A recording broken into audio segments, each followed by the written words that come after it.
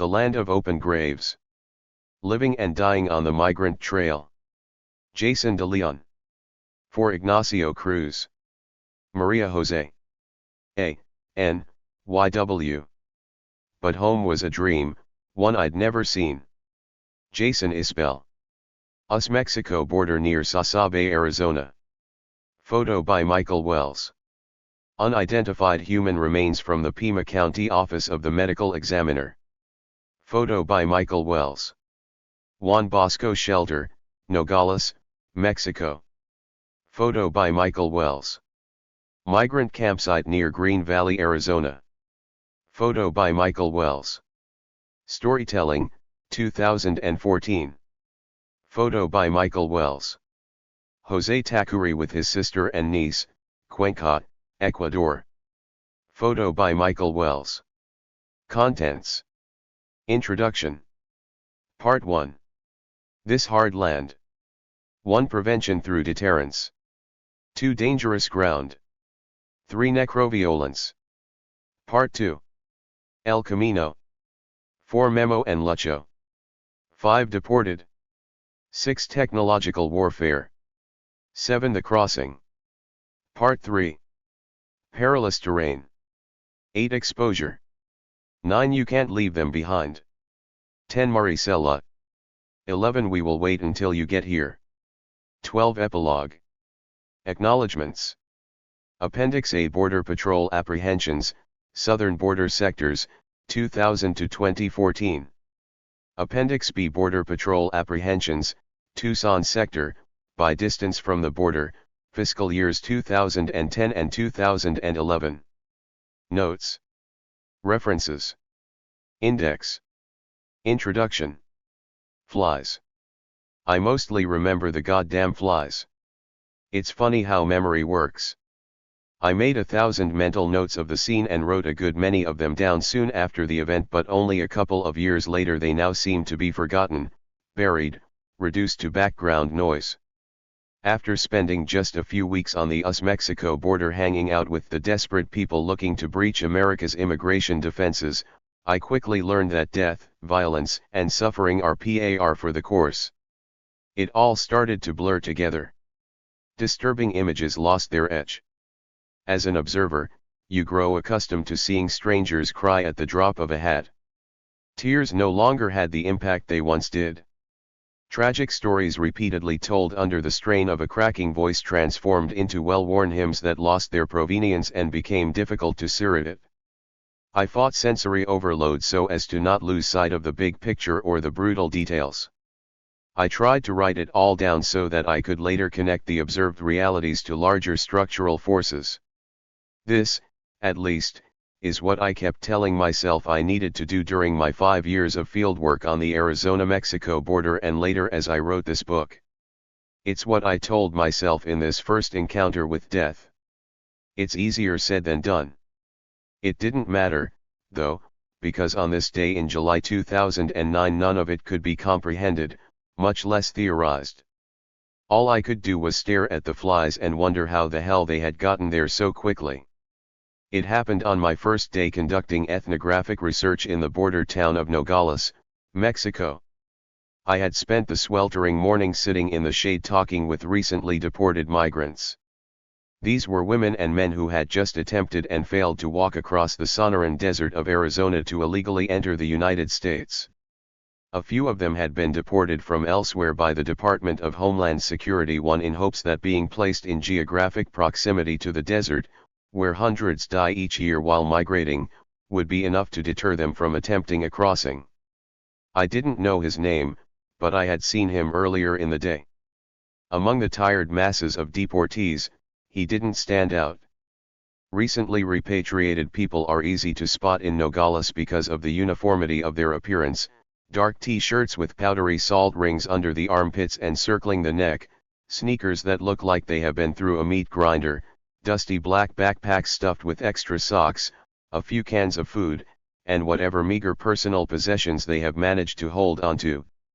Their brown bodies broadcast exhaustion and vulnerability like a scarlet letter.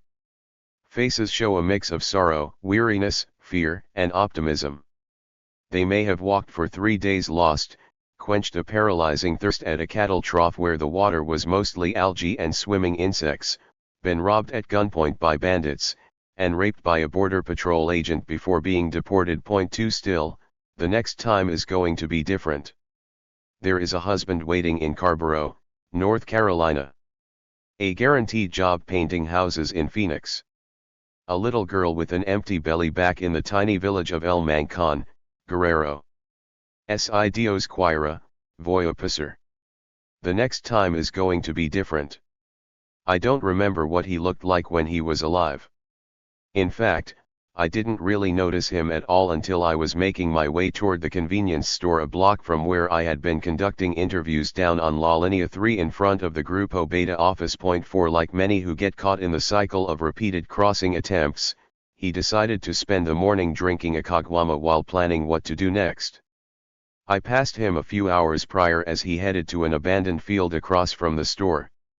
I took more notice of the early happy hour he was having than of his actual facial features. All I remember is that he was tall and skinny and had a shaved head. The next time I saw him was when I spotted a crowd gathering near the abandoned field. I walked up to investigate and found myself standing behind a chain-link fence with several migrants, including a short bald man I would soon come to know as Chucho. Point 5 For 10 minutes Chucho and I stared in silent awe at the limp body flopped on the dirt. This dude had been dead for less than an hour and yet the flies were already there in full force. They were landing on his milky eyeballs and crawling in and out of his open mouth. His head was turned and facing the crowd of migrants. He seemed to be staring right through everyone. We watched flies lay eggs on this man's face for what seemed an eternity. Finally some good Samaritan showed up with a Dallas Cowboys bedsheet and covered him up. A paramedic and a few of the neighbors milled around the corpse chatting, but no one seemed to be fazed. Death lay there like a casual summer breeze. I thought to myself that maybe this guy was headed to Dallas to wash dishes at an Applebee's. Maybe he hated the Pinches Cowboys 6 after spending too many years in Philly doing landscaping jobs and rooting for the Eagles. No one seemed to know him. They just knew that he needed to be covered up to keep the flies away. I turned to Chucho for some insight into this spectacle. He shrugged and said, "This happens all the time. Some people get tired of trying to cross the border after many failed attempts. Some turn to drugs and alcohol to kill time. Who knows what killed him?" Reading the worry on my face, Chucho continued, "You watch. No one will remember this tomorrow. It's like it didn't even happen." He was right. I would ask migrants the following day about the dead body in the field 300 feet from the Grupo Beta office, and no one would know what I was talking about. It was almost as if it didn't happen. This book is about the violence and death that border crossers face on a daily basis as they attempt to enter the United States without authorization by walking across the vast Sonoran Desert of Arizona. If you live in the United States, you already know about many of the people you will meet in these pages. They pick your fruit, detail your cars, and process your meat. They toil in occupations that U.S. citizens can't or won't do. Point 7 Keep in mind, though, that not everyone who crosses the desert is a first-timer. In the Obama era of mass deportations, close to 2 million people were removed from the country through fiscal year 2013. 8 Many of these deportees are now running scared across Arizona's Mars-like landscape to reunite with family members or simply return to the only place they have ever called home. My argument is quite simple. The terrible things that this mass of migrating people experience en route are neither random nor senseless, but rather part of a strategic federal plan that has rarely been publicly illuminated and exposed for what it is, a killing machine that simultaneously uses and hides behind the viciousness of the Sonoran Desert. The Border Patrol disguises the impact of its current enforcement policy by mobilizing a combination of sterilized discourse, redirected blame, and natural environmental processes that erase evidence of what happens in the most remote parts of southern Arizona. The goal is to render invisible the innumerable consequences this socio-political phenomenon has for the lives and bodies of undocumented people. Dallas Cowboys Death Shroud, Nogales, Mexico, 2009. Photo by author. Those who live and die in the desert have names, faces, and families. They also have complicated life histories that reflect an intimate relationship with transnational migration and global economic inequality. We just rarely ever get to see them up close as they make these terrifying journeys or hear them describe this process in their own words. In what follows, I bring into focus the logic and human cost of the U.S. border enforcement monster known as prevention through deterrence, a strategy that largely relies on rugged and desolate terrain to impede the flow of people from the south. I also present stories of survival, failure, and heartbreak that happen on La Linea and beyond from the perspective of those who directly experience this unique security apparatus. Documenting these largely undocumented stories and giving the reader an up-close look at faces and bodies can perhaps help us remember tomorrow that people lived and died in this desert today. Border Stories. Keeping track of the sheer number of publications that focus in some way on the US-Mexico divide is an impossible task. It seems as though every month a new expose hits the shelves and tantalizes the public with the trials and tribulations of the troubled geopolitical margin where the phrase "the Third World meets the First World" is still thrown around as if it means something. We don't like to admit it, but the United States is simultaneously afraid of and intrigued by its southern border. The general public can't shake its love of the movies, news programs, reality television shows, and tell-all books that reassure us that this is in fact a zone that is out of control. If you're a writer, toss in words like danger and violent and come up with some creative uses of war metaphors, and you've got yourself a best-selling piece of immigration pornography. Don't get me wrong, there are many excellent books written about the border. It is a place full of captivating tales and complex histories, but also a well-worn path that many others have mapped out better than I ever could. Rather than giving you a history lesson that you could learn elsewhere, this book abruptly starts in 1993, the year that the policy later coined prevention through deterrence was first deployed in El Paso, Texas.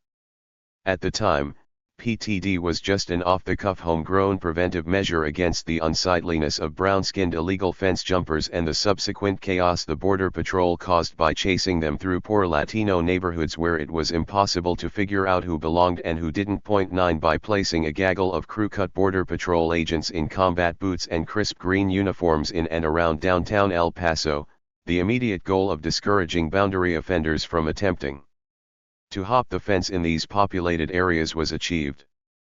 Frustrated, but undeterred, these scrappy individuals, many of whom were locals from Ciudad Juarez simply commuting to work in Texas, went to the edge of town where the fence magically disappeared and agents were few and far between. Business quickly got back to normal. Everything changed, though, after the passage of the North American Free Trade Agreement in 1994. The United States promised economic prosperity for its southern neighbor if it would only open up its ports of entry and take shipment of cheap goodies. Soon after Mexico signed on the dotted line, it found itself drowning in a pinchy Montan 10 of subsidized gringo corn that crashed their economy and put millions of peasant farmers out of work. As they had done in previous generations when things were bad in Mexico or when Los Yanquis needed cheap labor. 11 This impoverished population started making their way north by the hundreds of thousands. Optimistic campesinos lined up in Tijuana, Juarez, and Reynosa and waited their turn to try and get past La Migra so that they could join the U.S. undocumented labor force. 12. This NAFTA-induced human flood now meant there were hordes of fence hoppers in San Isidro, California, and McAllen, Texas. Once again, the Border Patrol needed a way to reduce the bad press that comes with an avalanche of poor people spilling onto the streets of border towns daily. That little experiment in El Paso to push the Spanish-speaking invaders to the edge of town soon became a nationwide security paradigm that is still in place today. The basic premise was, and continues to be, that if they can't stop the huddled masses, at least they can funnel them into remote areas where the punishment handed out by difficult terrain will save money and get this unsightly mess out of public view, which it did. Between 2000 and 2013, approximately 11.7 million people were apprehended while trying to make the illegal pilgrimage to the United States via Mexico. During this same period, 4,584,022 of these arrests occurred in the Border Patrol jurisdiction known as the Tucson sector, a craggy, depopulated, and mountainous patch of land that stretches westward from New Mexico to the Yuma County line in Arizona. 13 If you include the neighboring Yuma sector during this same period, the number of arrests in the state climbs to 5,304,345 people. This is equivalent to the population of Houston, Texas. It's no wonder Arizona hates immigrants. 14 For close to 2 decades the federal government has been using that state's backyard as a gauntlet to test the endurance of millions of border crossers and has often left local communities holding the medical bill. 15 Still, everyone knows that if you survive this death race, the back doors of U.S. stockyards, carpet factories, meat rendering plants, and sushi restaurants are wide open. Border Patrol sectors and locales mentioned in the text. Much of what is described in this book took place in the strip of desert just south of Tucson between the Baboquivari and Tumacacori mountain ranges. This beautiful and challenging landscape has been home to the indigenous Tohono O'odham 16 and their ancestors for millennia. Long before the arrival of colonial-era Spaniards seeking gold and Christian converts, 19th-century American geological surveyors itching to draw new maps, and 20th-century Border Patrol agents 17 the O'odham people were cultivating a set of cultural traditions and practices that has allowed them to thrive in an environment that to most outsiders appears too barren to sustain agriculture or human life. 18 As ethnobotanist Gary Nabhan writes, the perspiring and panting in the middle of the saguaro forests they are part of the raw intimacy they maintain with the desert. Somewhat ugly to the outside eye, this routine is an honest indicator of the strong bonds between the desert people and their surroundings. Instead of running away from the desert during its driest, hottest time, some still run to the heart of it. 19 O'odham poet Jeanette Chico sums up this intimacy, when I walk in the desert the animals stop and look at me as if they were saying welcome to our home. 20. Unlike the desert people, the border crossers who pass through this region do not share in the cultural acumen that conceptualizes this landscape as inviting. Try to envision what it is like going from the lush tropical lowlands of Veracruz or the cool mountains of Oaxaca to the sparse and smoldering desert. Migrants will tell you, I never imagined it would be like this. How could they? They are fugitives traversing a deadly alien planet. The Border Patrol counts on this. This terrain is that federal agency's not-so-secret weapon, and the migrant injuries and death toll provide evidence that it is a painfully effective one. What's agonizing for the O'odham is that the American federal government has turned their sacred landscape into a killing field, a massive open grave. The line in the sand that currently exists between Arizona and Mexico was first drawn after the Gadsden Purchase of 1854. This geopolitical space has since had a troubling history marked by colonial and post-colonial subjugation and violence, much of which I skip so that I can draw a tighter focus on the lives of those who have passed through this political geoscape between 2009 and 2013. There are, however, several excellent publications that influenced my thinking about boundary enforcement and its evolution over the past 100 years. For those looking for a deeper, diachronic view of the geopolitics of this region, I recommend Patrick Ettinger's Invisible Lines and Rachel St. John's Line in the Sand, 21. Both of these superb books provide up-to-date syntheses of archival material and previous historical research. Despite the amount of ink I dedicate to Border Patrol policies, this book lacks anything resembling a history of boundary enforcement section. Instead, I lean heavily on Kelly Lytle Hernandez's thorough, eye-opening analysis of the U.S. Border Patrol, Joseph Nevins' seminal book Operation Gatekeeper, and Peter Andreas's Border Games to provide the reader brief glimpses into the history of immigration policing and the political chicanery that often guides how the United States negotiates the property line between its backyard and that of its Mexican neighbors. 22 Finally, Timothy Dunn's books The Militarization of the U.S. Mexico Border, 1978 to 1992 and Blockading the Border and Human Rights helped me appreciate the crucial backstory to our modern border industrial complex and describe the seeds that sprouted the current enforcement paradigm that I take to task in this book. 23 Obviously, many others have written about the US-Mexico border, and I cite them throughout this work, but the aforementioned authors proved especially useful for understanding how and why things have gotten so bad in southern Arizona and northern Mexico in the past 2 decades. Having briefly lamented the quality of many recent books on the current border situation, I now find myself in the awkward predicament of needing to justify writing yet another book about this exhausted subject. I didn't start this project out of some misguided hubris that I was somehow going to get the story right. I'm the first person to tell you that no matter what you do, you can never get full comprehension of what is actually happening on our southern frontier.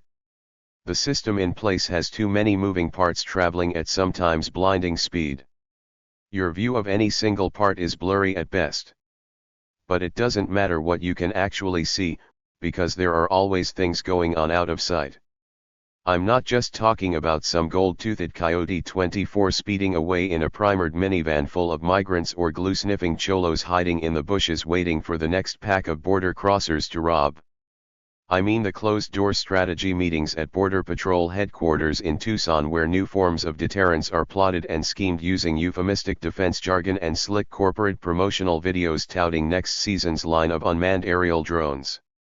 Sometimes it's those secretive moments when 2 nervous agents sit in their truck on a dusty road and try to get their story straight about why they shot some unarmed Mexican kid while he was hopping the border fence to run back into Mexico. 25 Don't forget the off-the-record dinner conversations when politicians and their federal contractor friends eat Delmonico steaks and drink single malt while laughing about how they are going to fill newly constructed private detention facilities and charge the government a pretty penny. 26 You are never going to capture all of the things that make the border system functional, and that is not my intention here.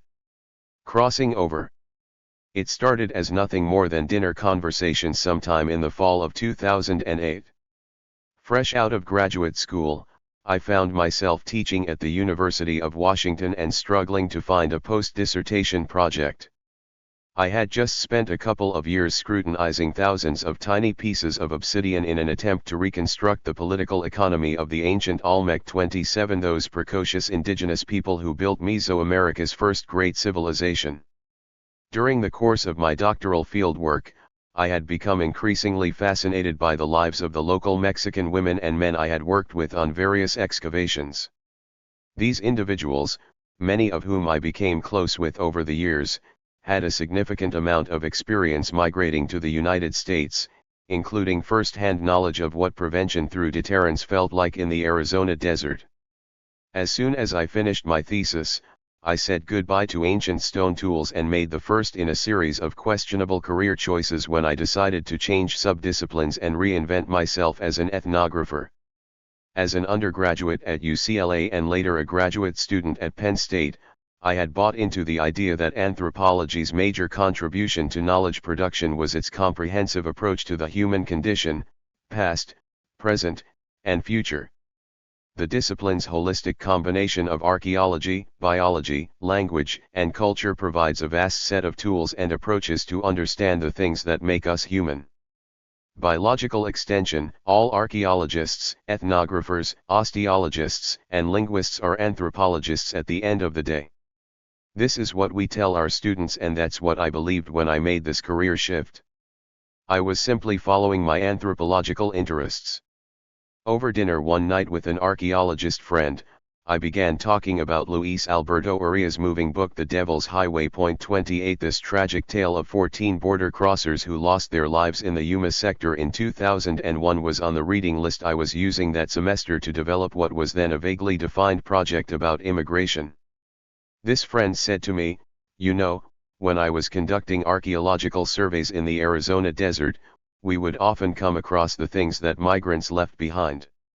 Once we found a backpack that contained a love letter in Spanish. It was really sad." She then joked, "I bet someone could do some sort of weird archaeological project on that stuff." A month later I was standing in the wilderness south of Tucson staring at an overwhelming pile of empty water bottles and abandoned clothes. When I started the undocumented migration project in 2009, my goal was modest.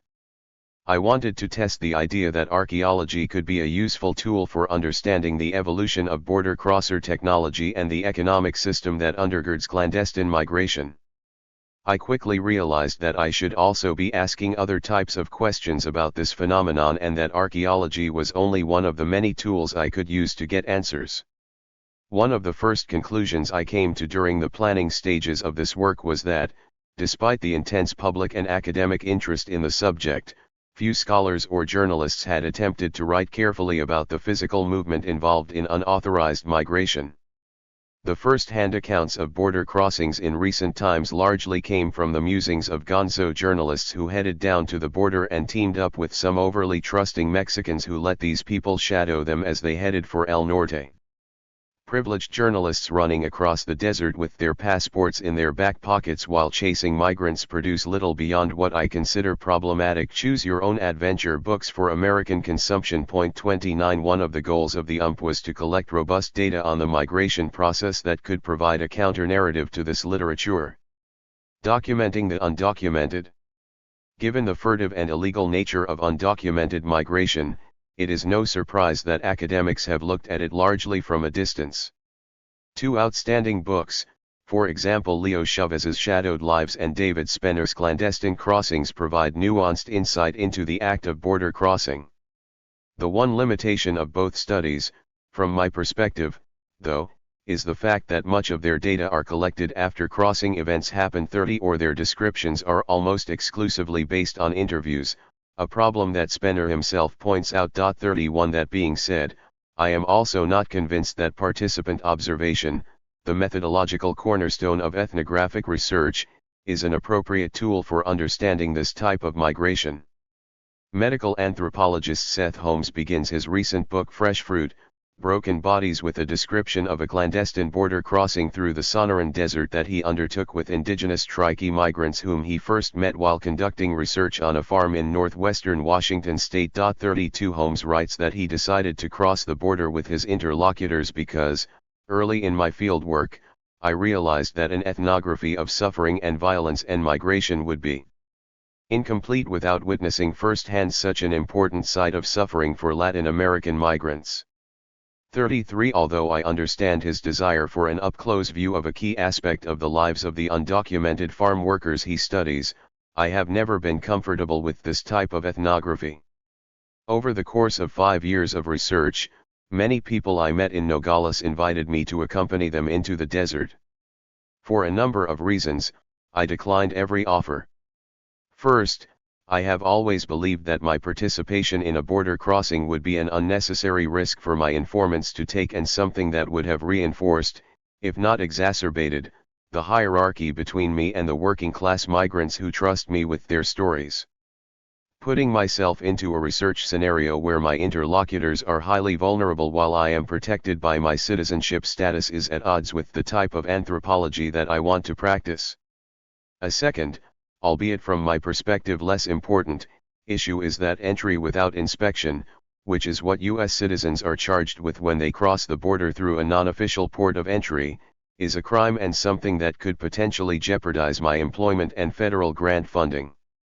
If I had undertaken such a problematic endeavor, the headline in the right-leaning media outlets that occasionally throw stones at this research would no doubt read, Mexican professor helps illegals cross the desert and uses National Science Foundation money to pay for it. 34.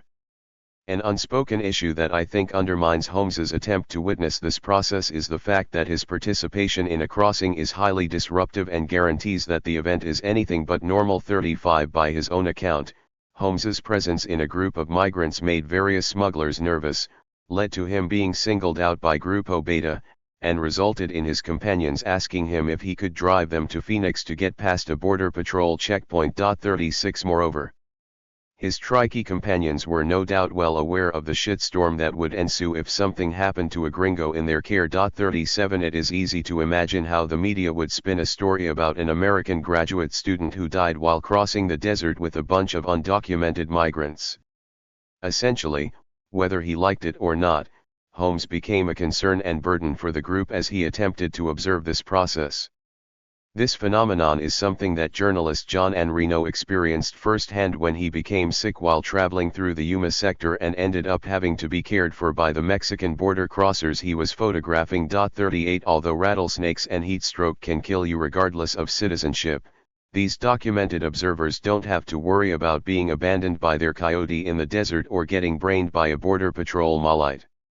Despite the good intentions behind accompanying migrants, these anthropologists and journalists have authorization to be in the United States, and after getting caught, they are inevitably set free.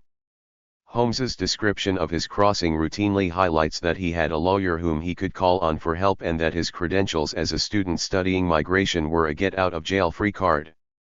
Although he was not allowed to use the phone or given toilet paper while in detention, Holmes was put into his own cell and received special treatment by law enforcement, which highlights just how abnormal his presence was for all parties involved. The Border Patrol threatened to charge him with illegal entry, but this turned out to be part of the normal scare tactics that agents use against citizens and non-citizens alike. In the end, the anthropologist was let go with a warning, while his nameless companions were processed and deported. 39. Finally, this type of participant observation has always struck me as problematic because it tends to focus on the experiences of the writer 40 and doesn't necessarily give us insight into the terror and violence suffered by Latino border crossers. Holmes's descriptions emphasize his feeling like a rabbit, vulnerable and hunted, while the voices of his traveling companions are noticeably mute or altogether absent. 41 To compound this issue, 2 of the 3 photographs of this event position Holmes as the center of attention and are labeled with captions such as "The Author" and "Tricky Men in the Border Desert." We get to see the grinning anthropologist's face and hear about his suffering, while these men are relegated to the status of anonymous undocumented border crossers. While I greatly value the work that Holmes has done to reveal the brutality and racism that indigenous farm workers experience, I think that we as ethnographers need to be more critical regarding the contexts where participant observation is deployed and more reflective about how we write about the act of witnessing other people's trauma. In my approach to clandestine migration, I have sought to paint crossers not as anonymous shadows scrambling through the desert, but as real people who routinely live and die in this environment and whose voices and experiences we should be privileging. I am inspired by Audrey Singer and Douglas Massey's recognition that undocumented migration is not the chaotic event often depicted in popular media but rather a well-defined social process whereby migrants draw upon various sources of human and social capital to overcome barriers erected by U.S. authorities. 42 The Undocumented Migration Project has long been concerned with improving the resolution of the ethnographic data we have on this social process while also avoiding the problematics of directly observing a clandestine and illegal act. Accordingly, over the years I have freely borrowed various methods and theories from the anthropological toolbox. As you will see, this book draws on a four-field anthropology that is ethnography, archaeology, forensic science, and linguistics in the name of enhancing our understanding of the process of undocumented desert migration. In many ways, this project is intended to challenge preconceived notions about what a holistic anthropology can look like and how it can be deployed in politically hostile terrain. If my writing is at times acerbic or in non-standard academic English, it is because I am trying to match the frankness, sarcasm, and humor of my interlocutors, as well as the grittiness of the difficult worlds they inhabit. It is also because I see little public or personal benefit to toning down what I have seen, heard, and experienced while trying to get an anthropological handle on the routinely chaotic, violent, and sometimes tragicomic process of clandestine migration. Like many scholars before me, I aim to sully the often sterile anthropological discussion about undocumented Latino migration and its associated geographic, cultural, political, and economic boundaries. 43 By doing so, I want to show how productive it can be to sneak back and forth across the border between accepted discourse and excluded discourse in the name of generating new knowledge and new forms of cultural understanding. 44 As I began working with a population in transit, it soon became obvious that a multi-sided ethnographic approach was needed to capture various elements of the migration process. 45 Over the years, I followed people across multiple states, countries, and continents. Although I conducted several dozen interviews during a 10-day trip to Ecuador in 2013, numerous short trips to New York in 2013 and 2014, and some 24 domestic and international phone calls and Skype interviews, most of the ethnographic, forensic, and archaeological data were collected in the border town of Nogales, Mexico, the northern Mexican town of Altar, and the deserts of the Tucson sector between Nogales and Sasabe. 46 From 2009 to 2013, I interviewed hundreds of men and women between the ages of 18 and 75 who were in the middle of the migration process. 47 These conversations took place at bus stations, on street corners, in restaurants, bars, humanitarian shelters, cemeteries, and any other place I encountered border crossers. The majority of people were Mexican nationals, though some Central Americans were also interviewed. Our interactions tended to be unstructured, and depending on the situation, I either took written notes, used a digital voice recorder, or both. 48 On several occasions, people were shown photographs of the desert and other migration-related settings and asked to comment on them. 49 In addition, I spent countless hours observing deportation proceedings in Tucson, touring government facilities with Border Patrol agents, and walking on the trails that migrants use to cross the desert. 50. Undocumented migration project study areas and corresponding Border Patrol substations in the Tucson sector. Based on map by Cameron Goki. The interviews I conducted were almost exclusively in Spanish and are presented here in their translated English form, with some phrases and words left in their original language for effect. Because people often ramble, repeat themselves, or tell complicated stories out of order, at times I have edited material to preserve the narrative flow and reduce redundancy. 51 I made these edits carefully and sparingly, striving as much as possible to preserve the speaker's original meaning and tone. In all except a few cases, I used pseudonyms and changed some personal details to protect identities. 52 The names of the dead and missing have not been changed. Their families wanted their real stories told. They wanted to guarantee that the lost were not forgotten. Depicting violence. The primary theme of this book is violence, how it is constructed in the desert, its productive nature from the perspective of those benefiting from it, and how its victims come to know its destructiveness. The things that happen to the undocumented migrants who experience the strong pull of the U.S. economy and the simultaneous blunt force trauma of its immigration enforcement practices can be generally characterized as a form of structural violence. 53 It is violence that is indirect. No one individual is responsible for it. Moreover, it often occurs out of sight, many portray it as natural, and it can easily be denied by state actors and erased by the desert environment. 54 Throughout this book the scale of analysis and perspective on this form of structural violence change depending on the context, moment, and analytical goal. In some instances, the discussion focuses on federal enforcement discourse and large-scale infrastructure. At other times I give the viewer a full frontal view of how those on the ground experience this policy. The intent is to show what the violence looks like up close, and thus avoid sanitizing it, but also to offer what Zizek terms sideways glances that may help foster new ways of thinking about border crossings and the routinized pain and suffering that accompany them. 55 Theoretically, these efforts are aided by two key ideas. First is the proposition that non-humans play a major role in this process and should be considered crucial elements of the Border Patrol's enforcement strategy. The second argument is that the types of death people experience in the desert reflect their precarious political position and that the post-mortem biographies of their corpses provide insight into the production of trauma that has a hemispheric reach. There is no easy way to represent violence, a fact that I was acutely aware of throughout the course of writing this book. I spent many nights worrying whether the descriptions contained here are too graphic or insensitive. Admittedly, much of this endeavor is written from a male perspective. As a Latino researcher, I had significantly more access to men than women, at least during the phases of ethnographic work that took place on the northern Mexican border. For various reasons described throughout the text, men were more readily available for interviews, and it was their perspective on border crossing violence that I became most familiar with.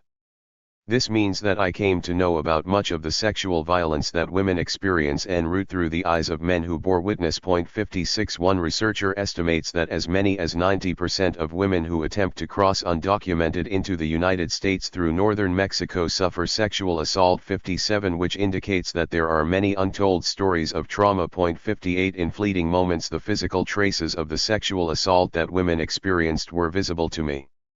This sometimes manifested itself as blackened eyes or bruised wrists on the bodies of recent deportees. On a handful of occasions, I encountered deported women who were in catatonic states or were so visibly shaken that they couldn't be consoled. These are just the rare instances in which assault left visible marks.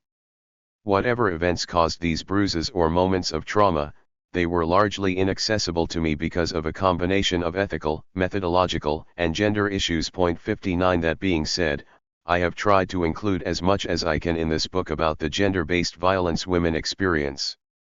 Although they are present throughout this text, at certain moments women are visible only through male eyes. 60. This is especially true in Part 2, El Camino.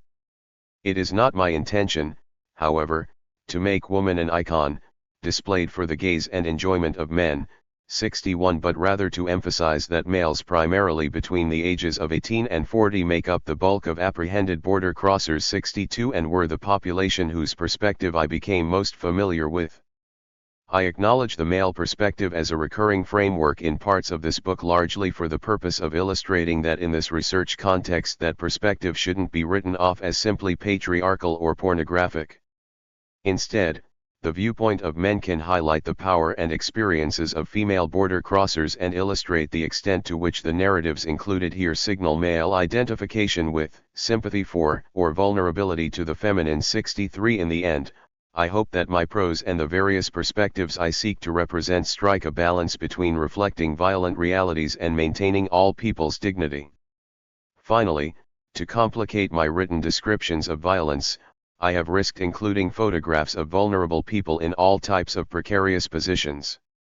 This was a decision influenced by the new wave of photoethnographies published in the past 10 years. 64. I was particularly inspired by Bourgeois and Schunberg's Righteous Dope Fiend and Danny Hoffman's The War Machines, both of which sensitively pair difficult-to-view images with insightful analyses of violence. 65. From the start of this project I knew that words alone could never capture the complexity, emotion, or realities of the violence, suffering, and victories that people experience during the migration process.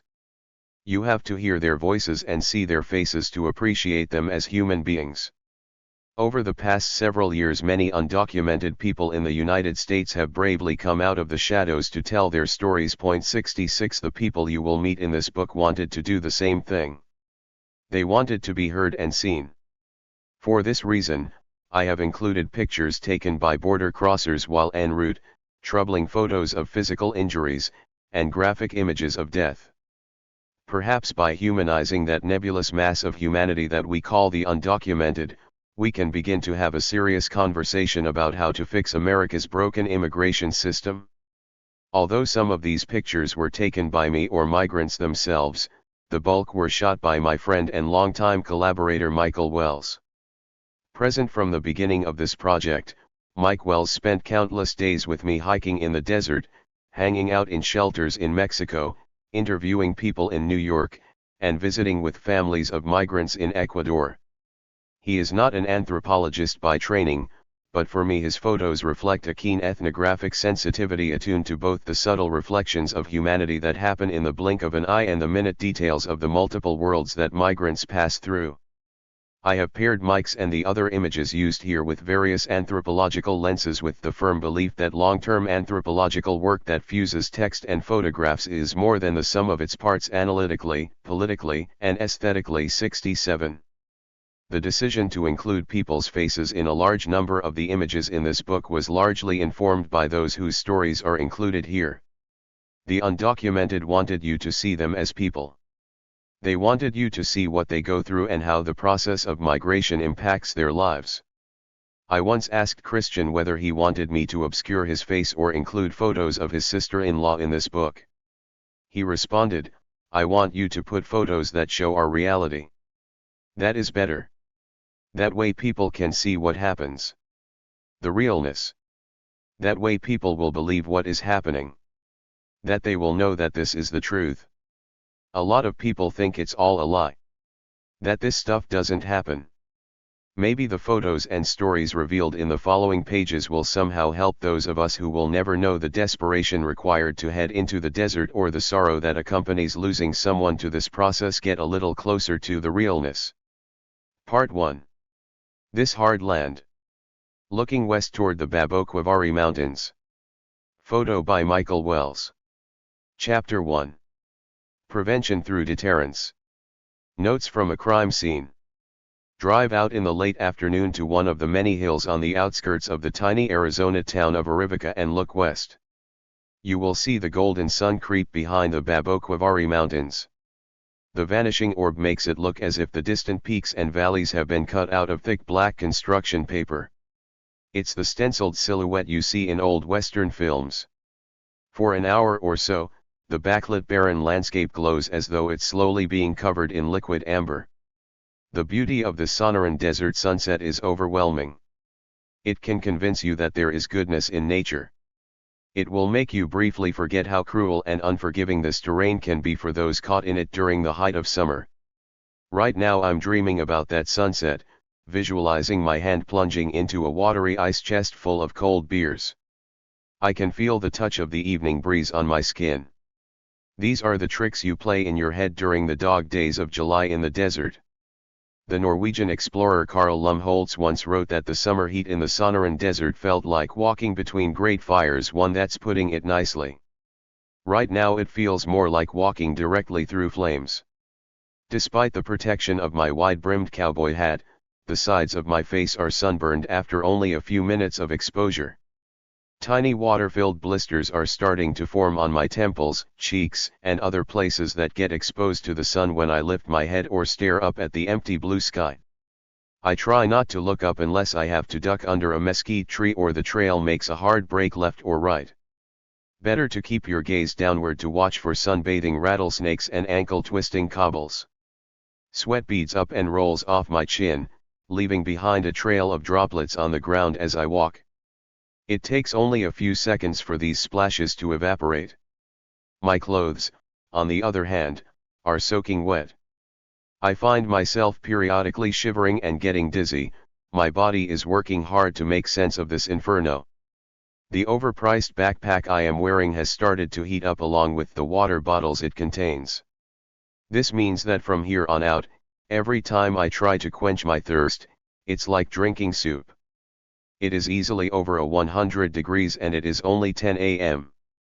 My sunset and cold beer fantasies are starting to lose their efficacy. Mike Wells and I are climbing through the Tumacacory Mountains with my longtime friend Bob Key, a member of the Southern Arizona humanitarian group the Tucson Samaritans. Bob has been haunting these trails for years, leaving food and water for unseen migrants and occasionally giving first aid to abandoned souls he comes across. It's a rough path full of sharp-angled rocks and angry mesquites whose branches all seem to be aiming for your eyes. We are moving at a fast clip, which is typical for any outing led by Bob. He is almost 30 years our senior, but is running us ragged as we struggle to keep up.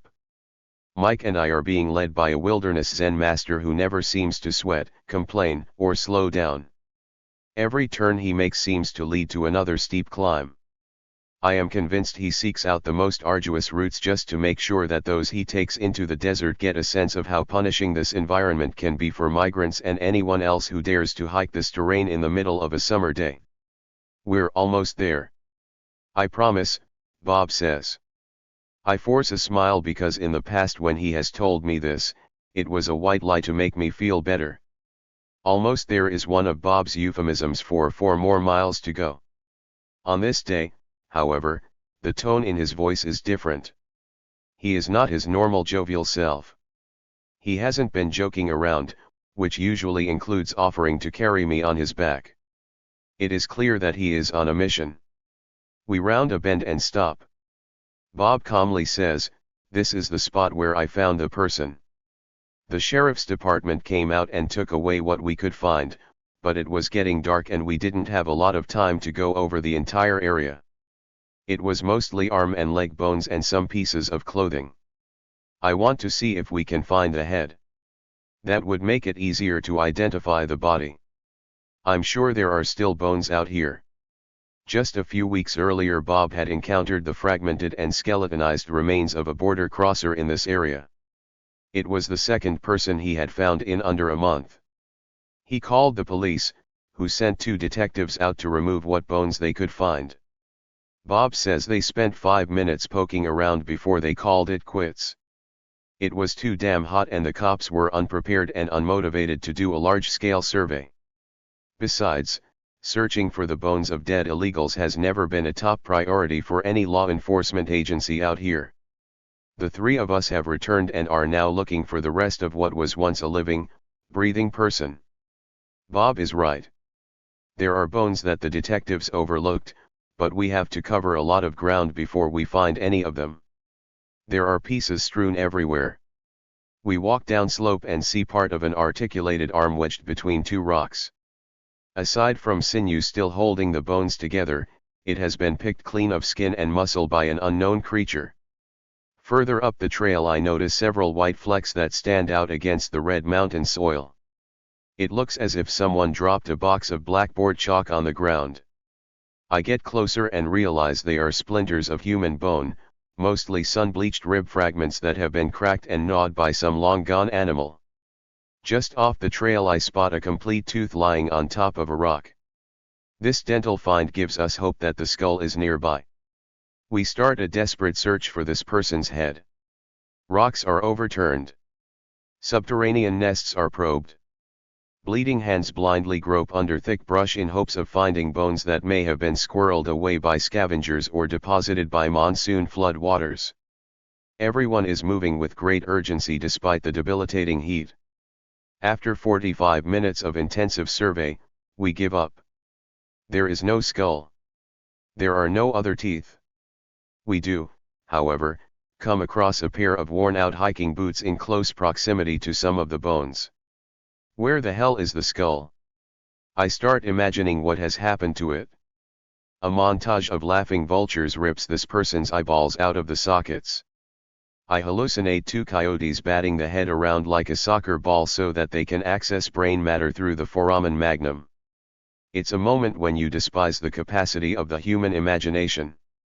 People whose loved ones have disappeared in this desert will tell you that it's the not knowing what happened to them coupled with the flashes of grotesque possibility that drive you insane. Human Tooth, 2 Macacori Mountains, 2011. Photo by Michael Wells. Mike starts snapping photographs while Bob collects bones. The gnarled arm fragment goes into a black trash bag. The ribs and tooth fall into a Ziploc. Bob scribbles down the GPS coordinates and will later deliver the remains to the sheriff's office, where he will be scolded for disturbing a crime scene. The irony of the statement is that the police were already out here once and Bob is simply collecting what they overlooked during their hasty survey. The fact of the matter is that although this is a crime scene, few people actually care or want to know what has happened here. For many Americans, this person whose remains are so ravaged that his or her sex is unknown is an illegal, a non-citizen who broke U.S. law and faced the consequences. Many of these same people tell themselves that if they can keep calling them illegals, they can avoid speaking their names or imagining their faces. The United States might be a nation founded by immigrants, but that was a long time ago. Countless citizens today suffer historical amnesia and draw stark divisions between the noble European immigrants of the past and Latino border crossers of today. How quickly they forget about the violent welcome receptions that America threw for the Irish, Chinese, and many other newly arrived immigrant groups. The benefit of the chronological distance from the pain and suffering of past migrations is that many Americans today have no problem putting nationality before humanity. A cursory glance at the online comment section of a recent article titled "Border Crossing Deaths More Common as Illegal Immigration Declines 3" provides insight into some of the more extreme anti-immigrant perspectives on migrant death. I'm not condoning deaths or anything, and I do think it's cruel to let a human being die in pain, but in a way isn't it better? I mean, after all, some of these people are risking their lives because there are nothing better back home, and if they die on the way, at least they end their sufferings. Point 4. Since it is a common practice to print indications on everything in the US, and since just printed indications will not people from entering the US illegally, why not take some of those dried out corpses, hang them at the places where they are known to cross with a legend, "This may be you in a couple of days." 5. When you see such comments, which accompany practically every article about migrant death on the internet, you think you're mistakenly reading the American Voices column from the satirical newspaper The Onion.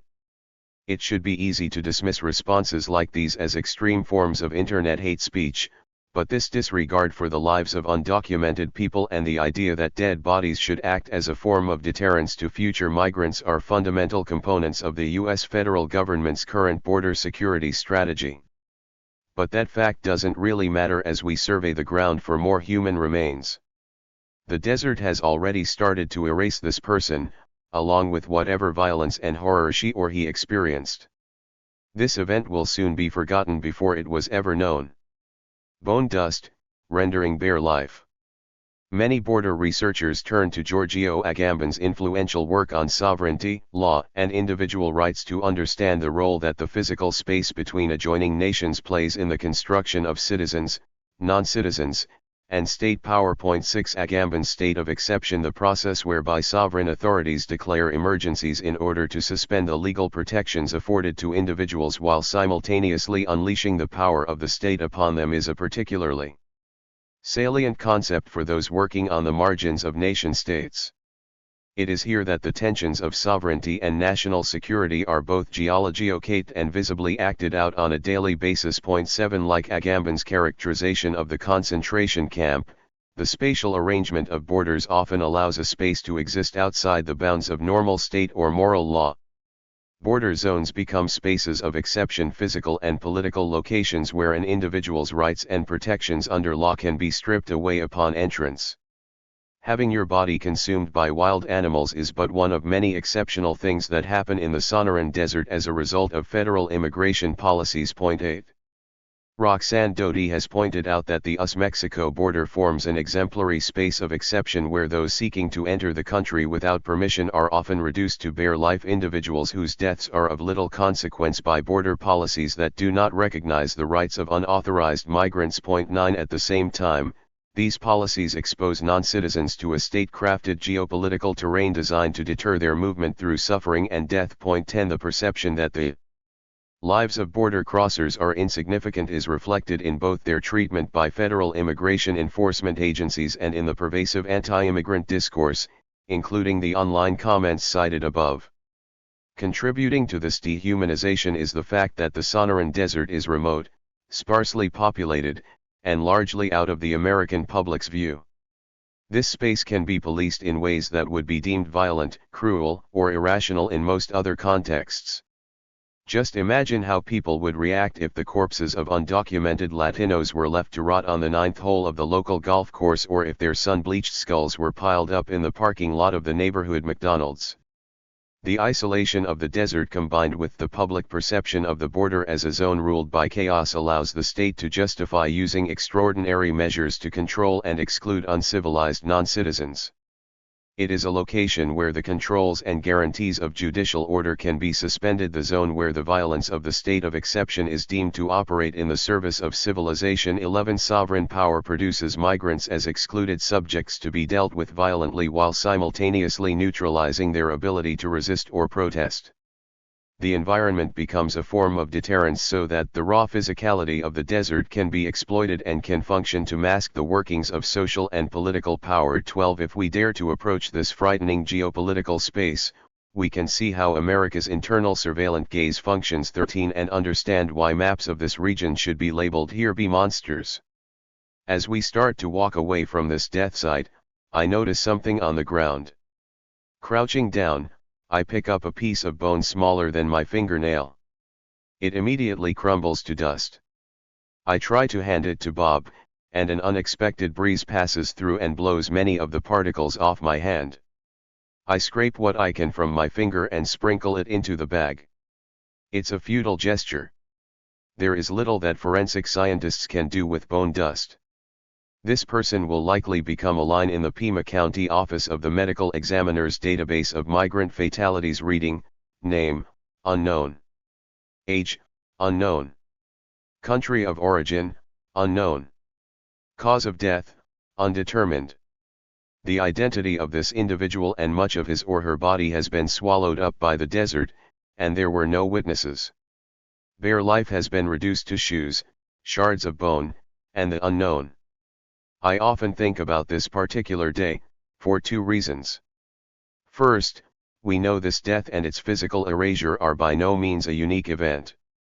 Between October 2000 and September 2014, the bodies of 2,721 border crossers were recovered in southern Arizona alone. 14 Approximately 800 of these individuals are still unidentified. 15 Second, this particular moment in the desert perfectly illustrates the structure, logic, and corporeal impact of current U.S. border enforcement policy.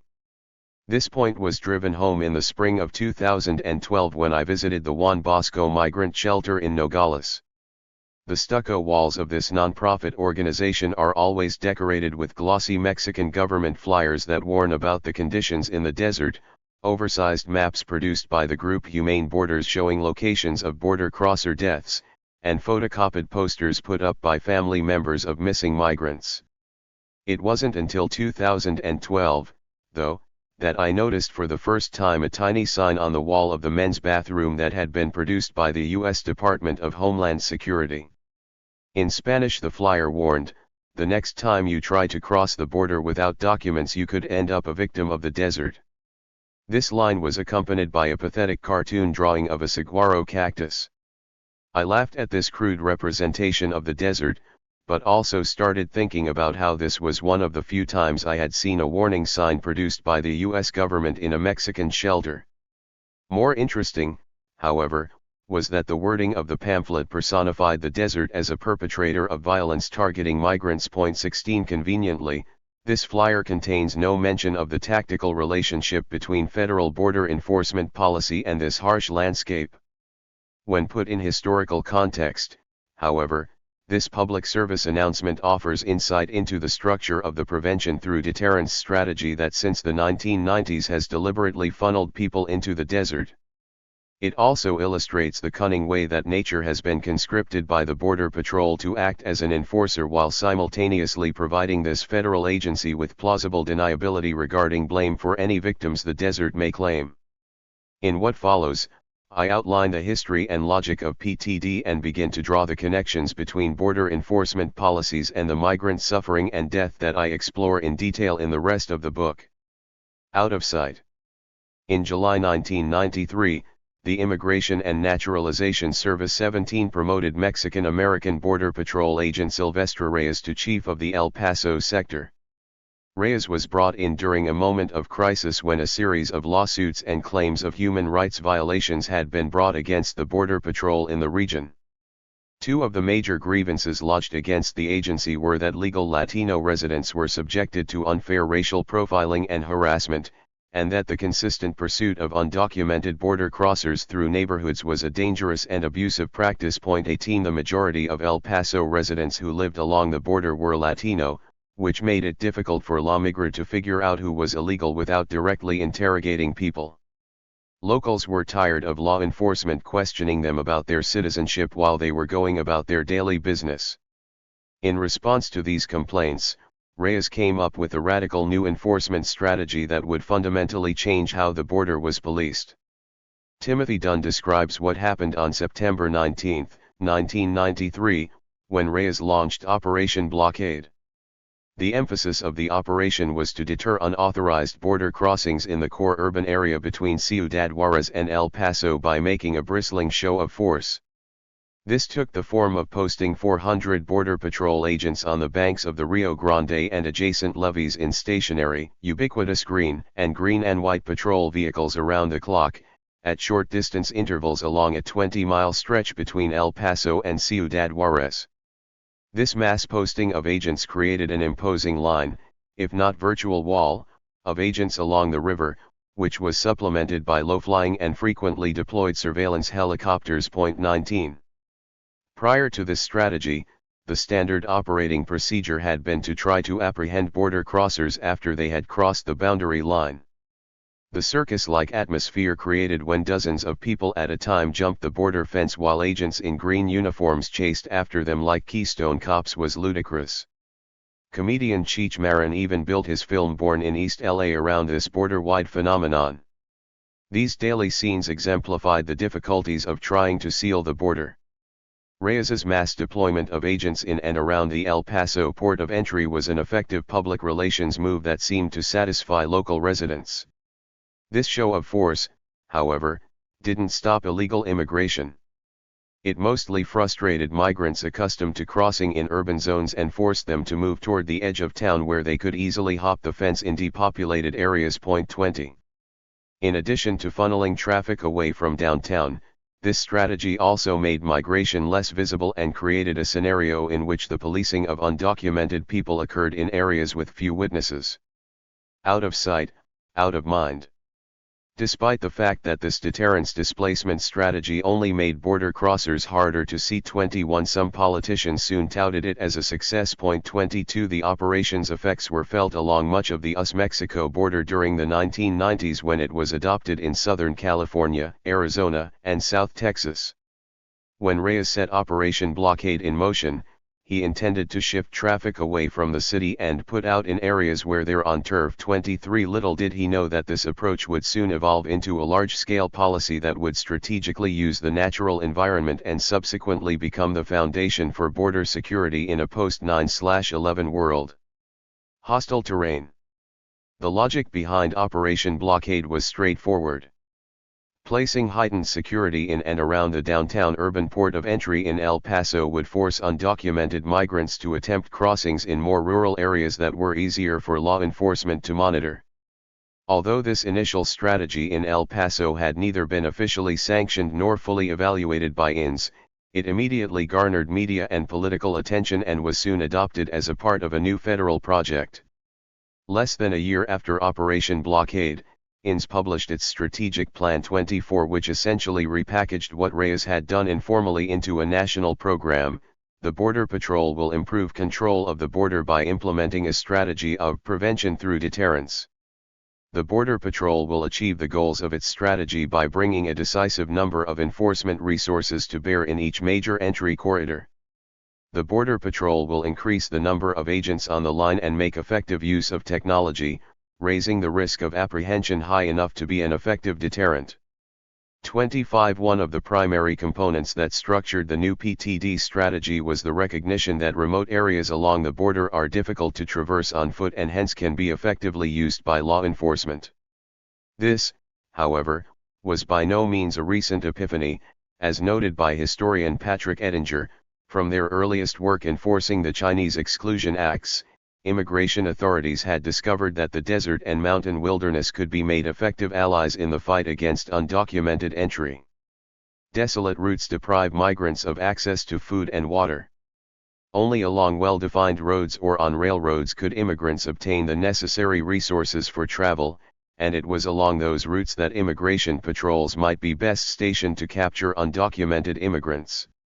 26 As one federal agent testified in 1926, the goal of border enforcement was to at least make attempts to cross the border dangerous and hold illegal entry down to small proportions. 27. The acknowledgement that the desert, as well as the other extreme environments cross-cut by the border, could strategically be used to deter migrants from illegal entry on a large scale was not, however, formally laid out in policy documents until the start of the official PTD era, after 1993. The initial strategic plan memorandum was among the first to refer to environmental conditions as a potential resource for securing the geopolitical boundary. The border environment is diverse. Mountains, deserts, lakes, rivers, and valleys form natural barriers to passage. Temperatures ranging from sub-zero along the northern border to the searing heat of the southern border affect illegal entry traffic as well as enforcement efforts. Illegal entrants crossing through remote, uninhabited expanses of land and sea along the border can find themselves in mortal danger. 28. Although policymakers have written extensively about PTD for decades, 29 only the earliest documents associated with this strategy articulate a clear vision of the role that officials imagined the environment playing in enforcement.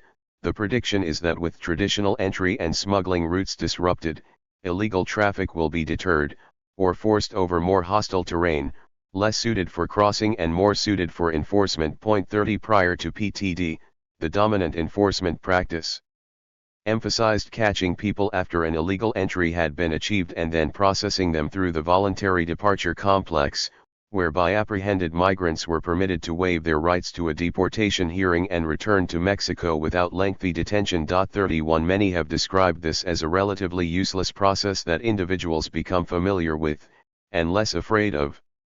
After repeated apprehensions. 32 PTD was a direct reaction to the ineffectiveness of this previous disciplinary practice. In the 1994 strategic plan, the use of the word hostile suggests that this new form of boundary enforcement was intended to be more aggressive and violent than previous programs.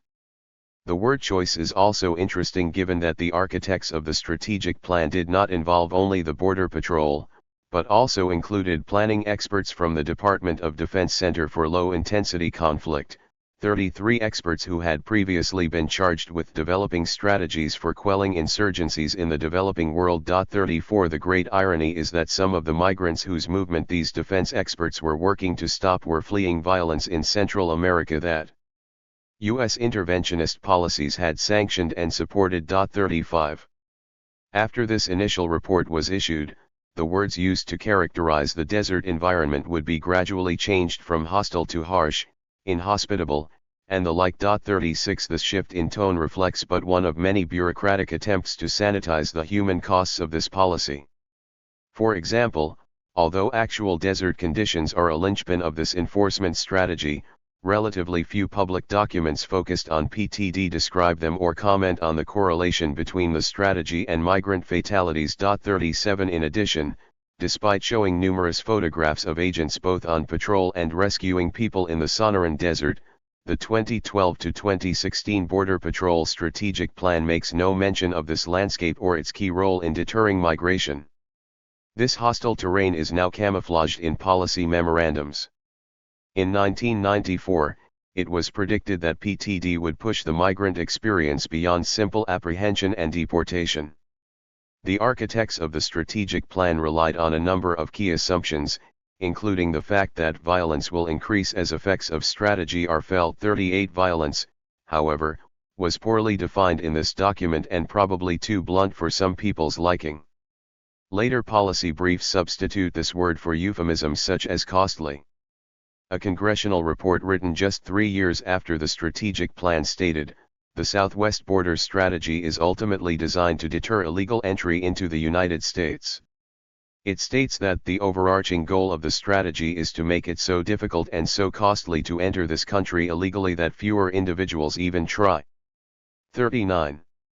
Although no public record explicitly states that a goal of PTD is to kill border crossers in an attempt to deter other would-be migrants, the connection between death and this policy has been highlighted by both academics and various federal agencies charged with evaluating Border Patrol programs. 40 An excerpt from a 2010 report to Congress reads, "Prevention through deterrence has pushed unauthorized migration away from population centers and funneled it into more remote and hazardous border regions. This policy has had the unintended consequence of increasing the number of fatalities along the border, as unauthorized migrants attempt to cross over the inhospitable Arizona desert without adequate supplies of water." 41. This comment that the increasing number of migrant fatalities is an unintended consequence of PTD is misleading and ignores previous evidence suggesting that policymakers were well aware of the role that death would play in this enforcement strategy. For example, a 1997 report by the Government Accountability Office identifies as one of the indicators for measuring the effectiveness of the strategy to deter illegal entry along the southwest border the deaths of aliens attempting entry. Concerning the predicated outcome if AG's strategy is successful, the same report claims that it depends on how enforcement resources are allocated. In some cases, deaths may be reduced or prevented. In other cases, deaths may increase. 42 I had to read the foregoing quote several times before I fully grasped its message. It clearly and publicly states that one way for the government to measure the efficacy of PTD is via a migrant body count. In some ways this is merely a sanitized version of the many anti-immigrant comments that accompany online articles about border crosser deaths, for example, as long as the immigration numbers are declining. I can live with the border death numbers. 43 The sector of the American public that attributes a low value to the lives of migrants seems to mirror the federal government's perspective. The statement from this official document suggests both that early on in the planning of this policy the migrant death rate was considered a useful metric to gauge the program's effectiveness and that the Border Patrol clearly understood that fatalities would rise as enforcement in urban areas forces aliens to attempt mountain or desert crossings.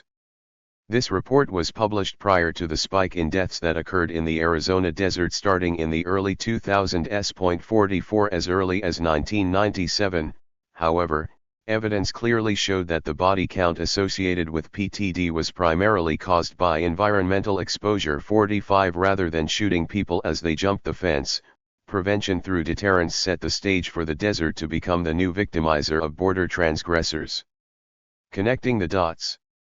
Since the beginning of PTD, both the number of people who have been apprehended in the remote regions of Arizona and the annual rate of migrant fatalities have risen steeply. In 1993, 92,639 people were caught by Border Patrol in the Tucson sector. By 2000, this number had grown to 616,346, an almost seven-fold increase. Although overall apprehension rates across the southern border did not rise significantly during this 7-year period, the funnel effect of PTD became visible as crossing attempts in the Tucson sector skyrocketed. In 1993 the sector accounted for 8% of total southern border apprehensions. By 2000, 37% of all immigration arrests happened in this region. For almost 2 decades, until recently, the Tucson sector was the primary crossing corridor for undocumented migrants. 46. Although prevention through deterrence redirected people toward more hostile ground, it has not significantly dissuaded would-be crossers, a point recognized as early as 2001 by the GAO, although INS has realized its goal of shifting illegal alien traffic away from urban areas. This has been achieved at a cost to illegal aliens. In particular, rather than being deterred from attempting illegal entry, many aliens have instead risked injury and death by trying to cross mountains, deserts, and rivers. 47 Many have died since the implementation of this policy, and the correlation between the funneling of people toward desolate regions of the border and an upsurge in fatalities is strong. 48 Still, even when the connection between PTD and migrant death is recognized by the federal government, there is generally a refusal to causally link the two phenomena. As a 2012 GAO report notes, known migrant deaths fell from a high of 344 in 1988 to a low of 171 in 1994 before climbing back to 286 in 1998. According to DHS data, known migrant deaths climbed from 250 in 1999 to 492 in 2005, and averaged 431 deaths per year in 2005 to 2009 before falling to an average of 360 per year in 2010 to 2011. The apparent increase in migrant deaths is particularly noteworthy in light of the declining number of alien apprehensions during the same period. Overall, these data offer evidence that border crossings have become more hazardous since the prevention through deterrence policy went into effect in the 1990s, though once again the precise impact of enforcement on migrant deaths is unknown. 49. There is also significant disagreement among the federal government, social scientists, and human rights groups regarding how to count dead border crossers.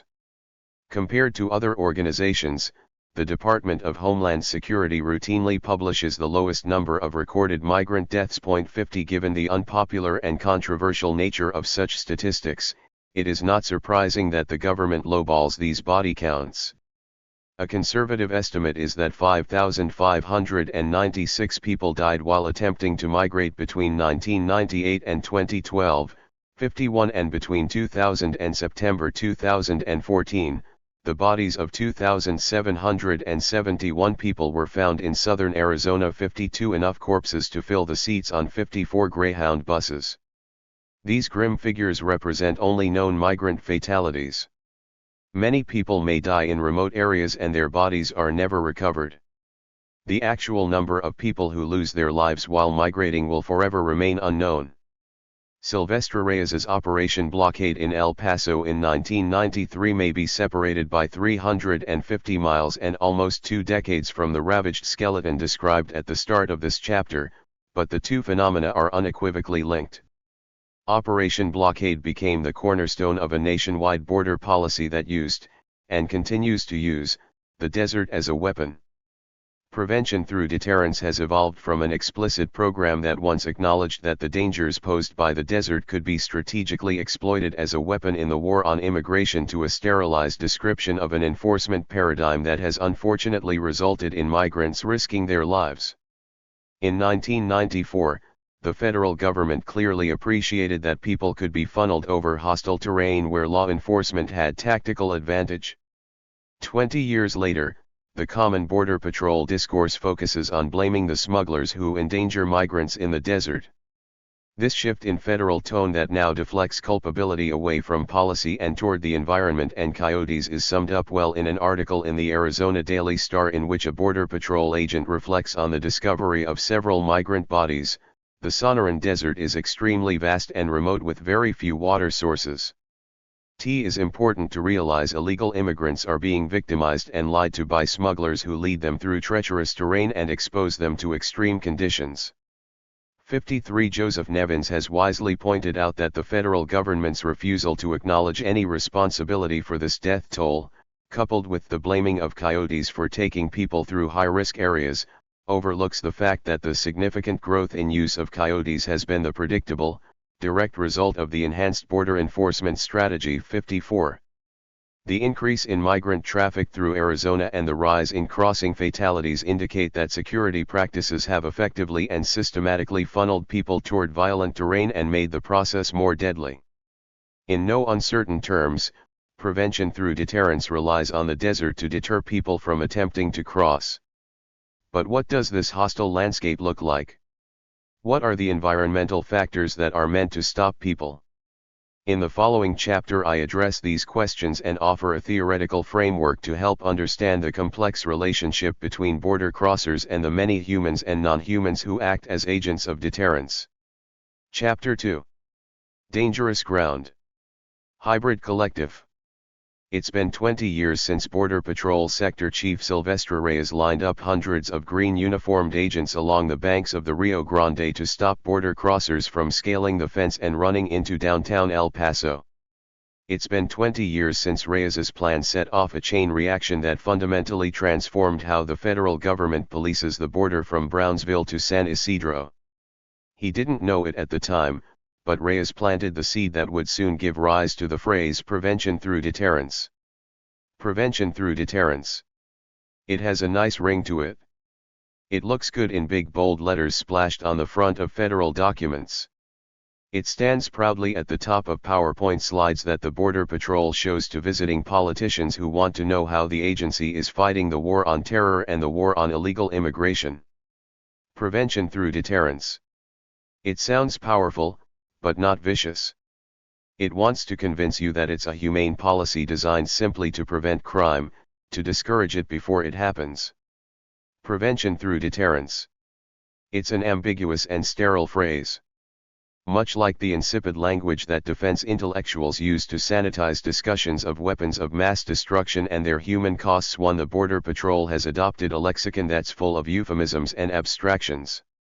Like other federal government security jargon, prevention through deterrence has no graphic reality behind the words too. It's a semantic cloak that hides all of the blood, sweat, and tears from public view.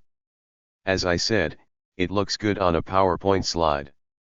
2 decades after El Paso, what has deterrence come to mean in the context of border crossings? What hides in the shadows of hostile terrain? Flesh roasting temperatures. Steel walls and remote ground sensors. Thousands of heavily armed agents on the ground. What about venomous snake bites or bandits with a propensity for gang rape? Shoes that break apart after staggering in them for miles over lonely mountains? An undiagnosed heart condition exacerbated by days in the desert? Although all of these things have become incorporated into the Border Patrol's system of enforcement, none of these realities are captured by policy rhetoric. But the deployment of the word deterrence is not just a political magic trick used to mask the human impact of this strategy. Even if policy planners changed the phrase to prevention through death or prevention through suffering, it still wouldn't come close to capturing the complexity or brutal violence of this system of enforcement. The variables, processes, and actors that structure PTD defy simple linguistic description. There are too many parts, too many unknowns, too much randomness. In essence, the things that deter people can never be fully known. How, then, can we begin to understand this intricate system that is sometimes random and always beyond complete human comprehension? How do we level the analytical playing field to simultaneously account for bored agents sitting in their air-conditioned SUVs watching green video surveillance screens along with flash floods, scorpion bites, dislocated knees, 100-degree weather, drone planes scouring the desert for heat signatures, and carrion eaters who tear human flesh from the bone? How can we begin to understand the structure of a wall of deterrence that is equal parts human, animal, plant, object, geography, temperature, and unknown? My attempt to illuminate the complexity and ambiguity of prevention through deterrence draws inspiration from Collon and Law's theory of the hybrid collective 3, which posits that agency is an emergent property created by the interaction of many heterogeneous components known as actants, sources of action that may be human or non-human. Point 4. In simple and less French terms, people or objects don't act in isolation, but instead have complex relationships at different moments across time and space that sometimes create things or make things happen. It is these relationships that perform agency, not isolated humans or solitary objects. Agency cannot exist in a vacuum, or as Jane Bennett puts it, an actant never really acts alone. Its efficacy or agency always depends on the collaboration, cooperation, or interactive interference of many bodies and forces. 5. To comprehend the intricacies of how agency is constructed, our gaze must widen to include all of the components human, animal, mineral, weather pattern, and so forth that make up a hybrid system. We also need to move beyond the simplistic binaries that draw stark divisions between humans and non-humans, a philosophical framework that scholars from diverse backgrounds have long scrutinized. Point 6. This problematic dualism is part of the futile quest to ascribe to humans credit for all action while assigning randomness or inanimate status to all matter outside our species, a phenomenon largely attributed to Western elites. Point 7. For those willing and open to rethinking the relationship between humans and non-humans. 8. Which partly means moving beyond this particular typology, the concept of the collective reveals itself as the emergent effect created by the interaction of the heterogeneous parts that make it up. 9. To identify the significance of, or contribution by, non-humans to forms of action, we need to first do a few things. People have to be decentered in the agency equation, the hierarchy that places us above all others needs to be destroyed, and we must recognize that Homo sapiens are not always at the center of a particular universe of action. As Stanescu points out, we've been fooling ourselves for a long time about just how special we are. To believe in human exceptionalism requires a certain level of transcendental faith. It requires one to believe that we were set apart from the rest of the world rather than being subjected to the same evolutionary forces as all other living beings. 10. This is not to say that we are not important or that it is not often our fault that things in the world are the way they are. People are frequently the prime movers in major systems that extend beyond our species. But we couldn't destroy our planet without factories, automobiles, greenhouse gases, fossil fuels, the sun, and other non-humans. All of us humans, objects, minerals, environmental conditions, non-human animals are inextricably and simultaneously connected in myriad ways. The architecture that these heterogeneous pieces produce when they are connected, and the subsequent agency performed by these structures, varies across time and space and comes in different shapes and sizes. Point 11. Because humans are forced to describe and conceptualize the hybrid collective through the filter of language and our species-specific form of cognition, we admittedly miss out on a lot.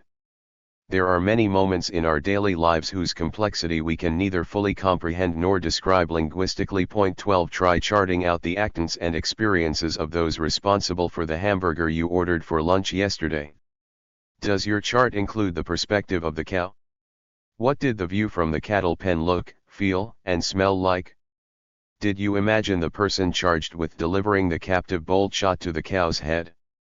Was the shot successful, or did the animal writhe in pain high above the kill floor until someone wrangled her still and shot her again? 13. What about the person responsible for the bolt gun's maintenance, or the woman who drove the truck that delivered the hamburger bun to the restaurant? Does your chart account for the chemical reaction occurring between the delivery vehicle's engine and the refined oil that was brought in from the Middle East? What about the food that the cow was fed prior to her death, or the temperature in the room of the factory where her body was rendered? Did you visualize the undocumented Guatemalan teenager who grilled the patty in the kitchen, or the E. coli that, you hope, was destroyed by cooking the meat at the proper temperature? You get my drift. Depending on the scale and analytical lens, the hybrid collective may expand into infinity and drive a human mind insane.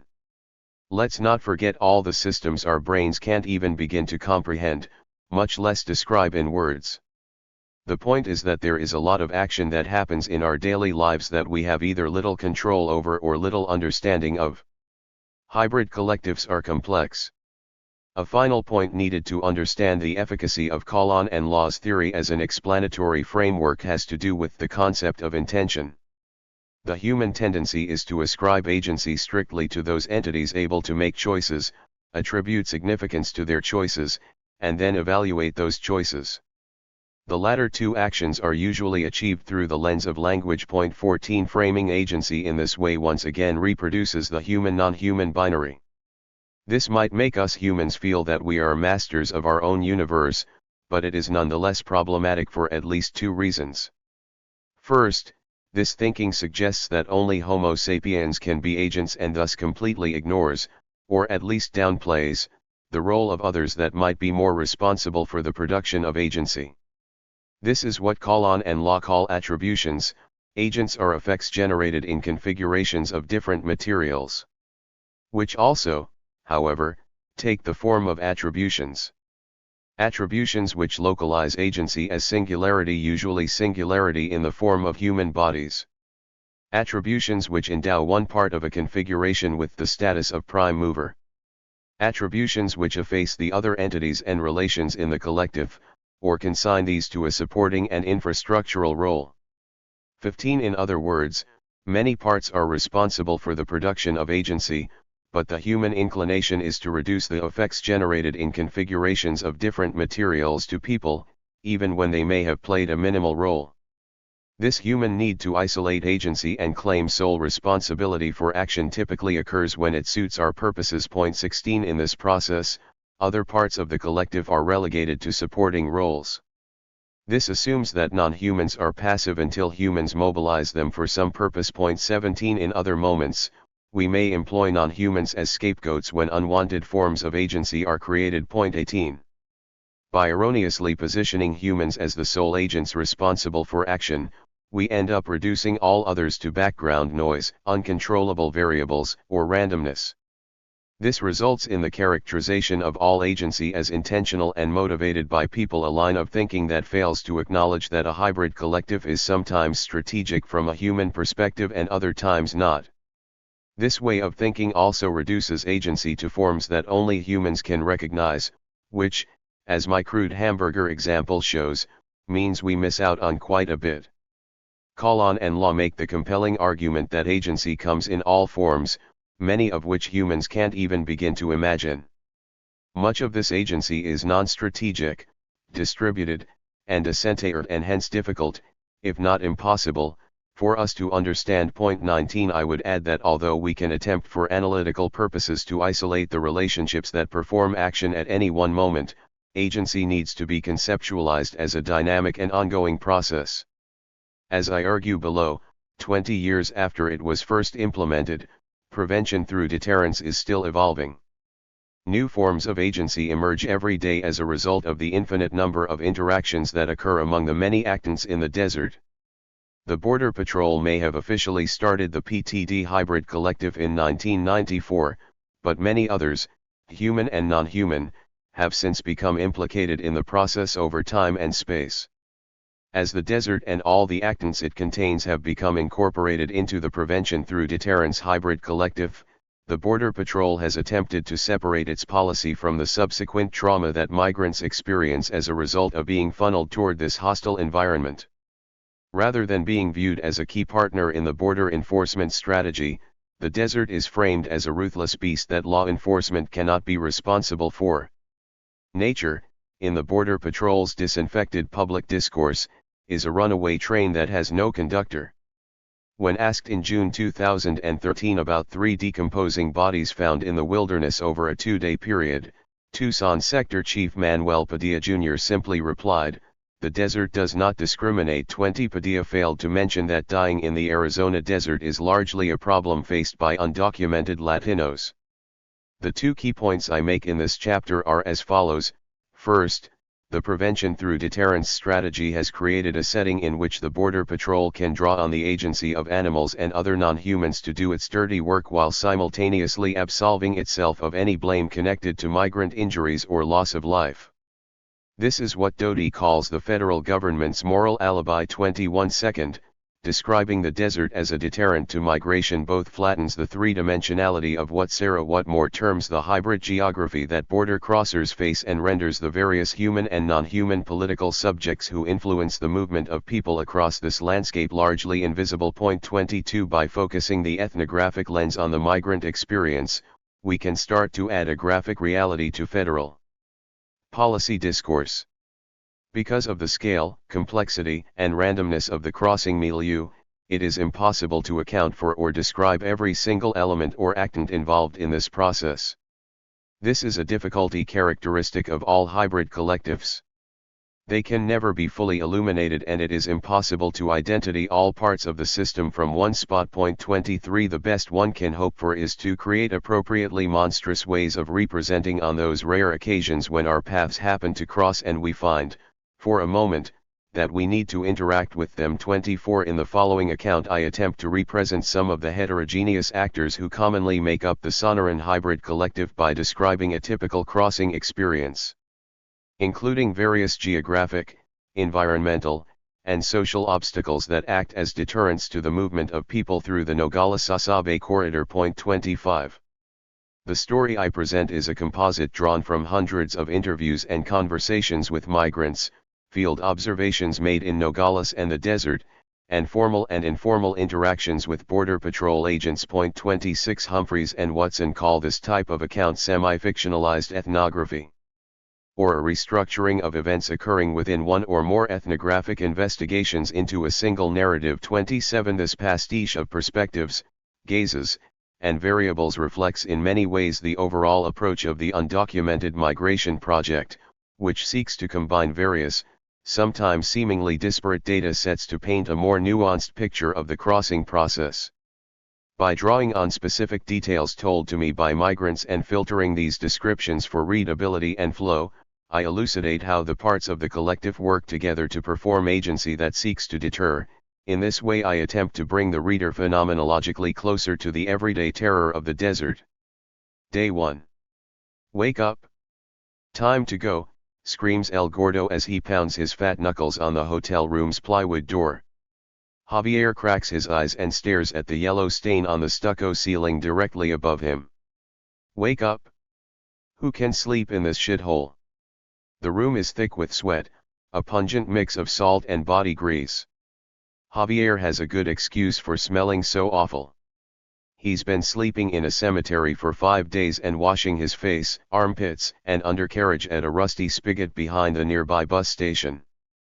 He hasn't changed his socks or underwear since he crawled out of the desert over a week ago. He turns his head and stares at the other dark-skinned strangers in the room. 2 black-haired women are sharing the lone single bed. Both slept all night with their shoes on. The rest are splayed out on the floor in various uncomfortable poses. Some huddle in corners, a few lie on their backs on impromptu mattresses of clothes. Javier rests his head on the cheap nylon backpack that contains his only possessions, an extra shirt, an oversized green plastic comb, and a religious pamphlet he got from the Cristianos who hand out food down on La Linea. The pamphlet is missing several key pages about the rapture. God Almighty himself saved the day when Javier needed shit tickets while squatting in a crypt that the cemetery locals converted into a polished marble outhouse. In total, there are 9 of them in the room. 3 women and 5 other men. Everybody smells as if they have just come from the desert or the cemetery. Javier tried to crack the door the previous night to get some much-needed ventilation, but the noise from the neighbor's room was deafening and unsettling. It was either smell the stench of his fellow compañeros or listen to the prostitute next door go back and forth between fighting with her pimp and playing porn videos at full volume in hopes of coaxing an erection from one of her drunken johns. Javier opted for the solitude of the sweat lodge. These 9 strangers have been holed up in a hotel in Nogales, Mexico, for 2 days. El Gordo, the coyote Javier recently met, promised to get him a nice room so he could rest before they tried to cross the desert. That son of a bitch never mentioned that he would lock him in a windowless room in a cut-rate bordello. Javier's cousin Western Unioned him $500 a few days before, and he gave the smuggler $400 as down payment. El Gordo pulls hard on a Marlboro Red. Your family can pay me the other $3,100 once we get to Phoenix. I'm not giving you their phone number, so don't even ask. They know not to send any lana unless they speak to me directly. Contracting a coyote on the street is risky. Javier has to take as many precautions as possible. El Gordo sucks on his crooked front teeth and feigns astonishment. Don't worry, brother. Yo soy una persona de confianza. He then tells Javier it's gonna cost $40 for a 2-night stay at the Hotel Jodido. Despite spending almost 48 hours together, they have made little small talk. Everyone has been quiet as he or she struggles to catch a few hours of troubled sleep before they have to leave. Javier has learned only a few people's names. There is Lupe, a 27-year-old mother of 2 from Oaxaca who has spent the past 14 years living in the United States. She worked the cash register at a dollar store in upstate New York where she struggled to put food on the table for her 2 children, who are U.S. citizens. She has already failed once trying to get through the desert and will not give up until she reunites with her kids. She tells Javier that the fat lady she lived next door to called immigration on her because she wants to steal her children. It's a crazy sounding story, but it's probably true. Everyone on La Linea has an unbelievable story. Surreality is the new normal. Pushing tears out of her eyes with the palm of her hand, she says, "The only thing I want is to get my kids back. I don't need to go back and stay on American soil. I just want my children. I love my children." Her red-rimmed eyes are wet and dull.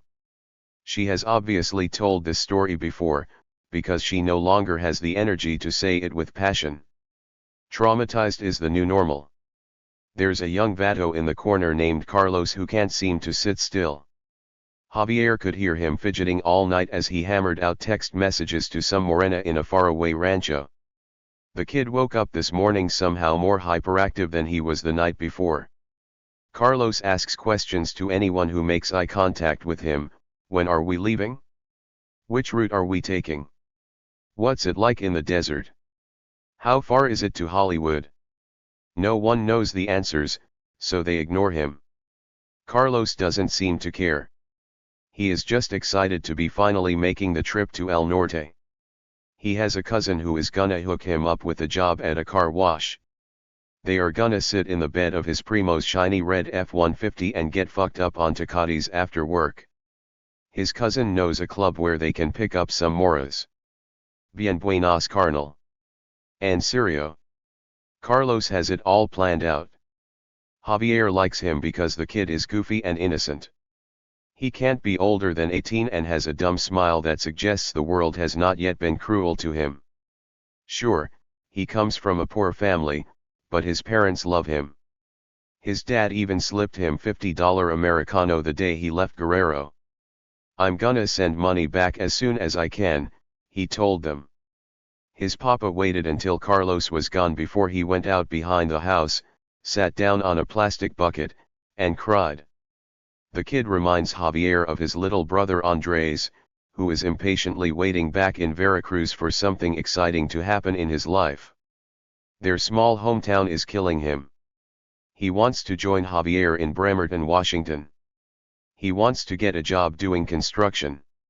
He wants to finally meet his little gringa niece Yennefer, who was born 4 years ago when Javier was shacking up with a white girl he met while working at Wendy's. Andres doesn't know that Javier was recently deported for driving with a busted tail light and Budweiser on his breath. He doesn't know that Javier has already failed once trying to cross the border and has spent a week restlessly sleeping under bridges and in a mausoleum. Andres doesn't know that 3 nights ago in the cemetery Javier watched a migrant from El Salvador get his brains kicked in by demon-eyed glue sniffers over a $3 bottle of Tonallon, everyone's favorite hangover in a plastic jug. Javier doesn't want to worry his family with such details. Carlos keeps chattering away and asking questions. Lupe nods and pretends to be interested. She is busy grinding her teeth and wondering if someone is feeding her kids breakfast at this very moment. Javier thinks about his bed in Washington state and the smell of little Jennifer's hair. They are warm and comforting images. Carlos is a first-timer. Nothing anyone tells him will approach the reality he is about to experience, so why bother trying? He doesn't know what the desert has in store for him. He doesn't know that in a few days he will vomit blood and then look forever into a sea of cobalt and fractured shadows. A man in his early 30s stands up and starts getting his effects together. El Gordo dropped him off late last night, and he introduced himself as Marcos from Puebla. Everyone just nodded. No one pointed out that he was obviously not from Puebla. Probably Salvadorino or Guatemalteco. You can just tell. Ni modo. That's his fucking problem, Javier muttered to himself at the time.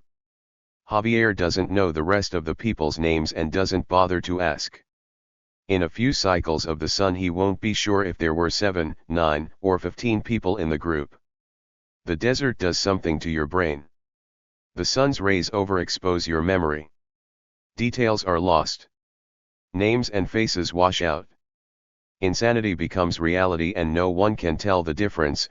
We must have walked over 200 miles. We came across 19 dead bodies huddled under a tree. We were attacked by monkeys. La Migra saw us because they had birds with little cameras on their backs. 28 Homeric desert tales are told with enough conviction and impossibility that it all becomes believable. They grab their stuff and assemble in the hotel lobby. Conspicuously, they are all head to toe in black cloth and sneakers. They look like a group of misfit jewel thieves preparing for a heist.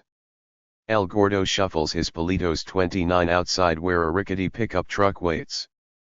Everyone piles in the back. El Gordo squeezes up front next to a dark-skinned female driver with bottle blonde hair named La Guerra. El Gordo yells, "Just act normal, god damn it," as the truck rattles away from the hotel.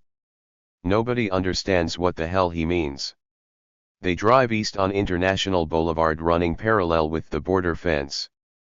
Javier can see Nogales, Arizona, through the spaces in the rusty metal poles that make up the new wall.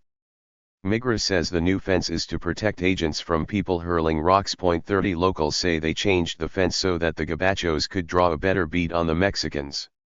They zoom past a white office building whose wall is checkered with bullet holes. A small iron cross and a few sad-looking candles congregate on the ground out front.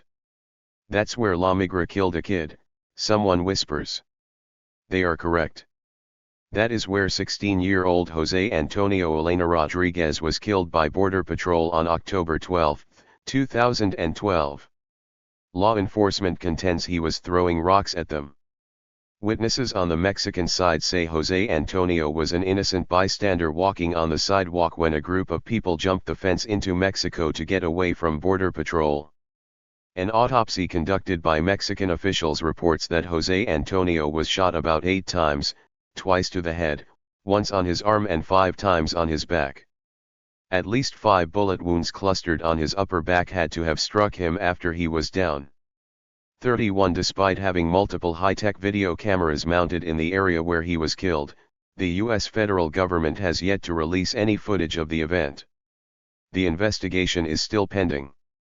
The truck stops in front of a small grocery store. Everyone hops out and walks in.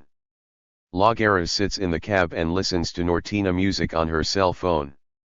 She takes a head count as people enter and converts each of them into dollars and pesos.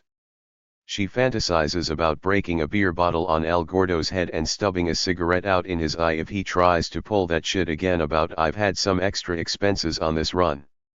El Gordo does an overly complicated handshake with the store owner. "Buy whatever you think you're gonna need for the trip," he says to people as they enter. Javier grabs 3 gallons of water, a loaf of white bread, some limes, a clove of garlic, and 8 cans of tuna. The cashier starts ringing him up. Javier realizes he is being charged almost triple the normal price. 20 minutes later the truck is once again sputtering down International Boulevard.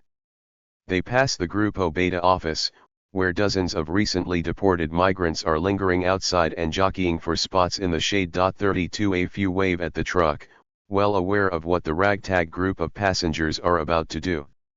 The vehicle makes a right turn, passing the cemetery that Javier has recently been calling home. He catches a glimpse of a frail old man crouching behind a giant tombstone wiping himself with a sock, an ashen gargoyle hiding from the light. They climb a small hill and curve left. To the north is the government port of entry known as La Mariposa. The Butterfly. It is a metal and cement archway into the Sonoran Desert. Everyone avoids looking out into the unknown. La Guerra picks up speed.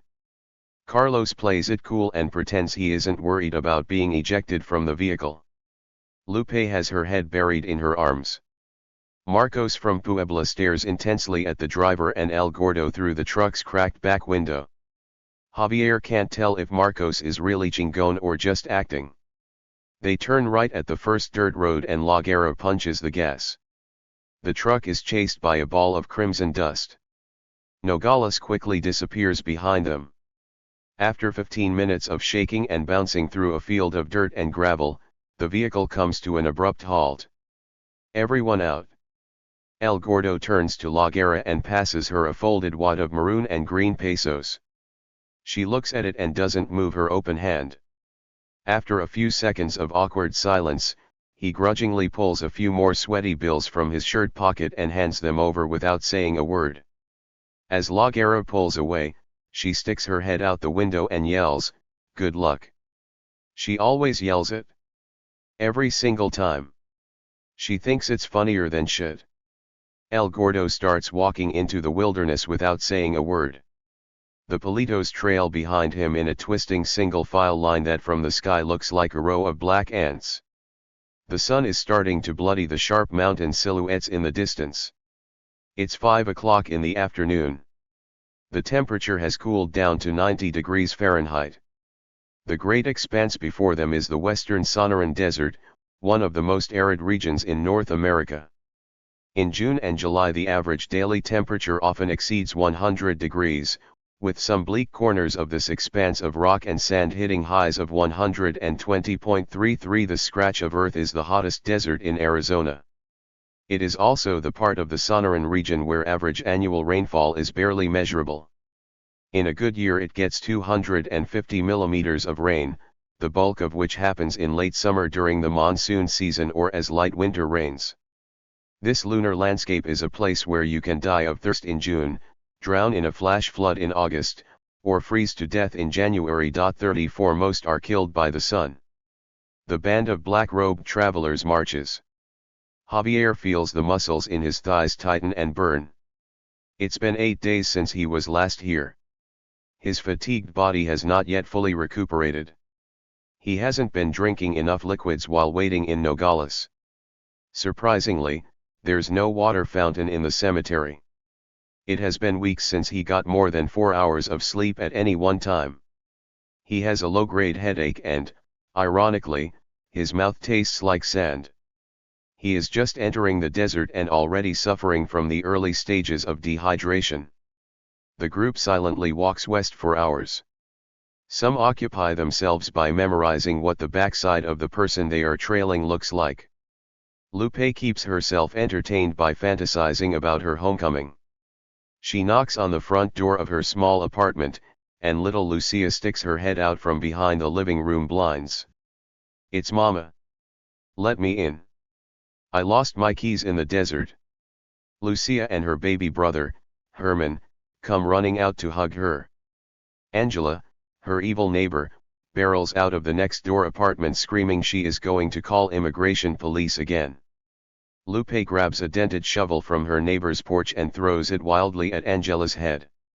It smacks the side of her skull and makes a dull metal clank. Lupe especially likes that part of the story, so she replays it over and over again. Javier is sweating and has already started taking big chugs from his first gallon of water. They climb a large hill and then fall down into a steep canyon. If they had a map, they could see that they just passed through the Pajarito Mountains and have to scale at least 3 more mountain ranges before getting to a point where they can be safely picked up. No one except El Gordo knows this unfortunate fact, and he has no interest in sharing this information. It's easier to keep the Palos in line if they have no clue where they are headed, or how far they have to walk. The trail they take down into the canyon is a twisting dirt maze of cracked rock and loose gravel.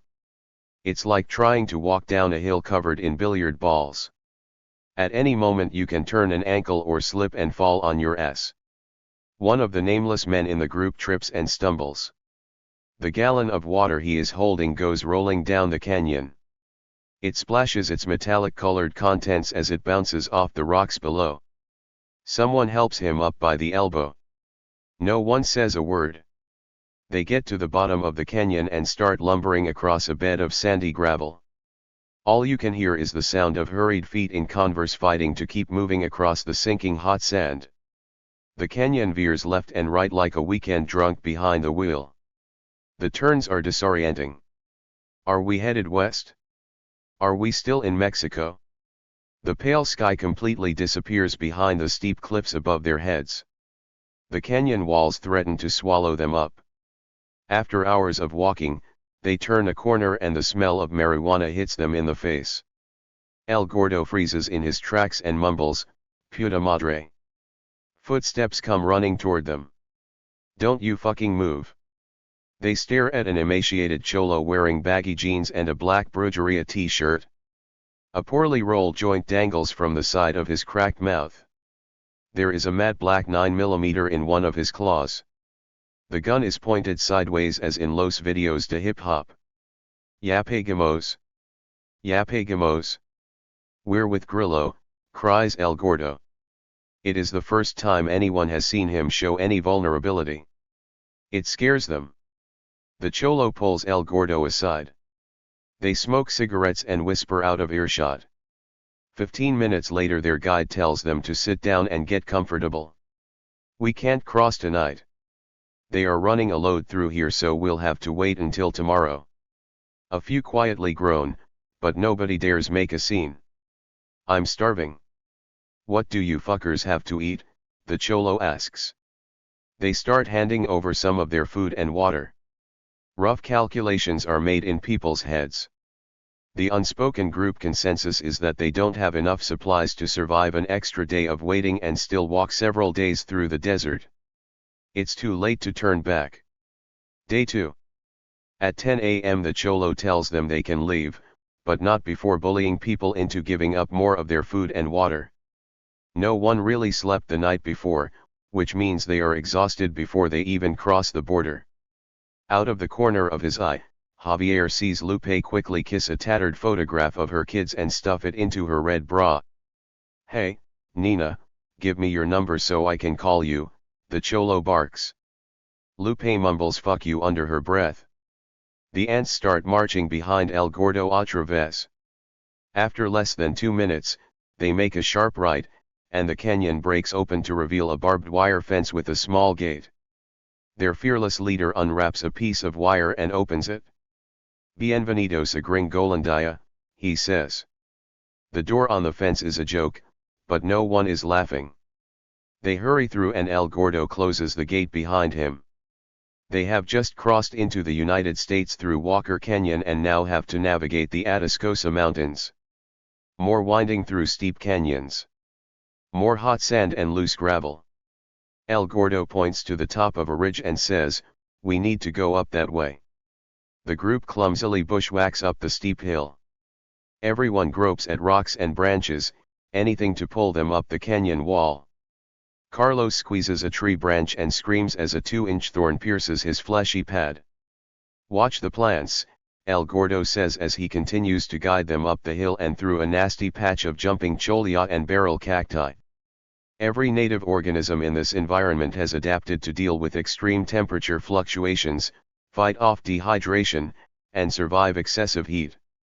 Many are heavily armored with all forms of spikes, spines, lances, and other natural weaponry to help them battle predators and guarantee seed dispersal off the fur, skin, and clothing of all passers-by. Red devil's claw, white thorn acacia, pincushion cacti, crucifixion thorn, unpleasant creatures pepper a landscape that botanists refer to as an arboreal forest. 35 This is a world ruled by mountain lions, ocelots, black bears, javelinas, giant centipedes, bark scorpions, coral snakes, and black widows. More species of rattlesnakes dwell in the Sonoran Desert than any other place in the world. In this hard land the power of nature is on full display. They approach the hilltop. Everyone's pant legs are decorated with yellowed cholla spines. When Carlos reaches down to remove some of them, they immediately stick to his fingertips. The jumping cactus is as alive as any animal out here. Lupe has tried to crawl under a giant mesquite tree to avoid the minefield of cacti. Her tanned arms are a mess of red swollen scratches. No one thought to wear a long-sleeve shirt in this natural laboratory where lessons in the evolutionary biology of extreme environments are learned firsthand. The temperature approaches 100 degrees. Javier has already drained one of his 3 bottles of water. Some in the group have only 1 gallon left.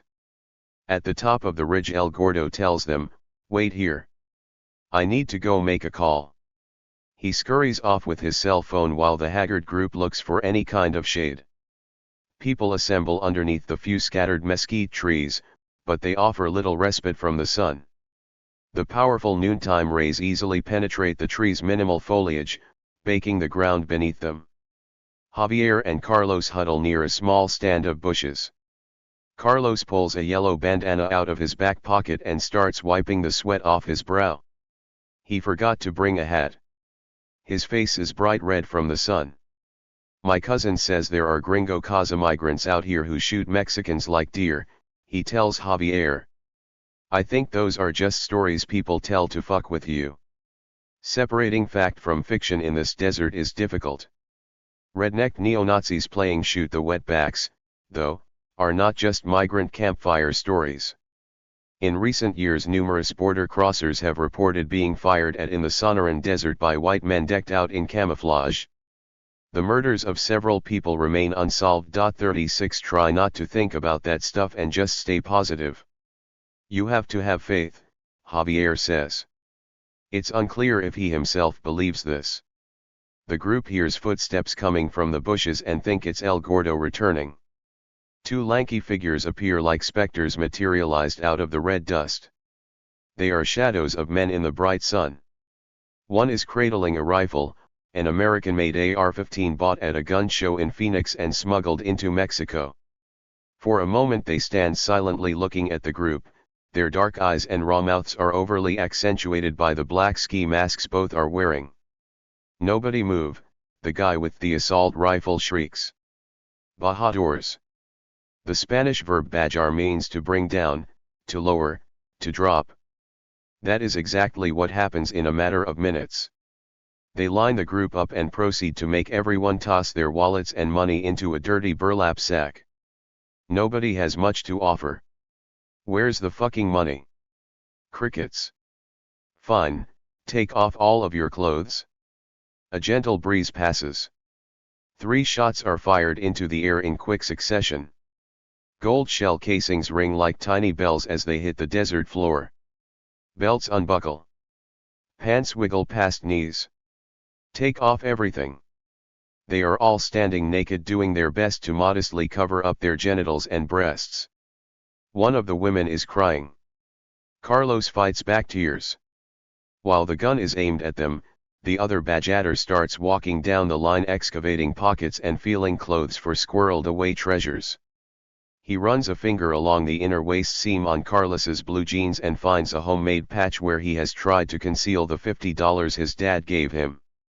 You think we're stupid, asshole? Before he can answer, Carlos feels a fist to the stomach that makes him almost vomit. He falls over. Stand up, Jodito, and stop crying or we'll give you something to really cry about. He gets upright and tries to pull himself together. All he can do is look away from the group and wipe the tears from his eyes with his shoulder.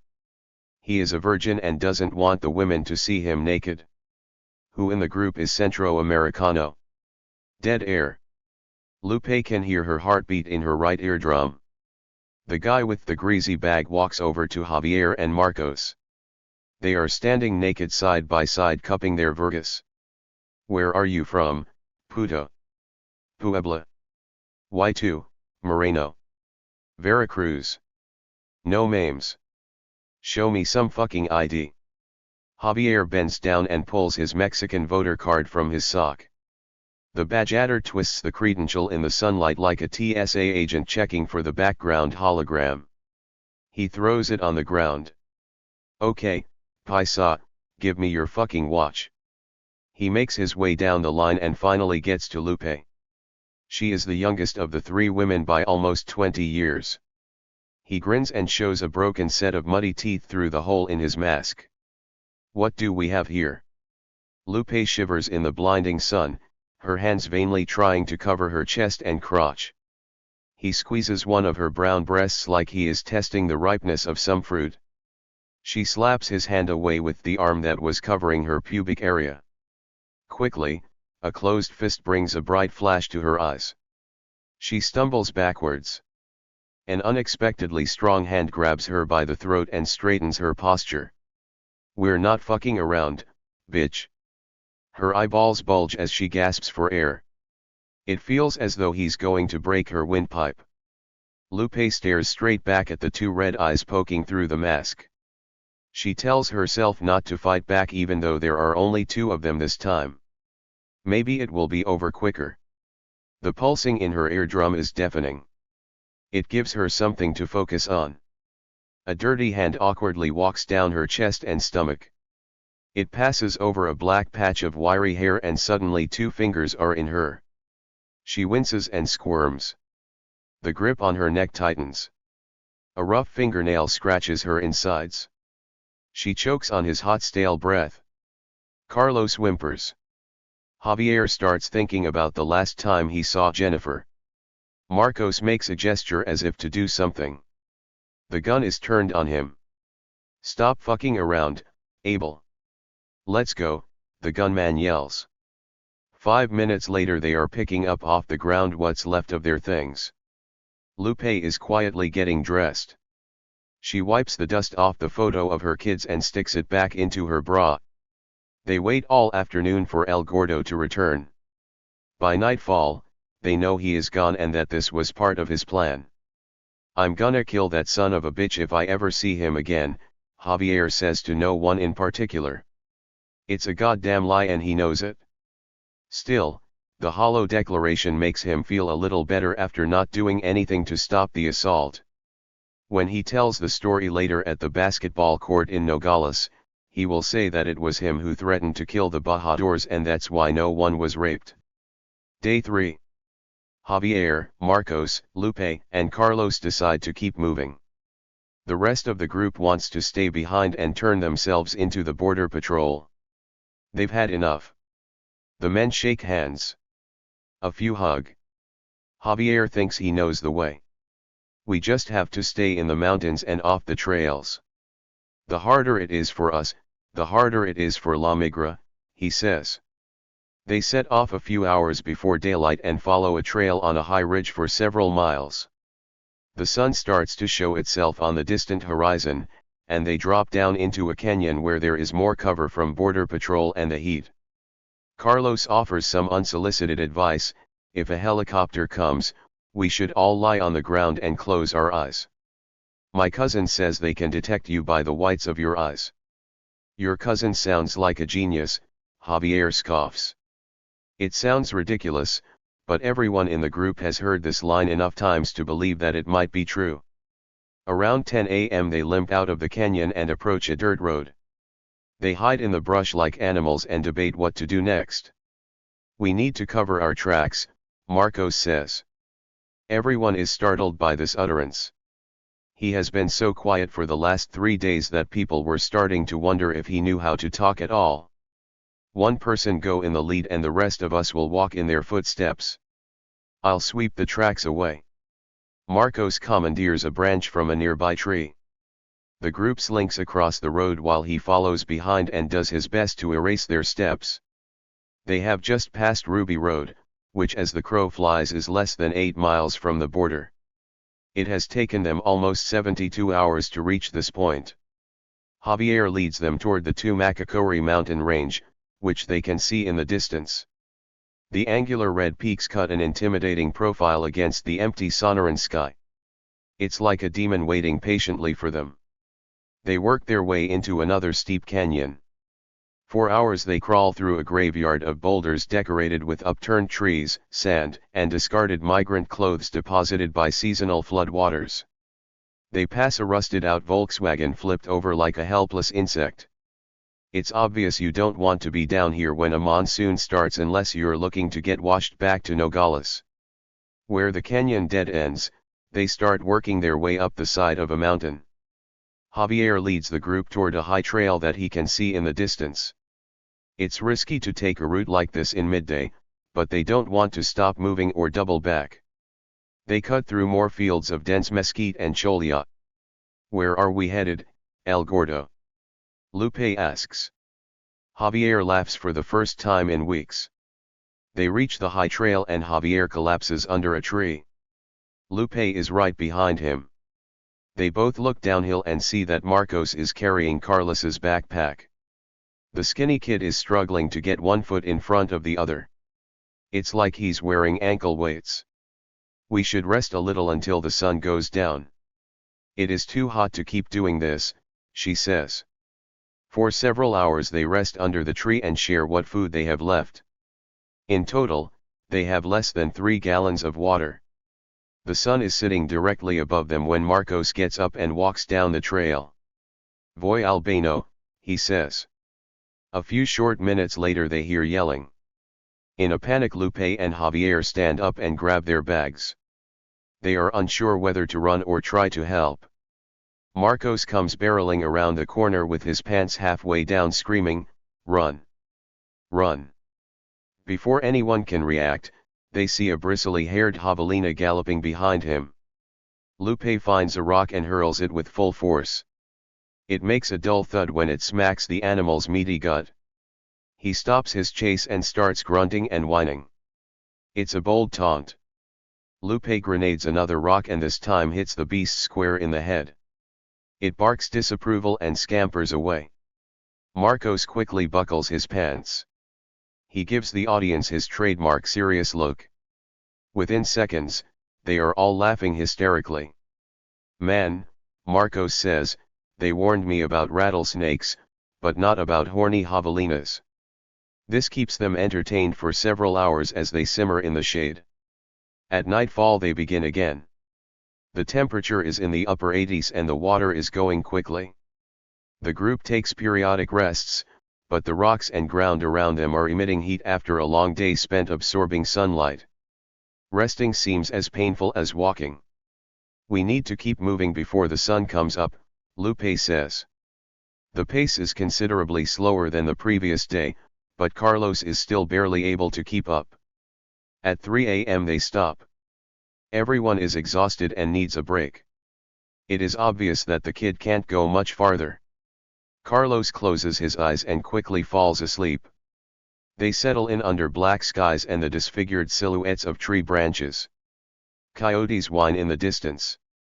They stir at dawn and take stock of their supplies. A gallon of water is spread across 3 scratched-up bottles. After days in the sun, their life-sustaining supply of liquid is now the temperature of warm piss. Carlos complains of thirst. His pink skin is clammy to the touch. He needs water. We need to keep going until we find a cattle tank. Again, feet drag across the desert floor. It is slow going and they stop every 20 minutes to wet their lips with what is left at the bottom of their bottles. This crawling goes on for hours until the only one with any water left in their bottle is Lupe. They pass her jug around and force Carlos to take a little extra. They are beyond the point of return, buried alive in the 2 Macacori Mountains. Everyone is looking up at the sky, hoping that a helicopter will fly by. They keep walking and walking. The day is bright and sunny and warm when Carlos collapses on the trail. Blood quietly drips from his nose as he shivers. A string holds a tiny wooden cross around his neck. One of his shoes has come untied. His burned skin is ice cold. Javier and Marcos drag his thin frame under a mesquite tree. The ground is hot to the touch, so they take their shirts off and make a comfortable bed for him. Lupe kneels and slowly pours what is left of their water into his mouth. "Graciela, hand me that Coca-Cola, please," he says. Lupe shoots Javier a quick look that reads, "This is bad." Migrant campsite, 2 Macacori Mountains. Photo by Michael Wells. It is decided that Lupe will stay behind while Marcos and Javier go for help. "I'm fine," she says. "You go find water or border patrol and come back for us. My feet are bad anyways." She takes off one of her silver running shoes to reveal 3 raw patches of skin where her toenails once resided. They give her what is left of their food, and the 2 men start down the trail with empty white jugs tied to their backpacks like boat boys. "Don't worry, Carlos, we will be back in a few hours." The kid waves a limp hand and smiles softly. Lupe waits with him for 2 days. At the end of the first day, she urinates in her hands and drinks it. At the end of the second day Carlos starts babbling something about a gray horse. Lupe pisses again into her hands what little liquid her body has left to give. She slurps some of it out of her palm and then trickles the remaining brown fluid into Carlos's mouth. He gags and spits up a little blood and pink foam. She massages his frail arms and legs until he falls asleep. 2 hours later he starts shaking and babbling about the horse again. Lupe grasps his flailing arms. After a few fitful minutes he gets quiet. When the border patrol finally shows up, she is too dehydrated to cry. Carlos is quietly staring at the open sky. Day 4. "Look, you can see the lights of Tucson. No mames, cabrón. Estás alucinando. It is broad daylight. Tucson is 35 miles away. They are lost, but no one wants to talk about it." The trail they were on ended abruptly, forcing them to climb a hill to find a new route. By the time they decided to turn back after 7 hours of walking, it was too late. They couldn't remember which direction they had come from. The only option now is to find water or help. After a restless night lying in the dirt dreaming about pools of shimmering silver water, they start again in the morning. They are filthy skeletons staggering through the brush. Heads hang heavy, oblivious as to what is ahead on the trail. Marcos bulldozes a branch and almost knocks himself out. They sit under a tree and wait for the sun to go away. Javier spots a nopal cactus nearby with red tunas perched on top. He grabs a cluster of fruit and starts sucking on it.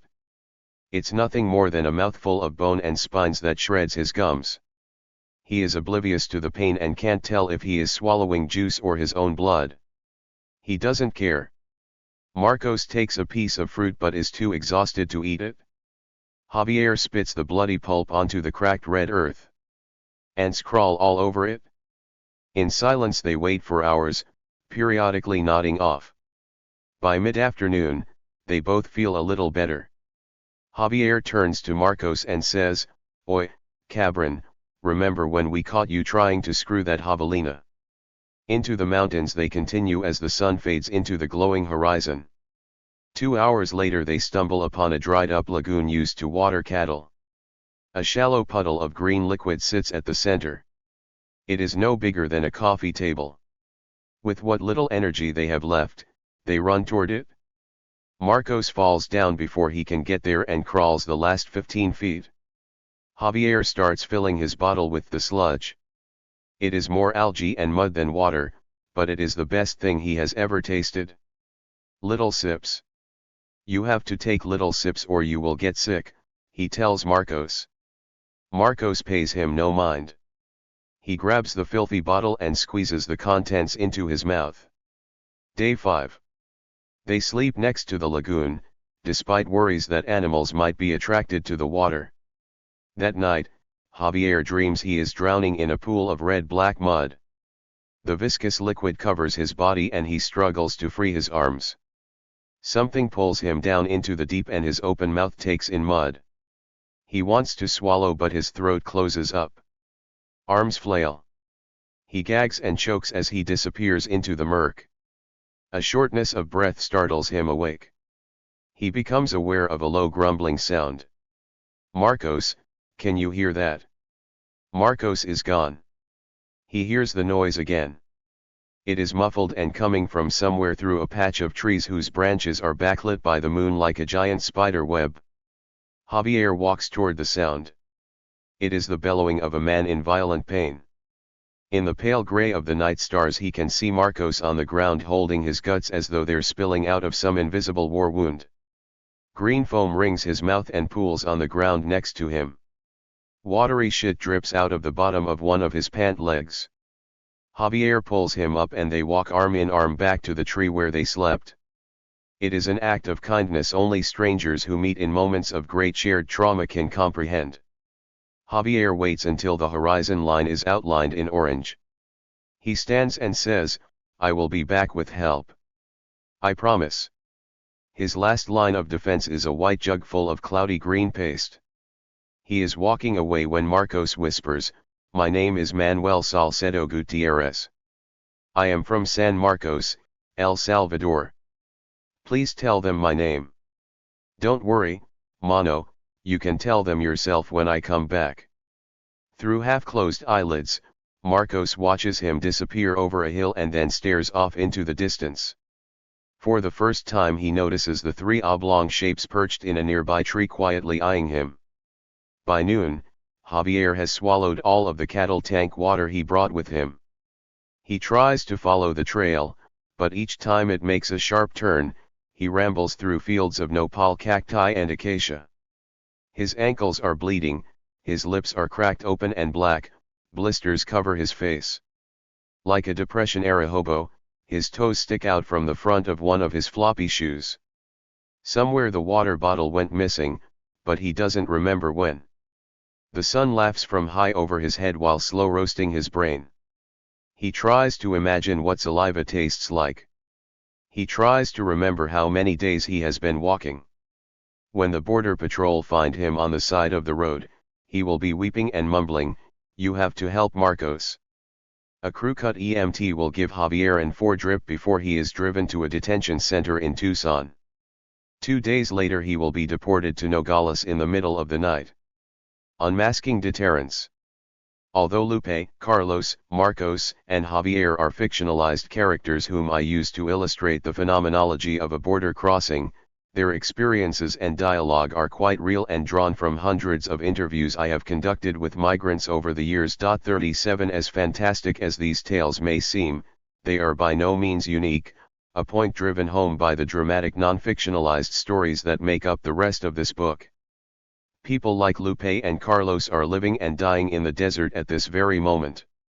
In this chapter I have contaminated the phrase prevention through deterrence by providing graphic details regarding how this policy is experienced on the ground. I have also sought to illuminate the strategic role that non-humans play in federal border enforcement by using the hybrid collective as an explanatory framework. This second point is critical given that many conceptualize the injuries and deaths that result from border crosser engagements with animals, terrain, and temperature as natural outcomes, or outcomes with no causal link to federal policies. Migrants have been purposefully funneled into the desert through various enforcement practices, a tactic that has enabled Border Patrol to outsource the work of punishment to actants such as mountains and extreme temperatures. Labeling migrant deaths an act of nature is a convenient way to ignore the hybrid collective of deterrence that was intentionally set in motion by policy strategists 20 years ago and that continues to function today. There is also strong evidence that Border Patrol agents remotely monitor migrants and let them continue walking in the desert for prolonged periods before attempting to apprehend them. 38 Using the Sonoran Desert to grind people down makes apprehension significantly easier and follow-up crossing attempts more difficult. As I have shown, a lot can happen in a few days of walking. Knowing the inner workings of this system is crucial both for understanding the border crossing stories told in the following sections of this book and for connecting the dots between singular events that happen in the desert and the macro-scale political and social processes that shape undocumented migration as a whole.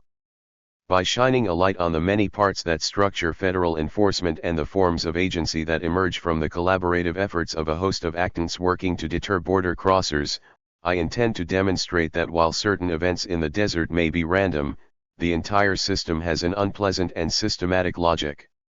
In no uncertain terms, prevention through deterrence is designed to hurt people. In her book Vibrant Matter, Jane Bennett writes that demystifying socio-political relations is a key element of democracy that allows us not only to hold those in power accountable to the law but also to keep a close watch on discriminatory systems. 39 Bennett warns, however, that the process of demystification may lead us back to the troubling human-non-human binaries that often undermine our attempts to truly understand how agency works. What demystification uncovers is always something human. For example, the hidden quest for domination on the part of some humans over others, a human desire to deflect responsibility for harms done, or an unjust distribution of power. Demystification tends to screen from view the vitality of matter and to reduce political agency to human agency. 40. It is not my intent to downplay the agency of non-humans in PTD, but quite the opposite. In the Arizona desert, non-humans are major players without which the system of boundary enforcement could not exist. My point is rather that the Border Patrol has intentionally set the stage so that other actants can do most of the brutal work. Despite the claim by some that the desert has become uncontrollable, even from the perspective of federal law enforcement officers who find themselves at risk while patrolling this great expanse. 41 I see this environment as the perfect silent partner in boundary control. Although I am sympathetic to the ontological turn toward non-humans as key political actors, I am not ready to dissentate or disconnect human agency from the brutal boundary enforcement strategies currently in place. In this context, agency is relational and produced as part of a human-induced chain reaction. Once set in motion, humans and non-humans as political actors cannot be separated, even if the former have more obvious intentions. 42. PTD should thus be thought of as a perpetual motion machine started by the Border Patrol and powered by other politically implicated actants. The diversity of the forms of deterrence that have emerged from the actions of environmental conditions, terrain, and animals in fact testifies to the agency of these non-humans and the uniqueness of this hybrid collective. Although it is impossible to know how entities will react until they are brought together. 43 It is obvious that Border Patrol expected the desert to inflict harm on migrants. This was a point clearly spelled out in the initial 1994 Border Patrol policy plan with a bulleted point that simply reads, "Violence will increase as effects of are felt." 44 The actants that have been drawn into federal border enforcement have clearly gone above and beyond the call of duty in helping to escalate border violence. Subsequently, Each day offers the hybrid collective an opportunity to create new forms of unimaginable agency. Chapter 3. Necroviolence. Experimenting with death. Everyone knows that something really awful is about to happen, especially the pig. As soon as Freddy gets close, the animal starts jumping back and forth in his tiny metal cage, slamming his head into the sides and grunting loudly. Somehow this pig recognizes the gun and wants nothing to do with it. He is afraid. 1 The desert is quiet this morning, no wind, no birds chirping. All you can hear is grunting and the sound of the cage shaking. Freddy coolly places the .22 caliber pistol a few inches from the pig's head and squeezes the trigger. 2 The gun makes a pathetic pop that is immediately followed by squealing and the cage rattling as it gets kicked by muscular hind legs. A calloused brown hand reaches down and flicks the door open.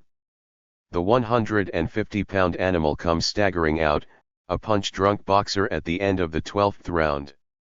He loosely steps left and then right before stumbling and falling flat onto the ground. High-pitched squealing. Floating dust. The pig forces himself back up and begins the death dance again. It's a pitiful sight and several bystanders look away. Blood mixed with foamy white cerebrospinal fluid drips out of the quarter-inch hole at the top of his skull. He is screaming in pain. I have read that this is the most humane way to kill a pig in the field. 3 It sure as hell doesn't feel humane. It's also not instantaneous. The animal keeps falling down and getting back up. He walks in half circles and defiantly refuses to die. I gotta do it again, the gunman tells us. His skull is too thick. Freddy grabs a piece of dirty rope from the back of his truck. I walk over and take hold of the pig's stomach and hind legs. I am trying to be gentle, which is ironic given that I purchased this animal from a university meat vendor for $1 a pound and paid for someone to come out and kill him on site. I pull the pig to the ground and Freddy grabs his legs. He literally hogties him. The animal is now whipping his head and splashing blood everywhere. It's on the dirt, our boots, our shirts. We try to hold him still, but he starts flopping against the ground. The weight of his body makes a deep dull sound every time it hits the dirt. Thud. Thud. Thud. Puffs of dust rise into the air with each spasm. Deep crimson mixes with the brown soil. Okay, step back. I let go and the pig tries to stand up. In an instant, another shot rings out, and he falls to the ground heavy like a sack of dry cement. This time he can't get up. I drop to my knees and put my hand on his warm body. Blood is dripping from his mouth and forming a shallow pool. I start patting the coarse white hairs on his stomach and whispering, "It's okay. It's okay." A hind leg twitches. One of his large eyes is wide open and seemingly staring at nothing. Dirt and grass are stuck to his cornea. For a few seconds his breathing is rapid and shallow and then it stops. I keep quietly saying, "It's okay," even after he is dead. I keep saying it even though I don't believe it. Because of their fat distribution, degree of hair, torso size, and internal anatomy, pigs have long been the preferred proxy for a human body in forensic experiments. 4 Scientists shoot them with bullets to measure gunshot residue on their tissue, they kill, bury, and try to find them with ground-penetrating radar, they rub lubricants on their skin in hopes of better understanding trace evidence associated with sexual assault. 5 Sus Scrofa domesticus is the unsung hero of forensic science. Experimental research. On this day in the summer of 2013, we are in the midst of conducting a second season of experiments on body decomposition in the desert, and this pig is one of our case studies. After years of listening to migrants, colleagues, Border Patrol, and the media speculate about what happens to corpses left exposed to this environment, I decided to see for myself. In 2012, 3 juvenile female pigs were killed, dressed in clothes similar to what migrants wear, and placed in different environmental contexts. We monitored the decomposition process via daily field observations and motion sensor cameras that recorded still images and videos of any movement near the animals. 6 In 2013, 2 adult male pigs were killed. One was placed in the shade of a large tree, and the other was covered with a pile of rocks and brush mimicking an ad hoc burial. The goals of this research are to observe how fast decomposition happens in the desert and to document the impact that scavenging animals have on bodies. 7 I also want to provide an up-close view of what it looks like when carrion eaters descend on a corpse.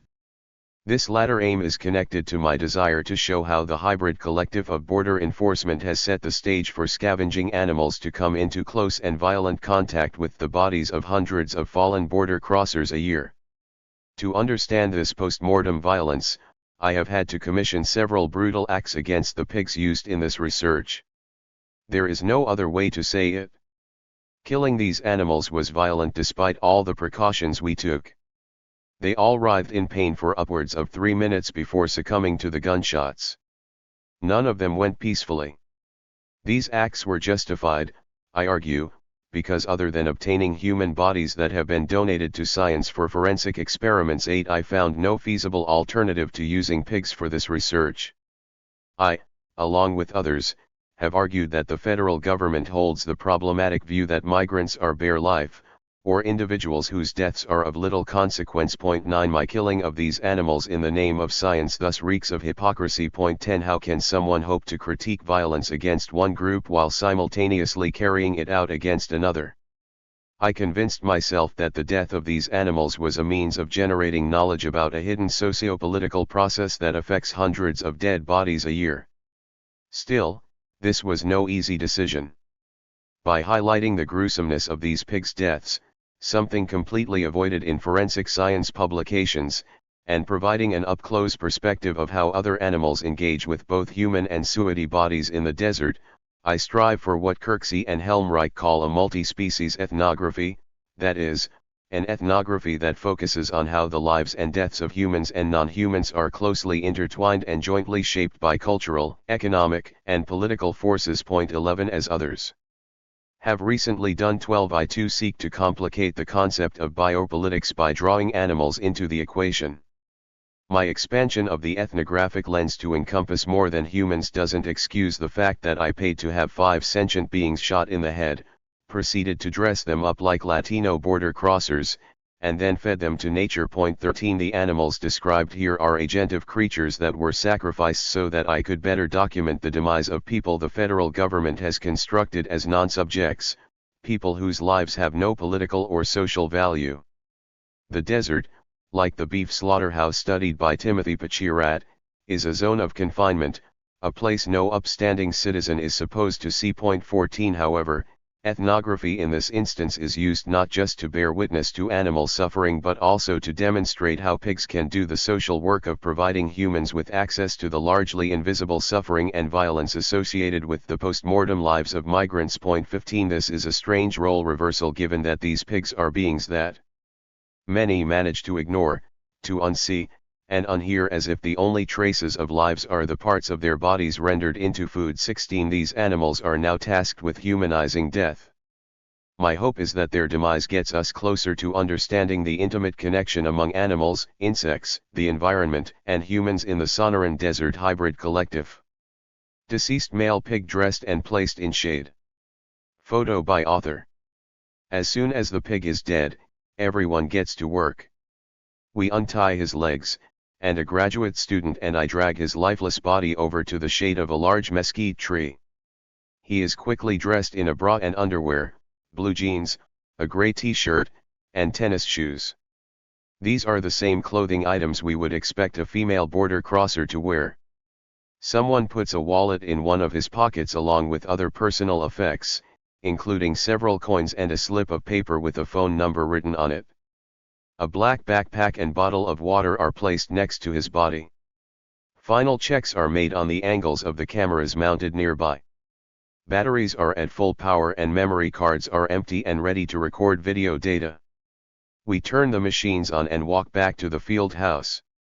In a few days birds will rip this pig to shreds. Necropolitics. Contrary to the Border Patrol's sterile language, feigned naivete, and deflection of blame, it is the federal agency that has created an infrastructural funnel along the US-Mexico border that intentionally directs people toward the desert.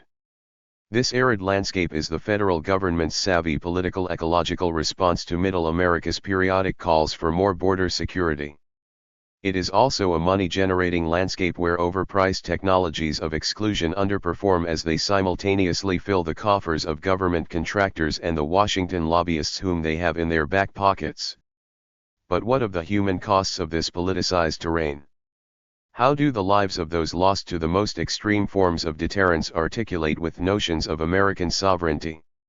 Achille Mbembe has critiqued the tendency of Foucault's concept of biopower to conflate politics, war, racism, and homicide to the point that they become difficult to disentangle and interrogate individually. 19 This consolidation, he argues, does not adequately account for the specific ways that death and the right to kill are exercised in contemporary forms of political power. 20 More generally, rather than seeing politics as simply a project of autonomy and the achieving of agreement among a collectivity through communication and recognition, Mbembe calls for the pessimistic acknowledgement that, increasingly, the political is masked as war, resistance, security, or the battle against terror.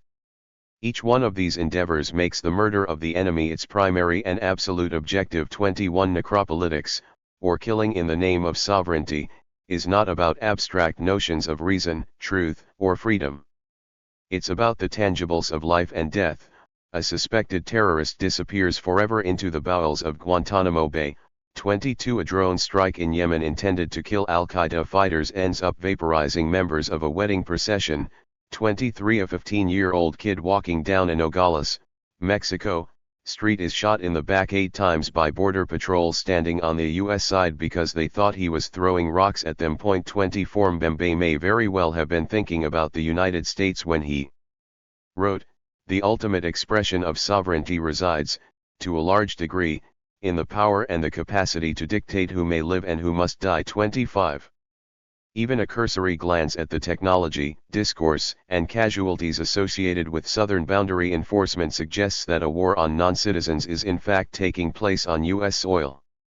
The geopolitical boundary with Mexico is ground zero where federal law enforcement battle both armed drug smugglers moving loads of mota on their backs and Oaxacan peasants running across the boiling sand in huaraches. This conflict even makes great television. Just ask the producers of the National Geographic show Border Wars, who proudly proclaim they aren't afraid to show the heartbreaking, jaw-dropping, and action-packed side of issues like illegal immigration and smuggling. 27 American television audiences cheer on their favorite Border Patrol agents as they chase Mexicans through the desert. Stephen King's dystopian booktube nightmare The Running Man is now reality. While many people, both citizen and non-citizen, have been shot and killed by Border Patrol in recent years, of the 2,238 dead migrants examined by the Pima County Office of the Medical Examiner between 1990 and 2012, 1,813 either had a cause of death linked to exposure or probable exposure or had remains too fragmented or decomposed for the cause of death to definitively be determined. 29 Given the location where they were recovered, the people represented by this latter statistic were likely also killed by exposure. 30 These numbers represent only bodies that were found. As the policy documents highlighted in Chapter 1 attest, the desert is a tool of boundary enforcement and a strategic slayer of border crossers. The federal government doesn't call the policy killing, they call it deterring, and justify it as the cost of guarding the homeland. The fact that this violence has been outsourced to mountains, extreme temperatures, and thousands of square miles of uninhabited terrain does not mean these fatalities should be characterized as unintended consequences or natural events. It's not that simple. These deaths are the fruits of an innovation in murder technology, like the guillotine, gas chamber, or the General Atomics MQ-9 Reaper drone, more refined forms of homicide. Nature civilizes the way the government deals with migrants, it does the dirty work. As the architects and supporters of PTD are well aware, this policy also cleverly increases the degrees of separation between victim and perpetrator. 31. The U.S. government has little regard for the rights or lives of border crossers, a point exemplified by a security apparatus that transparently seeks to deter them through pain, suffering, and death. Migrants exist in what Agamben terms a state of exception, the process whereby sovereign authorities declare emergencies in order to suspend the legal protections afforded to individuals while simultaneously unleashing the power of the state upon them. The US-Mexico border has long existed as an unspoken space of exception where human and constitutional rights are suspended in the name of security. 32 Border crosser deaths are justified by a person's lack of citizenship, his or her commission of a civil offense, and the hypocritical desire to protect the United States from the very people we rely on to pick our strawberries, pluck our chickens, and valet park our cars. Lacking rights and protections when they illegally cross into sovereign territory, undocumented people are killable in the eyes of the state. Prevention through deterrence is necropower operationalized. Necroviolence.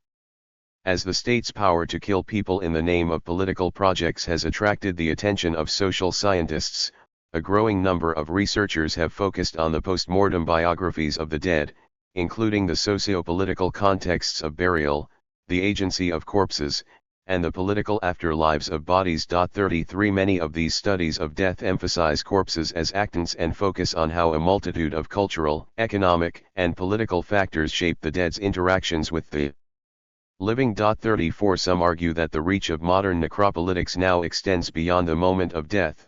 If the exercise of sovereignty is tantamount to the prerogative of pursuing war on life, then it is equally pertinent to consider its war on the corpse. 35 Although they are unarmed civilians, the bodies of border crossers are not immune to this war. Hostility directed at the dead is by no means a new cultural phenomenon. Humans have been doing it for millennia and with fervor. Achilles dragging the lifeless body of Hector around the city of Troy, enraged Aztecs mounting the heads of conquistadors and their horses on it Tzompantli as a not-so-subtle message to Cortés and his men that it is time to evacuate Tenochtitlan. 36 Catholics during the French Wars of Religion feeding the bodies of Protestants to crows and dogs in hopes they would carry their souls to hell. 37 As Foucault notes, excesses of violence are what make these deeds glorious to the perpetrators and allow torture to extend beyond the moment a person stops breathing, corpses burned, ashes thrown to the winds, bodies dragged on hurdles and exhibited at roadside. Justice pursues the body beyond all possible pain. 38. Attention may have shifted during the Enlightenment away from the body as a site of punishment, but waging war on the dead has never stopped being an important cross-cultural practice. 39 The United States is not immune to this impulse, a point driven home recently when 4 Marine Corps snipers were reprimanded in 2012 after a video was posted on the internet showing them urinating on the dead bodies of alleged Taliban soldiers. When asked about it later, SGT Joseph Chamblin bluntly responded, "These were the same guys that were killing our family, killing our brothers. We're human. Who wouldn't if you lost your brother or mother? Wouldn't you want revenge? If anything, it was more of a psychological effect on the enemy because of their cultural belief. If an infidel touches the bodies, they're not going to Mecca or to paradise. So now these insurgents see what happens when you mess with us. I didn't do it to be appreciated. I did it because I love my country and love what America stands for. I don't regret my service." 40. Such forms of humiliation have long functioned as a tool to alienate the victims from their entire social context so that spectators to this violence can be united in feeling morally superior while ridiculing them. 41 In moments of war, the desecration of the enemy's body is practically a cultural universal. 42. These different engagements with dead bodies are forms of what I term necroviolence, violence performed and produced through the specific treatment of corpses that is perceived to be offensive, sacrilegious, or inhumane by the perpetrator, the victim, or both. Unlike Mbembe's necropolitics, which centers on the capacity to kill or let live associated with modernity and the exercise of sovereignty, necroviolence is specifically about corporeal mistreatment and its generative capacity for violence. These macabre social processes are ancient and transcend cultural, geographic, and political boundaries. By labeling this phenomenon, I seek both to connect it to modern forms of political power and to provide a framework for facilitating a conversation about this post-mortem violence across subdisciplines of anthropology. Much can be learned about ideologies of conflict and social inequality by interrogating necroviolence across time, space, and fields of study. Corporeal mistreatment has a diverse range of forms and functions. In some cases, post-mortem violence is aimed at the victim's spirit, soul, or afterlife, and historical and contemporary examples of this abound.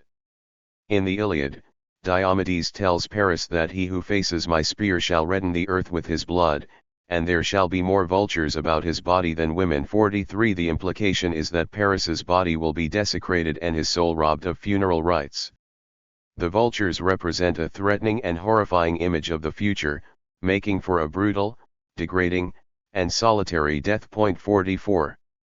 A manipulated dead body can also be a vector for violent messages directed at the living. 45. Putumayo Indians were dismembered and decapitated for failing to collect sufficient amounts of rubber for their British overlords. 46. Their body parts became rotting trophies that simultaneously illustrated colonial power over native life and what happens to those who don't work hard enough. Racist mobs in the American Deep South lynched and burned black men, women, and children accused of various indiscretions against whites. These gruesome spectacles were followed by the crowd digging through the ashes for souvenirs while the victim's family waited their turn to collect whatever was left for burial. For the angry mob, this dismemberment transformed the corpse into lynching souvenirs, which erased both the whole body and the person who inhabited it, while simultaneously constructing objects that embodied a brutal ritual and represented the determination to prevent the social ascendancy of African Americans. 47. Mexican drug cartels hung the corpses of their rivals from bridges, skewered their heads on fence posts, and dressed bodies in costumes for media photo ops. You don't have to speak Spanish to understand the message intended when someone rolls a bag of severed heads onto the dance floor in a Michoacan nightclub. Do not test us, because our violence knows no bounds. Rather than viewing these types of performances as senseless or random, anthropologist Rocío Magana pointedly demonstrates in her discussion of narcoviolence in Mexico that as a technique of terror, body mistreatment is a recurrent theme in the construction of state authority and sovereignty, a point long recognized by archaeologists. 48. Finally, the complete destruction of a corpse constitutes the most complex and durable form of necroviolence humans have yet invented. The lack of a body prevents a proper burial for the dead, but also allows the perpetrators of violence plausible deniability. 49. As many recent historical events highlight, corporeal destruction is often a deeply political act. Dissidents during Argentina's Dirty War were naked and sedated when Navy officers dropped them from airplanes into the ocean, forever exiling them to oblivion and the status of disappeared. 43. Trouble-making students from a teacher's training college in Ayotzinapa, Guerrero, vanished without a trace. Rumors abounded that corrupt local officials and narco-traffickers burned them alive and then disposed of the bodies through various insidious means. The Mexican government says that the investigation is still pending. Although such practices are relatively subtle compared to grotesque displays of severed heads and limbs, having no corpse is arguably more sinister in that it robs an enemy of voice and agency and confines the traces of repression purely to the discursive domain. Eradicating flesh and bone is now part of the postmodern politics of disappearance. 51. The erasure of a body also prevents the necessary funeral rites associated with mourning from taking place. It stunts the development of the social relationships that the living need in order to make sense of the life and death of the deceased and negotiate the positions of the dead inside the living community. 52. What is more troubling about this form of necroviolence is that it places mourners in a permanent state of what clinical psychologist Pauline Boss calls ambiguous loss, a loss that remains unclear. 53. Not knowing where your loved one is, if she is dead or alive, is traumatizing and long-lasting. This ambiguity freezes the grief process and renders closure impossible. 54. It is the form of necroviolence that is seemingly without end. A brief stroll through the annals of war, conflict, and aggression suggests that necroviolence is a cultural practice whose genealogical tree has deep roots and many branches. It is also a type of violence that can be easily outsourced to animals, nature, or technology. Feeding someone to the dogs, leaving a person to rot on the battlefield, incinerating bodies in an oven, These forms of corpse treatment all have an intermediary between the human perpetrator and the victim, but nevertheless achieve their primary goal of producing different forms of violence against the dead and the living. It is the post-mortem lives of those who succumb to the Sonoran Desert hybrid collective that I am most interested in. How does the desert operationalize necroviolence? How can forensic science and a multi-species ethnographic approach make visible a violence intended to be inaccessible to the human eye? What physically happens to the bodies of the people killed by nature and left to decompose in its embrace? What can animals scavenging a corpse tell us about the political nature of migrant fatalities? In what follows, I argue that the unique deaths that border crossers experience and the ways nature affects their bodies are a form of post-mortem violence that developed out of the underlying logic of prevention through deterrence. When examined as part of the hybrid collective of desert deterrence, the seemingly natural physical, chemical, and biological processes of decomposition show themselves to be political facts representative of the value placed on the lives and deaths of undocumented people. These facts become inscribed upon the bones of the dead. 55. Taphonomies of violence. How we have physically handled corpses through all time periods of proto-human and human existence has been of major interest to anthropologists. 56. The depth of the grave, the position of the body, the items commingled with the skeleton, the post-mortem treatment of the dead tells much about the cultural perspective of the living. It is not, however, just the actions of the deceased's loved ones that impact their physical remains.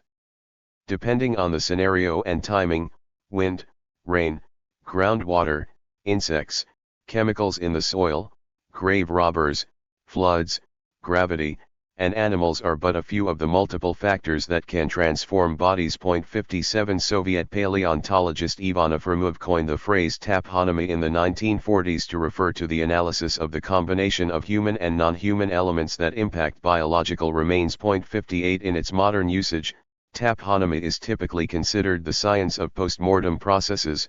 59. Or the study of the phenomena that affect the remains of biological organisms at the time of and after death. 60. It is also a crucial element of many forms of necroviolence. Interest in taphonomy gained traction in the 1970s, especially among archaeologists focused on the biasing effect that post-mortem events have on the material record. Their goal was usually to find ways to strip these effects away under the assumption that the only thing non-humans did was destroy important cultural information. 61. By the 1980s, people began to recognize that some of these non-human processes were in and of themselves quite interesting. 62. For example, rather than seeing scavenging animals as only negatively impacting archaeological data, paleoanthropologist Pat Shipman argued that identifying their presence taphonomically could be used to test theories of early hominid hunting and scavenging. 63. Still, despite some groundbreaking work on post-depositional patterns, taphonomy continues to be a source of confusion for some researchers, particularly archaeologists who have erroneously tried to exclude cultural processes or human behaviors from the definition. 64. Whether it is pounding on a corpse with a wooden mallet to render it useless to grave robbing witches or interring bodies in soils that quickly lead to mummification. 65. All processes that impact dead organisms are taphonomic. Recognition of this fact has been an important step toward overcoming the nature-culture dichotomy that has often stunted our analytical ability to understand the complex intermingling of animals, insects, humans, and environmental processes that occurs once a body stops pumping blood. By far the most important contribution to this more nuanced anthropological understanding of depositional and post-depositional patterns comes from anthropologist Shannon Doughty. Taphonomy describes the complexity, the mix of accident and manipulation, the silences and erasures, the constraining structures, and the sudden ruptures that all go into the creation of history and into the formation of the ethnographic present. Processes are not simply an archaeological mirror of social processes, they are social processes. 66. Building on this idea that taphonomy is a social process constructed of equal parts human and non-human, animal and mineral, living and dead, I argue that the post-mortem events that affect the bodies of migrants in the desert are a form of necroviolence largely outsourced to nature and the environment but intimately tied to prevention through deterrence, territorial sovereignty, and the exceptional status the U.S. government ascribes to undocumented border crossers. Rather than stripping away the net effect of processes that erase biological information, in the following discussion I illustrate the destructive and inhumane elements of taphonomy in the Arizona desert and how they produce violence. Desert taphonomy. Before the Undocumented Migration Project began experiments in 2012, only 2 academic publications had focused on human body decomposition in the Sonoran Desert. 67 These studies were based exclusively on retrospective analyses of coroner reports from the 1970s and 1980s when most of the deaths in this region were murder victims, individuals who died of natural causes in their homes, or U.S. citizens who went missing in the desert. 68 This forensic research predated the era of prevention through deterrence and thus did not address the skyrocketing number of border crosser fatalities in the early 2000s associated with this policy or the unique demographic and depositional profiles of this particular population. 69. These 2 published reports improved our understanding of some of the unique taphonomic conditions found in the Arizona desert, but the data they presented have been relatively difficult to correlate with migrant death. This is because border crossers die in depositional contexts different from those of murder victims buried in shallow graves or people who expire in their houses and are shielded from the outside environment and wild animals. Moreover, while both of the previous studies briefly mention scavengers, primarily coyotes and dogs, their presence is inferred from skeletal analyses, and there are no data from direct observations of animals interacting with bodies. Surprisingly, neither study mentions vultures, a long-recognized member of the Sonoran Scavenging Guild. 71 Because migrants often die in remote areas and lie undiscovered for months or years, it has been difficult to document what decomposition looks like over time or how animals engage with corpses. The following descriptions attempt to make these hidden post-mortem processes visible via experimental research. Fresh. When death approaches in the Sonoran Desert, there are few places to hide.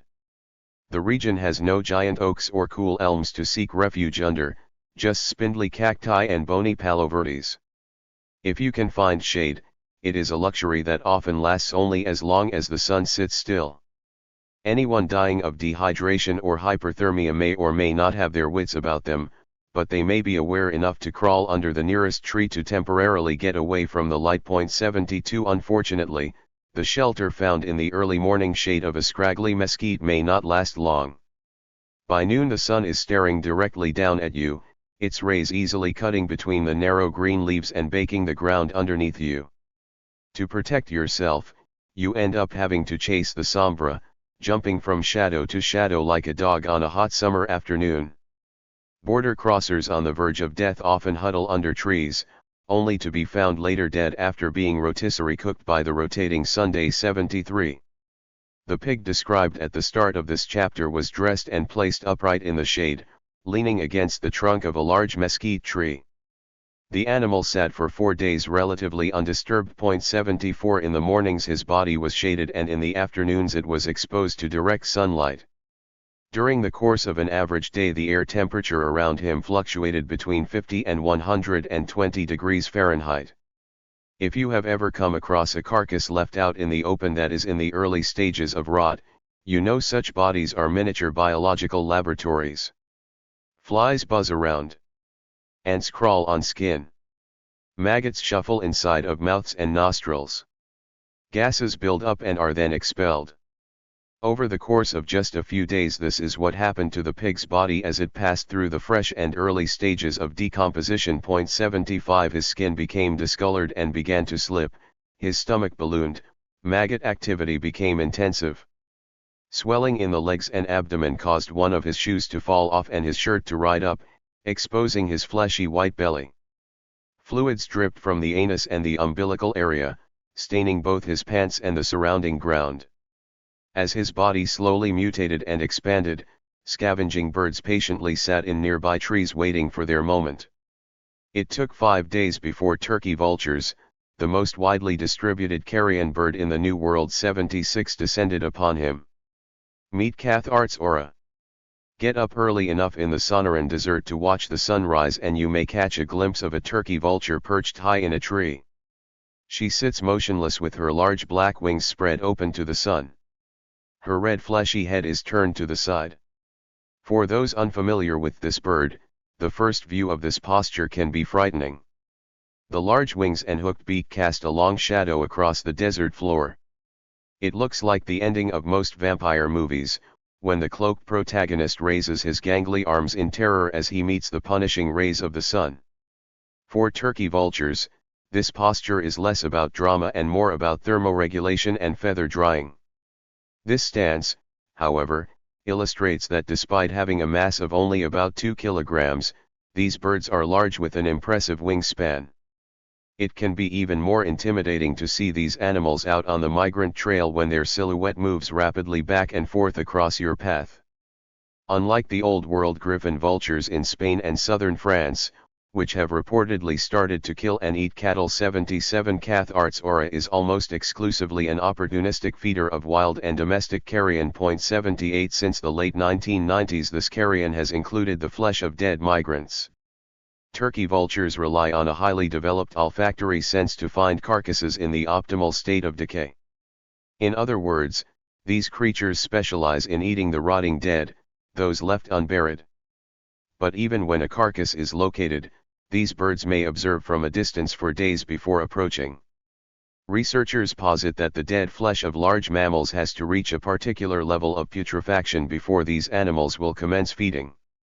As Eduardo Cones Runa, informants in the upper Amazon of Ecuador, say, what we humans perceive as the stench of rotting carrion, a vulture experiences as the sweet-smelling vapor emanating from a boiling pot of manioc tubers. 79 It took 120 hours before the vapors emanating from this pig's body were sweet-smelling enough to convince Cathart's aura that it was time to eat. The 3 birds to approach at daybreak are timid. Unsure if the pig is dead, they pace around the body and avoid close contact. A motion sensor camera mounted on the ground catches several close-up shots of their blood-red heads and black eyes. Their ivory beaks, like tiny meat hooks evolved to flesh-tearing perfection, cut a sharp profile across the picture frame. It's 5:30 a.m. and a cool 52 degrees outside, but the temperature is quickly rising. More pacing and circling, it goes on for hours. Finally, at 8:37 a.m. one of the vultures makes a bold move and darts in to rip a piece of tongue away. The pig doesn't move, so the bird goes in again. A few more nervous pecks. Small hesitant chunks are ripped from the mouth and neck. It flinches with each bite, expecting the pig to yelp or squirm. No movement, so it tugs on a leg. Nothing. Within seconds a beak is ripping at the urogenital opening on the pig's stomach. The feeding builds slowly, a grotesque crescendo. Talons claw at pink flesh as one of the brave pioneers climbs on top of him. Another bird continues to rip at the hole in the stomach, the pig's stiff body reluctantly rocking with each bite. Others continue to pace as if planning an attack strategy in their bird brains. Flies loudly buzz in and out of the camera view. At 10:33 a.m. the stomach starts to bleed and ooze through various puncture wounds. These holes have caused the abdominal cavity to deflate, and pungent gases are slowly expelled into the air. Shadows pass overhead from all directions. A bird flies across the camera frame and shows off its silvery gray ventral feathers. It is 90 degrees and someone has rung the communal dinner bell. The bird picking at the stomach makes a breakthrough and draws out a 2-foot piece of intestine. The body teeters as it is opened up. The chunk of digestive tract is inhaled in just a few seconds. Immediately 2 more vultures swoop down and start jockeying for position. Black wings with silver undersides are spread in hopes of intimidating a rival. According to ornithological field reports, feeding vultures rarely tolerate conspecifics at carcass, usually only 1 bird feeds, sometimes 2, although others may wait nearby. 80 by 11 a.m., 6 birds are simultaneously feeding on him. On the camera audio you can hear flesh ripping and feathers ruffling. More entrails have been exposed. Claws crunch down on dried grass as creatures play tug of war with a long piece of pink meat. It is now 100 degrees. The pace of the feeding continues to build. Vulture scavenging activity recorded by motion sensor camera. 8 are eating. Then it's 9. Others gather around and watch from the trees. More approach the body. Heads boldly dive into flesh. It soon becomes difficult to count them. There are black wings everywhere. 3 vultures stand on the body picking at the stomach, while others go for any other open skin. Flesh rips, wings extend. Newcomers swoop in. At one point as many as 22 birds will be near the body to feed, with another 8 monitoring from a close distance. He is completely surrounded. The piles of defleshed bones and ripped migrant clothes found over the past 15 years make it clear that the scene has happened, and continues to happen, to the bodies of mothers, fathers, daughters, and husbands who have died while crossing the desert. The feeding rages on. A black vulture shows up and is swiftly pushed out of the way. The fighting has started, low guttural hissing, biting, more intimidating wing displays. You can't see the body anymore. There is just a giant black ball of moving feathers. Every orifice and piece of exposed skin has small white beaks nimbly picking at it. More entrails shoot out of the stomach like a magician's handkerchief. It looks as if it will go on forever. 2 red faces step back to fight over the stomach contents. Another set of birds aggressively flare their wings and crash into each other as they tussle for a feeding position. The loser is pinned to the ground by his rival's more powerful claws. During these brief bouts a leg or the head is momentarily exposed to the camera only to be quickly obscured by a new set of feathers. The t-shirt is ripped to expose untouched skin. A barrage of ivory beaks snap at meat, snap at one another. Birds continue to swoop in and out. Dust and feathers are everywhere. The body lies helpless as talons and beaks manipulate and destroy it. It is 11:17 a.m. It is 108 degrees. This scene goes on all day and varies in intensity between daybreak and sunset. When the number of vultures eating decreases, it becomes possible to observe individual animals meticulously working the body over. Claws keep digging into flesh as they try to steady themselves for better tearing. By noon, the other shoe and both socks have been removed. As the sun starts heading west, beaks dig deeper into open holes. Sporadic fighting continues. The birds tear more clothes, exposing every last bit of precious organ meat and muscle. The temperature gets as high as 122 degrees. As the sun goes down, a few stragglers keep working.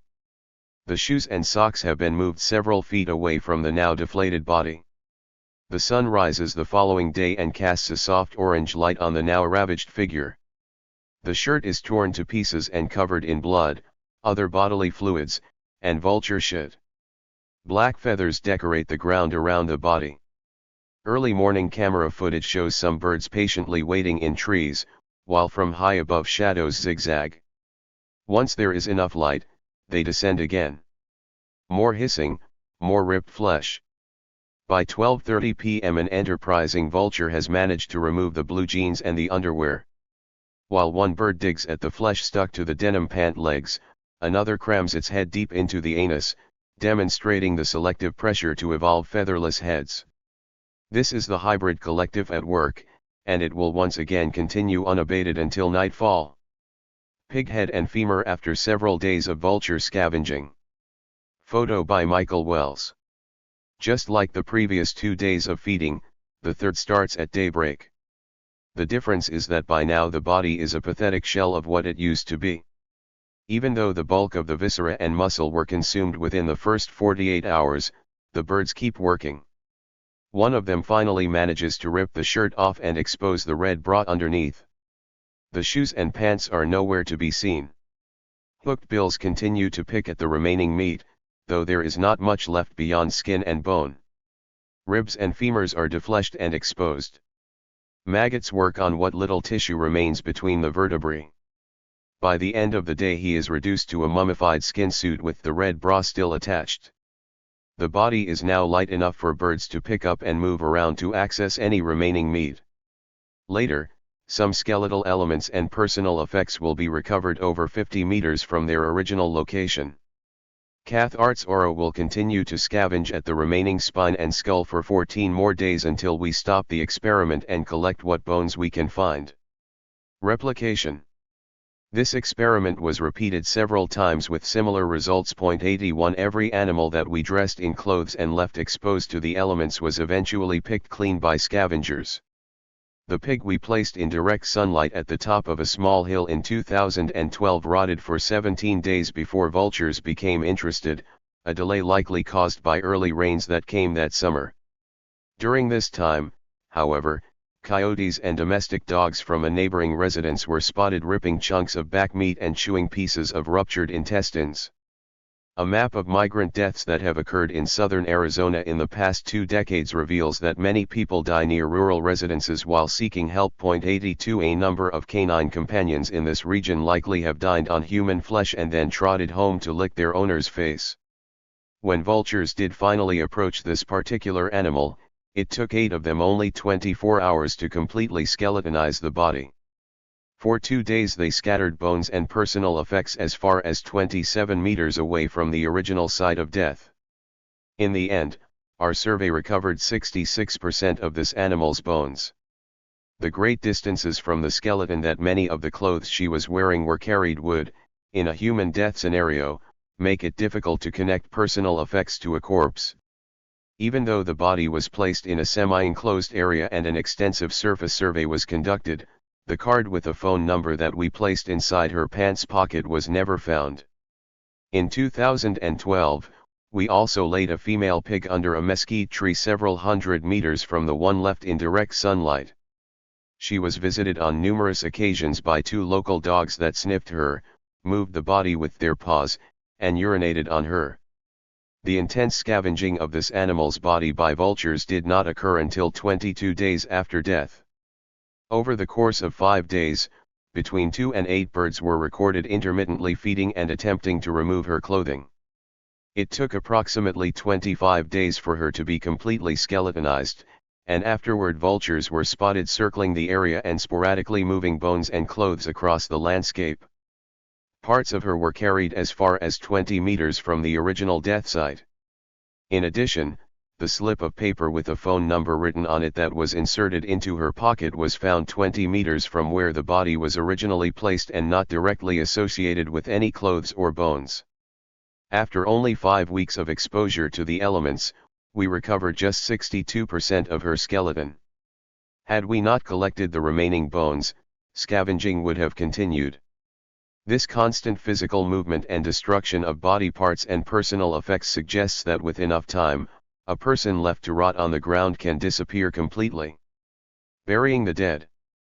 The old man is lying on a bunk in the Juan Bosco shelter, blankly staring up at the ceiling. He is wearing a white button-down shirt, brown polyester slacks, and dusty black dress shoes. I notice him because it is 6 p.m. and no one is supposed to be in the men's dormitory for at least another 2 hours. I say hello as I pass him on the way to the kitchen, but he either ignores me or doesn't hear. I ask Samuel, one of the shelter workers, who he is.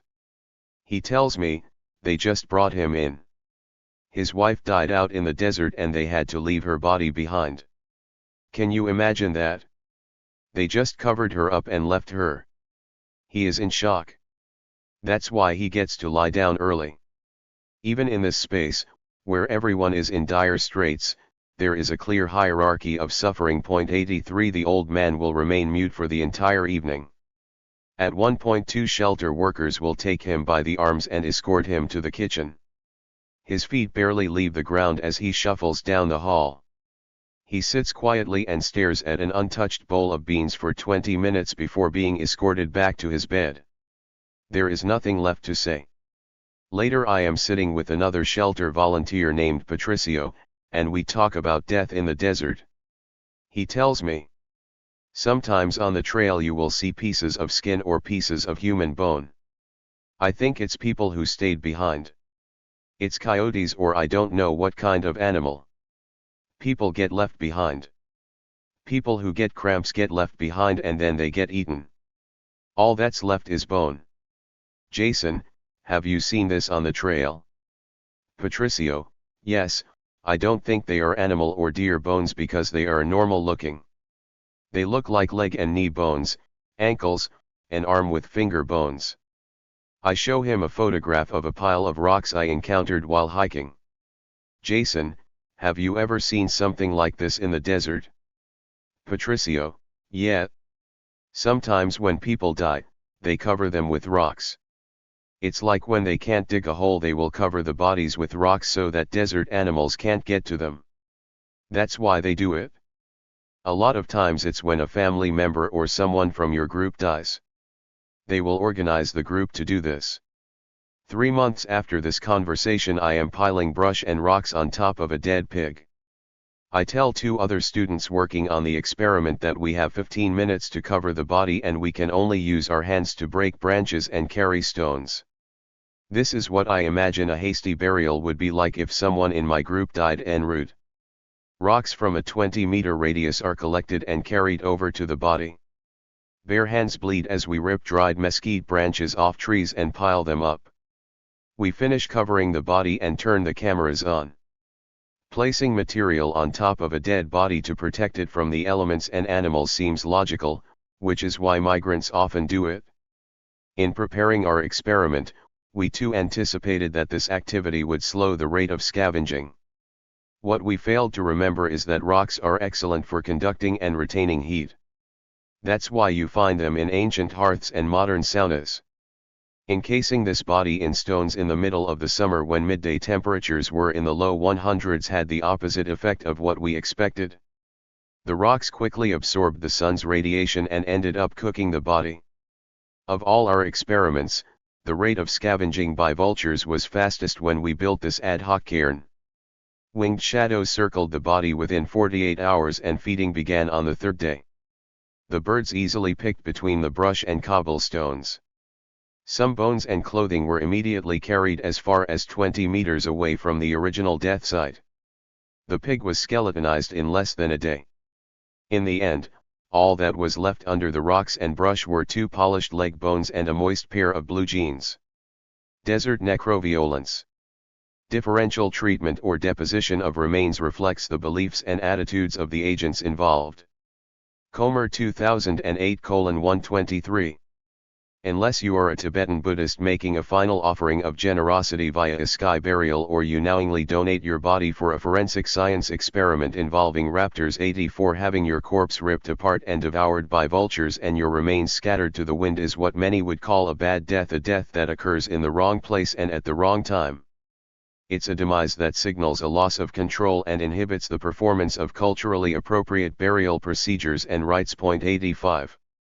For the predominantly Roman Catholic people who migrate from Latin America, this destruction of the corpse is threatening for at least 2 religious reasons. An absent body makes it virtually impossible to have a wake for the deceased and prevents the family from constructing a grave where they may visit the dead and pray for his or her soul. On an ideological level, a destroyed or incomplete corpse is seen as a threat to the afterlife in that it may stop people from rising from the dead to be judged at the end of time. 86. This breach of Catholic burial norms in the desert is symbolically potent, as an exceptional and avowedly demeaning act. 87. Close examination also reveals it to be an inhumane handling of remains even for secular people or some enemies. 88. This necroviolence reflects the physical and symbolic disregard that border enforcement policies like prevention through deterrence have perpetuated against migrants. Such taphonomic events have systematically occurred for more than a decade, and we can now add it to the tail end of the social process of undocumented migration. 89. Dying in the desert has become routinized enough to now warrant labeling it. This treatment of bodies is an ethical concern, but the physical destruction by the environment has other implications. The remote locations where people die, the rapid scavenging of corpses, and the destruction of clothes, personal effects, and bones by various processes mean that the current death tally for the desert undercounts the actual number of people who die out there. The hybrid collective destroys evidence and there are few witnesses to this act. Flesh is shredded by beaks, bone is cracked by mammalian canines, and ants carry off what is left. 90 Nature sanitizes the killing floor. Given what we now know about desert taphonomy, it is clear that there will never be an accurate death count, a point echoed in a 2006 Government Accountability Office report titled "Border Crossing Deaths Have Doubled Since 1995." The fact that a number of bodies may remain undiscovered in the desert also raises doubts about the accuracy of counts of migrant deaths. The total number of bodies that have not been found is ultimately unknown. 91. This destruction of corpses erases evidence of the human costs of federal policy and simultaneously sends shockwaves of grief back to the families of missing migrants, whose members are left wondering whether their wife or son, husband, or daughter is dead or alive. Drawing parallels with those in Latin America whose loved ones disappeared during moments of political conflict, many have adopted and repurposed the term desaparecidos to refer to those swallowed up by the desert and never heard from again. 92 My graphic descriptions of what happens to bodies are not meant just to shock. The broader goal of this chapter is to contextualize the bones of border crossers in the desert geopolitical landscape, make manifest the hidden deaths and post-mortem lives of migrants, and show that these violent taphonomies are logical extensions of a political process. As this book progresses, I add names, faces, and life histories to ravaged human remains in the desert. The federal government has knowingly created a border security infrastructure that puts people in harm's way. The natural processes that impact or destroy bodies may be carried out by animals, insects, and various chemical and environmental actants, but they are nevertheless part of a larger enforcement paradigm designed by the Border Patrol. The vultures eating flesh and ripping clothes represent the final stage of deterrence that emerges from this hybrid collective. While at various moments the U.S. government has expressed sympathy for migrant deaths, this usually occurs only when considered a politically savvy move. 93 However, officials have never accepted direct responsibility for setting the death machine in motion. Describing necroviolence in the desert operationalizes less obvious elements of deterrence and illustrates how this theory can help us better understand the context, form, function, and effect of postmortem violence that largely happens out of sight. Like Agamben's camp, the desert is a remote deathscape where American necropolitics are pecked onto the bones of those we deem excludable. 94 This desert ossuary is eerily similar to archaeological descriptions of medieval and early modern times in places like Ireland. There is a patterning to the location of remains within the centers of power. The heads and body parts tend to occur at the boundaries of the medieval sites. Placing the remains in liminal locations would have amplified the visual messages sent to those both inside and outside the settlement while also reinforcing the symbolic exclusion of those whose body parts were treated in this manner. 95 Looking at the bodies left in the desert reveals what the physical boundary of sovereignty and the symbolic edge of humanity look like. Postscript: Vicente is sitting under a mesquite tree on the side of a dirt road when Bob Key and I encounter him one afternoon while leaving the Coronado National Forest. From a seated position he waves a weary hand to attract our attention. Had we been driving fast, we would have missed him. Vicente is a short portly man in his late 40s. His clothes are sweat-stained and tattered and he is carrying a jug half filled with opaque water. He can barely stand up to greet us. I was with a group but they left us behind. A lady and I couldn't keep up with the guide. I left her on the trail by a big tree and went to get help, he tells us. This was hours ago. Vicente is in bad shape and obviously needs to go to the hospital. His story unravels as he gingerly drinks the water we have given him. I live in Idaho and was deported a week ago for driving without a license. I need to get back because I was supposed to have internal surgery next week. I just need to get back to my family. They need me. Can you tell me how far it is to Idaho? I have to keep going. Every aspect of him radiates desperation, his voice, his eyes, his physical movements. What can you possibly say to someone in this condition? Bob and I walk a few feet away to discuss the situation. We decide that to let him continue walking would likely be a death sentence. There is no way he will make it another day by himself. We talk to Vicente about his physical state and his family. Bob, Vicente, you can die out there alone. You are in no condition to keep walking. Tucson is over 40 miles away and Idaho is even farther. 96. Vicente, I have to keep going. I need to get back to my family. Bob, we know you don't want to go to the hospital or back to Mexico, but we think your family would want you to be alive. Will you please let us call an ambulance? He nods his head and looks down at the ground. It's too much for him to handle, the physical strain of walking so far, the mental anguish of being removed from his family, the desperation to keep going at any costs. He starts weeping. Someone puts an arm around him. We dial 911. An hour later we watch paramedics load Vicente into the back of an ambulance. We then get into our vehicle and start driving around the desert aimlessly until the sun sets. We are looking for a lady who was left on the trail near a big tree. Part 2. El Camino. Memo y Lucho en el Camino, Desierto de Sonora, Agosto 2009. Photo by Angel.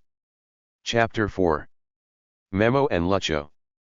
I lend myself to the social game, I pose, I know I am posing, I want you to know that I am posing, but this additional message must in no way alter the precious essence of my individuality, what I am apart from any effigy. Roland Barthes, Camera Lucida. Vocus Mexicanus. I am laughing uncontrollably and can't help it. The more I laugh, the more animated Memo gets. He has a captive audience and he knows it. If Cantinflas, the iconic Mexican comedic actor known for his humorous and satirical portrayals of peasants, had a chubby brother who actually did real manual labor, it would be Memo. They both have round faces, dark mustaches, and contagious smiles. They both have sarcasm down to a science. The difference is that Memo doesn't have the Hollywood look, unless your image of Hollywood involves the men who landscape the lawns of movie stars' homes on Sunset Boulevard.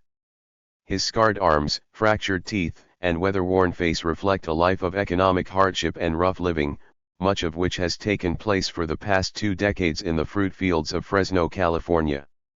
He embodies the habitus one of the Mexican working class, which also includes being able to turn a tragic tale into a funny and ironic story. Memo reminds me of my now dead Tio Cruz, which is probably why I instantly liked him. Tio Cruz was born in the Mexican state of Zacatecas and spent most of his life living, working, and drinking hard in the Rio Grande Valley of Texas. He loved to tell dirty jokes and is the person who taught me how to appreciate the important cultural role of Mexican chingaderas, the working-class verbal play routines that are laden with humor, sexually charged double entendres, and expletives. Point 2. This included referring to me only as Pinchy Cabron for many years, until I turned 9 and looked the words up in the dictionary. I bawled my eyes out when I read one of the literal translations and thought that my uncle had been calling me a goddamn bastard for close to a decade. I still remember the smell of cigarette smoke and his cheap cologne when Cruz sat me on his bony knee and said, "Don't be sad, Yasin. 3. It just means that I love you, you little bastard." At almost 40 years old, he might not have movie star good looks, but Memo has the cadence, mannerisms, and timing of a seasoned joke teller. This includes knowing when and how to appropriately call someone a cabron for comedic effect. Memo's partner in crime is Lucho, who is 7 years older, a foot taller, and 20 pounds lighter. 4. Lucho is dark-skinned with an unbelievably mellow disposition. He always seems to have a slight grin on his face. It's as if he is in on some secret that he wishes he could tell you but can't. Lucho has also lived and worked undocumented for more than 30 years in various manual labor jobs in California and Arizona, but has managed to keep a perfect set of teeth and doesn't show the physical wear and tear that Memo does.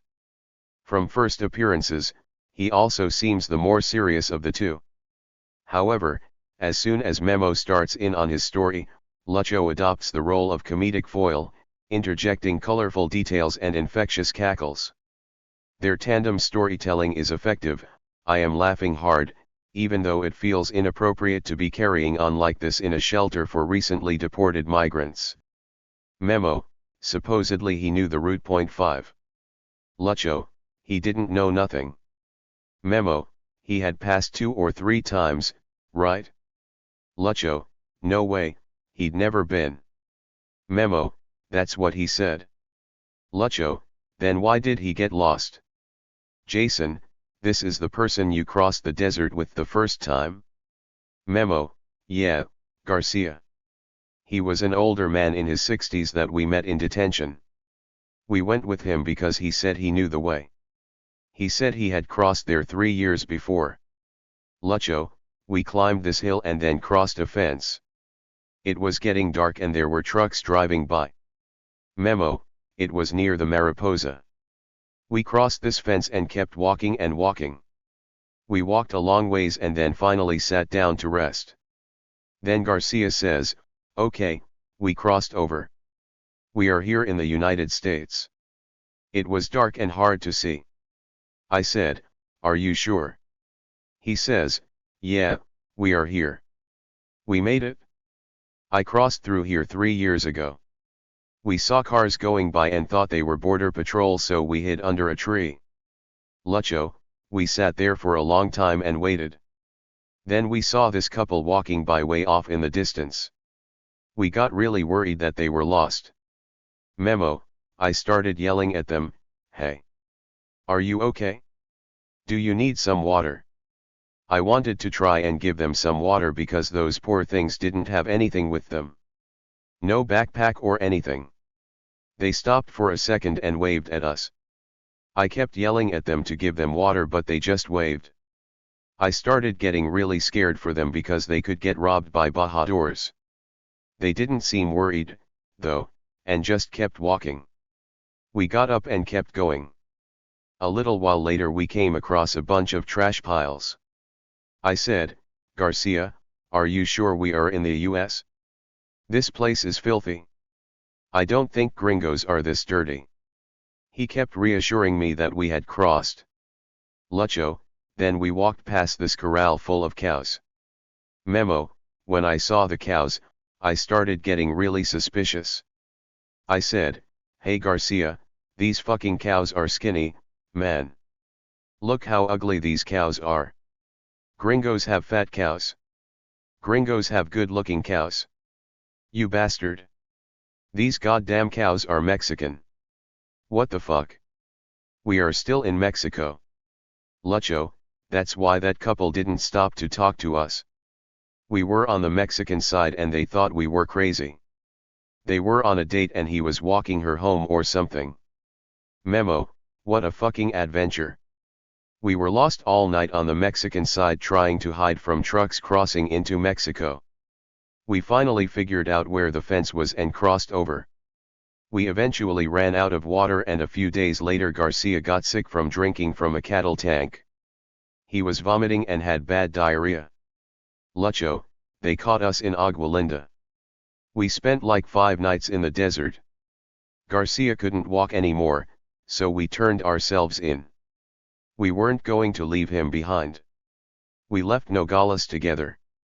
We had a pact. If someone can't go on, we would turn ourselves in. No one would get left behind. For example, if one of us gets sick, we turn ourselves in, or I would run to the store to find a payphone to call 911 to say that my friend was dying or that he was left behind. This is what happened with Garcia. He got really sick. His stomach was bad. We came back and took him to the hospital in Nogales. He went back to Mexico City after that. When I first heard this story, it had happened only a few weeks before. Memo and Lucho had returned to Mexico with Garcia, and the two of them had then attempted a second desert crossing and once again failed. Both of these events were recounted to me with a great deal of laughter. These humorous reframings of a tragic story, however, were not unique instances. Over many years of interviewing hundreds of people, joking was commonly used to describe difficult or painful border crossing experiences. For many of my male interlocutors, humor played a complex role in storytelling and remembering, which some outsiders might erroneously reduce to stereotypical macho behavior or refusals to appear vulnerable to the researcher. As Latino studies scholar José Limón points out, these linguistically spirited moments are dynamic forums that interaction ally produce meaning, mastering anxiety by inverting passive destiny through active play. 6. The humor, expletives, subtle forms of irony, and self-deprecation that color many people's stories, which are often referred to as chingaderas 7 or pendijadas, are key elements of Mexican working-class subjectivity, as well as important forms of resistance and migrant identity. Construction. Point 8. The seemingly light moments that characterize some of the tales that Memo, Lucho, and others tell in this book should be taken seriously. This humor reflects an understanding of people's own precarious social positions and at times functions as a weapon of the weak as migrants discursively resist the power of the U.S. federal government to deter them from crossing. Point 9. Border crossers may not always have a deep understanding of the complexities of state power or immigration enforcement strategies, but as individuals they experience both on a daily basis, either when attempting to cross the border illegally or while living undocumented in the United States. The joking that occurs on many occasions described in this book happens within, and is shaped by, not just Mexican working-class culture but also the systems of federal immigration policy and capitalism. Migrant humor can highlight the tensions experienced during various parts of the crossing process, soften the blows of border enforcement and social marginalization in Mexico and the United States, and help people stay positive and focused. As one of Manuel Pena's informants in his study of Mexican fruit pickers in Central California remarked, "We carry on like this, taunting and joking to make light of things for a moment, to forget the problems of life for a moment, the toil, the struggle." 10. I realized early on that being a male researcher from a working-class Latino background often influenced the ways people interacted with me and how they recounted their crossing stories. Many of the men I spoke to told their hard luck tales through the lens of chingaderas because they knew that I would understand the nuances of this linguistic frame. Point 11. This included peppering their narratives with expletives, sexual innuendos, and jokes at my expense. However, these chingaderas were not intended to insult me, but rather functioned as a form of speech play that signaled the confianza and respeto that the men I interviewed accorded me. Point 12. In this contexto, to be the butt of your male interlocutor's sexual joke signals trust and also softens the division between worlds. It is not surprising that graphic and sexually charged Mexican humor in the context of often traumatic border crossings has been largely ignored by social scientists. This is likely the result of the cultural and class differences between researchers and their informants. Point 13. Either border crossers have been speaking to researchers and journalists using relatively formal language, or the jokes have been going right over people's heads. My sense is that a combination of both of these factors has tended to paint crossing stories as completely serious endeavors devoid of humor or irony. This effect could also be complicated by the tendency of some researchers to paint their subjects as noble creatures who don't swear or crack anal sex jokes at the drop of a hat. Moreover, many of those who have written about chingaderas, at least in the classic literature on border culture, have tried to delegitimize its cultural importance and reduce it to simple linguistic manifestations of sexual anxiety, humiliation, and macho aggression. Point 14. I do not mean to say that being a Latino gives me privileged insight into the plight of border crossers, but only that many of the people I interviewed felt comfortable enough to dispense with linguistic formalities and knew that I had the cultural competency to understand their use of pendijadas in various contexts. The tension between my roles as an insider and as an outsider allowed me to share in the thickness of border crossing culture without foolishly thinking that my ethnicity alone would somehow give me an emic perspective into the desperation required to enter the desert. Point 15. When I asked Memo once about his joking and his attempts to stay positive, his response included a mix of humor and sorrow. Memo, imagine that we are walking on a giant mountain. You can't start thinking this mountain is going to be too difficult. I tell people you have to be positive, be energized to keep moving forward. You have to pretend that you are on a picnic. I just say, let's go climb this little hill. You have to have jokes while you're doing it, to keep going, to persevere, to stay energized. I just say, we are going to keep going and stay happy and positive. Some people will ask me, hey, aren't you exhausted? I tell them of course I am exhausted but we need to stay positive. Imagine how good tortillas taste when you have walked that far. They are cold, hard, but so tasty when you are starving. People will complain and say, I want warm tortillas. I just say, they may be hard, but they are still delicious. I mean it's something so ugly and so sad. I don't know. I remember sometimes walking with incredible hunger and thirst. My hands and my feet. I have faith in God. I've met a lot of people in the shelter, kids, women. Poor things. Even pregnant women. I always ask God to protect the people who cross walking, the families, the kids.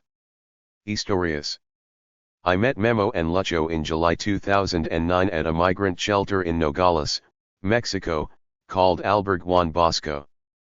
This shelter houses recent deportees for a maximum of 3 days, but these two men had convinced the owners to let them prolong their stay in exchange for helping with cooking, cleaning, and supervising the large numbers of migrants whom this non-profit organization assists daily. I didn't know it at the time, but these two who had me laughing about pinches vacas mexicanas would soon become key informants. My first impression was that they were lifelong friends who were trying to cross the border together.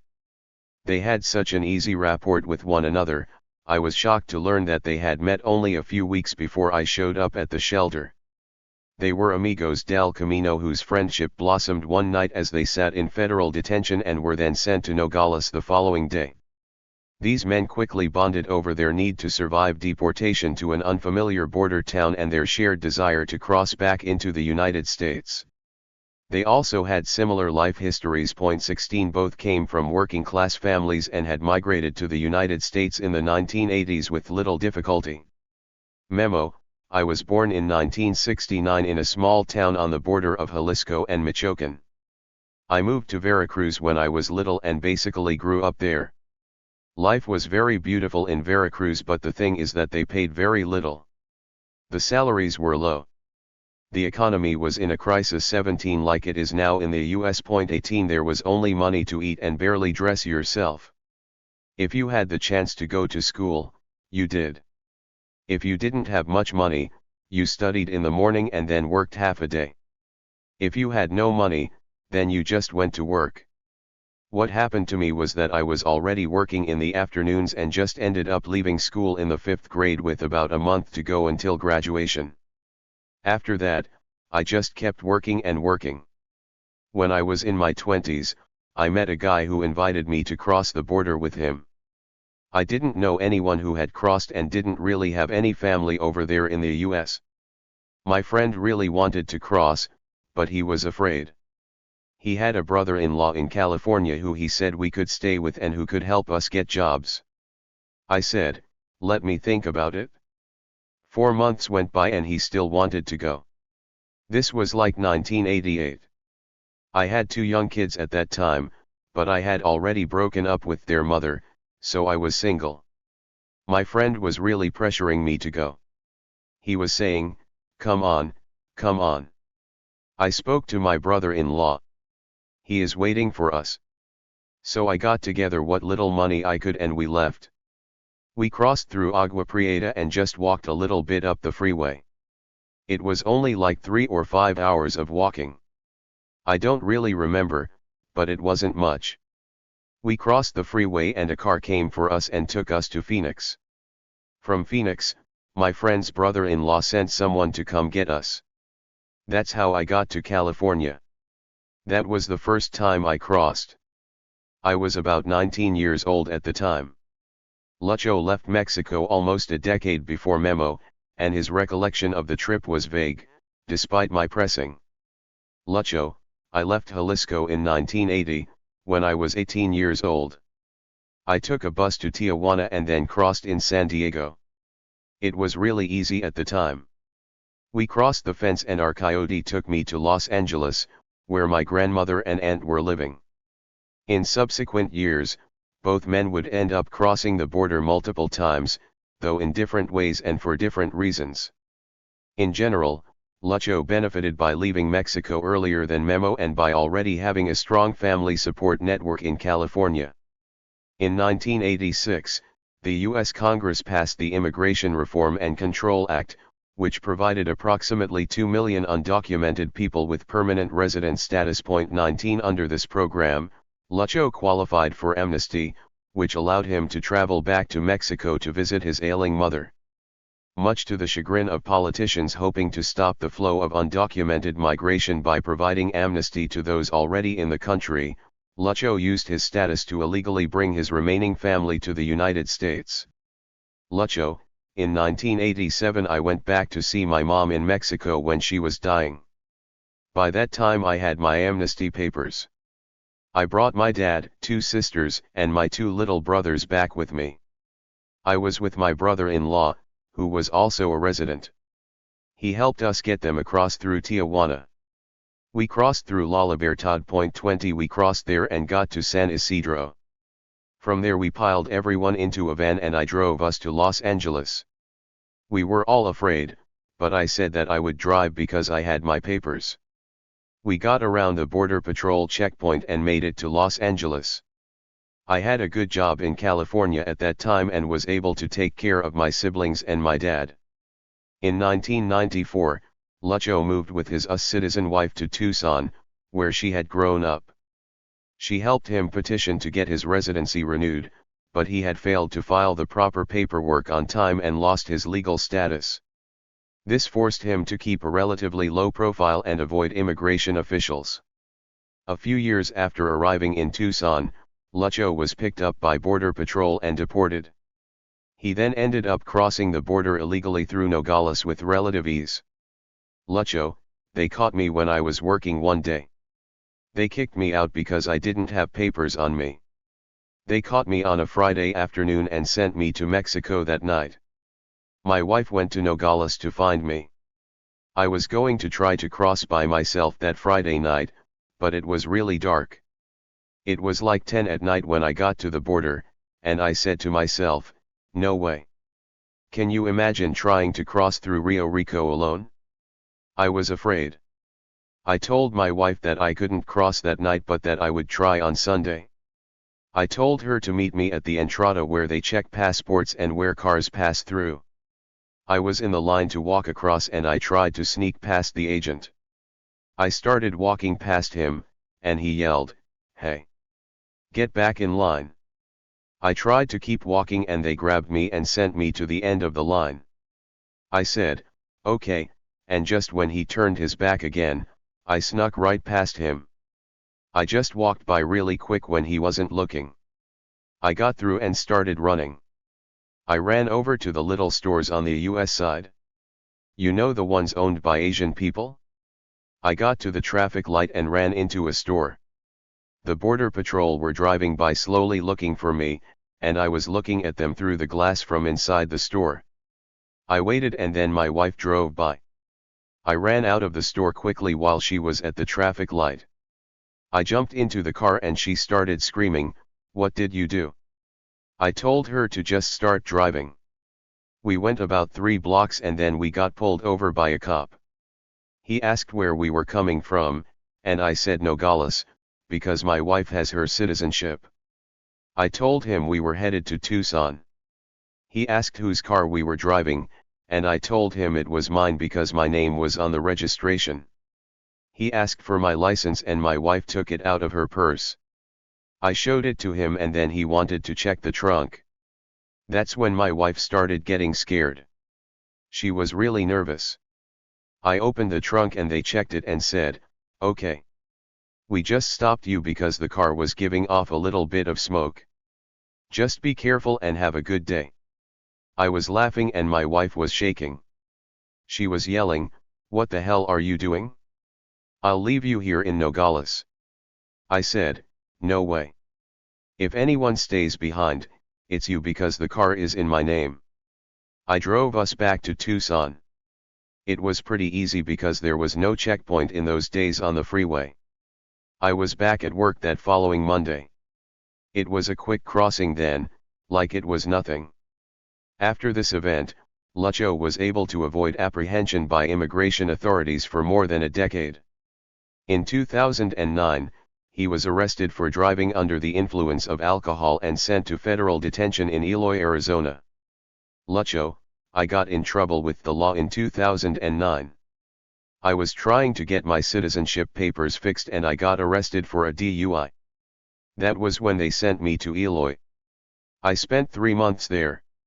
I got a lawyer and I was able to get out on bail. I was fighting the case with my lawyer. We went to court 3 times. Finally the judge said that we were going to lose the case and that they were going to deport me. They gave me a card that was from ICE that said that I needed to present myself with all of my posse Zions because they were going to deport me. But I didn't go. I was like, I ain't going. They can come looking for me. This resulted in, well, I worked really close to the ICE office. Like 5 blocks from there. Yeah, I'm telling you, it was like 3 months later when I saw a car driving slowly past my work with someone looking around. Later when I was working, there was a car parked out front with tinted windows.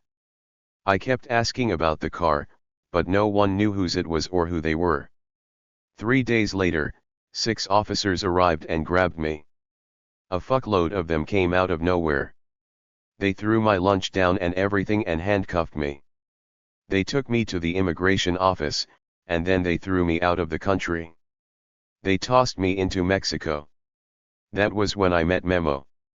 We spent one night together in detention and became friends. Jason, how did that happen? Lucho, you start talking to people while you're in there like, hey, where are you from? Where did you try and cross? We just started talking and then became friends. The 3 of us hung out together when we got sent back to Nogales. Memo's border crossing experiences and run-ins with the law were far more harrowing and frequent than Lucho's. Between the late 1980s and 2009, he lived in Fresno, California, where he periodically got in trouble with the police and was deported on numerous occasions. Unlike Lucho's family, the bulk of Memo stayed in Mexico. Memo, after that first crossing in 1988, I went back to Mexico a few times. I made some mistakes. I got deported a few times in Fresno, usually for driving without a license or with no insurance. The first time I got deported, in the 1990s, I went back to Mexico for 3 months to see my family, and then I returned to the US and went back to work picking grapes in Fresno. In those days we crossed the border pretty easily. There weren't a lot of problems. Before, when I would get caught and sent me back, I'd be like, "Ni modo. I'm going to try again." However, after that second deportation, I didn't want to go back home to my house in Mexico. I just called home from Tijuana and spoke to my neighbor and said, "Tell my family that I'm fine." I never told my family that I had been caught. I didn't want them to feel bad. It was like that for a while. I would get across, go back to work, and send money home when I could. I had a good job and nice salary in Fresno. Years ago, there weren't a lot of problems with immigration. Crossing the border was easier. Following the escalation in security after the terrorist attacks on September 11, 2001, Memo found it harder to migrate. After one deportation in early 2009, he made several failed attempts, each more dangerous than the previous. Memo, the problems really started after September 11. When the towers fell, that is when things really got complicated and it was harder to cross. After that there were more checkpoints and everything. Now it is always a fight to cross. I had a good job in Fresno, but I was drinking too much. That was my problem. I was picking grapes, working in the fields. I really liked my job. I got promoted to driving the tractor and it was a great job. The problem was I got drunk once in the afternoon and thought it was a good idea to drive the tractor to the store to get more beer. I was going slowly down the street on that tractor drinking a beer and waving at my friends. I was having a great time. I was getting crazy in those days. I got arrested that time and deported to Tijuana for drunk driving. 21. Jason, How many times have you tried to cross the border? Memo, like 15 times. 22 I have crossed by myself, sometimes with others. I have always told myself that I am going to keep trying until I get through. I crossed through Tijuana like 5 times. They were getting pissed. They said, "You've been caught here too many times. You know what? We are gonna send you someplace else." Then they sent me someplace else. One time they sent me to Ciudad Juarez. 23 When they caught me the last time in Tijuana, they separated me from my group and sent me to Sunhuita. In Sunhuita, I met a guy from Puebla who was with his wife. From there we tried to cross in a group of about 10 people with a guide. We walked a long ways that time and got really close to the pickup spot. I don't know how to tell you, we were so close and it was terrible when they caught us. We were inconsolable because we had gone so far and were beat up. It was just all blood. People's feet were bad, and the group wanted to leave some behind, like my friend from Puebla and his wife. I told the group, "No way. I will stay with them and we will keep going slowly." Anyway, they caught us that time and sent us back to Sunhuita. We tried right away to cross again and we immediately started struggling. I knew that my friend's wife couldn't do it, and I wasn't really able to either.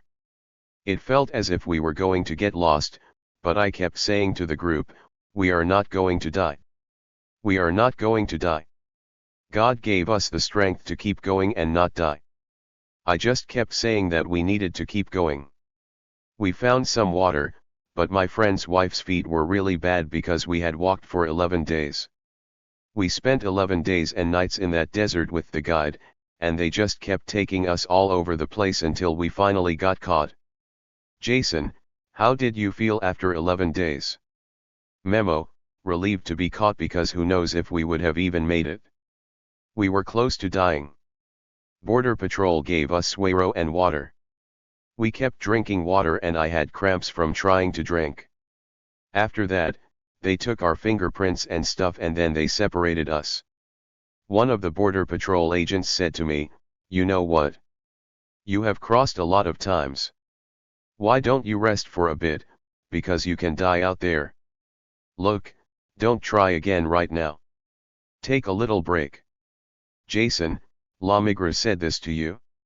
Memo, yeah, he said, "Take a break. Like a year, because we have your record here and you have tried to cross a lot of times recently." I said, "No way, I am going to try again." He told me, "Not here, you're not. We are going to send you to Nogales." I said, "Fine, but I am going to try again." The agent said, "Okay, I think it is easier to cross in Nogales than here in Sunhuita." I said, "Well, if that is your recommendation. Fine." They sent me to Nogales. He was being honest with me, and I figured I would talk to him truthfully as well. He said, "You know what? Try again, but take a break first and next time bring a lot of suero. Bring a gallon of water or 3. And bring a lot of suero." Jason, the agent said all of this? Memo, yeah. Jason, was the agent white or Mexican? Memo, I think his parents were Mexican. He was like a Latino. He told me that if I was going to try again, that I should rest for a bit and take a lot of vitamins. He also told me to take vitamins with me in the desert. He said, "I understand your case because I saw your entire record. All the places you have been struggling to cross the border. Why are you trying so hard to get to the US?" I said, "Well, I am trying to support myself. I want to do something. I'm working because I want to buy a little piece of land in Mexico. I want to build some small rooms that I can rent out, and with that I'll ask God to help me get ahead." I told the agent not to hunt me down because I didn't want my family to suffer, my wife and my kids. I'm suffering by myself. It's no problem to do it alone. But I can't sit waiting in Mexico with my wife and my kids, watching them suffer and me struggling to make money. He said, "You know what? We are going to send you to Nogales. It is much closer to cross than Sunwayta, but it is dangerous. There is danger everywhere there. You have to be careful of rattlesnakes and who you cross with. At that time, I guess there were a lot of Bahadors. He told me, if you have money, it's better to give it to the Bahadors. That way they won't kidnap or kill you. Just give them your money. That's what I can tell you to help you get across. I said, instead of advice, if you want to help me, why don't you just give me a ride? Instead of locking me up, drop me off down the street. Jason, what did he say? Memo, he said, no, cabron. What do you want me to do? Drive you around and help you find a job too. Man, what adventures I've had. After that, they deported me to Nogales. Well, first they sent me to detention in Tucson. That is where I met Lucho. That was the first time I came through Tucson.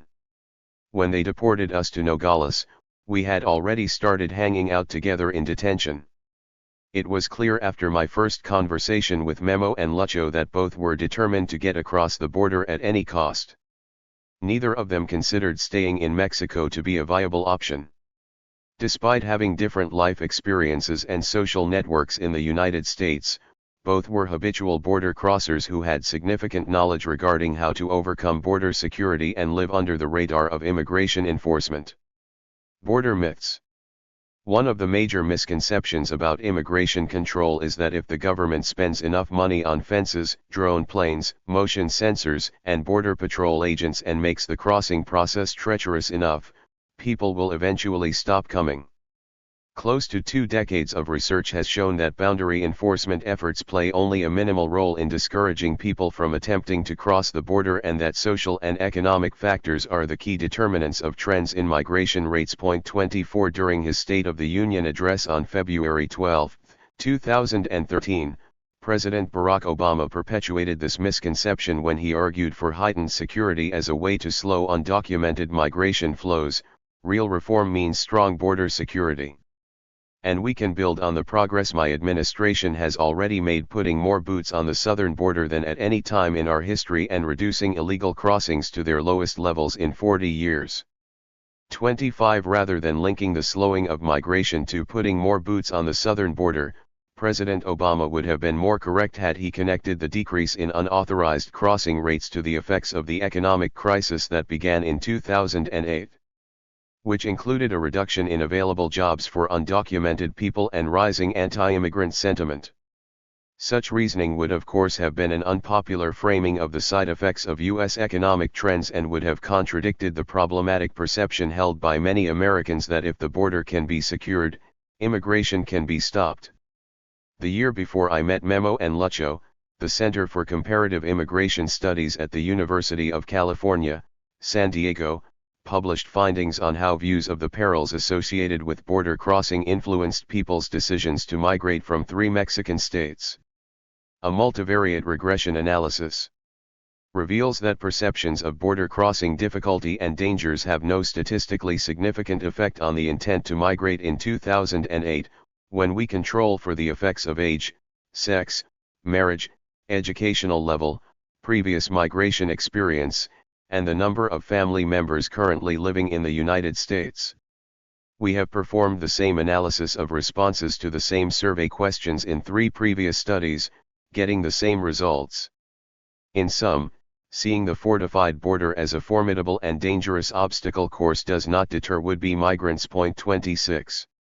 These data suggest that people know that the geopolitical boundary is more dangerous than ever before, but that this knowledge has relatively little impact on their decision to undertake a crossing. The authors of this report also note that the success rate of people was astonishingly high. In 4 studies, we found that fewer than half of migrants who come to the border are apprehended, even once, by the Border Patrol. The apprehension rate found in these studies varied from 24% to 47%. And of those who are caught, all but a tiny minority eventually get through, between 92 and 98%, depending on the community of origin. If migrants do not succeed on the first try, they almost certainly will succeed on the second or third try. 27.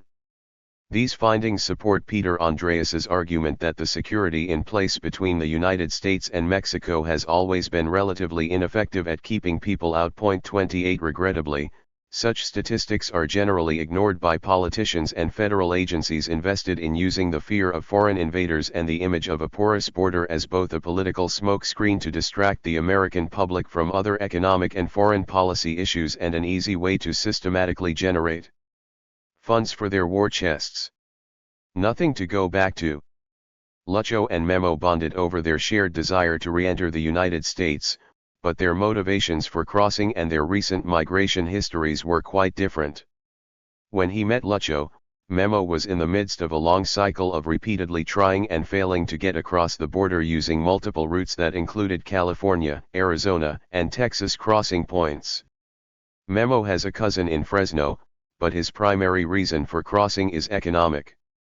After 2 decades, he has become fully integrated into the undocumented labor force in the United States and sees returning penniless to his family in Mexico after years of being away a failure. Because of his limited education and the lack of economic opportunities in his country of birth, Memo chose for years to continue working undocumented and crossing the border illegally whenever he was deported. His desire to stay in the United States so that he could send money home to his children came at a high cost. He hasn't seen his kids in more than 10 years, and it is clear that his status as a serial border crosser is a source of shame and embarrassment for him. Jason, what did your family think about your crossing? Memo, they thought that I passed fine with documents. But later I told them the truth, that I had crossed walking. My kids were worried. They said, "No, Dad. That is very far to walk. Something could happen to you." I said, "No, don't worry. Everything is fine." I called them when I got there. After I was there for a little time in California, they wanted me to go back to visit. They would call me to ask when I was coming back. I would always say, "I'm not sure, maybe tomorrow." But I never said I was leaving that day to go visit them. Never. I didn't want to lie. Sometimes I would just get deported to the border and go right back to the US. I don't want to go back there to Veracruz unless I have some money. Jason, do you think it is hard to live in the United States by yourself and without papers? Memo, no. Well, it's hard because you don't have family, but not really difficult because you find ways to get work and keep moving forward. But I think it is a lot harder to live in Mexico than the US. For $10 you can eat for 3 days in the US. You can't do that with 100 pesos in Mexico. That is like food for 1 day and very little food at that. Then if you have a family it doesn't last for nothing. In the US there are more possibilities to do things. You can survive. Unlike some migrants who are able to accumulate capital and return to Mexico to start small businesses or buy pieces of land to farm, Memo has never accrued any substantial savings. Moreover, he has no identification card and thus can't open a bank account. He has lived hand-to-mouth for most of his time in the United States and has long been subject to the fluctuating demand for undocumented labor. When work was plentiful, he could send some money home. When work was hard to come by, he scraped by on odd jobs and with the help of friends and neighbors. He wants to visit his family but not until he has money saved up. The experience of being caught between the pull of a living wage working in the often exploitative U.S. undocumented labor force and the shame of returning to Mexico penniless is common for many male Mexican migrants. 29. Lucho, on the other hand, has significant family roots in the United States and, prior to meeting Memo, had not attempted a border crossing since before September 11. Right after I first heard the cow story, he and I were sitting outside the Juan Bosco shelter talking about why he was trying to get through the desert. Lucho, I've lived in Arizona for a long time and have spent almost a month now trying to get back across. I have a house. Well, it's a trailer, but I have lived there for a long time. I have 2 cars and all my stuff is there. My girlfriend and family are also there waiting for me. Almost all of my family is over there now in the United States. I have nothing really to go back to in Jalisco. Me and Memo have been trying to get across for almost a month and have been caught twice. I thought they were going to throw me in jail because I had already been deported. I have a friend whose son works for immigration. She said, I talked to my son about your case and he says be careful because if they catch you they may throw you in jail for 2 or 3 months. I have some brothers there who can help you. You can rent a room and they can help you with the rent. You can sleep there. If nothing else, it's a job. Jason, but really, it sounds as though you don't have a lot of options, stay here in Nogales, or try and cross again. Lucho, I have no one here. It's all over there in Arizona. Crossing is my last option. My only chance. Juan Bosco. My relationship with Memo and Lucho developed over the next several weeks. During the day I would hang out on La Linea conducting interviews with recent deportees, usually in front of the Grupo Beta office or in the nearby cemetery. In the evenings I would walk the 3 miles back to Juan Bosco and often arrive just in time to help with dinner preparation and last-minute cleaning duties. For several weeks, I spend every night with Memo, Lucho, and the other shelter workers and do what I can to help out. This usually includes handing out soap and toilet paper, explaining the shelter rules to recent arrivals, and serving meals. I make a lot of small talk with migrants but don't do any formal interviews in the shelter itself. When people arrive there, they are often tired, starving, and in desperate need of a shower and clean clothes. The last thing they need is someone shoving a voice recorder in their face. I have always imagined the shelter as one of the few places where migrants are relatively safe and not in danger of being exploited or mistreated. Over many years, though, I have observed other researchers bullying exhausted people into participating in their study and journalists aggressively trolling the mass of deportees for good stories. I vividly remember overhearing a famous television journalist telling his cameraman, "We need to find a mother that has been deported and lost her kids. We need to find someone with a really fucked up story. That's pure gold." Rather than using the shelter as a site to conduct interviews or troll for fucked up stories, I spend the majority of my time trying to be helpful to the staff and explaining to guests that I am an anthropologist writing a book about migration. The shelter becomes a place where I make my face familiar to people who will likely see me the following day on La Linea. Over 5 years of research, the bulk of my interviews are conducted on the streets the day after I first meet someone in the shelter. 30 That being said, Juan Bosco does become an important place for me to meet potential interview subjects, observe how deportees are treated by the Red Cross, various humanitarian groups, and other agencies, and learn about migration from the shelter workers, all of whom have border crossing experience. Guests at Juan Bosco generally shower and eat between 7 and 11 p.m. Once the first group of women, men, and children have been fed and assigned beds, there is usually a lull in activity. This is the time when all of the workers retreat to the kitchen area to hang out, watch television, and play cards. I soon found that the period between 11 p.m. and 2 a.m. was an important time for talking to the staff, including Memo and Lucho, about their lives and experiences migrating. These men also proved crucial in helping me understand the interview data and field observations I was collecting during the day.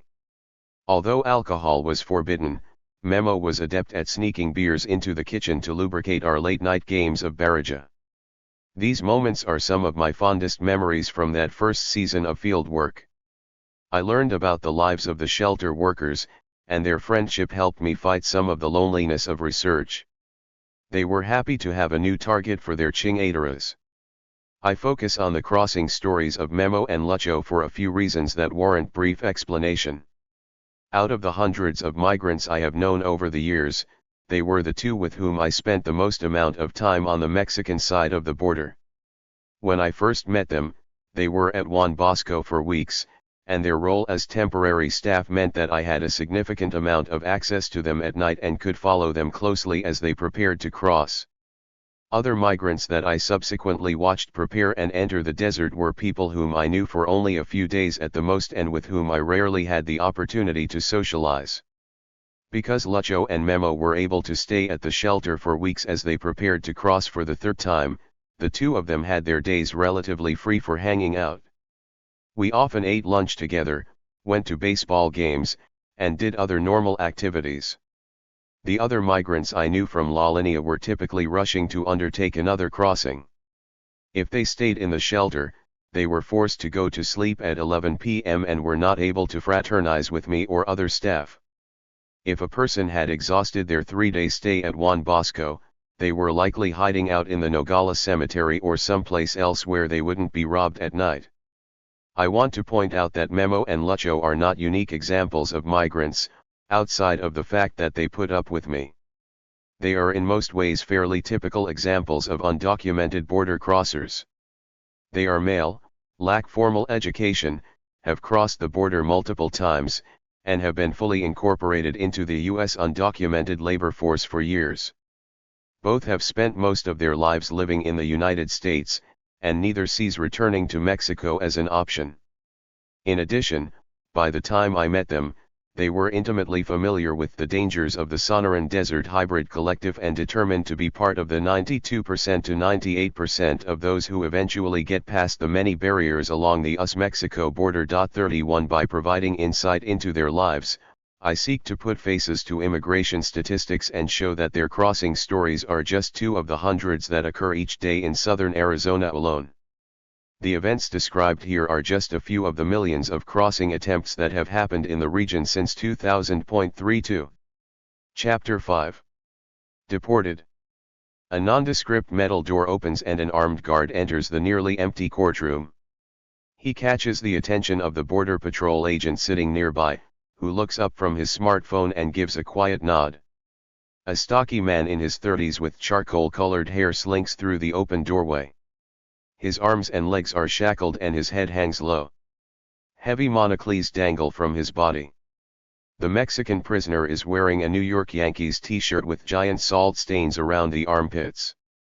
The dirty blue jeans and frayed sneakers he has on, with the laces removed so that he doesn't hang himself in captivity, show the characteristic wear that accompanies several days of dancing through the desert.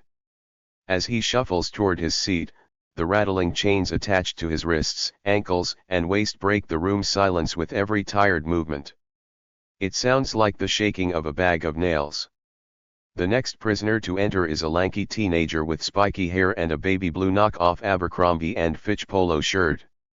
He looks at the dozen or so courtroom spectators to his left, a mix of college student activists and local humanitarian observers, and raises his shackled hands to wave hello. He smiles at the two young blonde women present and tries to look cool. Waddling behind him is an older señor, barely 5 feet tall, who looks as though he just stepped out of a Zapotec village in the valley of Oaxaca. The oversized chains on his tiny frame exaggerate his small stature and make everyone around him look like giants. He struggles to keep up with the kid in front of him and winces with every step he takes. It's as if he's walking on broken bottles. More prisoners follow, each one slightly increasing the volume of the jangling metal. This limping chain gang is a mix of baby-faced 18-year-olds, bleary-eyed middle-aged men and women, and a few exhausted-looking elderly people. The aroma of cheap industrial cleaning products used to sanitize the courtroom is soon overpowered by the collective smell of sweat that these bodies have accumulated while hiking in the desert and later sitting in overcrowded detention cells waiting to see el juez. In less than 15 minutes, 55 men and 15 women have taken their seats at the front of the courtroom. Bound hands awkwardly put on wireless headphones so that people can listen to the court-appointed Spanish translator explain the judicial process that is unfolding. While waiting for the proceedings to begin, the defendants stare at the court officers, the audience, and their surreal surroundings. Some eyes dart around the room. Others smile nervously and finger their plastic headsets. A few people are softly crying. Most are squirming in their seats as they try to get comfortable with their hand and ankle cuffs, which results in a steady shaking of chains. The rattling fills the room like a white noise machine. Welcome to Operation Streamline. In recent years, nations around the globe have increasingly militarized their borders in response to the influx of economic migrants and displaced people fleeing the effects of globalization, global warming, and armed conflict. 1 This worldwide ramping up of boundary security has led many to draw on the US-Mexico border as both a global metaphor for tensions between nation-states whose economic and political power are vastly unequal to and a model response to unwanted immigration. More walls, more surveillance cameras, more barbed wire. As immigration control has ratcheted up internationally, so too has the use of deportation. 3 As a routinized disciplinary method crucial to the maintenance of state sovereignty around the world. 4 This formalized practice of removal, however, is rarely recognized as a unique policy strategy with its own socio-political logic and ramifications that extend far beyond the borders of any particular nation. 5 Although deportation is an essential element of the social process of undocumented migration into the United States, little ethnographic work has focused on what it looks like, how it is experienced, and its relationship to other aspects of border crossing. 6 In this chapter I provide snapshots of the steps, settings, and actors involved in the deportation process in southern Arizona and northern Mexico to demonstrate how this phenomenon is both a bureaucratic and a physical component of the hybrid collective that is largely understudied. An analysis of this process can reveal much about the impact of forcible removal on people's lives as they attempt to survive and regroup on the Mexican side of the border. Enforcement with consequences. In the decades leading up to immigration reforms enacted in the mid-2000s, those apprehended entering the country illegally from Mexico were typically returned with minimal processing in a procedure known as voluntary departure. 7 Unlike formal deportation, which involves an administrative hearing, voluntary departure is a quick process whereby migrants waive their rights to see a judge and are returned to Mexico without a trial or prolonged time spent in detention. 8 For decades, captured Alambristas simply answered a few border patrol questions, sat in detention for a short time, and were then quickly dropped off at the nearest port of entry. Within a matter of hours they could be back down at the fence trying their luck again. It was not uncommon during most of the 20th century for an agent to apprehend the same person more than once in a 24-hour period. 9 Creating a game of catch and release that frustrated Border Patrol and did little to discourage someone from trying again. 10 If you were a novice border crosser, the first time you came face to face with La Migra was no doubt a bit frightening. Would the officers beat you up? Shoot you in the back? Throw you in prison? Once people realized that Border Patrol were not likely to harm them or throw them in jail, being caught grew less intimidating. Over time, repeat offenders became socialized to the routine process of deportation. 11 Catch and release. Catch and release. One cynical agent interviewed by Josiah Heyman in the early 1990s summed up the cyclical nature of this ineffective policy: they know the game, they're docile if caught. They're delayed 8 hours and then they do it over again. That's all we basically do, delay them. 12 This socio-juridical process has long been comedic fodder for popular cultural critiques of U.S. immigration policy. 13 During this same era, non-Mexican nationals, known in Border Patrol parlance as other than Mexicans or ATMs, who were caught transgressing the geopolitical boundary fared even better, as they were usually released on bail and told to appear in court for a formal deportation or removal hearing at a later date. Unsurprisingly, this practice yielded a low courtroom appearance rate. In 2005, the Department of Homeland Security began experimenting with new types of deportation proceedings as part of its strategy to develop more punitive forms of removal, or as policy writers call it, enforcement with consequences. 14 One of the more controversial systems that the DHS put into place was Operation Streamline, a southern border program that, instead of allowing someone to voluntarily return to their country of origin, routes nonviolent immigration law breakers through the federal criminal justice system.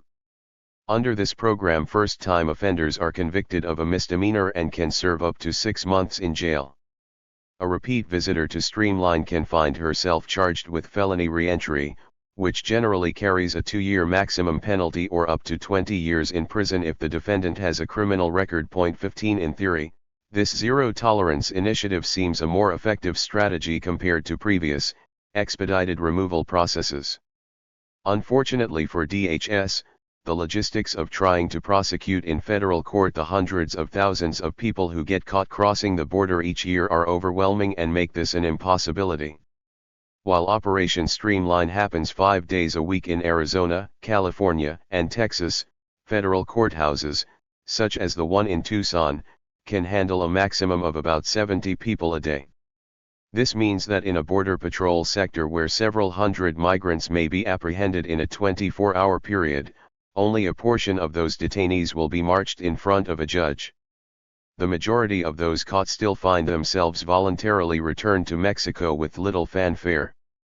Catch and release. Catch and release. Like the random events that migrants encounter in the desert that may impede their journey or assist in their success, the criteria Border Patrol used to select the 70 people I am watching being federally prosecuted on this day in Tucson in 2013 are arbitrary. 16 Having your day in court is often just a matter of dumb luck. Kangaroo Court. 14 lawyers are sitting at the front of the gallery waiting for their clients to be called up to the judge, who is running late. A few busy themselves by rifling through their case files. A disheveled-looking man in a cheap suit plays a word game on his cell phone, while the person next to him yawns and reads the New York Times. 2 attorneys are laughing and joking with one of the federal marshals seated at the front of the room. On a typical day these lawyers arrive at 9 a.m. and have 3 hours to see 4 or 5 of their clients. This amounts to about half an hour to both read the case file and interview an individual before appearing with him or her in front of the judge to make a plea and receive a sentence. 17 For their time, these lawyers earn $125 an hour. Each of them can easily make an estimated $125,000 annually on Operation Streamline cases alone. No wonder they're laughing. The judge finally arrives, 20 minutes late, to this 1 p.m. session, and the proceedings get underway. Instructions and orders are read in English and then translated by a court interpreter sitting next to the bench. 5 people at a time are called up to the front of the room and prosecuted simultaneously. When your name is called, please come forward with your attorney. 12-31324 MP.18 USA vs. Jonathan Rivas Salcedo. Present. 12-31325 MP. Vicente Badillo Rivas. Present. Ricardo Diaz Ordonez. Present. David Ruiz Gonzalez. Present. Rufino Juarez Garcia. Present. Once all 5 defendants are accounted for, each person is then asked the same basic set of questions. Mr. Rivas Salcedo, did you enter the United States illegally near the town of Sasabe on or about March 13, 2013? S.I. Mr. Diaz Ordonez, did you enter the United States illegally near the town of Nogales on or about March 12, 2013? S.I. Not everyone will fully understand what is going on, including the tiny man with bad feet who was one of the first defendants to enter the room. Mr. Juarez Garcia, did you enter the United States illegally near the town of Sasabe on or about March 13, 2013? Silence. Mr. Juarez Garcia, did you enter the United States illegally near the town of Sasabe on or about March 13, 2013? Silence. Can you please explain to your client that he needs to verbally respond to my question? Mr. Juarez Garcia looks confused. His lawyer whispers something in his ear, and he suddenly kneels down on the ground in front of the judge as if praying for mercy. Please tell your client to stand up. Mr. Juarez Garcia, do you understand what is happening here today, sir? Your Honor, my client doesn't speak a lot of Spanish. He is not a native Spanish speaker. He speaks a native dialect. 19. Do you think he speaks enough Spanish to enter a plea? I think so, Your Honor. Mr. Juarez Garcia, do you understand what is happening, sir? Culpable. Sir, I am not asking for a plea yet. I am asking if you understand what is happening today. SI. Okay, very well. Let's continue. Mr. Juarez Garcia, did you enter the United States illegally near the town of Sasabe on or about March 13, 2013? SI. Eventually all 5 will have the charges against them read out loud, and each will be asked to submit a plea. The word culpable is uttered 5 times. An estimated 99% of streamlined defendants plead guilty. 20 charges are then read to each person. Mr. Rivas Salcedo is sentenced to 75 days. Mr. Baldillo Rivas is sentenced to 30 days. Mr. Diaz Ordonez sentenced to 30 days. Mr. Ruiz Gonzalez sentenced to 30 days. Mr. Juarez Garcia is awarded time served. The process starts again. When your name is called, please come forward with your attorney. 12-31329 MP. USA vs. At the end of 1 hour, 70 men and women will have had their initial court appearance, arraignment, plea, and sentencing condensed into one expedited hearing. Most who pass through this courtroom will receive a sentence of time served, though some may have to go to jail for as many as 180 days. The average detention period is approximately 30 days. 21 Because these defendants are non-U.S. citizens, this dog and pony show's obvious lack of due process or adequate legal counsel is generally overlooked by the federal government and the program's supporters. It is a judicial charade that makes the government look tough on immigration by subjecting non-U.S. citizens to the heavy hand of the law while simultaneously robbing them of the normal rights, privileges, and procedures accorded to citizens who face federal prosecution. This judicial process makes Agamben's call for the recognition of new locales where states of exception are created especially poignant, if the essence of the camp consists in the materialization of the state of exception and in the subsequent creation of a space in which bare life and the juridical rule enter into a threshold of indistinction, then we must admit that we find ourselves virtually in the presence of a camp every time such a structure is created, independent of the kind of crimes that are committed there and whatever its denomination and specific topography. 22. Although Operation Streamline is touted by DHS as an effective deterrent against unauthorized migration, no strong supporting data back this claim. Many analysts have argued that a downward spiraling U.S. economy and a rise in smuggling costs are the most likely causes of the slowed migration rates that appeared around the time the program began. 23 As Lydgate and others point out, though, there is substantial evidence that this legally questionable procedural process is highly effective at generating large amounts of federal spending. 24 Together the lawyers in this Arizona courtroom, for example, make about $2.3 million annually, while the $100 a day it costs to house a detainee in Tucson results in a price tag of about $52.5 million a year in this sector alone. 25. The escalating war on immigration has become a profitable business over the past decade. Private corporations that specialize in detaining nonviolent immigration offenders at high costs to American taxpayers now report annual revenues in the billions. This rise in profits is partly thanks to the unethical business relationships that these corporations have with anti-immigrant legislators across the country. 26 Both parties seem to have agreed that if one builds more detention centers, the other will find ways to fill them. As the last person in the courtroom is sentenced and then shooed back to a holding cell, another 70 people sitting in detention in Tucson are being randomly selected to see the judge the following day. The chains of justice will once again rattle at 1 p.m. A few hours later, Mr. Juarez Garcia and dozens of others find themselves on a bus headed to Mexico. Bienvenidos a Nogales. It is 11 p.m. on a Tuesday at the Deconchini port of entry. Traffic going into Nogales, Mexico, is relatively light compared to the dozens of vehicles impatiently inching forward in line as they wait their turn to enter the United States.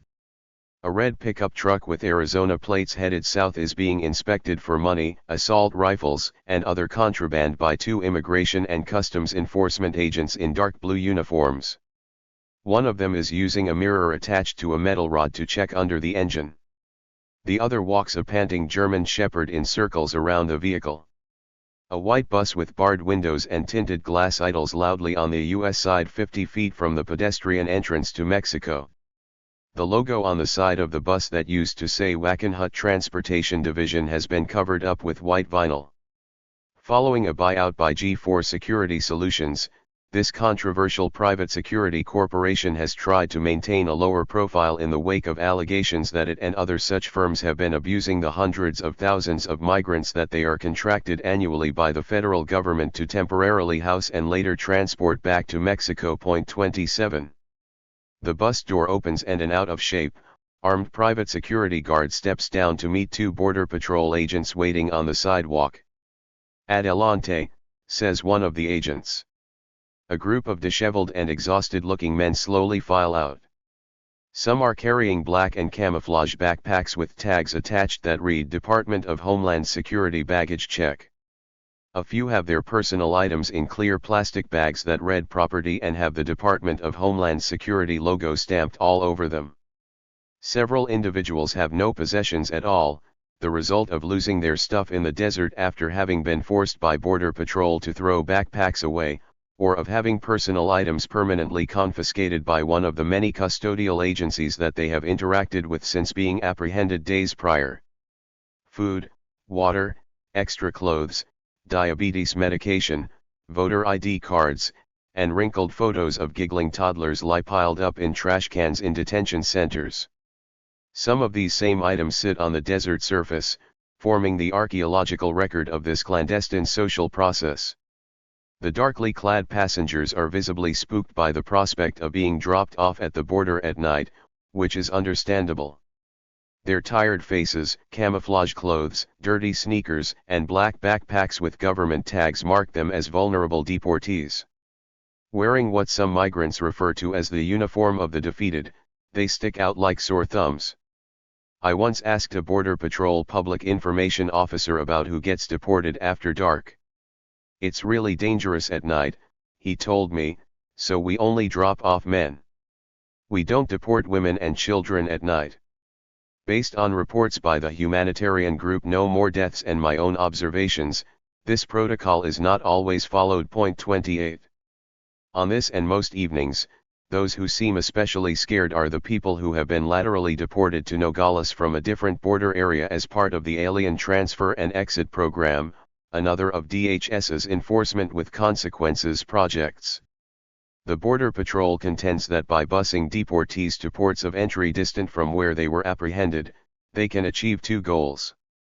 First, such transfers disrupt the ability of alien smuggling organizations to operate by deterring aliens from repeatedly crossing the border illegally and from seeking the assistance of smuggling organizations. 29. Second, the practice safely aliens from the waiting hands of the smugglers who would certainly force them to endure several days in the harsh environment in another attempt to illegally cross the border. 30. These are dubious claims, given that smuggling organizations exist in every Mexican border town and connecting up with a new coyote is easier than checking your email. Moreover, many people deported from urban areas such as San Isidro, California, to places like Nogales find themselves deposited in a region where the path of least resistance is to try and cross the desert.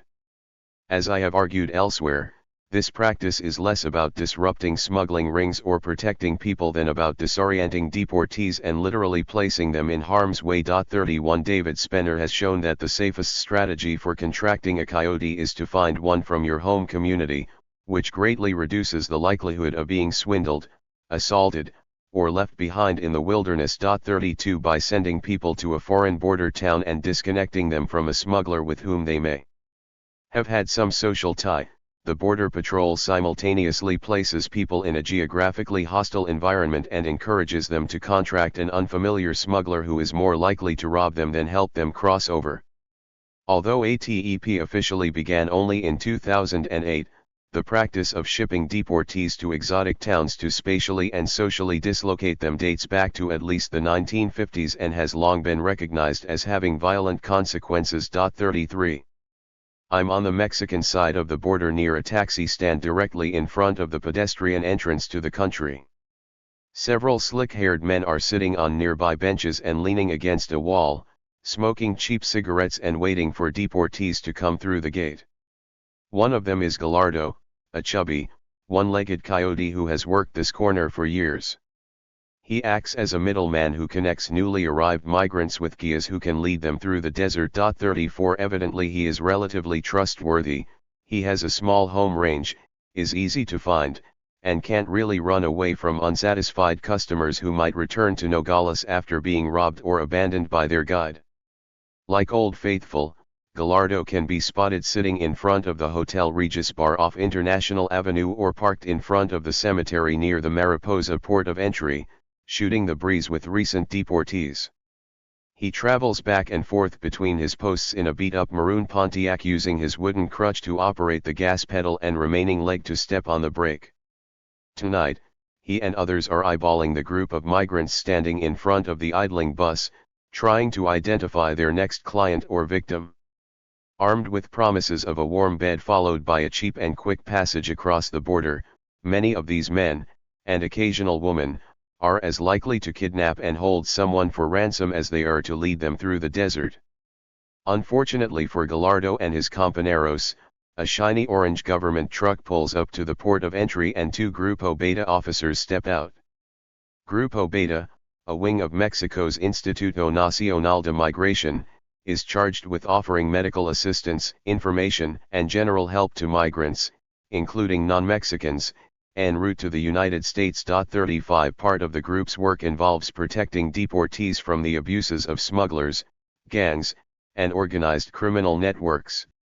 The two clean-shaven male agents are here to give the dozen or so people en route to Juan Bosco, the largest Nogales migrant shelter, which is located several miles from the port of entry. Had they not shown up, the new arrivals would have had to try their luck on the streets or wait until the sun came up before attempting to find the Grupo Beta office. The last time Memo and Lucho were deported at 2 a.m., they slept on benches near the port of entry for fear that the men waiting just outside at the taxi stand would assault them. The misinformed who try to walk to the shelter at night often find themselves being chased by the neighborhood cholos who specialize in migrant beatdowns. As the truck pulls away from the port of entry with its bed full of human cargo, Gallardo hobbles back across the street and resumes his perch in front of the bar. He will be back in a few hours. Gimme shelter. It is a typical summer night at Juan Bosco. After a long day with temperatures hovering in the low 100s for most of the afternoon, the sun has finally set, and the oppressive night air now sits on everyone's skin like a moist blanket. About 60 men, 12 women, and 3 children all under the age of 10 are crammed into the shelter's chapel. The room is set up to hold religious events, but it functions mostly as a waiting area for arriving migrants or as an ad hoc dormitory when all the beds fill up. A wobbly fan slowly rotates in the corner, pushing hot air from one side of the room to the other. The local news blares at an ear-shattering volume from a nearby television. For some reason the sound is always turned up. It doesn't matter, though, because it is virtually impossible to hear the newscaster over the dozens of conversations taking place. No mames cabron. We crossed in Sasabe and our pinchy coyote abandoned us. We got robbed twice by bajadores. I'm pretty sure the coyote was working with them. Do you know where there is a Banco Azteca? My brother is going to wire us some money to try again. He doesn't understand why we haven't gotten across yet. Oi, what's the name of this place we are in? Zonera. Memo pops his head into the room and says loudly, Caballeros, line up out here as fast as possible because there are a lot of people here tonight. He sounds serious because he wants to convince everyone that he has some authority despite the fact that he has only been here a few weeks and is a deportee himself. Grumbling, the men rise from their seats and start filing out of the room. On the way to the door they pass by a small altar to the Virgin of Guadalupe and a wooden sculpture of crucified Jesus. There is a pile of prayer cards, coins, and photographs at the base of the Virgin's altar, items left by pilgrims passing through.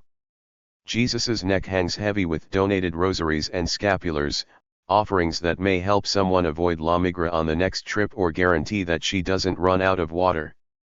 Dripping blood is painted on Christ's head, hands, and feet.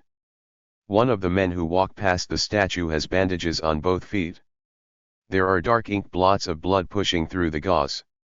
Several people cross themselves and whisper quiet prayers as they greet two of Mexico's religious heavy hitters. Juan Bosco Shelter, 2013. Photo by Michael Wells. Samuel sits behind a chipped wooden desk, scratching today's date on several intake sheets. He is not tall, but looms large from his seated position. His jet black hair is perfectly parted and held in place by a generous handful of aromatic styling gel. It looks as if he is about to grill some nervous job candidate about their qualifications for being here. Out of all the shelter workers, he is by far the most stoic and the only one who commands any real respect. He tends to speak at a low volume with little affect in his voice. Each word out of his mouth is pronounced hard as if carved on blocks of wood. The tone gives you the impression that he is perpetually pissed off, which directly contradicts his propensity for delivering deadpan chingaderas. It is impossible to know if he is messing with you when he passes a dinner plate and asks if you want extra chili. Samuel has been at Juan Bosco for close to 10 months, following a deportation from Phoenix after being caught driving without a license or insurance. He has been trying to save money to cross the border with fake paperwork, something that would cost him at least a few $1,000s. He tells me, "I don't want to walk very far in the desert like Memo and Lucho are planning to do. It's too risky. I don't want to risk my life." Originally from Puebla, Samuel has spent months supervising the day-to-day operations at the shelter and taking orders from the owners, Dona Hilda and Don Paco Lerrero 36, who are on the premises only a few hours each day. After 3 decades of assisting almost 2 million migrants, they have relegated much of the on-the-ground management and manual labor to Samuel and a few others who, following their deportations, settled into permanent low-paid or volunteer work at the shelter.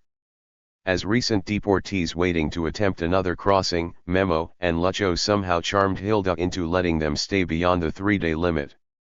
Memo's goofy smile and gentle manner are endearing and seem to work small miracles for him. He and Lucho promised to behave and help maintain order and cleanliness. Lining up for the restroom at Juan Bosco Shelter, 2009. Photo by author. The deported men line up in front of Samuel's desk. They are a wild-looking bunch with scraped-up faces, dirty shirts, and frayed sneakers. Some are carrying dusty backpacks that still have the DHS tag on them from detention. A 19-year-old kid in a hospital gown and flip-flops is sporting a broken nose and 14 stitches across his forehead. "Our coyote tried to outrun Border Patrol and our truck flipped over," he tells me. A one-armed man from Chiapas asks someone to help him operate the spigot on a nearby water cooler so that he can fill a small plastic cup. He was lost in the desert for 6 days after trying to cross by himself. His one good arm has a faded black stain on it that once depicted the face of Christ complete with a crown of thorns and praying hands. He says that God protected him in the desert and saved his life.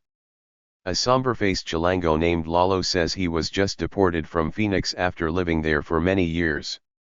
Lalo was arrested for trespassing while he and his buddies were standing in a vacant lot soliciting day labor from people leaving the local Home Depot. 2 middle-aged men from Oaxaca whisper to each other in Mixtec. In broken Spanish they ask Memo if there will be any food because they haven't eaten in 2 days. Memo tells them about the imaginary 7-course meal complete with cold beers that is waiting for them in the kitchen. Despite their grumbling stomachs, everyone laughs at the kissed. It's all you can do to keep from crying. This scene plays out in slight variations 365 days a year at Juan Bosco. Women, men, and children line up for intake. Husbands and wives, cousins, siblings, and strangers who met en route tell stories of exhaustion, dehydration, heartbreak, and hard luck to anyone who will listen. After a while the tired faces and traumatic tales all blend together. "We are going to do one person at a time," Samuel says. "Please take out your comprobant. Have your paperwork out in your hands," orders Memo. Name: Miguel Lopez Pina. How old are you? 27. Where are you from? Tapachula, Chiapas. Name: Raul Paz Ornelas. How old are you? 37. Where are you from? Oaxaca, Oaxaca. Name: Guillermo Wilson Torres. How old are you? 19. Where are you from? Apizaco, Tlaxcala. Roll call goes on for 20 minutes. Oaxaca, Chiapas, Veracruz, Guerrero, Jalisco. It's a lesson in Mexican geography with certain spatial patterns emerging after only a few intakes. Oaxaca, Oaxaca, Chiapas, Oaxaca, Veracruz, Chiapas, Oaxaca. The poorest states with the highest indigenous populations are overrepresented. Most deportees are from Mexico, but a few people arrive each day from Guatemala, Honduras, and El Salvador. An estimated 15% of all annual apprehensions and removals are people from these countries. 37 17 years old, 41 years old, 63 years old. Occasionally you even see an infant or a person in their 70s. There is no age restriction here.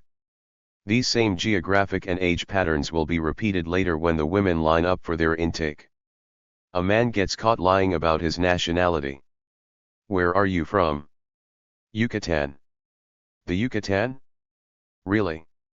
We don't get a lot of people from the Yucatan here. Where are you from in the Yucatan? Okay, I'm from Honduras. That's what I thought. You don't have a comprobant, so you can only stay tonight. You have to be gone tomorrow. Without a deportation slip, people are given only a one-night pass, especially Central Americans still making their way north. Although the discrimination against non-Mexican nationals is rampant, this rule is more about trying to keep drug addicts and petty thieves who pretend to be migrants out of the shelter. The intake process is eventually completed and everyone's name and information are recorded in the books. This will have to be repeated at midnight and then again at 3 a.m., when Grupo Beta drops off additional truckloads of recently deported people. The shelter workers won't get much sleep until the following morning. After every round of intakes, the exhausted group of migrants is told the rules and regulations. Rafael steps forward and barks, "Everyone come over here and pay attention." 31-year-old Rafa is pudgy and light-skinned with a boyish round face and green eyes. You wouldn't guess by looking at him that he previously served in the Mexican military in his home state of Chiapas. He looks more like someone who specializes in playing Xbox and smoking weed. He had been living in Raleigh-Durham for several years when he decided to return home to visit his sick mother. A few months later he attempted to return to Carolina Norte by crossing the desert. Rafa injured his leg while crossing and ended up deported and hobbling around Juan Bosco on crutches. He was allowed an extended stay in the shelter to recuperate and soon became a staff member. Despite telling me on an almost daily basis that he is going to cross the desert soon, he seems quite comfortable in his supervisory role and has been here for almost a year. It is obvious that he likes bossing recent arrivals around. Rafa: "Okay, gentlemen, we are not the government. This place is privately owned. We have nothing to do with the government or immigration or Grupo Beta. They bring you all here so that you aren't hanging out in the street. We want to maintain a peaceful atmosphere here, keep it respectful, and maintain order. The first thing we want to do is to keep this place clean. There is a blue trash can in the bathroom for you to throw away anything you want to get rid of, dirty clothes, socks. Don't leave it on the floor or throw it out the bathroom window. Understood?" Migrants in unison: "Yes." Rafa: "Okay. We don't want to hear any swear words or see you walking around here without a shirt on. There are women and children who come here. This is not just a place for men. I don't want to hear people swearing around here." Agreed. Migrants in unison: "Yes." Rafa: "The bathroom is in the back on the left. It is there for you to use the restroom, wash your feet, or take a bath. There should be water in the hose at the moment, but you need to always check. If there is no water, you will take a bucket or wait your turn until a bucket is not in use and go down the stairs to fill it. There are 2 black tanks down there with faucets to fill the buckets so that you can take a bath, wash your feet, or use the toilet. Now many people use the bathroom, and when they are done, they get lazy and don't go down to refill the bucket. Then the next person doesn't have water and can't wash their hands. Here no one pays for anything. No one pays for a bed. Everything is shared, and for this reason we need to always keep the bathroom clean. After you wash your feet, collect your shoes and put them in these black trash bags. Keep them in here because of the bad smell. All the shoes go in here. If your shoes will fit in your backpack or bag, keep them with you. If not, put them in the black bags. Once one bag fills up, close it and open another one. Questions? Migrants in unison, no. Rafa, it is prohibited to smoke. If you have cigarettes, matches, lighters, leave them on the table and we will return them first thing in the morning. If you have something sharp, something that can cut or stab someone, also leave it on the table and we will return it in the morning. The police will be here soon and will do body searches and check your bags. If they find something, they will throw you out of here. Cigarettes, matches, lighters, knives, and sharp objects. We will return them to you tomorrow. The police will also be here in the morning. It's the law and for your protection and ours. Gentlemen, the place where you are going to sleep has a folded blanket. There are, however, some people who won't get a bed or a blanket tonight because we don't have enough. There are mats, though, to sleep on the floor. Migrant, is there soap? Rafa, soap. Check in the bathroom, but I don't think there is any. You will have to check. We can't give out products to every single person. You will have to share among all of you. We have no support from the government. They don't support us, so we don't have a lot of things. We can only offer you what we have. Any questions? Memo, anything else? Memo, don't put your socks or underwear in the windows because later when someone goes to take a bath, they gotta smell your fucking dirty underwear. Once the rules have been stated, Rafa and Memo start assigning beds. Rafa, you get that top bunk. Hey, you, come this way. You take this bed next to your dad. Anyone else traveling in a group? Okay, you guys will sleep together on the same bunk. Memo, don't leave your shoes on the ground. Put them in the bags. Rafa, you take that top bunk. You don't want the top bunk? Why not? Migrant, I can't climb because of my feet. It hurts. Rafa, okay, you take the bottom bunk. Is there anyone else here that is hurt and can't climb the bunk? While beds are being assigned, the police show up and start conducting searches. Brown bodies are lined up and frisked. The contents of backpacks are dumped onto the floor. The cops try to keep the mood light. Gentlemen, we are here looking for your drugs, guns, and condoms. While waiting to be searched, a few people rattle off text messages to loved ones to let them know where they are. I strike up a conversation with a sad-looking kid named Johnny from Honduras who is standing in the corner. He is filthy, his clothes are stained and threadbare as if he's been living under a bridge. Johnny has had a rough trip. I left Honduras almost 3 weeks ago. I'm trying to get to Louisiana where I have cousins. I thought it would be easier once I got closer to the border, but here it is even harder. Entering and leaving Mexico is fatal. He then looks at the cops and at Rafa and whispers to me, "No one here will help you." After searching everyone except a man with bandaged feet who has trouble standing up, the police leave empty-handed. No drugs, guns, or condoms. Memo announces that dinner will soon be ready and that the first 20 people can be served down the hall once the women have finished eating. As I start walking toward the kitchen, Samuel grabs me by the arm and pulls me aside. "I saw you talking to that kid from Honduras. You need to be careful because he will rob you." I tell him that I think he is in worse shape than most of the Mexicans in the room and probably the most afraid. In his quiet stern manner he coldly says, Hondurans are all robbers and liars. All of them. They are just really good at putting on sad faces. Down the hall, the women and 3 kids are all sitting along rectangular plastic tables devouring bowls of beans and small stacks of warm corn tortillas.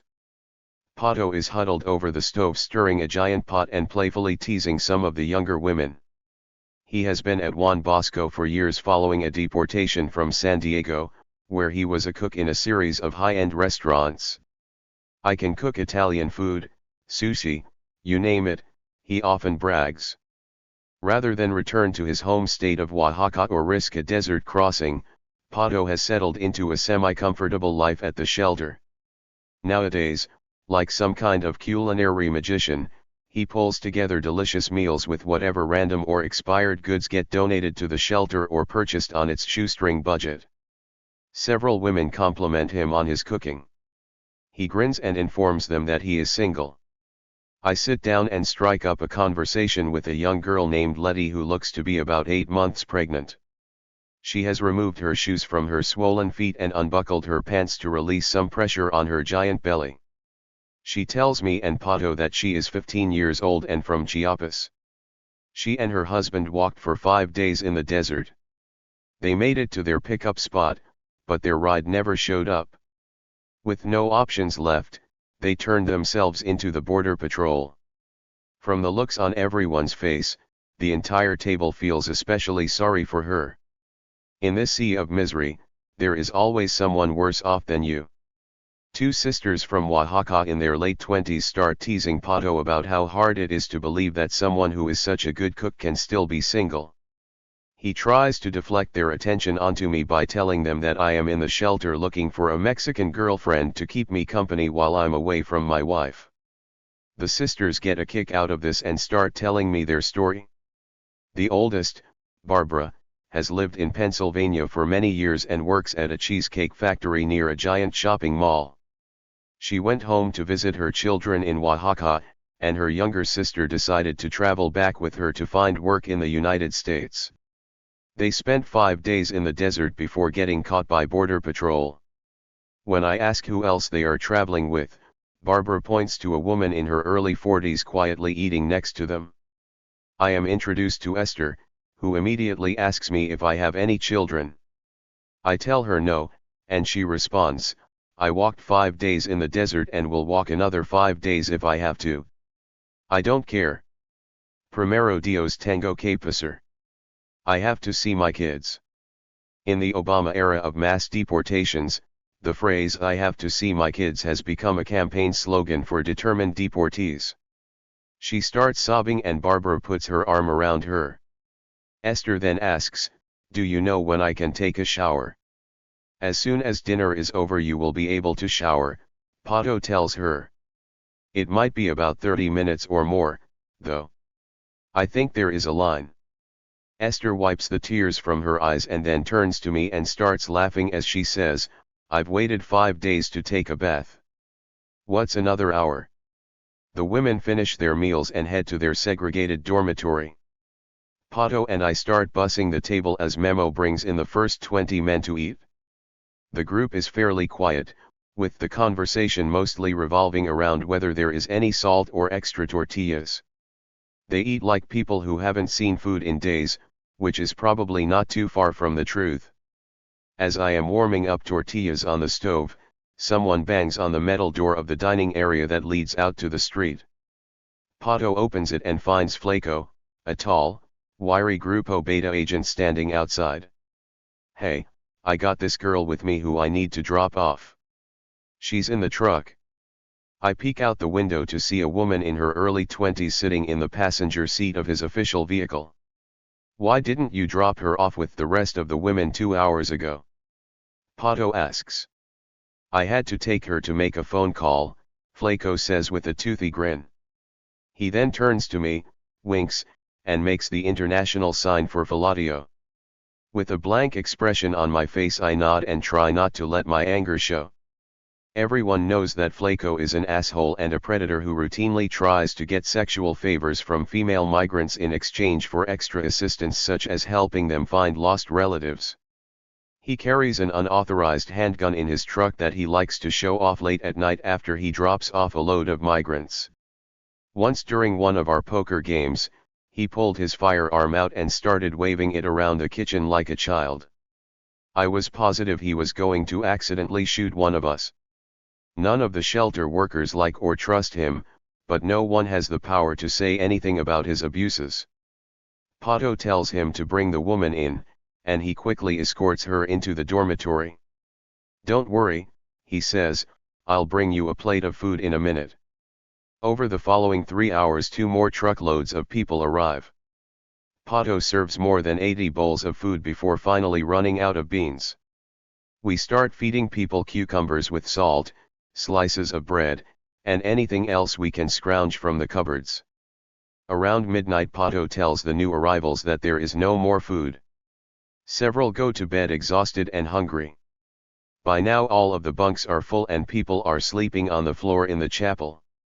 After an hour of bullshitting with Memo and Lucho, I decide to get some sleep. As I walk to the men's dormitory, I step over several late arrivals who have set up beds in the hallway. I find Samuel's bunk and pull out the floor mat he has squirreled away for me. I lay it on the ground and plop myself down next to Lucho's bed. Despite my exhaustion, it is difficult to sleep. The combination of the air temperature, the minimal indoor ventilation, and 75 sweating bodies has turned the room into a foul-smelling sauna. A few men are enviously snoring loudly, while others can be heard quietly texting under blankets or just tossing and turning in the stale heat. I finally drift off to sleep only to be awoken half an hour later by rustling sounds and someone swearing. It's dark in the room, but I recognize one of the voices as Lucho's. "What the fuck do you think you are doing?" "Nothing." "What do you mean nothing?" "I was looking for my shoes." "Why do you need your shoes right now? You're supposed to be sleeping." "Hey, that's my goddamn t-shirt." Suddenly Samuel jumps over me and grabs the person Lucho is yelling at. "I thought I recognized you," he screams. "This is the fucker who stole someone's shoes a few weeks ago." I sit up and hear a few dull punches land. A crack of light breaks into the room as Lucho opens the front door of the shelter. For a brief second I see Samuel dragging someone out by the neck before the door slams shut, returning the room to darkness. A minute later both of them are crawling back into their beds to catch a few fitful minutes of sleep before the next Grupo Beta truck arrives. La Linea. By 7 a.m. most of the men in the shelter have gotten dressed, picked their shoes out of the black trash bags, and collected their belongings. Since no one is allowed to stay there between 7 a.m. and 6 p.m., everyone has to evacuate the premises. If you arrived in Nogales the previous day, you will fortunately be able to return to Juan Bosco for 2 more nights of rest and hot meals. People who have just spent their third and final night at the shelter will now have to come up with a new game plan that includes finding a place to sleep. As the men walk out the front door, those who had packs of cigarettes dig them out of the giant plastic bag where the shelter workers were guarding them overnight. Many will find their packs slightly less full, the result of Rafa's midnight tobacco tariff, collected when no one was looking. A Grupo Beta truck loaded with women and children drives off. The agents will drop them at their office, a bright orange cement structure that sits about a half-mile from the Mariposa port of entry and a mile west of the DeConchini Gate, through which everyone was previously deported. The men, many of whom have just spent multiple days trudging through the desert, will have to walk several miles to reach the office. This narrow strip of land along the border wall where the Grupo Beta office is located and where deportees usually end up is often referred to as La Linea by migrants. Like a never-ending scene from Steinbeck's Tortilla Flat, every day on La Linea a drama starring a revolving cast of heroines, hustlers, ne'er-do-wells, and saints plays out on the streets. It's a performance both heartbreaking and inspiring. In the same conversation or interaction you can find people weeping and laughing uncontrollably, swearing off the human race and simultaneously being surprised by the kindness of strangers. Standing on La Linea, I quickly saw that there was no beginning or end to this particular part of the border crossing story. It is futile to try to place a firm boundary around this field site populated by a dynamic roster of people involved in all types of social relationships, economic exchanges, and political maneuvering. Similar to the hybrid collective in the Sonoran Desert, this cultural landscape has too many moving and evolving parts for its totality to ever be seen all at once. As a researcher working with a mobile population, you do your best to engage with the diverse group of people who pass you on all sides on any given day. Their stories come in and out of focus as if viewed through a twisting kaleidoscope. The people who open up their lives to you over a plate of cheap tacos one day will likely be gone the next, only to be replaced by new faces and stories. As the days progress, some narratives show themselves to be variations of well-worn motifs. I was deported for driving without a license and I need to get back to my children. Other stories appear out of nowhere and are extraordinarily shocking, funny, sad, schizophrenic, or mundane. A thorough ethnography of what happens on La Linea is an ethnography that by design is incomplete, sometimes chaotic, and always morphing. The following ethnographic glimpses reflect my humble attempts to capture a fraction of what happens on the streets of Nogales every single day between the town's two major ports of entry. In the remainder of this chapter I walk the reader through various moments on La Linea that I observed or experienced between 2009 and 2014.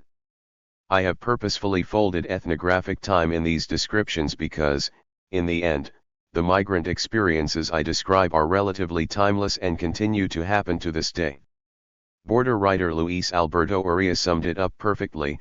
Anyone who knows anything about the border can tell you that Mexican border towns change radically every 24 hours, yet never and never will change 38. These migrant narratives have no formal structure. They are Polaroids, stories with no resolution. After one or two conversations with someone I encountered in Nogales and later watched enter the desert, I usually never heard from them again. This border town, like all others, is just one stop along the migration route. All I could often do was take notes as people passed through my line of vision before disappearing over the horizon. Grupo Beta. Deportees find themselves with limited options. A few may simply give up their hopes of crossing the border and decide to return home to Mexico or Central America. These are typically first-time migrants who had an especially traumatic experience in the desert. Most recent arrivals, though, will try their luck again as soon as they can rest up and scrape together funds to pay for the needed hiking supplies and, if they can afford it, the coyote fees. This may take only a few days, especially if a relative can wire them some cash. For the less fortunate, this preparation stage can last a week and may include a great deal of hustling down on the line to make ends meet. One's hustle might include daily calls to any family member or friend who will pick up the phone or washing windows, begging, stealing, and selling various items on the street. Most local businesses don't want to hire migrants, and those that do tend to exploit their labor. This is the moment when the value of mantras such as "I have to see my children" or "there is nothing to go back to in Oaxaca" becomes most evident. You need something to keep you motivated during this difficult preparation period that often bookends crossing attempts. No matter what you decide, though, it all happens in and around the Grupo Beta office. It is impossible to miss the Grupo Beta office. The bright orange paint on both the official vehicles and the main building sticks out amongst the dusty brown and gray cement houses that make up the bulk of the working-class neighborhood where it is located. Here, kids walk to school, homemakers do their grocery shopping, and migrants wait around for something to happen. The Grupo Beta office is spitting distance from the American dream, close enough to Arizona that I still get reception from my US cell phone provider. I sit down on a curb in front of the office next to Ricardo, a handsome 36-year-old man who has recently been laterally deported from California. He is tall with green eyes and a kind face. His deep laugh and easy manner are disarming. Ricardo starts telling jokes about trying to keep up with some campesinos he met on the trail who were obviously more accustomed to physical strain than he was. He manages to make me laugh out loud as he spins colorful yarns about crossing the border and getting mistreated by Border Patrol on various occasions. Ricardo has lived in the United States for 15 years, since arriving at the age of 18 with a simple plan to work for a year, save some money, and then return to Jalisco, Mexico. He quickly grew accustomed to the comfortable wages he earned working in a hotel and soon married an American citizen. She gave birth to a baby girl a few years later. After multiple failed attempts to become a legal citizen, which included being swindled by an immigration attorney for several $1,000s, he resigned himself to life in the undocumented shadows. Ricardo tried to stay out of trouble with the law but got deported after being arrested for a DUI. He is now in the unfamiliar town of Nogales, where he has recently hooked up with a local coyote he met in front of Grupo Beta. The Polero promises to get him through the desert in the next few days. Ricardo is desperate to get back to his family and is busily making plans. I hand him my cell phone and he calls his wife to tell her where he is. "I'll be home soon," he says. "Just make sure if a coyote calls you, don't send any money until you talk to me first." Several migrants sit on benches that run along the fenced-in front patio of Grupo Beta's office. The group today is mostly Mexicans, but two Afro-Belizeans with long dreadlocks are hunched in the corner trying to remain unnoticed. Their skin color, hair, and accents make it clear they are not Mexican nationals and mark them as easy targets for robbery, assault, and kidnapping. Their safest move is to stay at the office and wait for a ride to the shelter at nightfall. As a safety measure, Grupo Beta has lined the courtyard with black tarps so that you can't see how many migrants are present unless you enter the office. This is supposed to protect people from smugglers and criminals trolling the area. Two well-dressed coyotes are standing in the parking lot of the office suite talking a group of recent deportees. One of the men leans on a Grupo Beta truck and asks people about their experiences in the desert. This Polero is soft-spoken and inquisitive, taking a less aggressive approach to pollo wrangling compared to some who try to bully bewildered migrants they find walking on the street into getting in their car.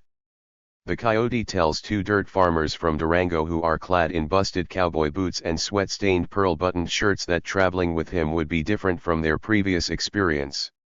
The two rubes listen intently as the smuggler promises a short and easy hike through the desert for a low price.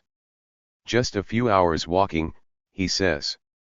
A few new arrivals pass me and Ricardo and enter the office. They register with the agent sitting at the desk and then take a seat outside. You have to sign in if you want to use the restroom or make a free phone call to let your family know that you are stuck in Nogales. On both sides of the border, migrants find themselves filling out paperwork in one form or another. Undocumented migration produces a surprisingly long paper trail.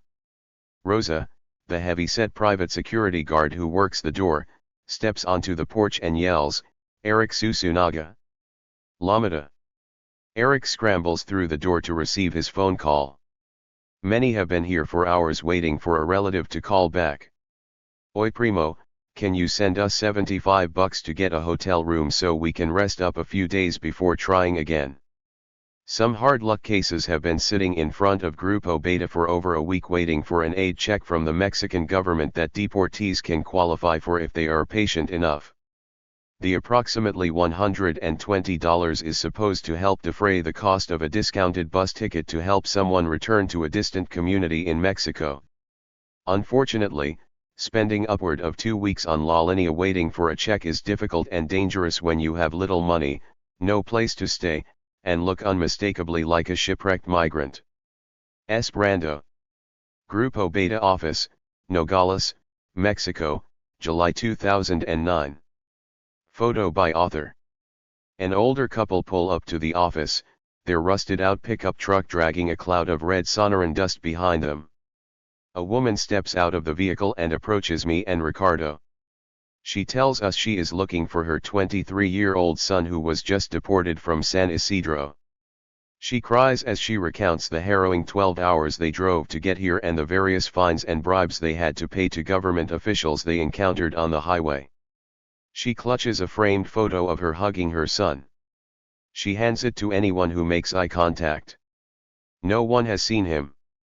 Rosa steps out onto the patio and shrieks, "Renee Ojeda! Lamada!" An hour later, a shiny silver SUV with government logos on the doors approaches the office. A dark-haired middle-aged man in a crisp white dress shirt and pleated pants steps out. He carries a briefcase and an armful of brightly colored flyers that he immediately starts handing out to everyone in the vicinity.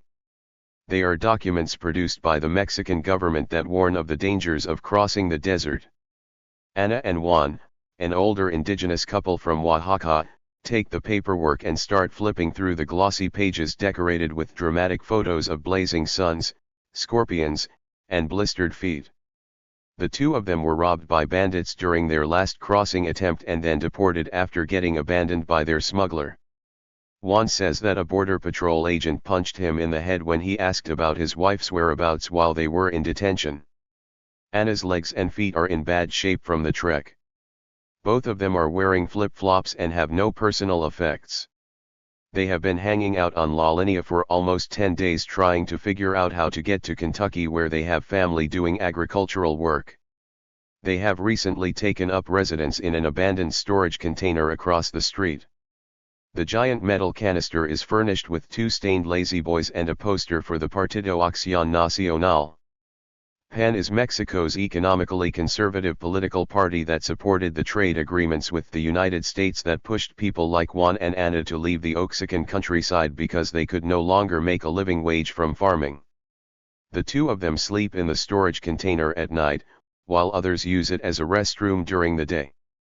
The official immediately begins a canned and slightly condescending speech to all those sitting on the benches. He informs everyone how risky it is to cross the desert and why they should not do it. A few audience members yawn and zone out. Everyone present knows how dangerous the desert is, and no one will likely be swayed by this public service announcement. The migrants are then told that they should report any abuses experienced at the hands of American law enforcement. If the abuse took place in the United States, it is important that you remember all of the details when you tell your stories. Not just the women, but also the men. What kind of uniform was the agent wearing? What color was it? Their last name is normally on the front of the uniform, so you should try to remember it. If the person who abused you was driving a vehicle, try to remember what color it was and what the license plate number was. Someone says he was mistreated by Border Patrol several times. The official tells him he should file a report. No information is given on exactly how one would go about doing this, but the official reiterates the importance of filing a report. More yawning, especially from those who slept on the streets or at the port of entry the night before. A few folks are having their own private conversations, oblivious to these important safety messages. Others are visibly bored and checking their watches to see if it is time to walk to the Comedor up the street that hands out free breakfast and lunch to migrants. The official knows that most of this information is falling on deaf ears, but he tries to drive home a few last key points. If you need medical attention, want to make a phone call, have money sent to you, or want a discount bus ticket, Grupo Beta can help you. All of these services are free. Still, these are not permanent services. You can get these for just a few days until you can return to your point of origin. After this meeting, if you decide to throw away the pamphlet I have given you, make sure to tear out and keep the last page. It has important numbers for you to call in case you need help. For example, there is a number on there that you should use to call us from the United States if you encounter a dead body in the desert or someone hurt and abandoned. Also, the number for the Mexican consulate is in there. Some of you will be taken to court, and you have the right to see the Mexican consulate when you are detained. If you are detained, you have the right to tell Border Patrol that you want to see the consulate. The fact that there is an official hotline to call if you see a dead compañera shocks no one. The official then explains the alien transfer and exit program to a group half composed of people who have already had first-hand experience with it. Mexicans will be deported here to the border. They can return you to any border town. They are not obligated to return you to the place where you crossed. For example, if you get caught in Nogales, don't think that they will have to return you to Nogales. The Americans can leave you wherever they want along the Mexican border. The intention is so that you will not try and return again through the same place. That is their intention. They are trying to break the chain. There are occasions where you may come with someone, perhaps a family member or a friend. They may send one of you to one town and the other to another. In all border towns there are Grupo Beta offices and human rights officials who can help. As soon as you contact your family, make sure that you give them the phone number of the office where you are located. Finally, after half an hour of lecturing, the official picks up his briefcase and wishes everyone good luck. He gets into his shiny vehicle and speeds away. It is almost lunchtime, so people stand up and start making their way up the hill. As they walk out the front gate of the Grupo Beta office, they leave behind a trail of abandoned brochures. Waiting round. We are sitting on a cement wall in front of the rundown basketball court a few hundred feet from the Grupo Beta office when Diego asks me, "Are you gonna put the truth in your book or are you going to change our words around?" He continues, "I want you to put that Chicano border patrol agents are the worst sons of bitches there are and the ones who treat their own paisanos like dogs. When they give you food in detention, the Chicanos throw your food on the floor so that people have to pick up scraps like dogs. The gringos will sometimes say nice things like take care of yourself or go with God. The Chicanos will tell you to go fuck your mother." 58-year-old Diego has a bitter disposition that has only gotten worse after spending the last week sitting on the basketball court waiting for his check from the Mexican government. He plans to use the money to travel to Tijuana with Salvador, Chino, and several other down-and-out migrant men he recently met. Their plan is to pool all available cash for bus fare to Baja California because Salvador, a 24-year-old gangbanger from Van Nuys, says he knows how to get them across the fence near San Isidro. "I been deported like 10 times, bro," he proudly states in English. "I can get across in San Diego. I'm too much of a wimp, man, for this desert shit." Diego also realizes that he might not be in the best shape to enter the desert again. "We were slow making it up the hills while the young guys and Coyote were running to the top. By the time we would get there, everyone was rested except for us. We had to keep going without any rest. Our Coyote also had better equipment than anyone else in the group. He had suero and stuff. He brought stuff with him that no one else knew we should have brought. He also ended up eating and drinking our food. They left us behind finally. We got so delirious that at one point we were trying to flag down airplanes." Salvador and Chino, a middle-aged mechanic originally from Mexico City, have taken Diego under their wing. Their tiny band has been inseparable for several days. In a place where you can get robbed by the police, kidnapped by smugglers, hassled by local gangs, or assaulted by the mezcal-chugging hoodlums who live in the municipal cemetery next to the basketball court, everyone recognizes there is strength in numbers on La Linea, even if it is only temporary. This type of migrant social group is what some refer to as an accidental community 39. Despite the short-term benefits, people like Diego understand that theirs is a tenuous relationship of convenience. Around here this is the brotherhood of the defeated. All of these poor migrants have very little except each other. There is a lot of brotherhood around here because we have nothing. As soon as someone gets a job or something better, though, they forget who you are. Most of the men sitting around the basketball court have become persona non grata at Grupo Beta. Salvador recently got into a fight with El Panadero, a taco vendor whose stand sits out in front of the office. In addition to selling food, El Panadero makes a great deal of cash by acting as a go-between for people getting money wired to them. Without this service, those who for various reasons lack identification would not be able to receive payment. Rosa, the security guard, funnels clients to the panadero, who then rides his bike to the Western Union office to pick up money. His service charge can be anywhere from $10 for a small transaction or a percentage of the total amount. It all depends on how savvy your negotiation skills are. Salvador recently threatened to pummel the bread man after he got wind that he ripped off a young indigenous woman from Guatemala who didn't speak much Spanish. Upon witnessing the verbal altercation, Rosa expelled Salvador from the office. Any harm that comes to the taco vendor could interrupt the lucrative side game she has going on. Everything on La Linea is about business. 51-year-old Claudio has also just been banished to the basketball court after someone in the office heard him complaining about Grupo Beta. He doesn't mince words. I've been in some very tough neighborhoods in LDF. I'm from Tepito, but nothing compares to being here in Nogales. Everyone seems to be out to get you here. I don't understand what Grupo Beta does. Before I came here, I heard lots of good things about them. They give you food, they help you.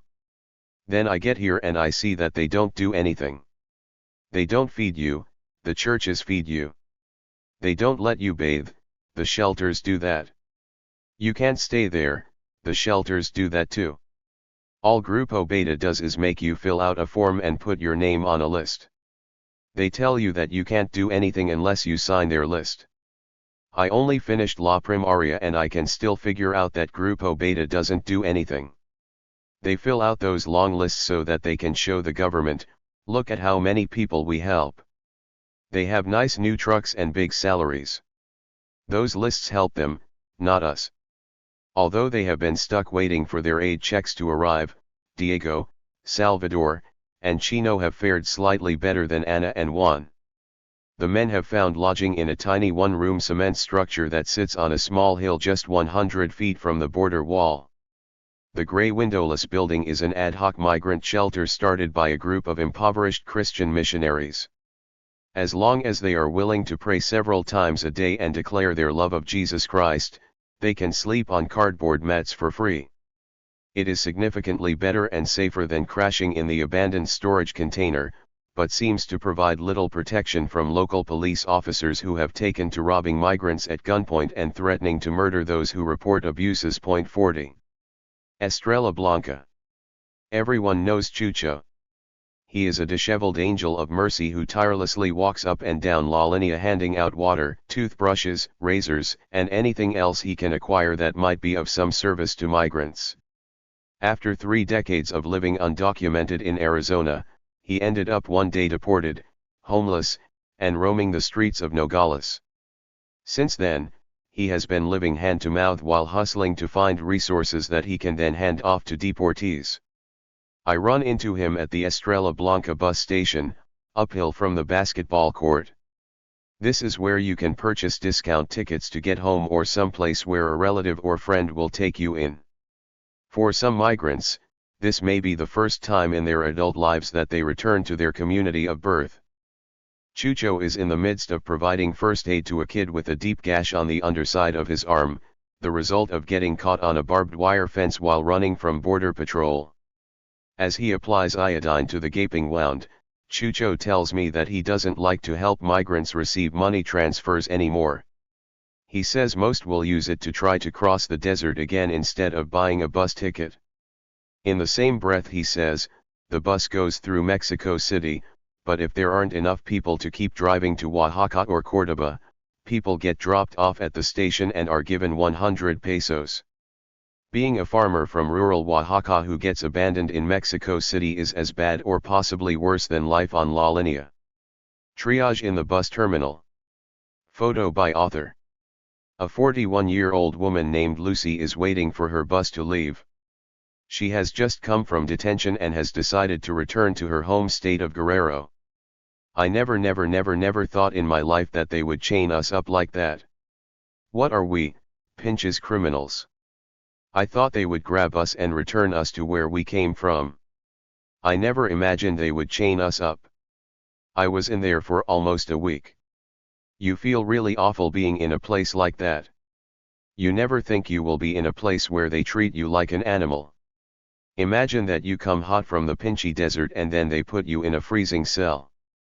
The lawyer told me when I was leaving court that if I try to cross again, they would put me in prison. She is only one of 3 people who are taking the bus today. Dozens of others are congregated down the hill at Grupo Beta and the basketball court, passing time in the desert's waiting room.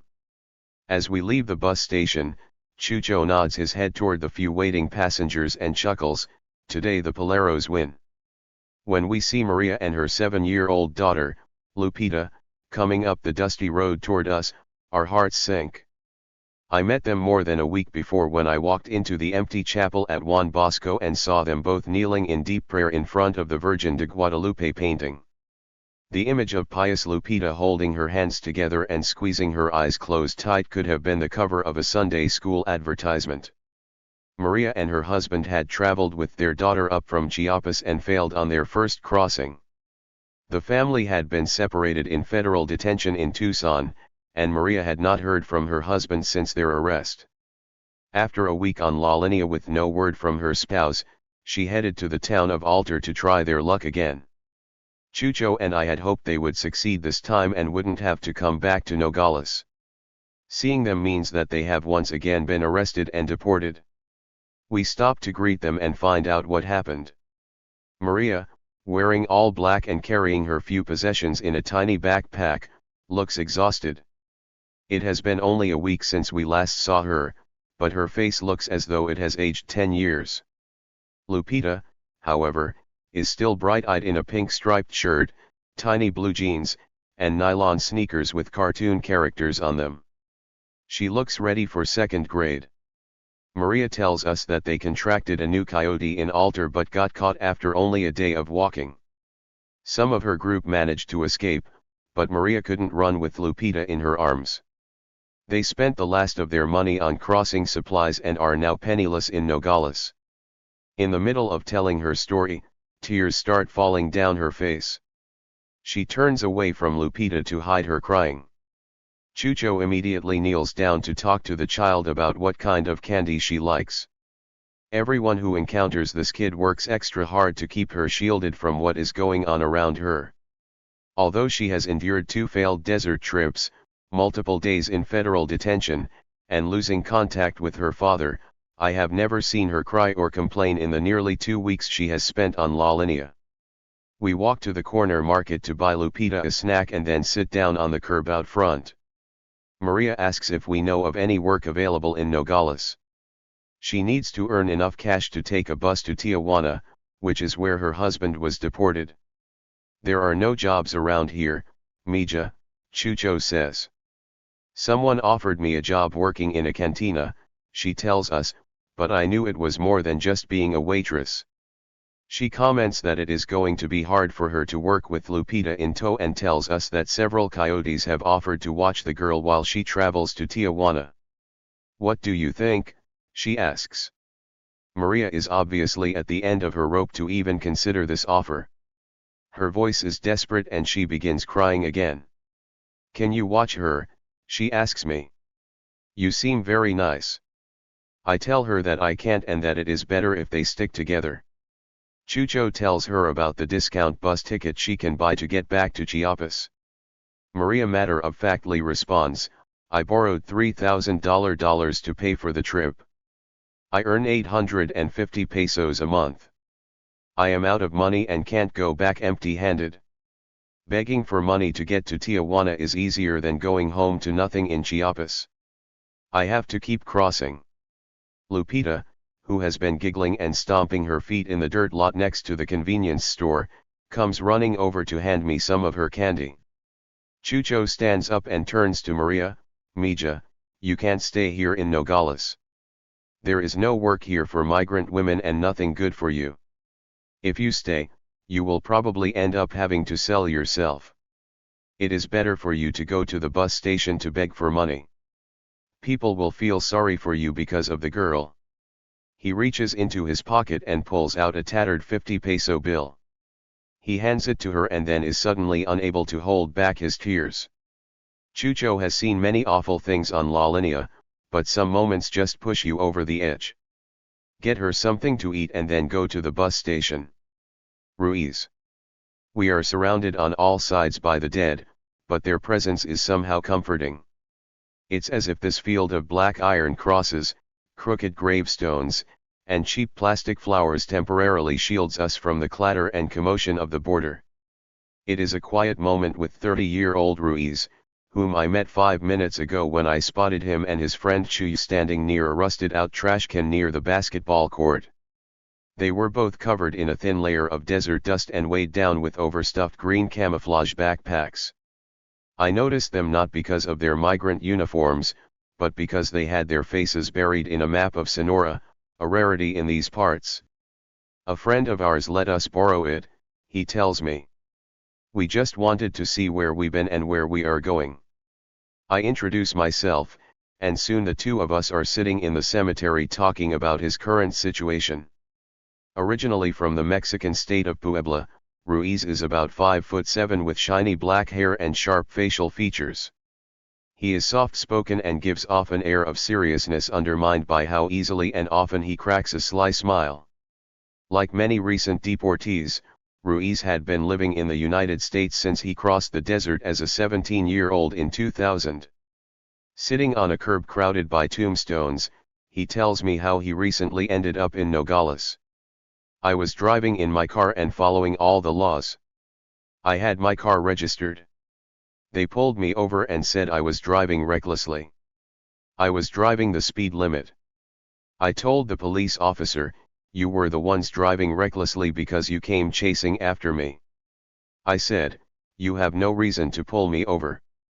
The police officer responded, "Show me your identification," and I said, "Truthfully, I don't have any." He said, "Don't give me a false name," so I gave him my real name, and I said, "You want the truth? I'll tell you the truth." Yeah, they arrested me because I didn't have identification or papers. They grabbed me and took me to Tempe. That's where I saw the judge. He asked me if I was guilty, but he was already saying that I was guilty. They said if I was guilty, they wouldn't lock me up, but if I said I wasn't guilty, they were going to keep me locked up.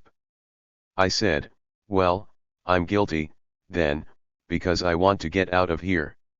When they first grabbed me, they told me they were going to send me back to Mexico, but in the end they took me to Sheriff Joe Arpaio's jail. 41 I asked them to call ICE and release me on a bond of $500, but they told me no. They said I wasn't going to pay. So they kept me. I was in there a while. They treat you really terribly in there. You have to take all your clothes off in front of everyone.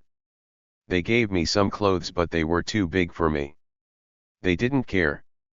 They took me to another jail for 2 days and then turned me over to immigration. I wanted to fight my case, but they took me out of Arizona. They sent me to detention in El Paso and I was there for 6 months. No one would help me and I couldn't trust anyone. I lost all contact with my family. They threw away everything that I had. My telephone, everything. Since then I haven't had contact with anyone. Even now I don't know where my family is. I was going to family court at the time because of problems with my wife. I got arrested by the police during this process and I couldn't show up for court. I couldn't do anything. I think the state was going to take away my kids. Right now I'm pretty sure that the state has them. I want to get back there to find out where they are. I lost everything. Ruiz has crossed the desert on numerous occasions. The first time was in 2000 when it cost him $1,000 and took only 4 hours. After getting beat up by his neighbor in Arizona in 2009, he was arrested when the cops were called and he couldn't produce any identification. It took him 6 tries to get across the border that year. In 2013, he says it is more difficult than ever to migrate. Jason, what is the Camino like now? Ruiz, it is even more peligroso now. You have to walk farther and in more difficult places. The desert is treacherous. In the day everything can seem fine, tranquil. At night, you see that it is infinite, enormous, dark. The animals that come out at night are dangerous. Jason, what does it sound like? Ruiz, you hear coyotes. You hear the coyotes getting close to you. Hiding behind you. You hear everything alone. It is as if there is no one else except you out there. It's just you. He and his companion Chu have already been arrested twice trying to cross the desert. They have been living on the streets of Nogales, sleeping under bridges and in the cemetery. These men have been subsisting on what they can find in the trash and on the kindness of strangers. Ruiz tells me he is diabetic and that an old man who gives sandwiches to migrants on Sundays recently bought him 2 bottles of insulin. As soon as they have enough food and water, they will enter the desert again without a guide. Ruiz has no identification but carries a tiny piece of paper with his cousin's address on it. If he loses it, he still has the number memorized. Regardless of the current dangers, Ruiz is determined. Ruiz, I tried to cross in Juarez with no money or nothing. Just like I am now trying to find a way to cross here in Nogales. I am trying to cross so I can find out where my kids are. I want to cross to ask the court where they sent them, to know something. I want to see if I can do something. I ask God to give me a small opportunity, nothing more. Right now we are trying to find food for the trip. It is not that easy. Here and over there in Juarez, it's the same. I just try to keep moving forward. I haven't lost everything yet. I just keep moving forward. Anything can happen, but with God nothing is impossible. Jason, do you think about your family when you are crossing? Ruiz, yes. I just want to get there so that I can see them and be with them, to give kisses to my sons, to find out where my children are. Maybe they think I left them behind. If so, I want to tell them that's not what happened. I want them to know that I left because immigration got me because I didn't have any papers. I need to explain to them face to face what happened. I want to tell them not to be afraid and that I am here to help them. At this point, Ruiz pulls out a small plastic bag from his backpack that contains photos of his 3 usborn children ages 4, 6, and 7. The photo of the youngest child shows him smiling and pointing his finger at the camera. Jason, do you ever look at these while you are crossing? Ruiz, no. Sometimes I just look at them right before I leave for the desert. It makes me sad but it also energizes me. It gives me something positive to think about. I also carry a tiny Virgin de Guadalupe. I pray for her to protect me on the road and guide me. At the end of our brief conversation, I ask Ruiz if there is anything else he wants to tell me or people who might read this book about his experiences. Ruiz, everyone here is trying to get there. We are all over here in Mexico suffering.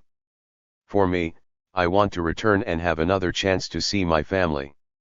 That's what I want. There are times when I didn't do anything. They say there are things that we migrants do illegally but we don't all have the money. That is the difference. The white people want us to enter your country legally. I know that it is their country, but they should have a little bit of heart and know what is happening on this side of the border. They need to see the differences. We are going there for our dreams. Sometimes the dream is only halfway realized. Sometimes people return. I have seen people return in mourning because they lost a family member. It doesn't matter, though, we all just try to keep moving forward. We shake hands and Ruiz walks away. After a few feet he turns around and says, I'm gonna get across. Cycles. A dehydrated body with shackled hands and feet begs a judge for mercy. A frightened man steps through a port of entry straight into a den of wolves. A woman breaks down over dinner and is escorted to bed by strangers.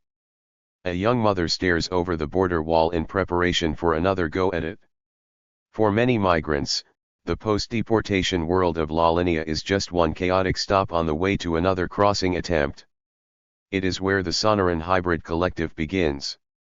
A few may experience the many things described in this chapter in just a matter of hours. Numerous individuals may pass through the bureaucratic deportation machine and the Nogales minefield several times before they succeed or change course. The complexities of the post-deportation world can rival what people experience in the desert or can be far worse. Just like what goes down on the other side of the fence, much of what happens on La Linea comes down to luck, skill, and persistence.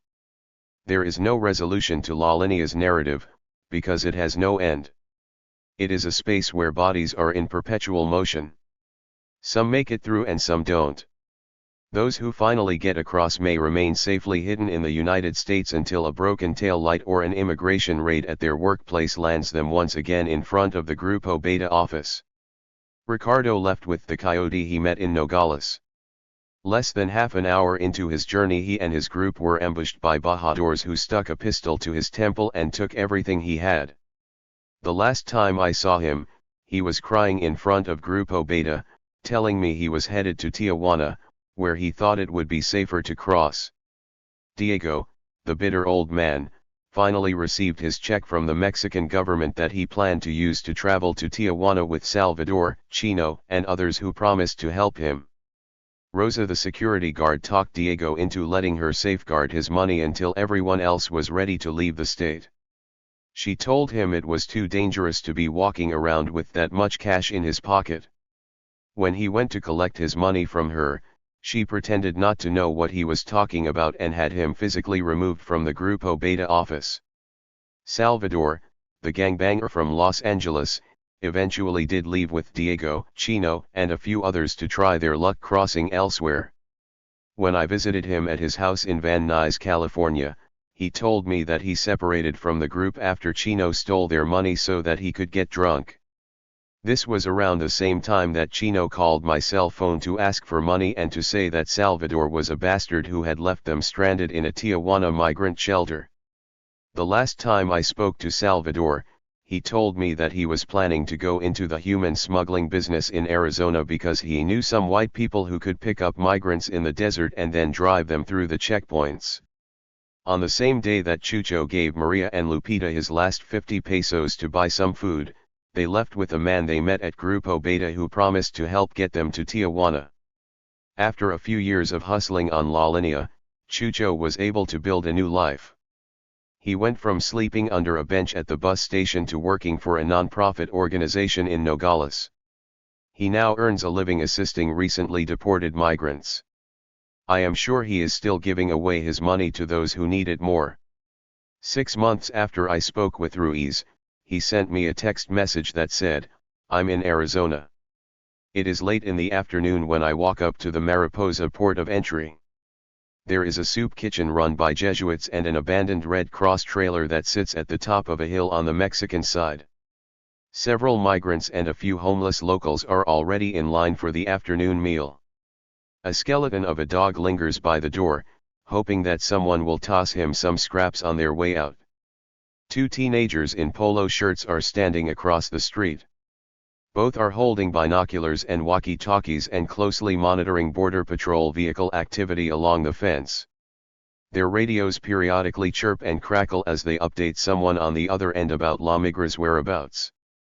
A few men and women in dark clothes are patiently lying in the shade underneath the trailer. The desert is waiting for them. Chapter 6. Technological Warfare. Leaving tomorrow. A few days after I meet them, Lucho and Memo tell me one evening that they are going to cross the border very soon.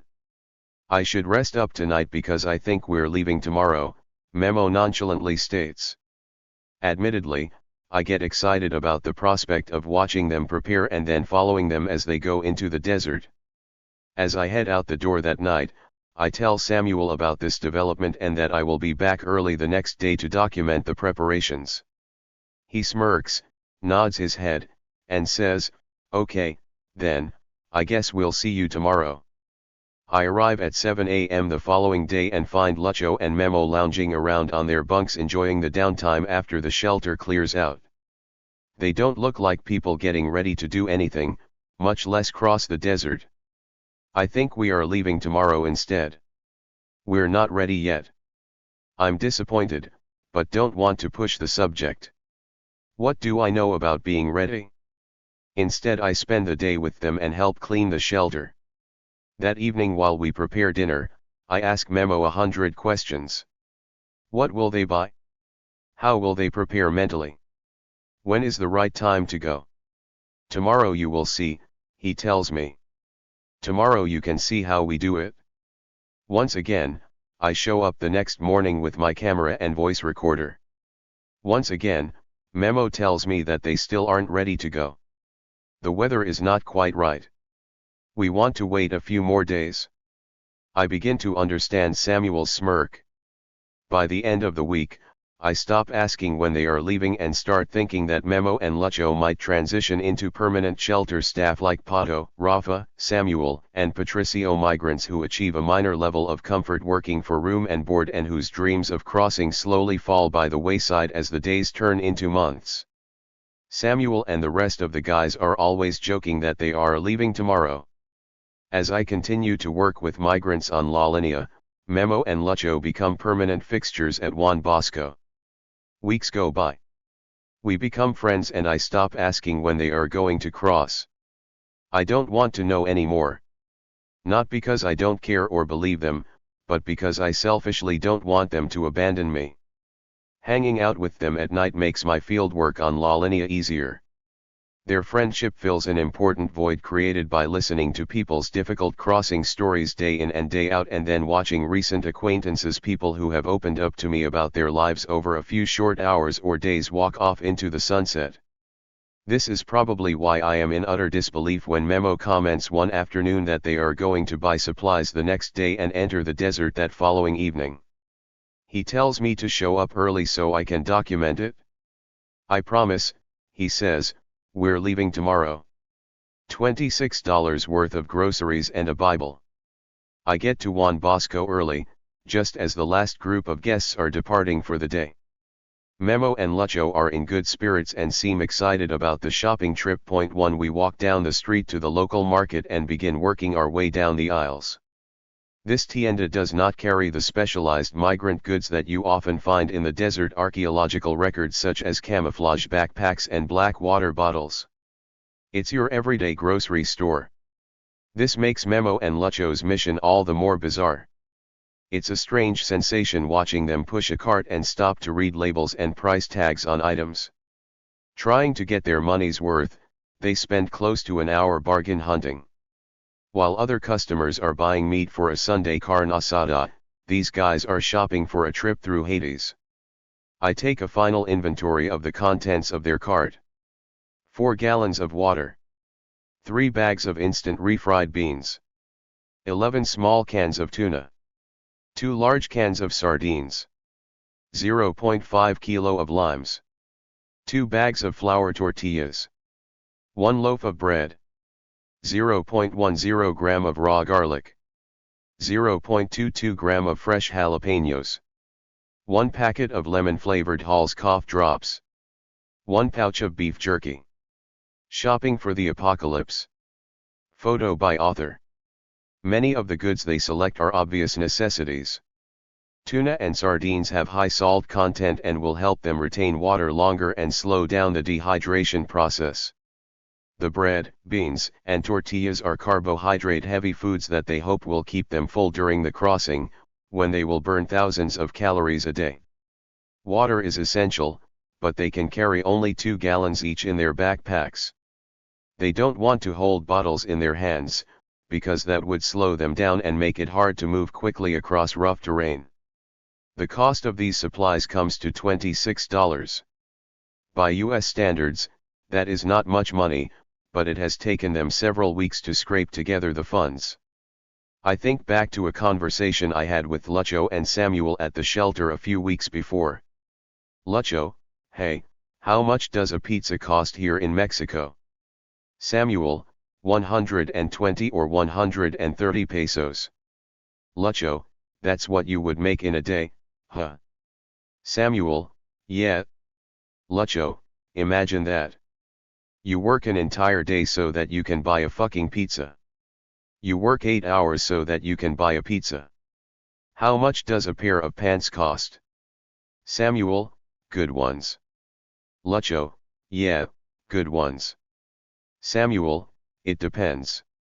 Maybe like 600 pesos. Lucho, 600 pesos. That's like a week of work. A week. 40 hours of work for a pair of pants. Buying provisions for each of their crossing attempts has been difficult because Memo and Lucho are not able to find steady employment in Nogales. For the past month they have worked the occasional one-day construction job and have been making less than 120 pesos a day. According to labor statistics published by the Mexican government, the average minimum daily wage in 2009 was 53.3 pesos. 2 Luckily for them, they are making more than double this amount, partly because wages tend to be higher in northern border towns where American dollars and Mexican pesos are used interchangeably. Still, because they are recent deportees and lack the proper paperwork to work legally in Nogales, they have been getting paid under the table and receiving lower daily wages compared to what locals make doing the same work. Even in their own country, their labor is exploited. We head back to the shelter, where I watch them start to cram their low-tech supplies into their bags. As they pack, they give me a running commentary about the importance of each item. Memo, garlic. Jason, why garlic? Memo, it's for the snakes. For rattlesnakes. You rub it on your clothes and shoes. Jason, does it work? Memo, yes. Jason, who says so? Memo, I don't know who says it. Lucho, the animals don't like the smell of garlic. It's like when you eat food with a lot of garlic and the mosquitoes don't bite. They show up and leave. Jason, but how do you know that it works for rattlesnakes too? Lucho, that's what they say. Memo, the coyotes tell you that. We only use garlic here in the desert, though. Not in California. It only works in the desert. Isaca El Arma. Photo by author. I could find no scientific evidence to support the assertion that garlic keeps snakes away. This doesn't stop the Mexican Red Cross from handing out brochures that recommend rubbing your body, clothes, and shoes with this pungent plant before entering the desert. Lucho shows me his extra socks and foot powder, which may come in handy if his feet get wet or he starts to get blisters from his knock-off Adidas sneakers. He also packs 2 black t-shirts that he says will help him avoid la migra. It makes it harder for them to see us at night, he says. I ask about the discomfort from the extra heat generated by wearing black in the scorching desert, and he replies, it's better to be hot than caught. Memo and Lucho are doing their best to answer all of my questions and also maintain an air of humor during the packing process. We are all laughing and cracking jokes. Lucho says to me, this is the most important thing for the trip, and brandishes a plastic cap gun and points it at Memo. What the hell are you gonna do with that? I ask. It's for the little animals. You scare them off with it? They don't like the sound or the smell of the smoke. I start thinking about what kinds of animals they might run into: Mojave Green's 3 black bears, mountain lions. I picture Lucho firing a child's toy pistol at a charging javelina. While this is all going on, Rafa and Samuel start writing farewell messages on their backpacks. I grab the marker and write, Memo, don't forget that you owe me an apple juice. Apple juice is the code we used when we would sneak off to get beer for our late-night poker games. Someone would always crack, hey, we are almost out of apple juice. Better head to the store. To be inconspicuous, we would wrap the caguamas in a towel and sneak out the back door. They ended up looking like bundled-up babies, which only led to more jokes. Oi, Yasin, I think the baby needs more milk. Better take him to the store. Hey, cabroncito, you better drink your apple juice so someday you can grow up big and strong. This last line would almost always be followed up by a vulgar retort that someone in the room would be willing and able to dispense milk to the rest of us should we need sustenance. Point 4 I start replaying these comical hypermasculine moments in my head. Thinking about the good times is easier than acknowledging that Memo and Lucho are about to do something very dangerous. After loading their packs with food and clothes, they both attempt to jam their 2 gallons of water inside. The seams of their bags look as if they are going to burst, but they finally manage to zip them up. Memo jokes that he is going to make some room in his backpack to stick in a few caguamas for the road. We are laughing at the ridiculous image of him sucking on a giant bottle of beer while traipsing through the wilderness. Toma tu leche. In typical Memo fashion, he starts telling a story about actually drinking cerveza while crossing the desert. Memo, when we crossed with Garcia, we stopped in Rio Rico and drank some beers. Remember, Lucho? We were drinking and having a good old time. Jason, where the hell did you get beer from? Memo, we stopped near Rio Rico where there is a little store. We were hiding but could see the store and some guys doing construction work on the road. We were out of food, so I volunteered to walk down to the store. There was a sheriff parked near the construction site, but I just headed down and acted like I was one of the workers. I was dirty from the desert, so I looked like I was one of them. I walked right past the sheriff and went into the store to get some food. Then I thought I might as well grab a 6-pack too. I grabbed the food and beer and walked out and went to where Lucho and Garcia were hiding. I handed everyone their share of tortillas and tuna and also some cokes. Then I said, "Okay, you only get 2 of these each," and pulled out the beers. We sat there and started drinking the chelas and having a little party. We were partying and telling jokes. We were all a little drunk because we were so dehydrated and tired from walking. We were laughing so hard, it was like we forgot what we were doing. It was like we were having a party out in the woods. Then we heard a vehicle drive by and we got scared and started moving. At this point, everyone is laughing and talking about the mountain of beers they are going to drink once they get across the border. Memo starts clowning around with his backpack on and waving goodbye to all of us. The joke telling at this point is less about machismo and more about lightening the mood. Our conversation avoids any discussion of the dangers these guys are about to face. Samuel and Rafa are saying positive things like, "Give us a call when you get to Arizona. You have our cell phone numbers." It is the middle of August and the recent temperatures have been in the low 100s. Everyone knows that they are not carrying enough water to survive more than a few days in the desert. They will have to find water along the way and will likely end up drinking the green liquid from the bacteria-laden cattle tanks that dot the southern Arizona desert. It is also obvious that they are under-equipped. Memo is wearing clunky construction boots and Lucho's cheap sneakers will no doubt get shredded by the desert terrain. Given the amount of calories they are going to burn, the food they have will probably last no more than 4 days. They are also going to have to navigate their way through the mountains based on things they have learned from previous trips and Lucho's knowledge of the area. They have no map or compass. If Border Patrol were to catch them with either of these items, they would be labeled smugglers and face real jail time. They have clothes, food, and water but not much in the way of non-essential items. Lucho has a small notebook, in which he has written his full name and memos along with the date of departure. Lucho is also carrying a dog-eared Bible that someone gave him while he was in jail after his DUI arrest. Memo has no personal possessions. Everything he owns at the moment, literally the clothes on his back, was given to him by people at the shelter. I find a Mexican phone card in my wallet that has a picture of the Virgin of Guadalupe on it and I give it to him. He tells me that it will give him luck and protect him. They are entering the desert with $26 in groceries, a Bible, and hope. Headed to La Linea. Photo by author. We jump on a bus and silently ride to the outskirts of Nogales where the two will enter the desert on foot. Out of nowhere Memo turns to me and says, "A lot of things are going through my head right now. I'm thinking about my family and I'm scared that I am going to die out there. Each time is different. You never know what is going to happen. The Bajadors should be out partying tonight because it's Saturday. We should be able to avoid them.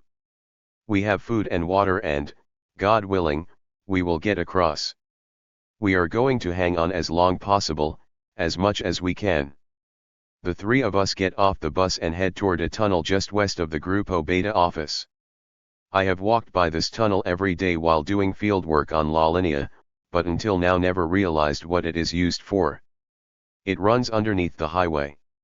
Migrants who enter it pop out on the other side just on the edge of Nogales where a trail leads into the desert.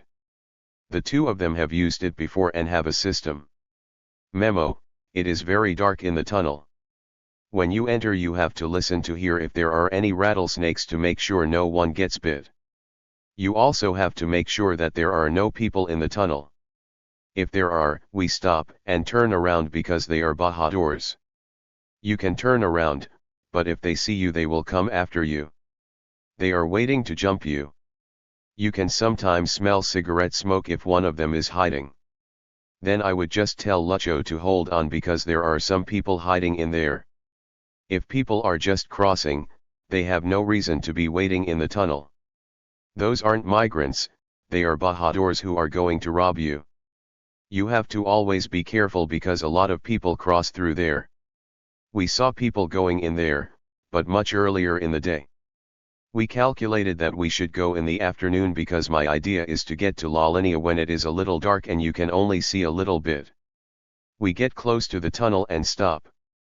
We hug and say our final goodbyes.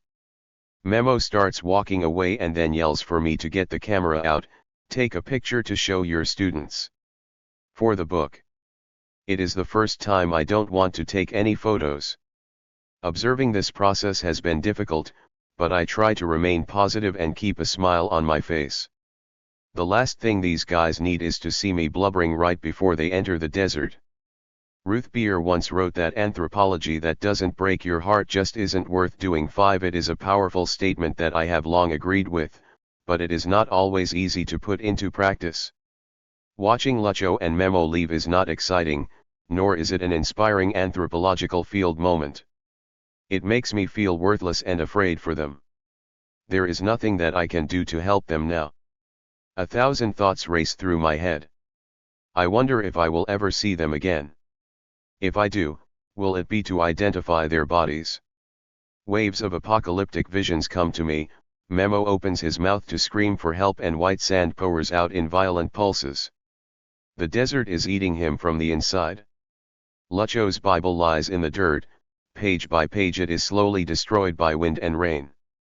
The brown skin on the back of his hands and on his face dries, cracks, and blows away in a matter of seconds. His defleshed skull is wide-eyed and grinning. I start thinking about how I will write about this moment later. The thought that this event will probably be turned into data for a publication that will benefit me and do little to help them survive makes me sick to my stomach. I am nothing now but an academic voyeur. The distance between my world and theirs has never felt so vast. Reluctantly, I pull my camera out and snap a few blurry pictures to appease Memo as they walk away. He stops right before the tunnel entrance and gives me a toothy grin and a wave. He then yells, "Don't worry, I brought the apple juice." And just like that they disappear into the darkness. I walk 50 feet and slump down on a curb in front of the cemetery. School has just let out. Kids in crisp white uniforms and shiny patent leather shoes walk past me on the sidewalk. Technological warfare. Cell phone cameras snap photos and a few students giggle. Gonzalez and I are grinning at the sight of my visibly pregnant wife, who is wearing a 20-pound army green tactical vest and night vision goggles. She looks like a character from a Terry Gilliam film. Gonzalez excitedly tells us, "The goggles are cool, but wait till you guys see the gun room. That's where we keep the fun stuff." Agent Ramiro Gonzalez 6 is like most of the Border Patrol agents who have given me and my students guided tours of their facilities over the years. He is young, male, Latino, and excited to show off his toys. Everyone takes off her or his goggles and follows him through a series of corridors. Walls are decorated with inspirational government posters, memorial images dedicated to those who died on September 11, and photos of grinning agents crouching next to giant pyramids of confiscated marijuana bricks and car trunks full of methamphetamines. The men in these photos look like big game hunters standing next to their kills. We pass a bulletin board covered in most wanted flyers featuring America's top listed terrorists, drug runners, and coyotes. there is a Xeroxed piece of paper depicting a Mexican national wanted for human smuggling. Someone has taken a pencil and poked a hole through this man's forehead and written "haha." The gun room is a windowless white cubicle stuffed with enough pump-action shotguns and assault rifles to fight a small civil war. I stare at a matte black Heckler & Koch HK-33 5.56mm assault rifle. It can fire 750 rounds a minute and has a muzzle velocity of 950 meters per second. It's familiar because I have occasionally come across agents walking in the desert carrying one. It is the same type of rifle that a masked man was wielding in 2010 when he and 10 other Border Patrol agents surrounded our field house in Arivica and began interrogating the college students standing outside washing and cataloging migrant artifacts recovered in the desert. It is an intimidating weapon to say the least. I have no doubt that it scares the shit out of corn farmers from Morelos and out-of-work school teachers from Tegucigalpa who find themselves staring at the business end of it after being tackled to the ground for trying to run away. Parents putos. Don't make me have to shoot. The tour moves on, and we see many more gadgets that the Border Patrol relies on to gain situational awareness to better detect, identify, monitor, and respond to threats to the nation's borders. 7. It's a dizzying list of mechanical hoodoo, biometrics, thermal handheld imaging devices, mobile surveillance system, unattended ground sensors, mobile video surveillance system, remote video surveillance system, vehicle and cargo inspection system, night vision devices, integrated fixed towers. 8. Don't forget assault rifles, drones, four-wheelers, horses, handcuffs, stun guns, and the old-fashioned combat boot to the neck. Every time I find myself in the middle of the Border Patrol's technological show and tell time, I start thinking about Memo's clunky construction boots and Lucho's Bible. I think about their $26 worth of groceries versus the billions of dollars spent annually on boundary enforcement. We keep pouring American tax dollars into the border security industrial complex and migrants keep buying garlic and dark clothes. Both sides are confident in the efficacy of their tools and strategies. It's like a scene from Malinowski's Argonauts of the Western Pacific.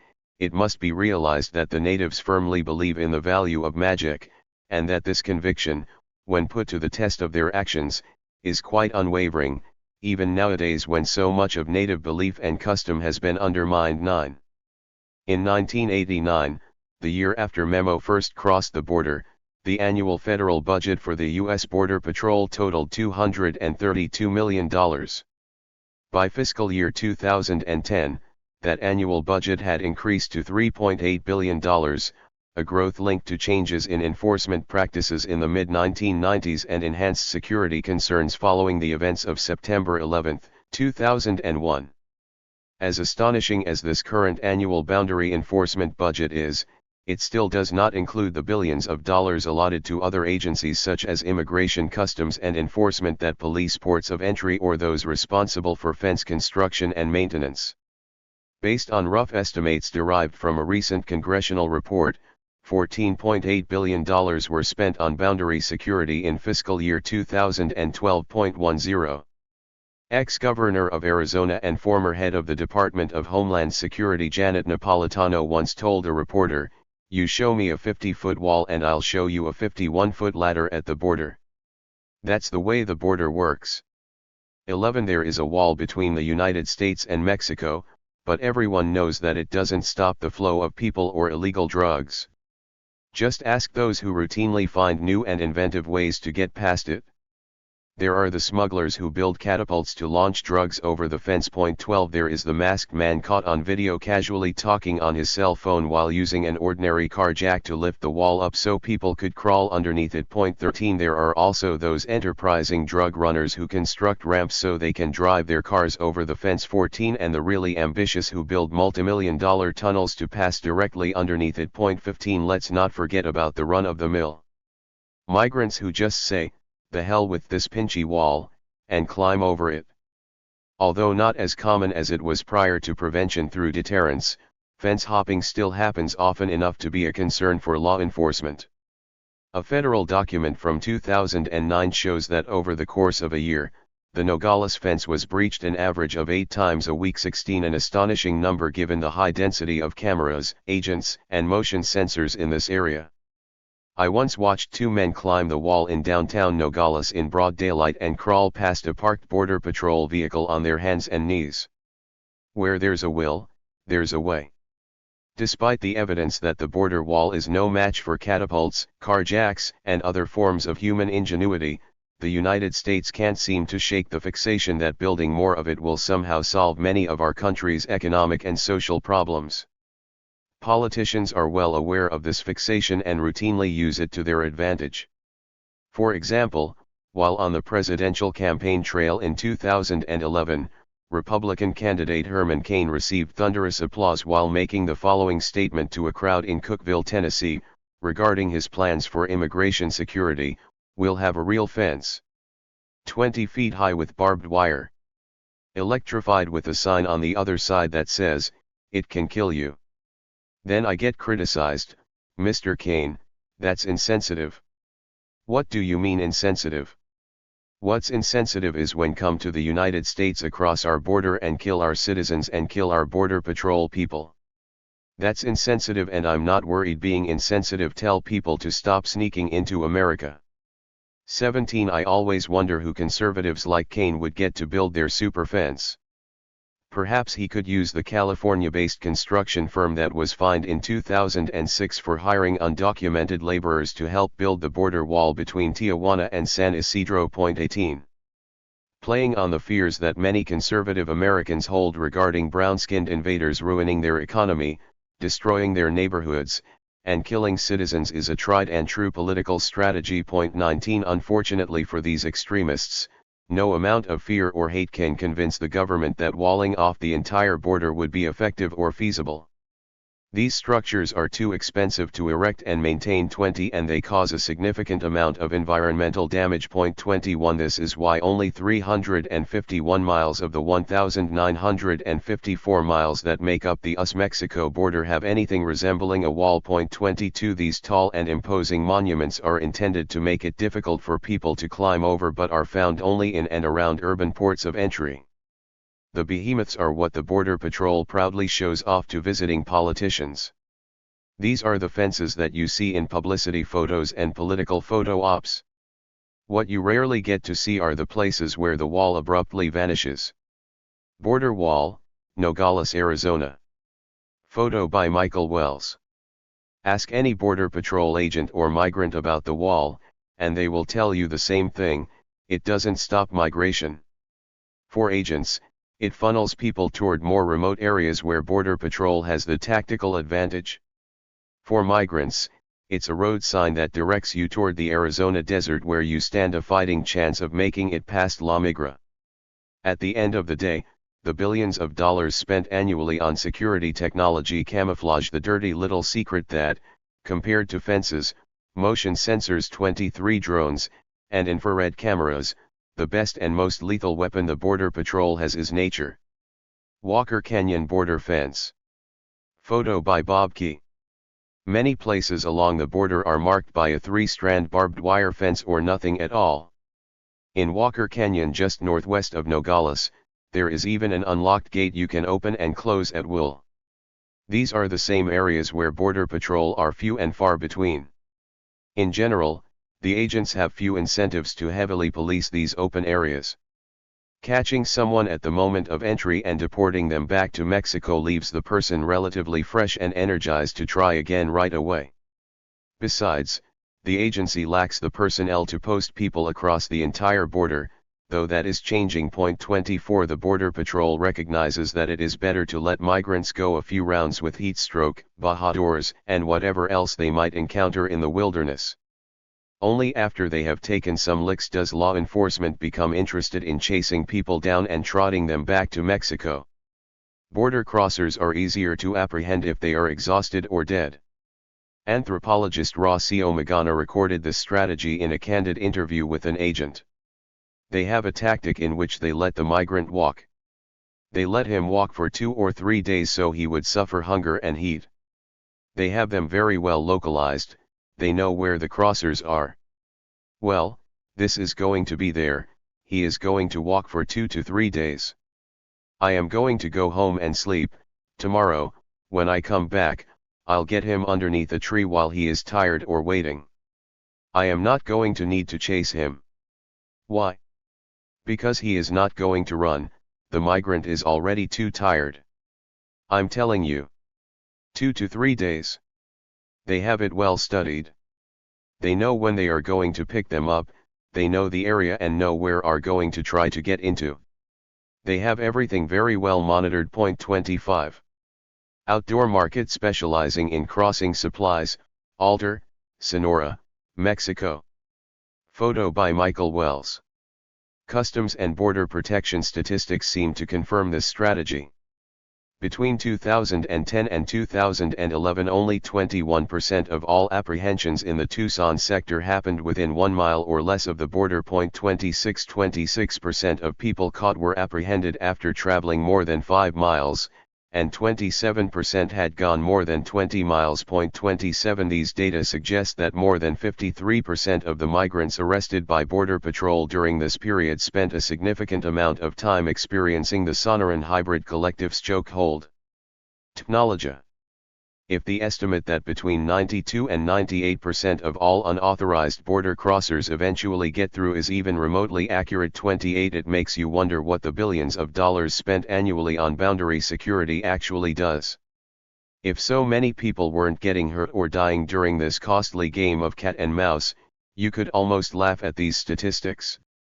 Those who do seem to be laughing, though, are the government contractors filling their pockets with cash after selling the United States government overpriced machinery and infrastructure that rarely does what it is supposed to. 29 They are, however, not the only ones turning a huge profit. Besides the thousands of dollars per client that smugglers make, there is an entire underground industry dedicated solely to helping people avoid detection and survive the desert.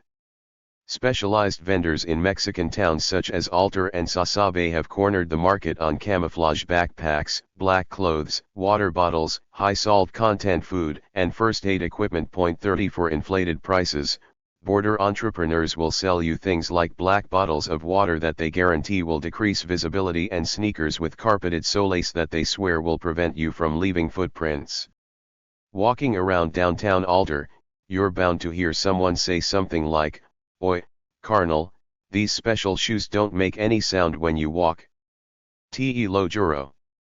In addition to tricked-out sneakers and a wardrobe composed almost exclusively of black and camouflage, you are also going to need foot powder to keep your feet dry, extra socks for the blisters, pain medication for sore legs, electrolyte-infused beverages to keep you hydrated, Red Bull to keep you energized, glue to fix your shoes, and bandages to wrap your soon-to-be sprained ankle. Last but not least, don't forget your crucifix, prayer card, and any other talisman you can think of. Technology. Juan Bosco Shelter. Photo by Michael Wells. Like the runaway spending of the federal government's border security industrial complex, migrants also shell out an exorbitant amount of cash on technology that promises to get them past La Migra and their Sonoran desert henchmen. The problem for border crossers, which is eerily similar to that faced by those trying to keep them out, is that most of what they purchase is marginally effective at best. Granted, the food, water, and first aid kit can relieve some pain and possibly stave off an early death, but beyond helping you endure the desert, they do little to undermine surveillance technology. Other items, such as dark clothes and black bottles, may actually be doing more harm than good. For example, both might make you less visible in some circumstances, but they also absorb more sunlight, causing the former to speed up your body's core temperature and the latter to boil your drinking water. If you're being remotely monitored by a Border Patrol agent sitting in her scope truck checking the infrared camera, this rise in temperature makes it look as though you are wearing a neon sign on your back that says, "Aquí estoy." When you point these technological conundrums out to people, they remark that you never know when any little thing is going to work in your favor, so it's better to cover all your bases. Luck aside, migrants recognize that you get smarter about the process each time you try and fail to get across the desert. Every attempt is a crash course in wilderness survival and subterfuge, and people learn their lessons quickly. The trauma induced by extreme dehydration and punishing terrain on a first failed crossing attempt makes for a steep learning curve if you survive. Social scientists call this acquired knowledge migration-specific capital 31, and it has been shown that as you accumulate it, you increase your likelihood of joining that 92nd percentile of border crossers who make it through. 32.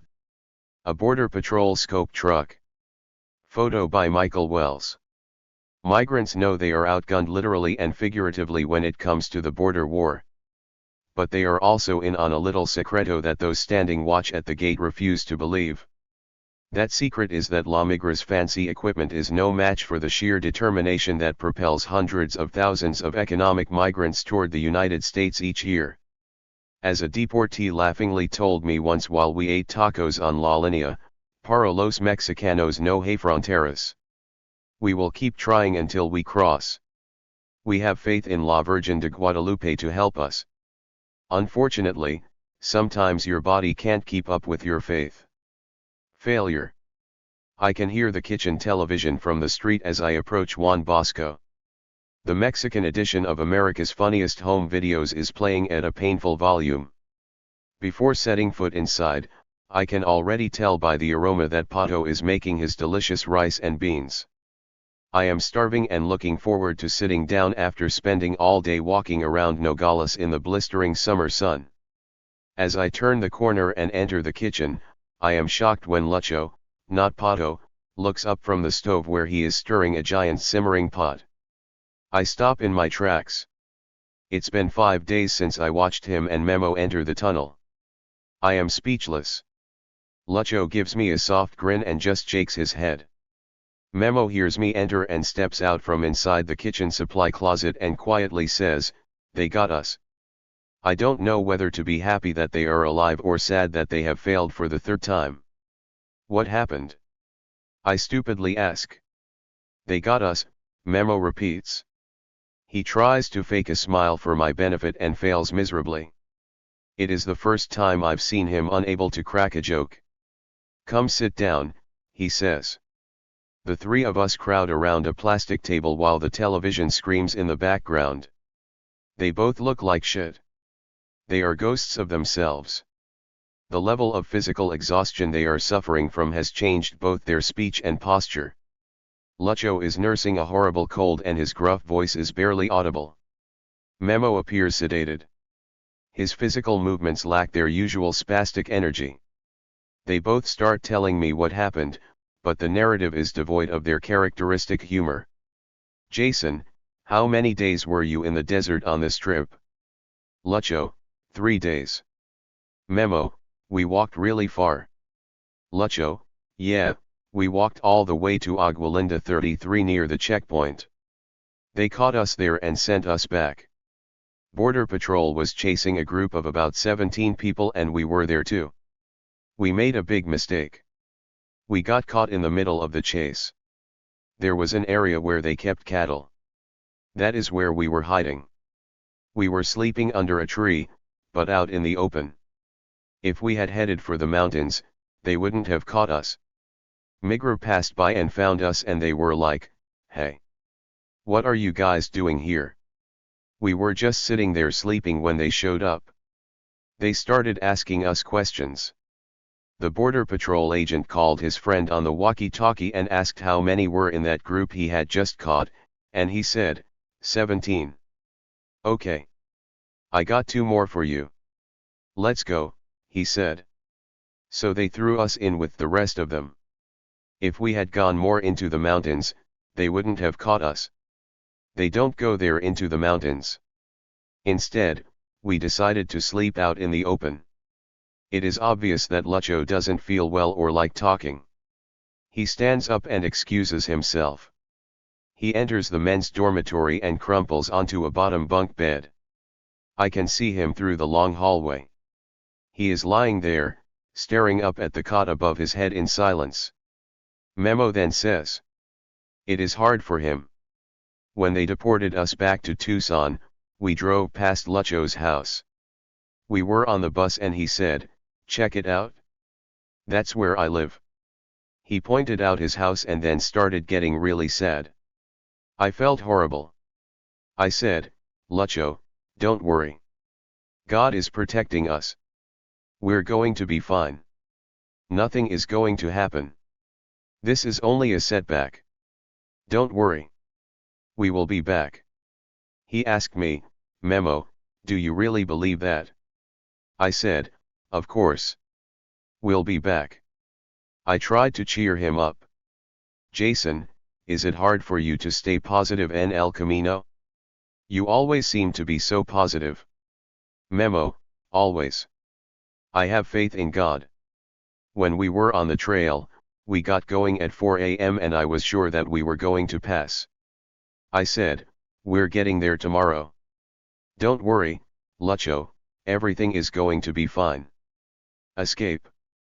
After this third failed crossing, it takes them several days to recuperate. Eventually things return to normal. Lucho and Memo even find temporary employment helping with the remodeling of a seafood restaurant near Juan Bosco. During this period I am also able to spend more time with them and the other shelter staff when they're not working. We attend a Sunday baseball game and then end up one afternoon at their favorite bar. It's a local dive called La Banana, a sad-looking structure with no windows. They specialize in playing banda music at deafening volumes. I am the only one with money, so I buy a few rounds of caguamas, and everyone tries to forget his situation. A pack of cigarettes appears, probably confiscated from one of the shelter guests the night before. We all lean back and someone starts making crude jokes about someone else's sexual potency. Everyone laughs. It's a temporary escape. No one can drink very much because they all have to return to work in the afternoon and can't appear inebriated. After our laughing settles down, we sit and nurse our beers. I can tell that the recent failure has been weighing heavy on Memo, because after a few drinks he turns to me with tears in his eyes and says, we are like a family right now. Right now we have no problems. Everything is fine right now. I want to believe that everything is fine, but I know it's not. They are stuck in Nogales again, and it is unclear when they are going to be physically and psychologically able to attempt another crossing. I have less than a week left before I have to return home and start teaching fall classes. Memo puts his arm around me and someone takes our picture with my camera. I start to wonder what will happen after I leave and if I will see him again. I get to the shelter early in the afternoon. It is my last day in Nogales and I want to say goodbye to everyone. Samuel cooks an amazing pot of caldo de camarón, and we spend a few hours laughing and making plans for my next visit. Memo and Lucho are working and not able to eat lunch with us, so around 7 p.m. I walk down to their job site to say farewell. I also hand over 2 disposable cameras that they have promised to take with them on their next attempt. Instead of heading back to the shelter, they offer to accompany me to my hotel in downtown Nogales. We get a ride from their boss, and Lucho shows me a wad of pesos that he received for his recent construction work. This is my first Mexican paycheck in 30 years. Can you believe that? I told my family I finally got a paycheck and they laughed when I told them how little it was. We get dropped off at the Hotel Regis, which is less than half a block from the border wall. We can see Nogales, Arizona, from the street. I invite Memo and Lucho to join me for one last beer. One beer turns into several, and Lucho starts spending his meager paycheck on rounds. I keep slipping the waiter cash when drinks are ordered in hopes that I can prevent Lucho from blowing all his money. After several buckets of beer, everyone starts getting emotional. I tell Memo I am afraid he is going to die in the desert. Tears fall onto the table and more drinks are ordered. The room heats up as the evening crowd of local drunks, hustlers, slimy expats, and sex workers starts to shuffle in. The music gets louder. Memo tells me that his father was murdered when he was a child and that to this day his death has gone unavenged. It is the first time I have seen him angry. Tears well up in his eyes and he uses the palm of his hand to wipe them away. I look over at Lucho and realize he is loaded.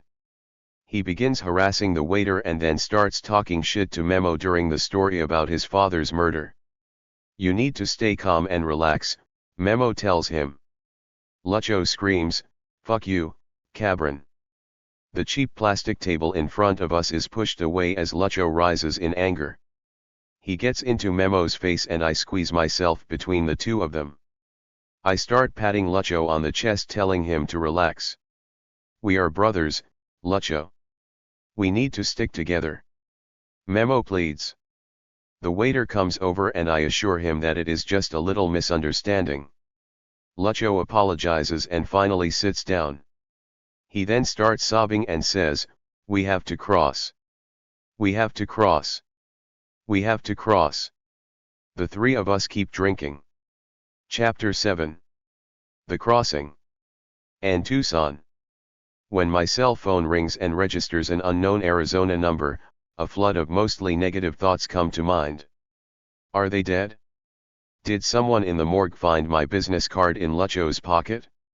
Are they now looking for next of kin? Did La Migra catch them and are they now calling from detention?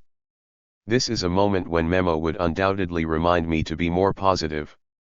No te preocupes. Todo va a estar bien. Perhaps they finally did make it? 2 weeks have gone by since I left them in Nogales. 2 weeks of radio silence. I've been checking my phone incessantly for a missed call. Nothing. When this one finally comes in, I am so nervous that I almost don't answer it. Bueno? Bueno? The person on the other end of the line yells out, "We are here. We are here." Memo excitedly tries to fill me in on all of the details over the phone. He reassures me that the disposable cameras I have given them are safe and full of undeveloped photos. I tell him that I want to hear the stories in person and will come to them. I land in Arizona a week later and call Lucho for directions to his house. "It's really close to where La Migra are," he says. He's not exaggerating. On my way from the airport I pass almost a dozen Border Patrol Pereiras 1 and 2 deportation buses. I pull up to a modest home in a dusty trailer park. A wobbly screen door swings open and Memo pops out to greet me with a giant smile. He is wearing clothes I don't recognize and has a warmth to his face that conveys deep happiness and relief.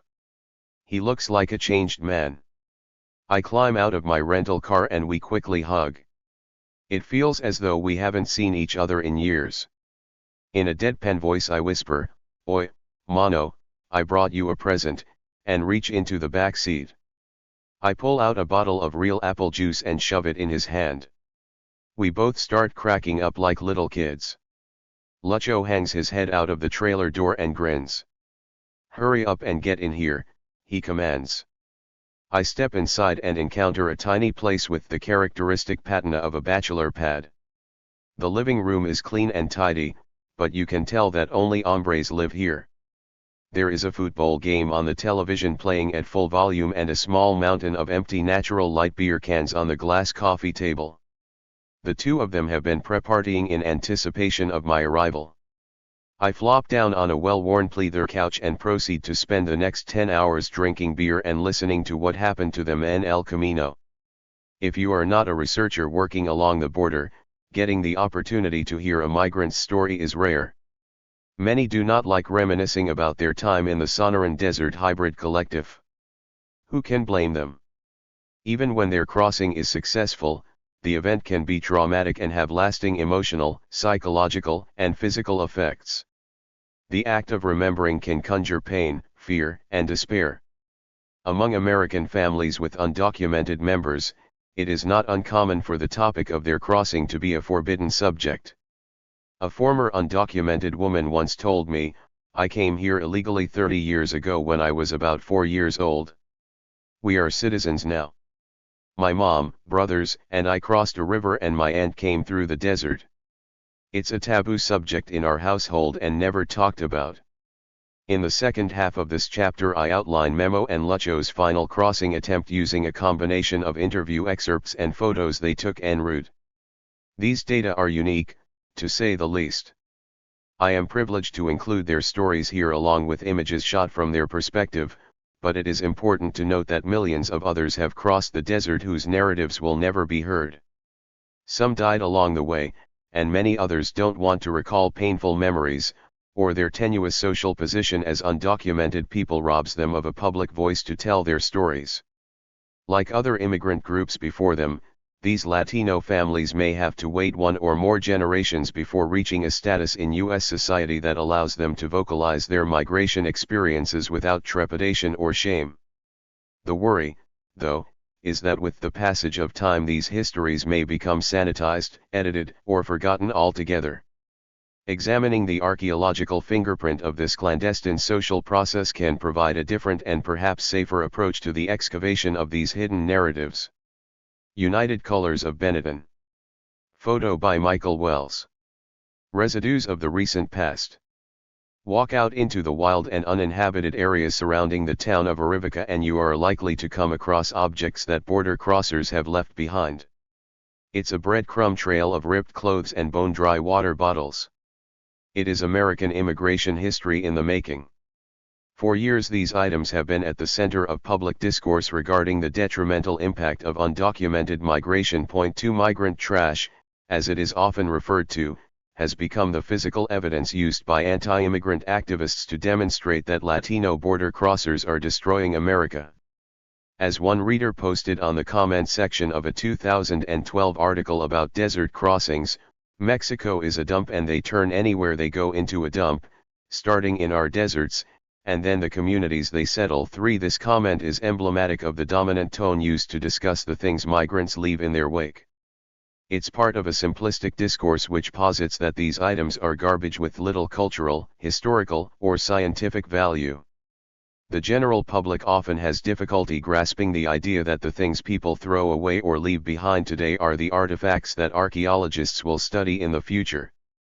Although some of these items are refuse, many of the things border crossers drop in the desert are valued objects not meant to be left behind, such as pocket Bibles, family photos, and love letters. For these reasons, I avoid blanket terms such as trash when referring to them. Reducing these things to garbage is not only a value judgment, it also compresses a diverse range of materials into a problematic category that hides what these artifacts can tell us about the crossing process. Point 4. In recent years, a growing number of archaeologists have argued for the relevancy of the discipline in understanding contemporary social issues.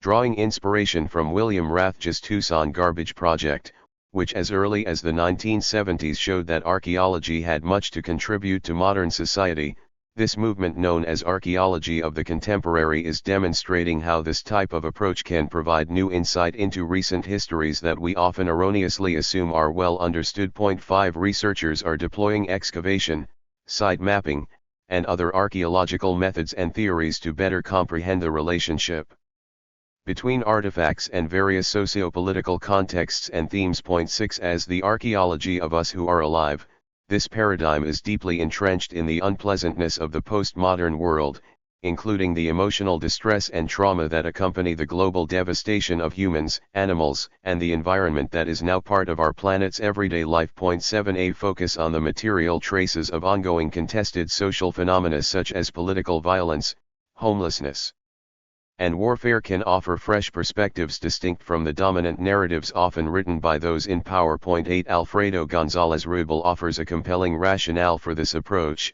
Much historical archaeology is justified by the belief that we need alternative stories, that oral and written data do not tell us everything about the past, that there are other things to be learned from artifacts and other experiences that have to be accounted for. Archaeology can do more than produce alternative stories. It can also tell stories in an alternative way. 9. Woman in front of hotel. Weather-worn picture found in Ironwood National Monument, Arizona. Photo by Michael Wells. An archaeological approach can foster engagements with the recent past and its material remains in novel and meaningful ways and produce new information that may be lost in narrative translations of history, collective memories, or accounts of individual experiences. Moreover, as British archaeologist John Schofield astutely points out, we can use archaeology to question the distinctions that exist between what we are told, and what actually happened. 10. This is especially true regarding polemical topics such as undocumented migration, in which the stories of participants are often ignored, downplayed, or selectively edited. As I note in Chapter 4, journalists writing about immigration often want extraordinary tales and tend to avoid more mundane, ambiguous, or complicated narratives. In the context of migration, archaeology can get at elements of the process that are overshadowed by exceptional incidences of trauma or violence. 11. And can help decenter the story away from the perspective of outside observers, such as journalists who shadow border crossers. The crossing. In this chapter I highlight the archaeological approach that the Undocumented Migration Project has used over the years, including our typology of migrant sites, analyses of wear patterns on recovered objects, and the absolute and relative dating techniques that have helped illuminate how the social process of clandestine migration has evolved over time. I put these archaeological data into direct conversation with the narratives of Lucho and Memo's final border crossing. My intent is to superimpose an ethnographic scale of analysis, which tends to be individualized and temporally truncated, on an archaeological data set that is both polyvocal and ambiguous, as well as more spatially and temporally expansive. Rather than seeing these data sets as distinct or disparate, I envision the photos and stories that Memo and Lucho provide about their trip as breathing life into the countless number of objects that have been left in the desert and that represent millions of crossing stories. Point 12. The following account is constructed from a combination of field notes, interview excerpts, photographs that Memo and Lucho took, and discussions when they provided me captions for their images. To highlight the connections and tensions between the material record and migrant voices, I have juxtaposed their story and photos with data from archaeological surveys conducted in the Sonoran Desert. When relevant, I provide a brief discussion of the archaeological evidence or comment on its absence. Meet Angel. Jason. You guys were in pretty bad shape when you got to the shelter after the third trip. Memo. Yeah, dehydrated. Jason. How many days did it take you to recover in Nogales? Memo. Like 2 weeks. It was a while, huh, Lucho? Like 10 days, but we stayed 3 more because we found a job. Lucho. That is when that dude Angel showed up looking for me. He went to Grupo Beta to find me, and they sent him to the shelter. He showed up at the shelter and I recognized him. I'd met him before because he was dating my girlfriend's daughter and she was with him. He said, "Hey, Lucho, I've been looking for you because we're gonna cross. Let's go. I'll take you across for free." He didn't have any money, though, or anything with him. Jason. Why was he there? Lucho. He was hanging out with his girlfriend in Nogales. She drove down to Mexico to see him and they were getting drunk in a hotel for 4 days. She told him that I was stuck in Nogales. He came looking for us and wanted to leave that night, but we needed to wait until we got paid for the construction work we had been doing. Memo. We stayed that night in the shelter and left the following morning when Angel showed up for us. Lucho. They wouldn't let him stay at Juan Bosco. Everyone could tell he was a malandro. He showed up the next day really early, but was hungover. He didn't have anything with him. We had to give him some clothes. Memo. Yeah, we found him a backpack in the shelter. Samuel gave us some clothes for him. Lucho. We bought food and stuff and got ready. We went to the same store that we took you to before when we crossed the 3rd time. Memo. We went to the main bus station, and from there we hitchhiked to Santa Cruz. From there we got a ride in the back of a pickup truck to the line. Waiting game. Jason. Did you run into any military? Lucho. Yes, we ran into soldiers while we were walking. Memo.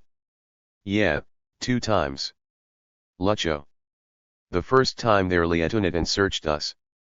He asked what we were doing and if we were carrying drugs. Then he started searching Memo's bag. We said we weren't carrying anything, that we were just trying to cross the border. He said, That's dangerous to not be carrying anything because the Bahadors will kill you if you don't have anything. Then they left. Jason. What did Angel say? Lucho. He didn't say nothing, but they stole his cigarettes. They walked away smoking his cigarettes. Memo. That was one time. The other time happened right before we crossed the line. Another group of soldiers showed up. Like 10 or 12 guys, and they talked to us. Lucho. We waited in Mexico to cross the line. We waited for 4 hours until it got dark and then we crossed. We walked until about 3 a.m. and then rested for a little while. This was not the first time that Memo and Lucho had stopped at the border for a time before crossing. They described how during their previous crossing attempt, they had spent an entire night waiting. Lucho. Memo walked down to La Linea to check on stuff. A Polero came out of nowhere and started yelling, "Hey, what are you doing? I hope you're not a Bajader because if you are, we are gonna fuck you up." Memo. Yeah, he got super aggressive with me. Lucho. Memo was like, "No, I'm just checking to see if we can cross." The Polero was yelling, "You're not checking nothing. Let's go. Get the fuck over there." He had like 15 or 20 migrants with him who were waiting. We went and sat with them. Jason. You sat with them? Lucho. Yeah, we ate some food and waited with them for a while. Later, this old lady came by with a bunch of bags of food and he said, "Get over here." The Polero had an assistant, and he was like, "Go grab that old lady," and the guy said, "No way, you do it." She just kept walking. She was carrying food for another group that was farther down the line. She walked from Nogales to bring food to the Poleros. Memo. This old lady might have been bringing food for the mafia. Lucho. Later, this group of 3 vatos ran by us. The Polero who yelled at Memo started shouting at them saying, "Hey! Where are you going? Stop!" They yelled back, "Don't worry, we are drivers. We work for." They mentioned somebody's name who was a mafia guy. Jason. So you spent the day with a group of migrants? What did you guys talk about? Lucho. We just all chatted and hung out. We stayed the night there. Finally, groups started leaving in the morning. First, the guy who yelled at Memo left with a group. Then another group went and then another. Finally, we left. We were the last ones to cross the line. Typologies. The Border Patrol uses the generic phrase lay up to describe the many places where migrants eat, rest, seek shade, and hide from law enforcement. The Undocumented Migration Project has conducted detailed analyses of different sites created and repeatedly used by people while en route. Our results indicate that border crossers are doing more than simply laying up in the brush and hiding from immigration officials. These site types are archaeologically distinct and signal different types of behavior and engagement with the environment. Sometimes these behaviors can easily be gleaned from artifacts, and other times the perspectives of migrants are needed to correct archaeological interpretations or fill in the details for processes that leave no material trace. Rather than labeling all locations layups, we have developed a typology to distinguish between sites where people camp for long periods, briefly rest, get picked up, practice religion, get arrested, and die. Point 13. During 4 archaeological field seasons between 2009 and 2013, the collected material and spatial data from 341 locales associated with undocumented migration and border enforcement in the Nogales-Sasabe corridor. Based on location, site features, artifact inventories, and interviews with migrants, we were able to divide sites into various categories, including campsites where people congregate and rest for a period ranging from few hours to an entire night, rest sites where people stop briefly and consume food and beverages, pickup sites where migrants dump all of their desert supplies and get picked up by smugglers in vehicles, and religious shrines where offerings are left to ensure a safe journey. We have designated the locations just beyond the boundary line on the Mexican side where crossers wait border staging areas. These locales can be relatively simple or more complex, with fire pits, sheltered sleeping areas, substantial religious shrines, and large amounts of clothes and consumables. Migrants, smugglers, and drug mules can spend anywhere from a few hours to several days waiting in these locations for the right time to cross. 14 One woman interviewed in 2013 reported that her group slept for 9 days at a border staging area. Migrant religious shrine. Photo by Michael Wells. Puro Monte. Photo by Memo and Lucho. En route. Lucho. Here are the mountains that we walked over. Remember, Memo. At this point we are standing just over La Linea. We have just crossed the border and are looking at what we have to do. We have to go between those two peaks in the distance. Jason. What are you thinking about when you look at something like this? Lucho. We are thinking just how far we actually have to walk. I mean, look at all of that. We gotta cross all of that to get to Tucson. All of that. Jason. It's hard to imagine. That's a lot of mountains. Memo. Too much. Lucho. It's all mountains. We crossed all of that. But look at the difference between here and Sasabe. 15 Here there is grass, you can see life, trees, and all that.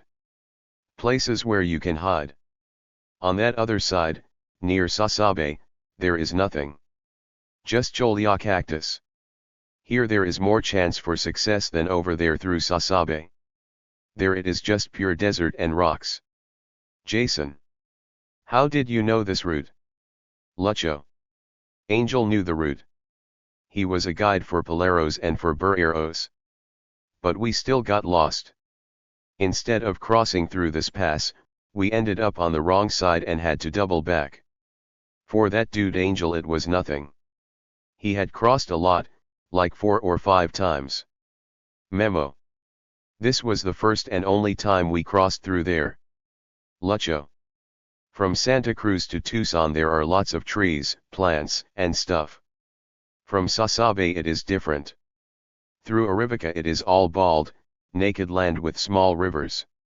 The way we went, there are big trees, arroyos full of water. Angel knew all of the cattle tanks, and he would say, okay, this gallon of water will last you until the next cattle tank. At the next tank he would say, okay, with this gallon of water you just have to drink a little bit at a time because we are going to walk a long way to get to the next cattle tank. That is how it was. He knew more or less where to go. Jason. How did he learn this? Lucho. He was a guide for drug mules. The guide has to know all of this to lead a group. Memo. I imagine that he was a burro first to learn all this stuff, and later he became a guide. Lucho. He would say stuff like, look, this is where burreros rested. They just crossed through here a little while ago. On multiple occasions, Memo and Lucho remarked that Angel had work experience as a palero and a burro, which is why he knew the route. However, on a few occasions they described him in much scarier terms. The following is an excerpt from my 2009 field notes just a few months after they successfully got to Arizona. After beginning their trip, Memo and Lucho learned that Angel is actually a badger who makes a living robbing drug mules in the desert at gunpoint. They seemed to be genuinely scared of the guy. He told them stories of almost killing drug mules in the desert, coming up behind them to hide his face, and putting a gun to their heads. Memo is convinced that this guy has done some really bad things to people. Migrant architecture. Photo by Michael Wells. Most of the sites used by migrants are also opportunistically utilized by drug mules. This includes humanitarian water drops, religious shrines, and resting areas. Still, compared to migrants, drug smugglers leave a light archaeological footprint, some of which is ambiguous. Distinguishing between these two groups is complicated by the fact that some work as bureros to pay for their crossing fees, and people involved in both activities may be wearing the same types of clothes and carrying the same basic equipment. Point 16. The clearest archaeological signature of contraband smuggling that the UMP has identified is the homemade backpacks constructed of burlap sacks used to haul bales of marijuana. Point 17. More ambiguous evidence of drug smuggling is the informal architectural features that people construct in the desert out of tree branches and rocks. Empty burlap sacks, along with food and camping supplies, have occasionally been found inside these structures. During interviews with migrants who were shown photos of these locales, they commented that bureros or lookouts who had more time and necessity for long-term shelter were primarily responsible for building these hideouts. These people, however, also reported sometimes using these shelters to get out of the sun or avoid detection when they came across them in the desert. This cabron is taking pictures of me sleeping. Maybe he's in love with me. Photo by Lucho. Lucho. Look, I took that photo. That Pinchigi is passed out? Memo. This cabron is taking pictures of me sleeping. Maybe he's in love with me? We had walked pretty far already. This is where I started getting cramps. I had to rest because of the fucking canyon that was full of black rocks. Lucho. Yeah, that was where we stopped to drink water quickly, and Angel was like, let's go. Let's go. No stopping. We were rushing through this canyon. Memo. That is where my blood pressure started dropping. Lucho. It's because we went down into a really steep canyon and started climbing and climbing to get out of there fast. Memo couldn't breathe. It was rough. It was like midday and very hot. Memo was dehydrated and vomiting up foam. Use where? Identifying evidence of the physical suffering, such as dehydration and bleeding blisters, experienced by crossers in the archaeological record has proved difficult. This is partly because injuries often produce traces that either are biodegradable, such as blood or vomit, or leave no footprint at all. To identify pain and bodily trauma materially, I have employed the dusty archaeological concept known as use wear, which refers to modifications to objects that occur when people use them in various ways. I have subdivided this concept into two categories: wear patterns, resulting from an item's use in intended tasks, and modifications, changes made to improve an object's function or to repair damage. For example, a shoe found in the desert that has holes worn through the sole suggests that a person's feet experienced intense trauma from walking, while a shoe whose sole has separated from the upper and that has been subsequently repaired with a bra strap indicates that the owner was desperate to keep her footwear functioning so that she could continue moving. Point 18. Those who can't keep up with a group because of blisters or worn-out shoes are often left behind, which can be a death sentence. Knowing about this phenomenon of abandonment and then recovering destroyed or haphazardly repaired shoes in the middle of the desert can often be an emotionally challenging moment of archaeological interpretation. Migrant shoes recovered in the two Makakori Mountains. They have been repaired with a bra strap and cord to reattach the soles to the uppers. Photo by Michael Wells. General physical pain and desperation can be inferred from these use-wear patterns, but it is only when paired with ethnographic data that these objects come to tell more nuanced stories. On multiple occasions I encountered individuals at Juan Bosco limping around with heavily bandaged feet in hospital-issued sandals. These women and men reported that their shoes were stolen by bandits or that they broke down in transit. Some even reported trying to walk barefoot or in socks across the spiky desert floor. Although items such as distressed-looking shoes don't provide names or specific details about a particular crossing experience, they do hint at a generic phenomenology of suffering shared by many. Rancheros. Jason. You guys took a lot of photos of cows. Why? Memo, that was when we were cracking ourselves up chasing cows around. People who read this book are gonna think we are cowboys or own a pinchy rancho. Lucho. We were chasing cows around and Memo was trying to grab their tails. Angel grabbed one by the tail and it was dragging him around on the ground. Memo. We were entertaining ourselves and making all kinds of noise laughing. Those are the moments that you forget what you are actually doing. Lucho. We only had a little bit of food at this point. Memo. This was when the three of us shared a tuna. Jason. Tunas you found in the desert? Memo. Yeah, no pales. It was full of spines and dried out. It was all bone, but we ate it. We ate some plants we found as well. We were starving and it was so good. Lucho. We found some plants that were okay to eat. They were plants that my grandmother used to eat in Mexico. We put a little bit of salt on them. It was from what they feed to cattle. Jason. Really? Memo. Yeah. There are these blocks of sal in the desert. We cut little corners off of it. Man. Or remember when we ate that piece of maguey? That hurt so bad. It gave me these fucking awful cramps. I was in pain. Lucho was like, no worries, have another piece. There is plenty. Lucho. We didn't really have any food left at this point. Rancheros. Photos by Memo, Lucho, and Angel. Chronology. Memo. We had walked for several days when we took these photos. Lucho. We were exhausted. I remember that we dropped down into an arroyo and lay in the sand exhausted until it got dark. We just tried to rest for like half an hour. Memo. Here I am exhausted. It feels really incredible to lie down for a little while using my backpack as a pillow. Lucho. It looks like Memo is dead there. Memo. This was a day before the rock climbing. Memo and Lucho rest during the crossing. The bottom photos are of migrant campsites documented south of Green Valley, Arizona. Photos by Memo, Lucho, and Michael Wells. June 25, 2010, Green Valley, Arizona. The smell of grilling meat hangs thick in the air. It makes everyone's stomach grumble and resent the soggy ham sandwiches awaiting us in the back of the truck parked down the street.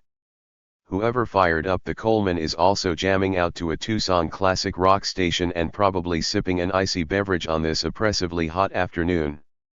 Steely Dan's Reelin' in the Years plays loudly from their patio and provides a soundtrack to our clandestine archaeological fieldwork.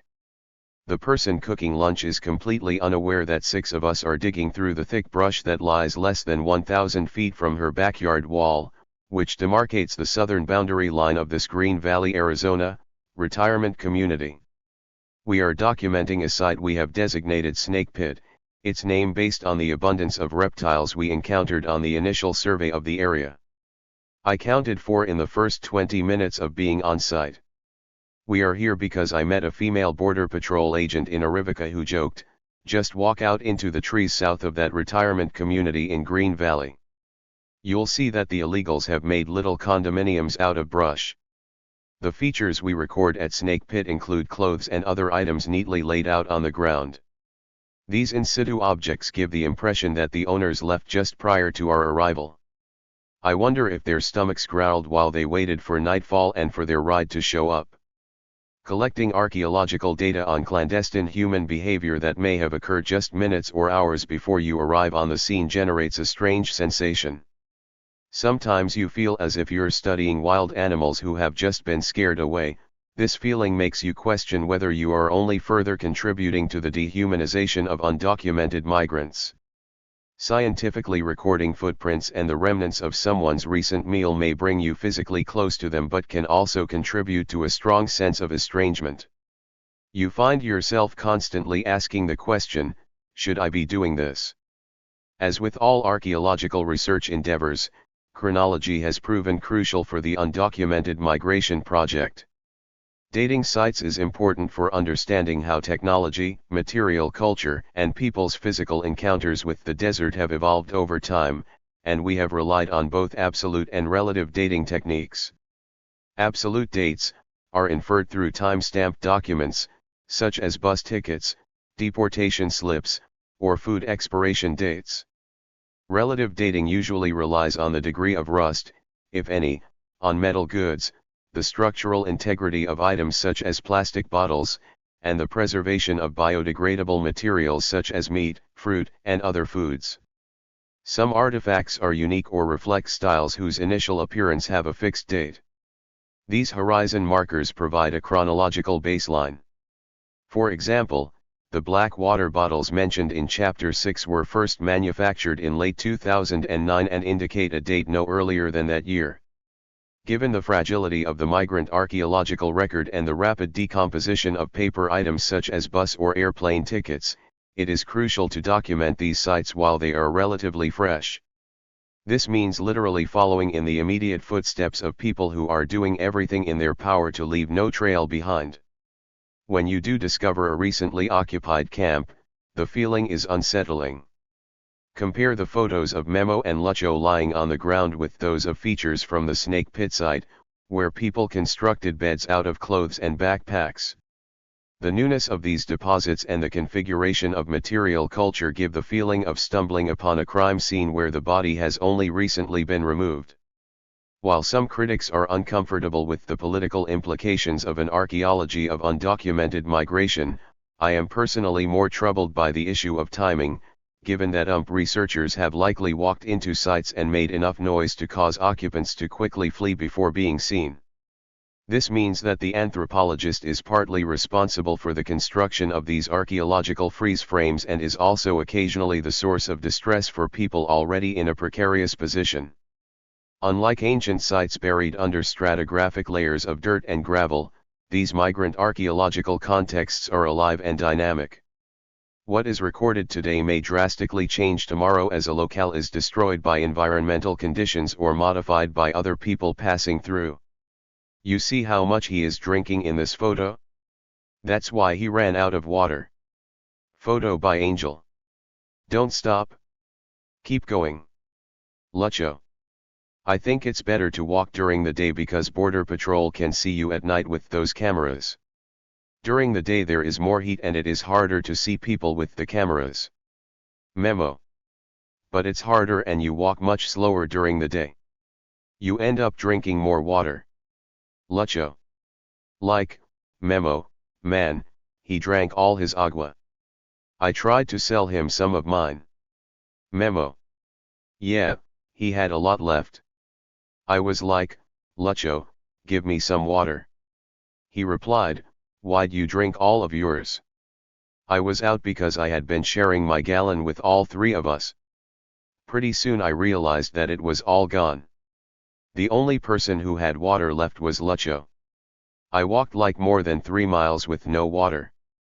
I asked again, hey, Lucho, give me some water, man, I'm thirsty. He grabbed the gallon and said, I'll sell you some. I said, Cabron, I don't have any money. Then he told me, okay, I'll loan you some so you can buy it from me.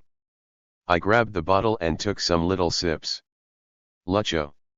You see how much he is drinking in this photo? That's why he ran out of water. I remember that around this time we crossed an arroyo and then one of the roads used by Border Patrol. It was like midnight when I heard a Vicente Fernandez song playing at high volume all through the canyons. It was coming from a truck, but it was hard to see what kind. Memo. Border Patrol plays music like that to trick people into asking for a ride because migrants think it's a paisano. Fuckers. Lucho. Yeah, also paleros doing pickups will whistle in the dark and call out to people, vamonos. La Migra will do the same thing to trick people into thinking they are smugglers so that migrants will come out of the woods and walk toward them. Memo.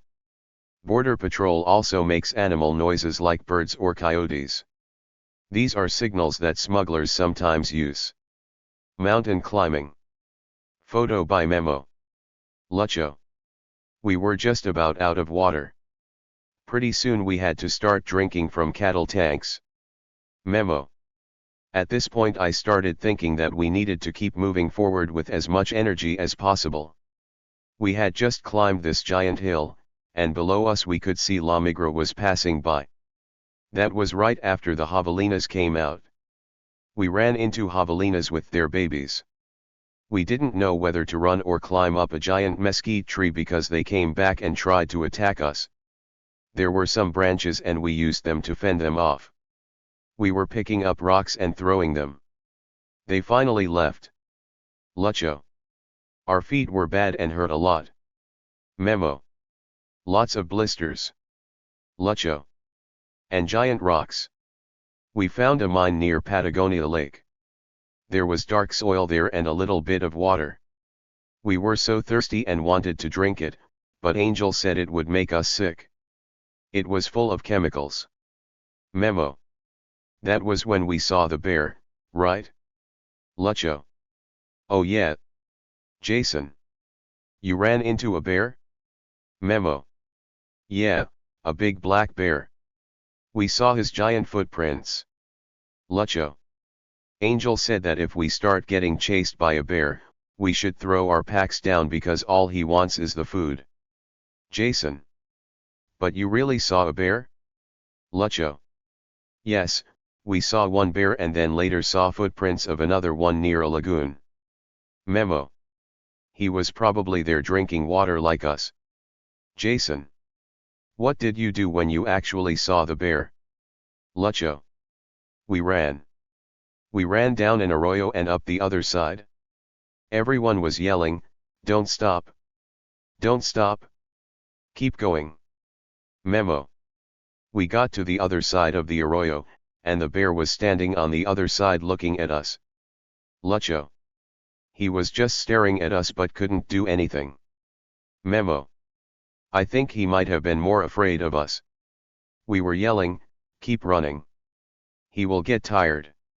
Jason. When you are climbing stuff like this, what are you thinking about? Lucho. We are thinking about how they are not going to catch us up here. It's like we were climbing a mountain there. Memo. And the drop was crazy. Man, so crazy. Jason. How is it for La Migra? Lucho. La Migra doesn't go up there. They're afraid. The road is really far from there. They have to walk like 2 miles to get where we are in this photo and leave their car on the road. Their car won't make it in that far.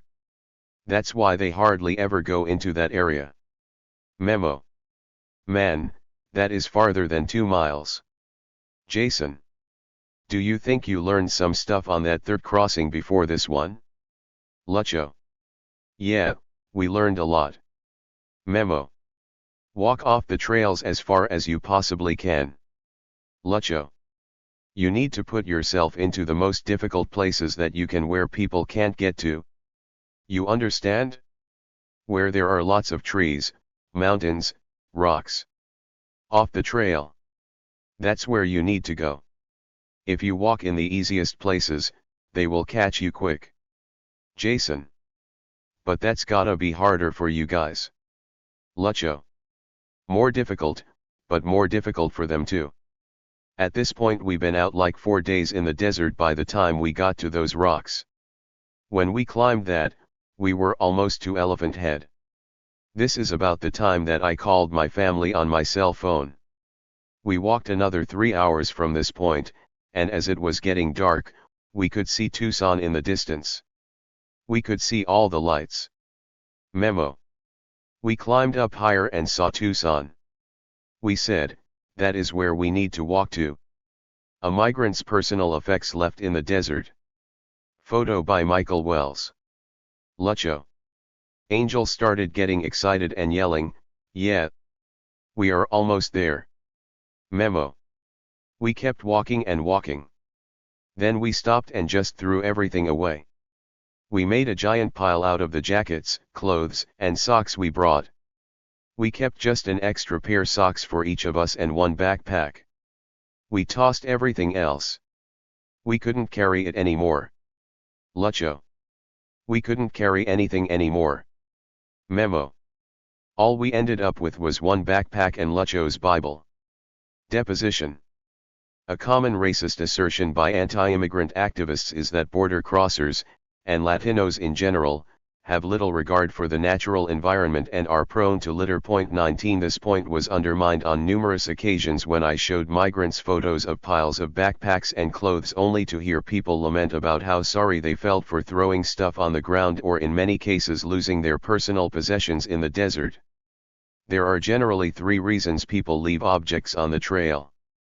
First, some things are discarded because they are no longer of any use. Point 22. As Memo and Lucho mention above, after many days of walking, people may be too tired to continue carrying a heavy pack. Researchers have often found full backpacks on or just off trails that still contain food, beverages, and clothes. It is not uncommon to come across bleary-eyed migrants in the desert with nothing but a water bottle. In addition to exhaustion, people can be startled by border patrol or animals and, in the confusion of fleeing, leave objects behind. Law enforcement officers may also force a person to abandon all her belongings before being loaded into one of their vehicles. We frequently recovered backpacks with food, medication, clothes, and identification documents in areas where border crossers had recently been arrested.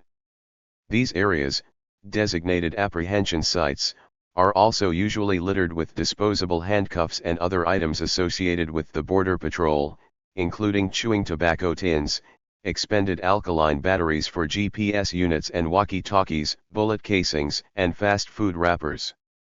In 2013 I watched a Border Patrol agent arrest 3 men on a dirt road in Arivica.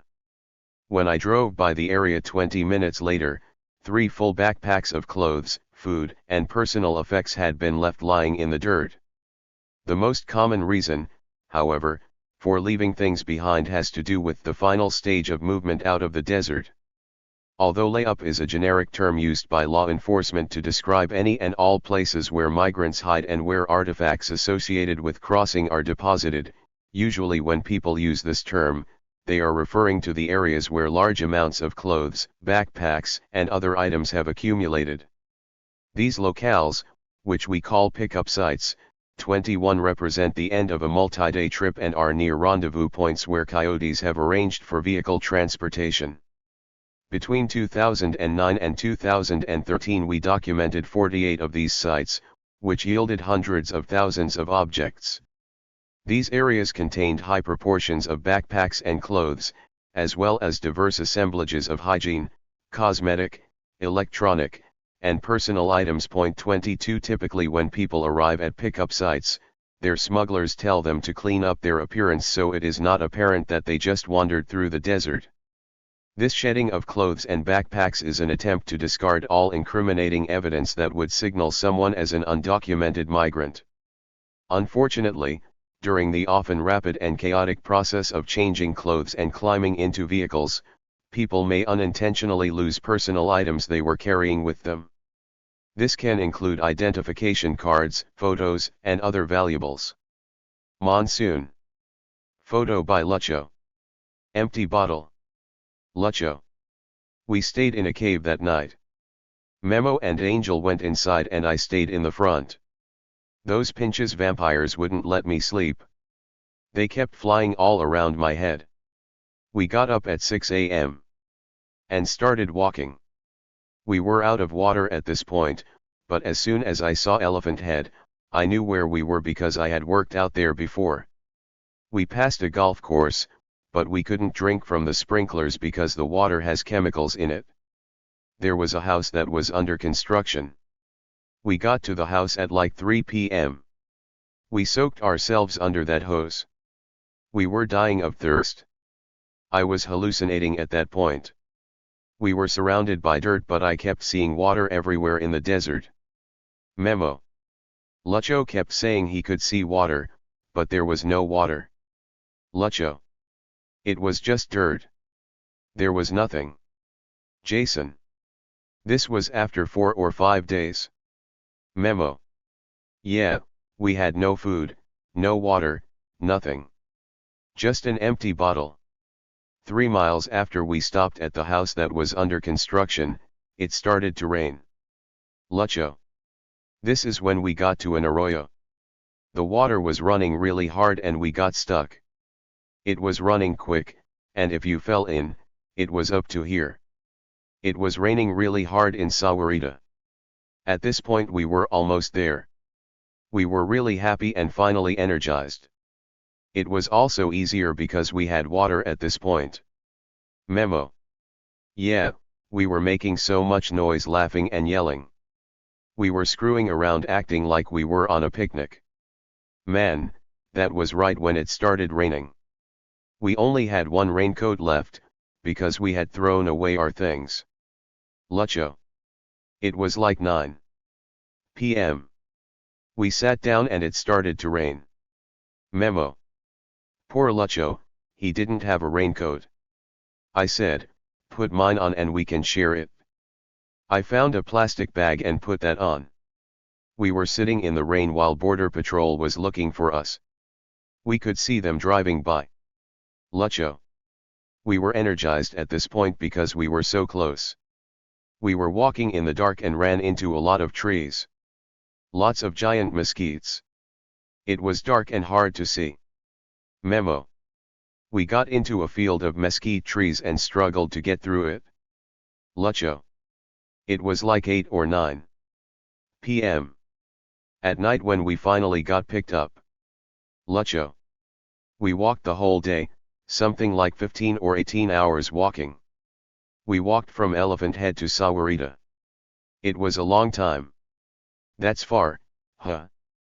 My family was waiting for us. I had called them and told them we were coming and that we were starving. They took us to the house and they had made us food.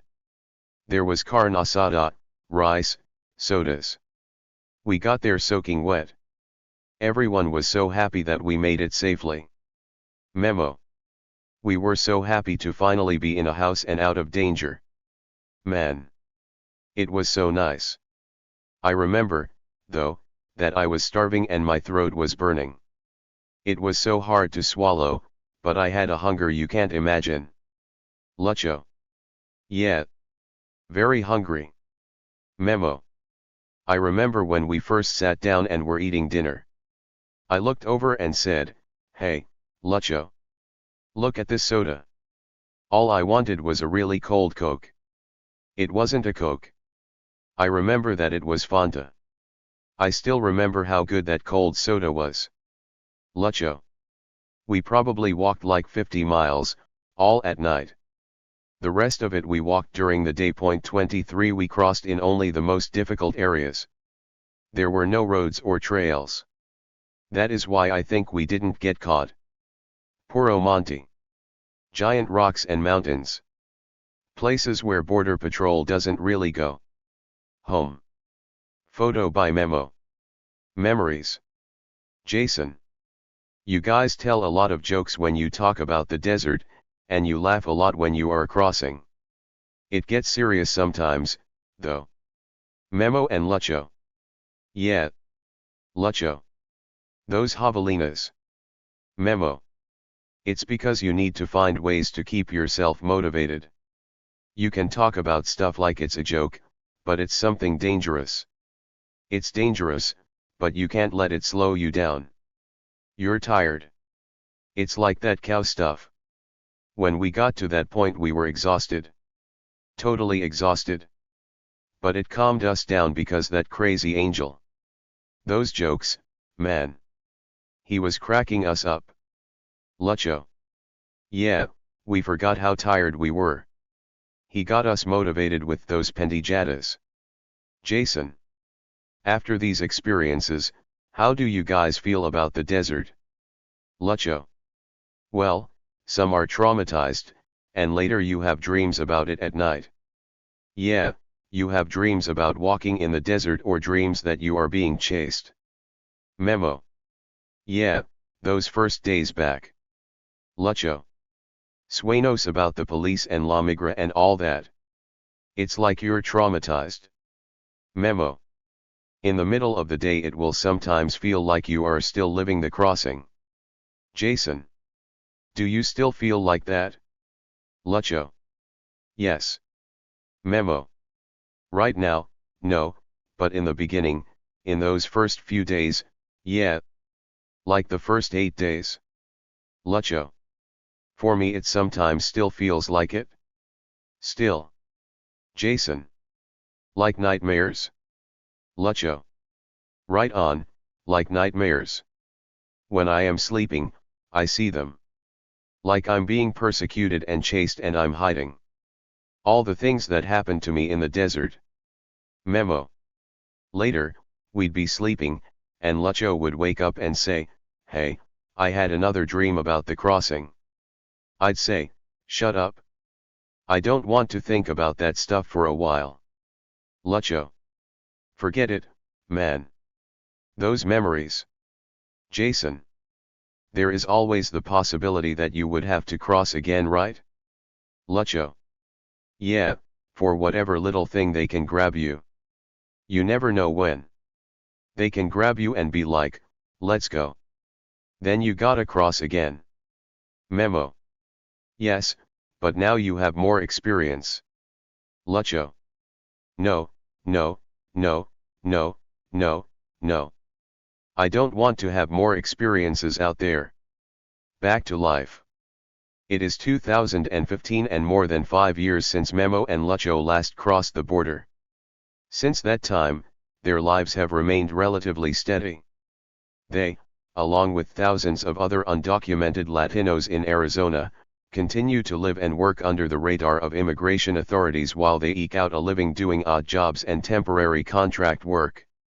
After 2 decades of toiling in the agricultural fields, Memo is proud that he has learned new construction skills, including how to put up drywall, lay flagstone, and pour cement. Still, the transition back has not been easy.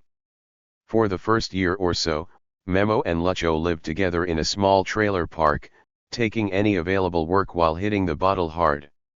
On numerous occasions, I watched them get drunk and argue for seemingly no reason and often found myself trying to break up fights. Lucho eventually separated from his wife. She gained possession of the trailer, which forced the two of them to move out. Memo moved in with friends, while Lucho stayed with relatives. Both men continued to drink heavily, and on New Year's Eve 2010, Memo got drunk and fell down a steep drainage canal behind his house. He lay at the bottom of a ditch with a broken ankle until daybreak because none of his neighbors could hear his screams over their loud music.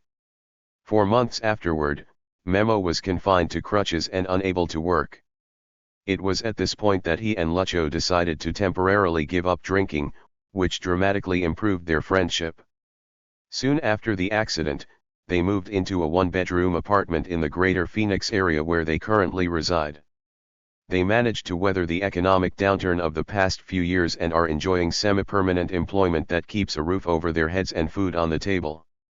They are both currently single but have active social lives. Their apartment is located in a neighborhood where they are surrounded by friends. Despite their constant struggle to find work, Memo and Lucho are seemingly content. Memo even saved up enough money to buy a car. The only hints of unhappiness I have ever noticed have occurred when I was driving with Memo and we passed a police officer or a border patrol vehicle. He will immediately stiffen up and look forward. Once when this happened, he told me to act normal and not show any fear. It is clear that 5 years after the crossing, Memo's and Lucho's memories of the event and the months spent in Nogales have been affected by the passage of time. Some of the more painful parts of the story have been edited to seem less dire, while other moments have evolved to accentuate humorous or positive elements of the journey. Memo's telling of the story continues to get funnier, while Lucho often gets serious and morose upon reflection. My sense is that they reminisce now about their crossing only for my benefit. Over the years, I have had to remind them of certain details, and in other instances new information has arisen. Given their many experiences in the desert, the stories have started to blur together and some parts have been forgotten. Like all memories, theirs are evolving. Using Memo and Lucho's final crossing as a backdrop, I have shown that an archaeology of undocumented migration can provide new insights into border crossings and can improve our understanding of both the different types of engagements people have with the Desert Hybrid Collective and the material traces of these interactions.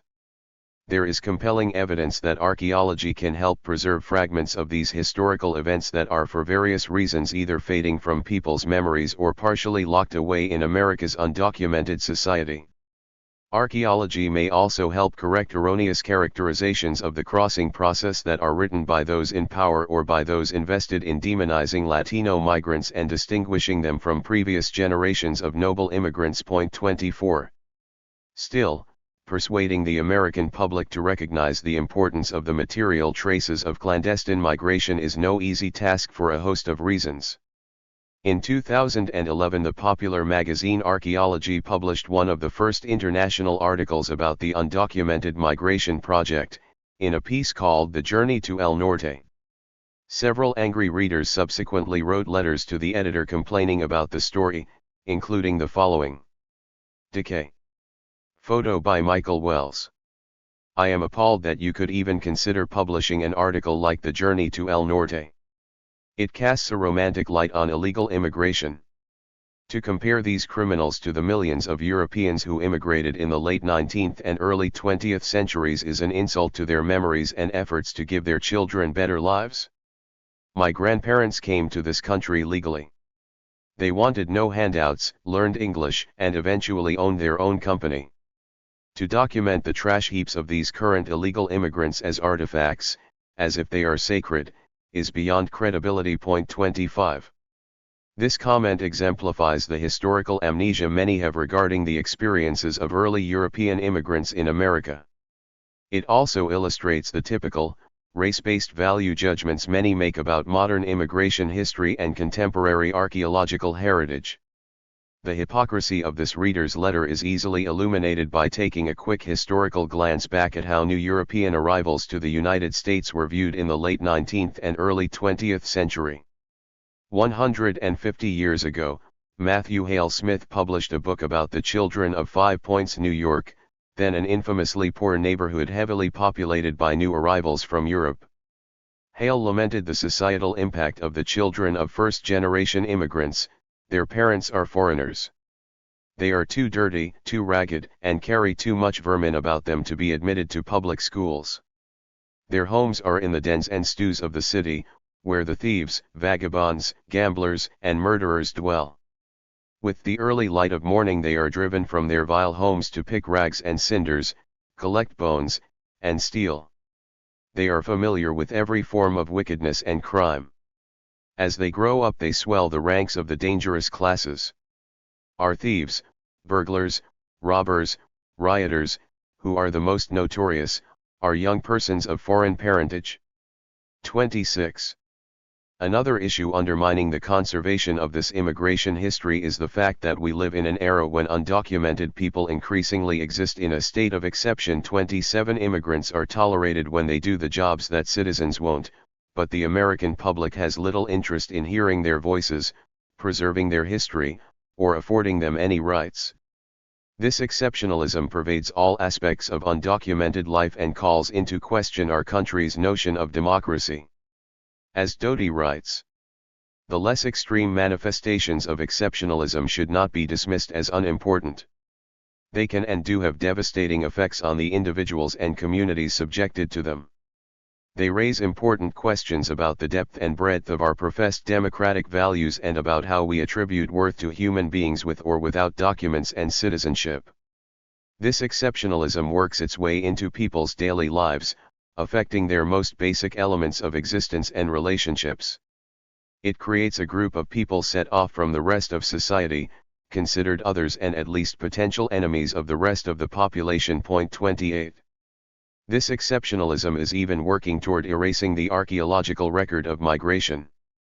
Border crossings leave physical traces, but there is no guarantee that future generations of scholars will be able to access this archaeological record. Since the early 2000s, there has been a concerted effort by federal, state, and private organizations to clean up the desert. Over more than a decade now, hundreds of tons of material associated with migration have been removed annually. 29. A 2011 report from the Bureau of Land Management highlights the logic of these efforts. The cleanup and remediation projects were focused in the area within 100 miles of the United States border with Mexico. Major impacts of smuggling and undocumented immigration include the accumulation of trash along smuggling corridors, the creation of illegal roads and trails and lookout points throughout the border landscape. Disturbances to the natural and cultural landscape fragment wildlife habitat, damage archaeological and sacred sites, cause erosion, and increase the presence of invasive plant species. The effects of this have begun to be reversed as trash is removed. 30. Recuerdo. Photo by Michael Wells. Federal guidelines generally do not recognize anything less than 50 years old as historically important, which means no law is in place to protect the artifacts that migrants leave behind. Ironically, the above statement from the BLM highlights how the Bureau's efforts to clean up migrant sites are directly linked to its attempts to protect other archaeological sites. In this instance, the government perspective that migrant material culture is trash means that it can be justifiably erased. If we could fast forward 50 years, these materials would be classified as historic and be protected. There is currently little interest, however, in preserving this ongoing historical record because of its political volatility and what it represents in terms of human suffering and government culpability. Viewing the traces of undocumented migration as an environmental blight that needs to be sanitized shapes the formation of the archaeological record for future generations, much of which has already been destroyed before it could be recorded. 31 Site formation processes, like taponymy, are political. 32 Historian Ava Dominska might be onto something when she writes that those interested in understanding the manipulation of the past and its associated relics in contemporary political discourse might be able to foretell the future. 33. As memories of border crossings fade with time, physical evidence is being systematically removed by the political system that created this phenomenon. This erasure, much like the destruction of dead bodies, is the tail end of the violence produced by the hybrid collective. This process seems to confirm Paul Farmer's remark that erasing history is perhaps the most common explanatory sleight of hand relied upon by the architects of structural violence. Erasure or distortion of history is part of the process of desocialization necessary for the emergence of hegemonic accounts of what happened and why. 34. Sitting with Memo and Lucho in their cramped living room, I hold out hope that some of the narratives of border crossers and the things they leave behind can be salvaged before all is forgotten or lost. I ask Memo how he feels after so many crossings. It's something that I really value. I truly value the experience. I always feel horrible for the people who come walking through the desert, who arrive beat up just to get ahead, to make progress. It's so horrible when they get detained, or assaulted, or killed. It's something so ugly. People get left behind and no one knows where. When you finally arrive here, it's like, thank God. You are reborn. That's the point for me where you come back to life. For this reason we always go to church to thank God that we are okay and to keep moving forward with the people who come here to struggle. For me, my goal is to be here for a little bit and then go back to Mexico. But only when I have something that can help me survive. Right now it is very dangerous to cross. I keep this backpack as a memento of that last trip. Part 3. Perilous Terrain. Photo by Michael Wells. Chapter 8. Exposure. Carlos from El Salvador. On June 28, 2012, 3 students associated with the Undocumented Migration Project Summer Field School spent the day with volunteers from the Tucson Samaritans. 1. The research goal was to observe the organization's humanitarian efforts and collect ethnographic and archaeological data on the various water and food drops that it maintains in the desert. 2. The following are excerpts from an interview with student Justine Drummond 3, who was with the Samaritans that day. We were with Roberto when he got a phone call from 2 other volunteers. They were asking if we could come out to Batamote Road and bring food and medical supplies to a migrant they had encountered. We parked close to the GPS coordinates that were given to us by the volunteers and walked back to that location. One of them came out to meet us and brought us to the little wash where they were sitting with a young migrant named Carlos. Roberto, Linda, and Monica went to talk with him. Me and two other students sat away from Carlos and spoke to the volunteers who had been sitting with him. They told us that he had been waiting by the side of the road when they drove past, so they stopped. He basically told them that he had been walking with a large group and the coyote had said that. Well, basically the smuggler was upset that there were people who were sick and weren't able to go as fast as he wanted to go. So he had called out that the border patrol was near and everyone scattered. In the chaos, Carlos found a woman from the group. I believe he also said that there was a man. He was traveling with two people. I am not entirely sure.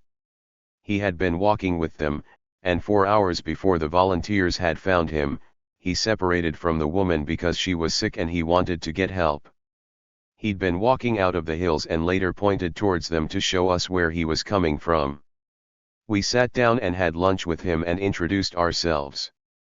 Every so often Border Patrol would drive by on Batamote Road. We couldn't see the road but we could hear vehicles going by. Carlos was 19 years old and from El Salvador. He was wearing a blue shirt with a guitar printed on the front and had gray suede shoes and jeans on. On one wrist he had a pink nylon string that had his sister's name on it. He was glassy-eyed and very quiet. He was smiling, though. He just seemed sort of physically exhausted and really dehydrated. The decision was made to call the sheriff to take him to the hospital. We started chatting with him as we walked back to the vehicles. At that point we were asking him how many people were in his group and where he was hiking from. That was when he started pointing at the Lobo Peak area. I didn't hear him say her name. He just said he was with two people, although the two initial volunteers who found him didn't speak Spanish. He may have known their names but I'm not sure if anyone got them. Left behind. The trail had been cold for years. I first walked it in 2009 when I made my initial fieldwork trip to Arizona. During that visit, the area was a debris field of Red Bull cans, potato chip bags, dusty blue jeans, and various other items that people fleeing Border Patrol had either intentionally discarded or accidentally lost along the way. It was an active landscape then. The fresh footprints of agents and the people they were chasing were clearly visible in the dirt and sand. A mosaic of heavy and imposing military-style boot prints mixed with the light impressions left by sneakers. Sometimes you would see fragments of shirts caught in the trees or freshly broken branches signaling where someone had recently tried to bushwhack. Walking through that part of the desert, you knew you were in the middle of something but couldn't quite see it.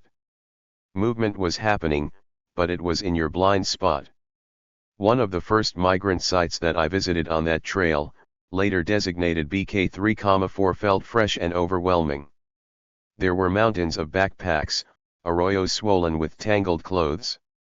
The items left behind were shiny and new. Food containers were still sealed or their contents only half eaten. Animals and insects had not had time to finish off the perishables. Bottles still had water in them. It was like entering into some strange village where the sound of the anthropologist's footsteps had sent everyone running mid-meal. During the initial summer we worked on that trail, I was constantly worried that we would accidentally walk up on some unsuspecting group of people resting in the shadows. Although we didn't see anyone out there that year, it was clear we weren't alone. When I returned in 2010, many of the things left by migrants had been removed by some unknown person or organization. The desert had been decontaminated, its ghosts cleansed. Most of the evidence of hidden human occupation had been picked up and no doubt sent straight to the trash dump. What remained was largely sun-bleached, worn, and breaking apart. After only a year, objects that had once seemed alive and vibrant were slowly dying, victims of solar radiation and rain. People assume that plastic water bottles and nylon backpacks will lie intact on the desert surface forever. It's not true. Things out here fall apart. Clothes are reduced to shreds, leaving only the stitching behind. Backpacks evaporate, leaving only metal zippers and polyurethane buckles.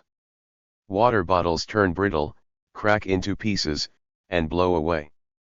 When I visited again in 2011, barely anything was left to signal that people had once existed here.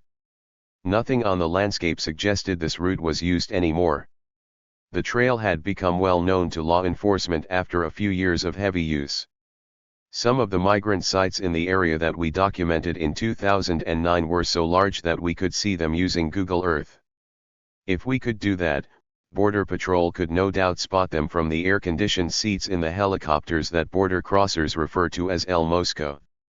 After many chases and arrests, the spot had become burned.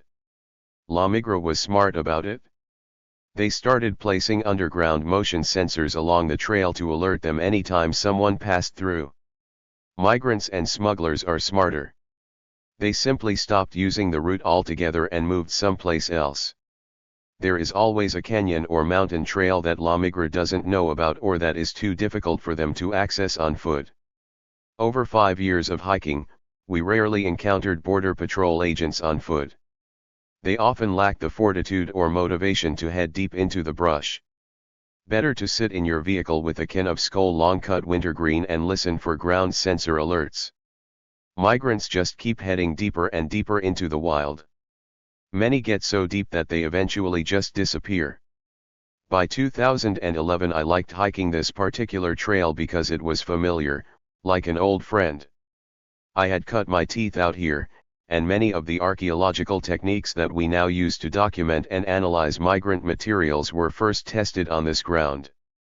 I could also use the terrain to talk to students about the previous season's archaeological work and joke with them when we inevitably would set off a motion sensor and soon have El Mosco swooping down on us. We had a running bet as to how much money it cost the federal government each time their agents went up into the sky to spy on anthropologists, hikers, and cows. From the archaeological evidence, it was obvious that they weren't catching many migrants out here anymore. On the morning of July 2, 2012, I decide on a whim to revisit this old trail to check out a cleaned-up site that we have been studying as part of an ongoing project on desert conservation and its impacts on migrant material culture. 5 We expect to find very little in the way of artifacts and certainly no people. I want to show a group of students what it looks like when the evidence of migration disappears. We park our rented SUV and begin the 3-mile hike toward a high clearing near Lobo Peak that once had hundreds of backpacks strewn across its surface. Our caravan starts the long and arduous climb up and down several large rolling hills. We intermittently snake down into washes where the soft sand makes each step more difficult than the last. All we encounter are a few scattered remnants of backpacks and clothes. A weather-stressed shoe. An empty, rusted can of tuna. Our group drops into a steep ravine after noticing a torn black tarp and a water bottle buried under a large mesquite tree. At one point someone hid here, but the material looks old. Olivia Waterhouse, an undergraduate at Barnard College and one of the more precocious students in the group, decides to take a closer look. She wedges herself deep into the underbrush and pulls out a twisted wreckage of muddy clothes and plastic sheeting. The stuff has been there for a while, and it is difficult to determine what the items originally looked like. She keeps digging and, to our surprise, finds a vibrantly colored serape buried deep beneath the pile of soiled clothes. The plastic sheeting has somehow protected it from several seasons of rain and mud flow.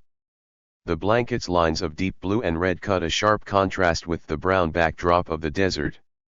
It could have just come off a loom and is an unexpected find on a day when our goal is to find nothing. We deem the site too deteriorated to warrant filling out a field form. Still, we can't leave the blanket behind. It is so rare to find something that beautiful and out of place in this context. Take a GPS reading and bag it, I say. Olivia puts it into her pack and we move on. We come out of the ravine and begin the ascent up a hill toward a site known as BK5. It's a long, slow climb, the type you feel in your upper thighs and chest.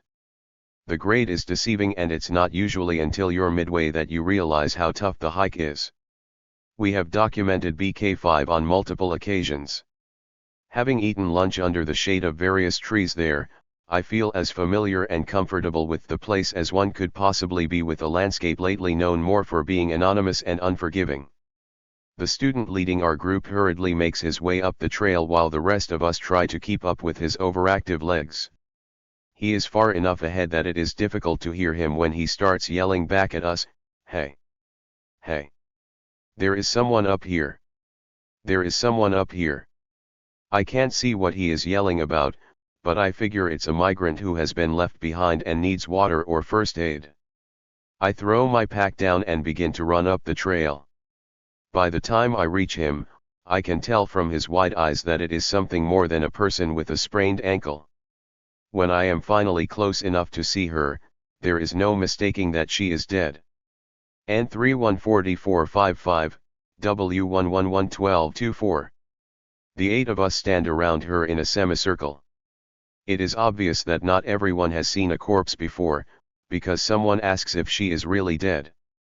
Most of the students go and sit under a nearby tree while I figure out what to do next. I walk to the top of the hill to try to get cell phone reception. After 15 minutes I finally get a 911 operator on the line. I tell her that we have found a dead body while hiking. I give her general directions to our location, but it is a fairly useless endeavor, about 3 miles northeast of Batamote Road near Lobo Peak. She is not familiar with the area, so I give her the GPS coordinates of our location. She is not sure what they mean, so I tell her that we will send someone back to the road to get law enforcement. There is no way they are going to find us with verbal directions. Heaton Stewart, a graduate student from the University of Chicago, agrees to run back to the vehicle to get help. I tell the rest of the group that we will wait for the sheriff to arrive, but in the meantime we need to document and photograph the scene. No one seems particularly enthusiastic about this prospect, me included. At this point there is the realization that unpleasant work has to be done. I remind myself that directing a research project focused on human suffering and death in the desert means we can't ignore certain parts of the social process just because it sickens us or breaks our hearts. This means looking at the body of this unknown woman up close and recording as much information as possible. This means taking photos. The decision to do this will later lead me to being questioned and criticized by some colleagues who don't think we should have taken pictures of the body or used them in any publication. It makes readers and viewers uncomfortable, which is fine because it made us as researchers uncomfortable. When this type of death starts to feel normal, that's when we should worry. I start taking photos of her because it feels imperative to record what this type of death looks like up close. The objective is to document this moment for those who are not here. I am well aware, though, that despite our best intentions, dangers and ethical issues can arise from circulating images such as these.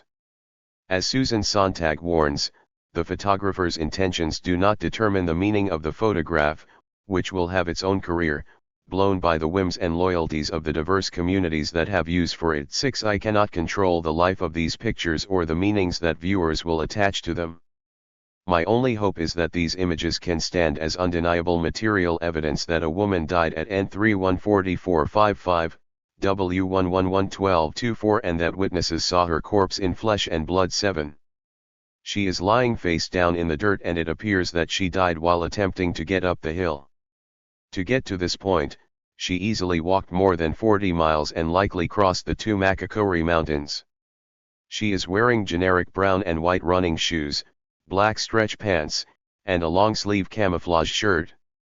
The shirt is something you expect a deer hunter to wear, but over the last several years migrants and drug mules have adopted the fashion. The brown and green design blends in perfectly with the Sonoran backdrop this time of year. Her position lying face down, exposed on the side of a steep hill, suggests that her last moments were a painful crawl. She collapsed mid-hike. To be left on the trail like this likely means that she died alone out here. Rigor mortis has set in and her fingers have started to curl. Her ankles are swollen to the point that her sneakers seem ready to pop off at any moment. The back of her pants are stained with excrement and are bubbling with copper-colored fluids that were expelled from her body upon death. It is surprisingly hard to look away. Dead only a few days, the body is in what forensic anthropologists term early decomposition, gray to green discoloration, some flesh relatively fresh. Bloating. Brown to black discoloration of arms and legs. 8. These descriptions don't do justice to what bodies left out in the desert actually look like, smell like, or sound like. Nothing does. Against the quiet backdrop of the desert you can hear the buzzing of flies busily laying eggs on her, in her. There is a steady hissing of intestinal gases escaping from her bloated and distended stomach. It sounds like a slow leaking tire. N314455, W1111224. Photo by author. High above, stiff-winged turkey vultures circle her corpse like black paper airplanes effortlessly surveying the scene. I count at least 4 of them and marvel at how quickly they have arrived. At this point in 2012, we are 2 weeks into our first round of forensic experiments, and I have recently been watching video footage of birds scavenging pig carcasses. The sight of them now flying overhead is disturbing and I do my best to ignore them. I get close to the body and awkwardly scribble down more field notes, no backpack or obvious personal possessions. A bottle of electrolyte fluids tucked under shoulder and face. As I lean in to look at her, the wind whips across her body sending the sweet smell and taste of rotting flesh directly into my nostrils and mouth.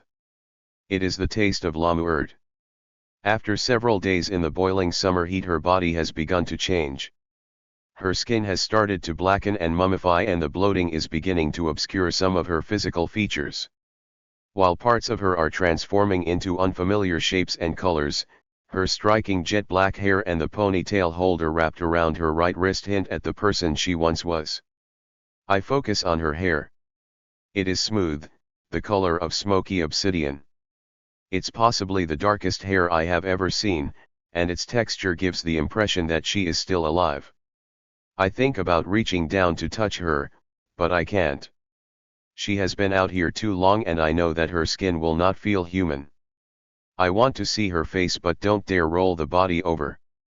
This is a crime scene and I don't want to destroy any evidence. I start thinking about who she might have been in life. Was she a kind person? What did her laugh sound like? What compelled her to enter this desert? Would she be angry that I am taking her picture? Finally I ask Olivia to get out the blanket that we found, and we use it to cover her. It makes those of us still alive feel better. I go over and sit with the remaining group of students under a tree a short distance from the body. The silence among us is tense and only occasionally broken when a breeze comes through and rustles the branches of nearby mesquite trees. Out of the blue someone starts crying uncontrollably and is immediately consoled by a neighbor's kind embrace. Others sigh deeply and someone angrily walks off into the distance to be alone. We sit quietly for what seems an eternity. Vultures continue to patiently circle overhead. They are simultaneously implicated in and oblivious to the complex human drama playing out below them. All they know is that we have disrupted their lunch plans. Esperanto. Photo by author. I want to say something to our group that will comfort us or make this death seem peaceful or dignified. It's a ridiculous thought. There is nothing you can say in this scenario that doesn't sound contrived.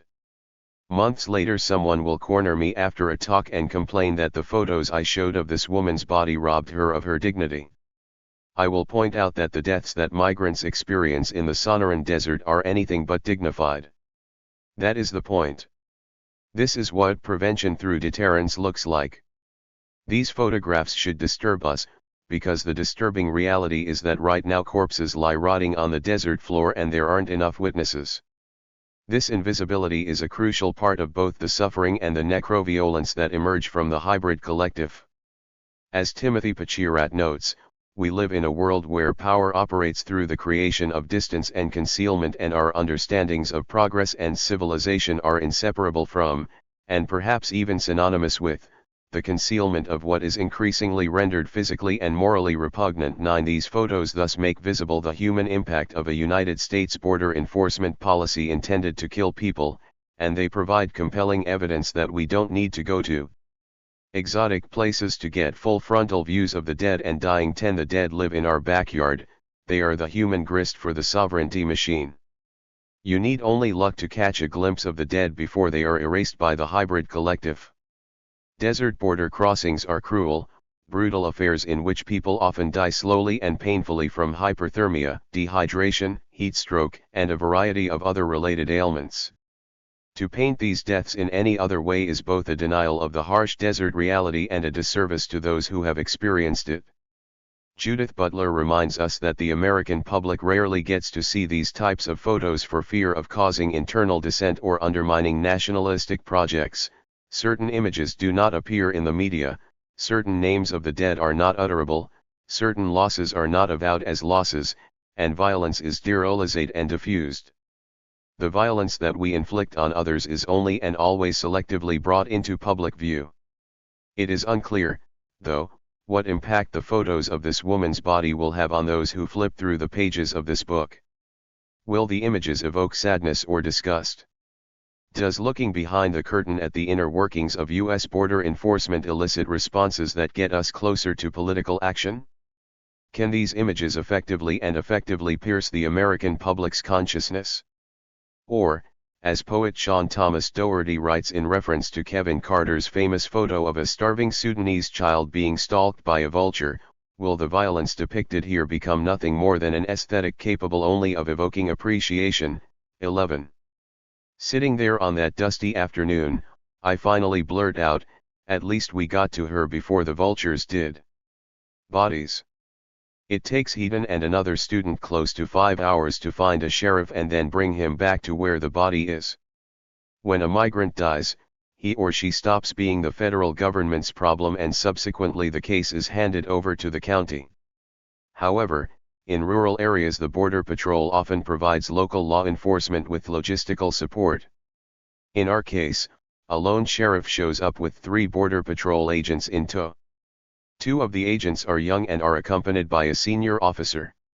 They have hiked the 3 miles in from the road, pulling a wheeled stretcher specially equipped with off-road tires. The sheriff is polite and cognizant of the fact that 6 of us have been sitting with her body for hours. He knows that we are going to scrutinize his every move to make sure she is treated respectfully. It is obvious the sheriff has done this numerous times before. He quickly dons light blue medical gloves, pulls out his point-and-shoot camera, and snaps a few photos of the corpse. He then takes a GPS reading. Was that blanket on top of her like that? No, we covered her up. Did she have anything with her? She had no obvious possessions outside of that bottle of electrolyte. All right, time to move her. This is the extent of the investigation of this death. No survey is done near the body to look for additional personal effects. The trail is not checked for other people or corpses. Some photos are taken and geographic coordinates are recorded. It takes a total of 5 minutes. The sheriff looks at the 2 young Border Patrol agents, one Mexican-American, the other white, and says they need to help him move the body. The senior agent starts fiddling with the equipment on his tactical vest and then walks up the hill. He is clearly not going to be involved in this next stage. The young agents are visibly uncomfortable with the whole scene. Olivia asks the white agent, who seems to be the more nervous of the 2, how old he is. 22, he says. 4 of the students in our group are older than him. The agents are handed medical gloves, and the sheriff starts planning how he will move her. Hopefully, she doesn't burst when we pick her up, he says. The white agent nervously laughs and seems to be unsure if that was a joke. They wheel the stretcher close to her and lay a white body bag on the ground. We gotta roll her over and put her in the bag because she is gonna leak, he tells the men. The sheriff grabs her arm and shoulder while the agents reach down to take hold of her feet.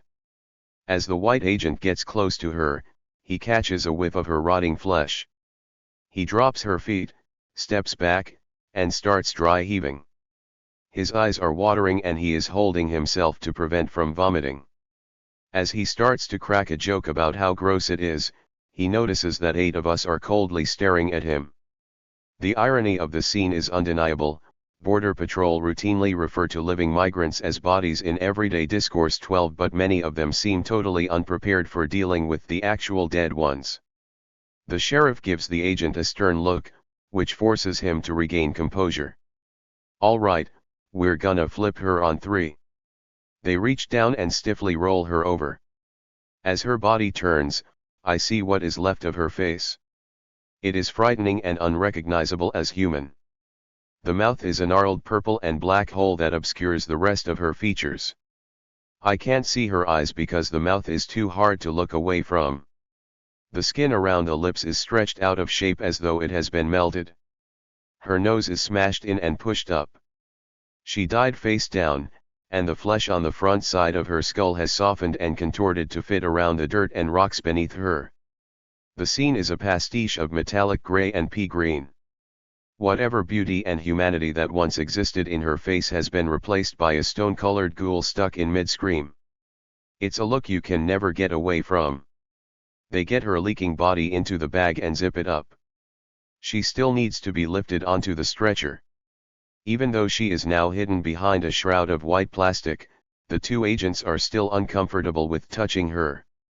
As they struggle to get a grip, I step in to help. I grab one ankle, it is rock hard like the leg of a coffee table. There is a collective heave. By this time another agent has arrived on an ATV. She is loaded onto the back of the 4-wheeler and driven away. We pick up our things and silently begin the 3-mile march back to our vehicle. Medical examiner.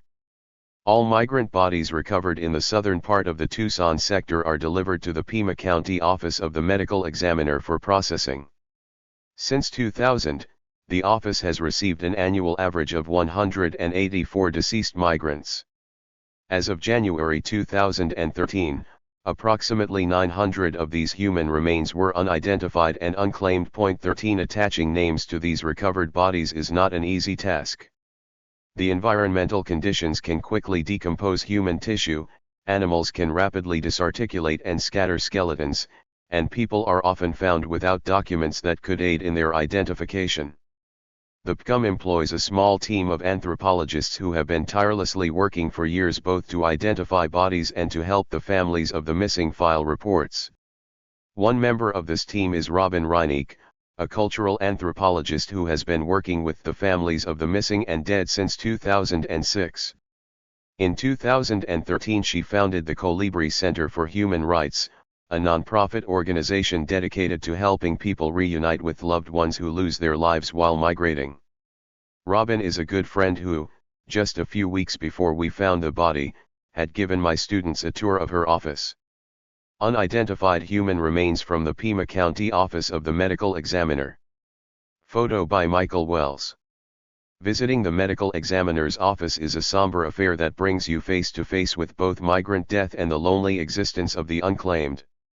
It can be emotionally difficult and physically nauseating to see the areas where the county stores animal not human bone fragments and pungent body bags that are leaking fluids. For some visitors, however, the most difficult part of the tour is a tiny windowless room where the personal possessions of those yet to be identified are kept. If the sour smell of rotting corpses doesn't get you, looking at the friendship bracelets, wallet-sized photos of babies, or prayer cards sometimes found with unidentified bodies often will. Although these items may elicit emotions, they can't necessarily tell you who these dead people were in life. As the staff at the PCUM can attest, migrants often travel with forged identification documents, documents belonging to someone else, or no ID at all. 14 The body that we found was taken directly to the medical examiner's office and placed in one of its large storage freezers. She had no identification and no personal effects. Personal effects of the unidentified, Pima County Office of the Medical Examiner. Photo by Michael Wells. That evening I call Robin and tell her what happened. She promises to keep us up to date on any developments with the case.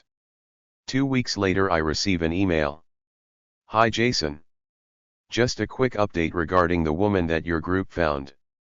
The case number is 12-01567, and as of yet, she has not been identified. I just spoke with of the Samaritans.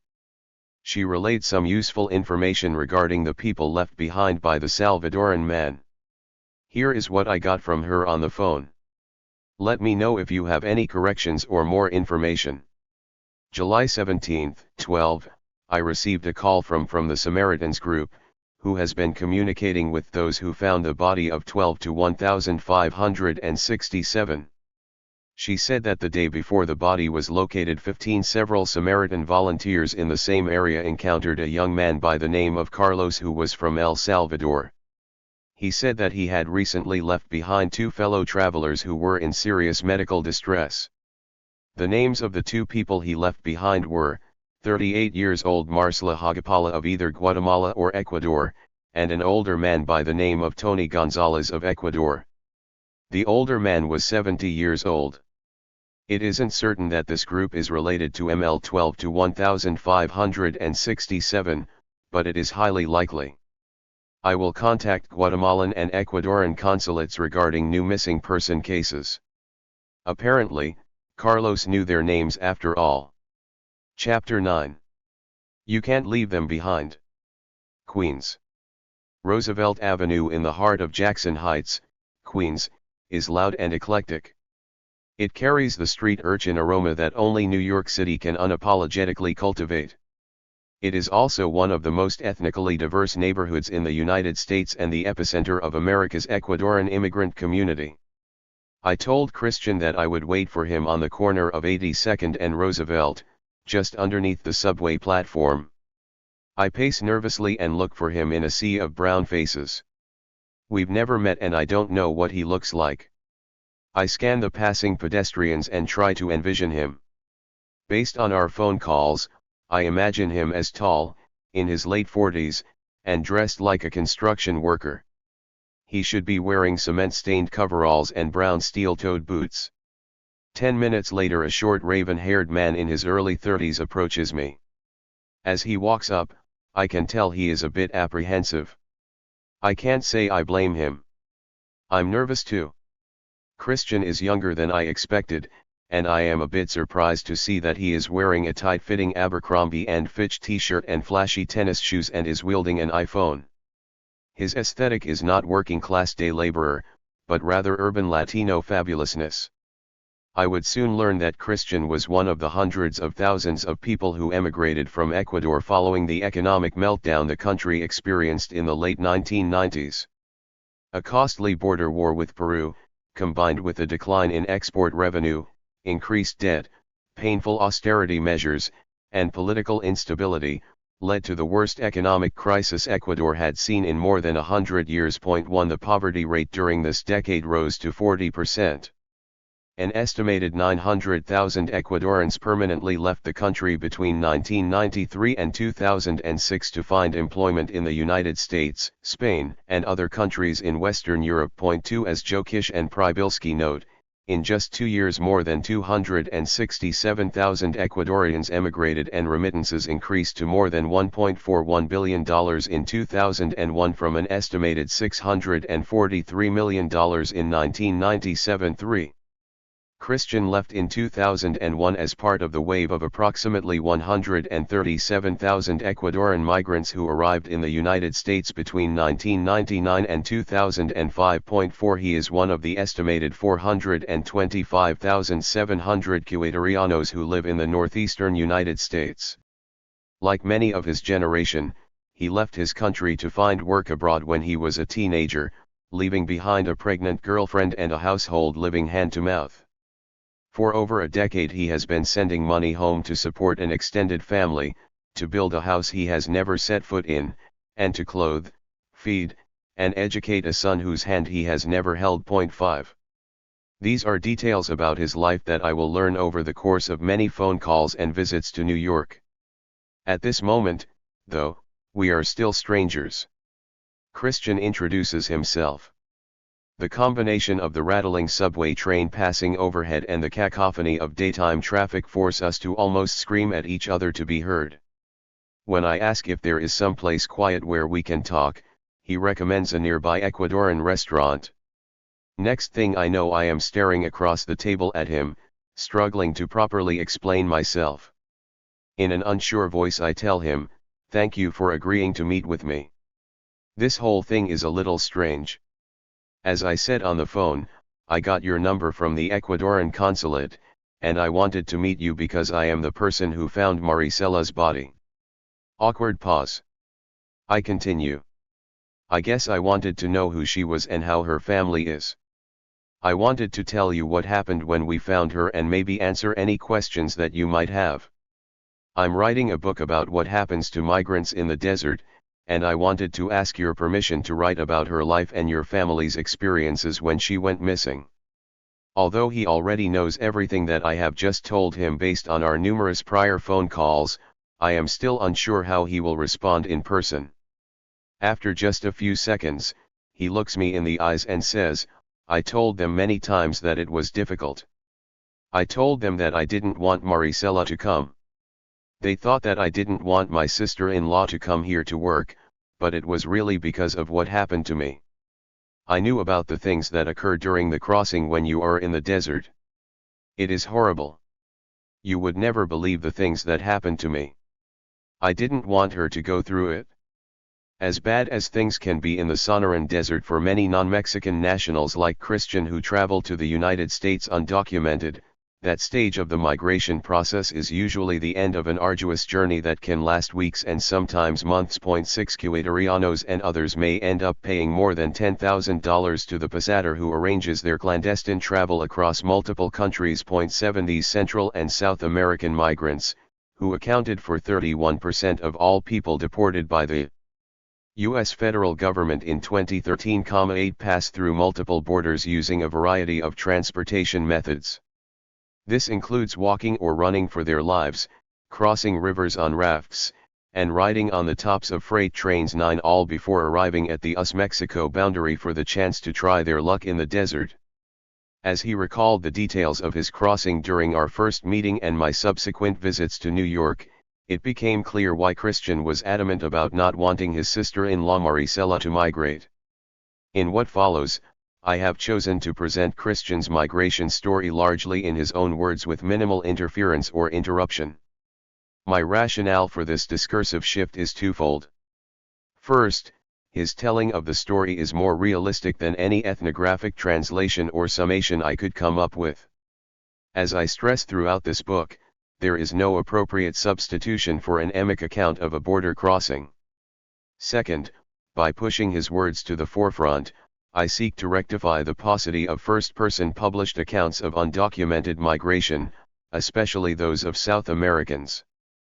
In his recent book on the life experiences of migrants from Uganda, Burkina Faso, and Mexico, anthropologist Michael Jackson writes, if we are to avoid the trap of becoming infatuated with our own intellectual-cum-magical capacity to render the world intelligible, then the vocabulary we all too glibly project onto them must be tested continually against the various and changing experiences of actual lives. 10 Although I have included some brief analyses and connective tissue in the text, sometimes embedded as footnotes, I largely use this chapter to let Christian's words breathe and to provide him the opportunity to render his world intelligible to us. 11.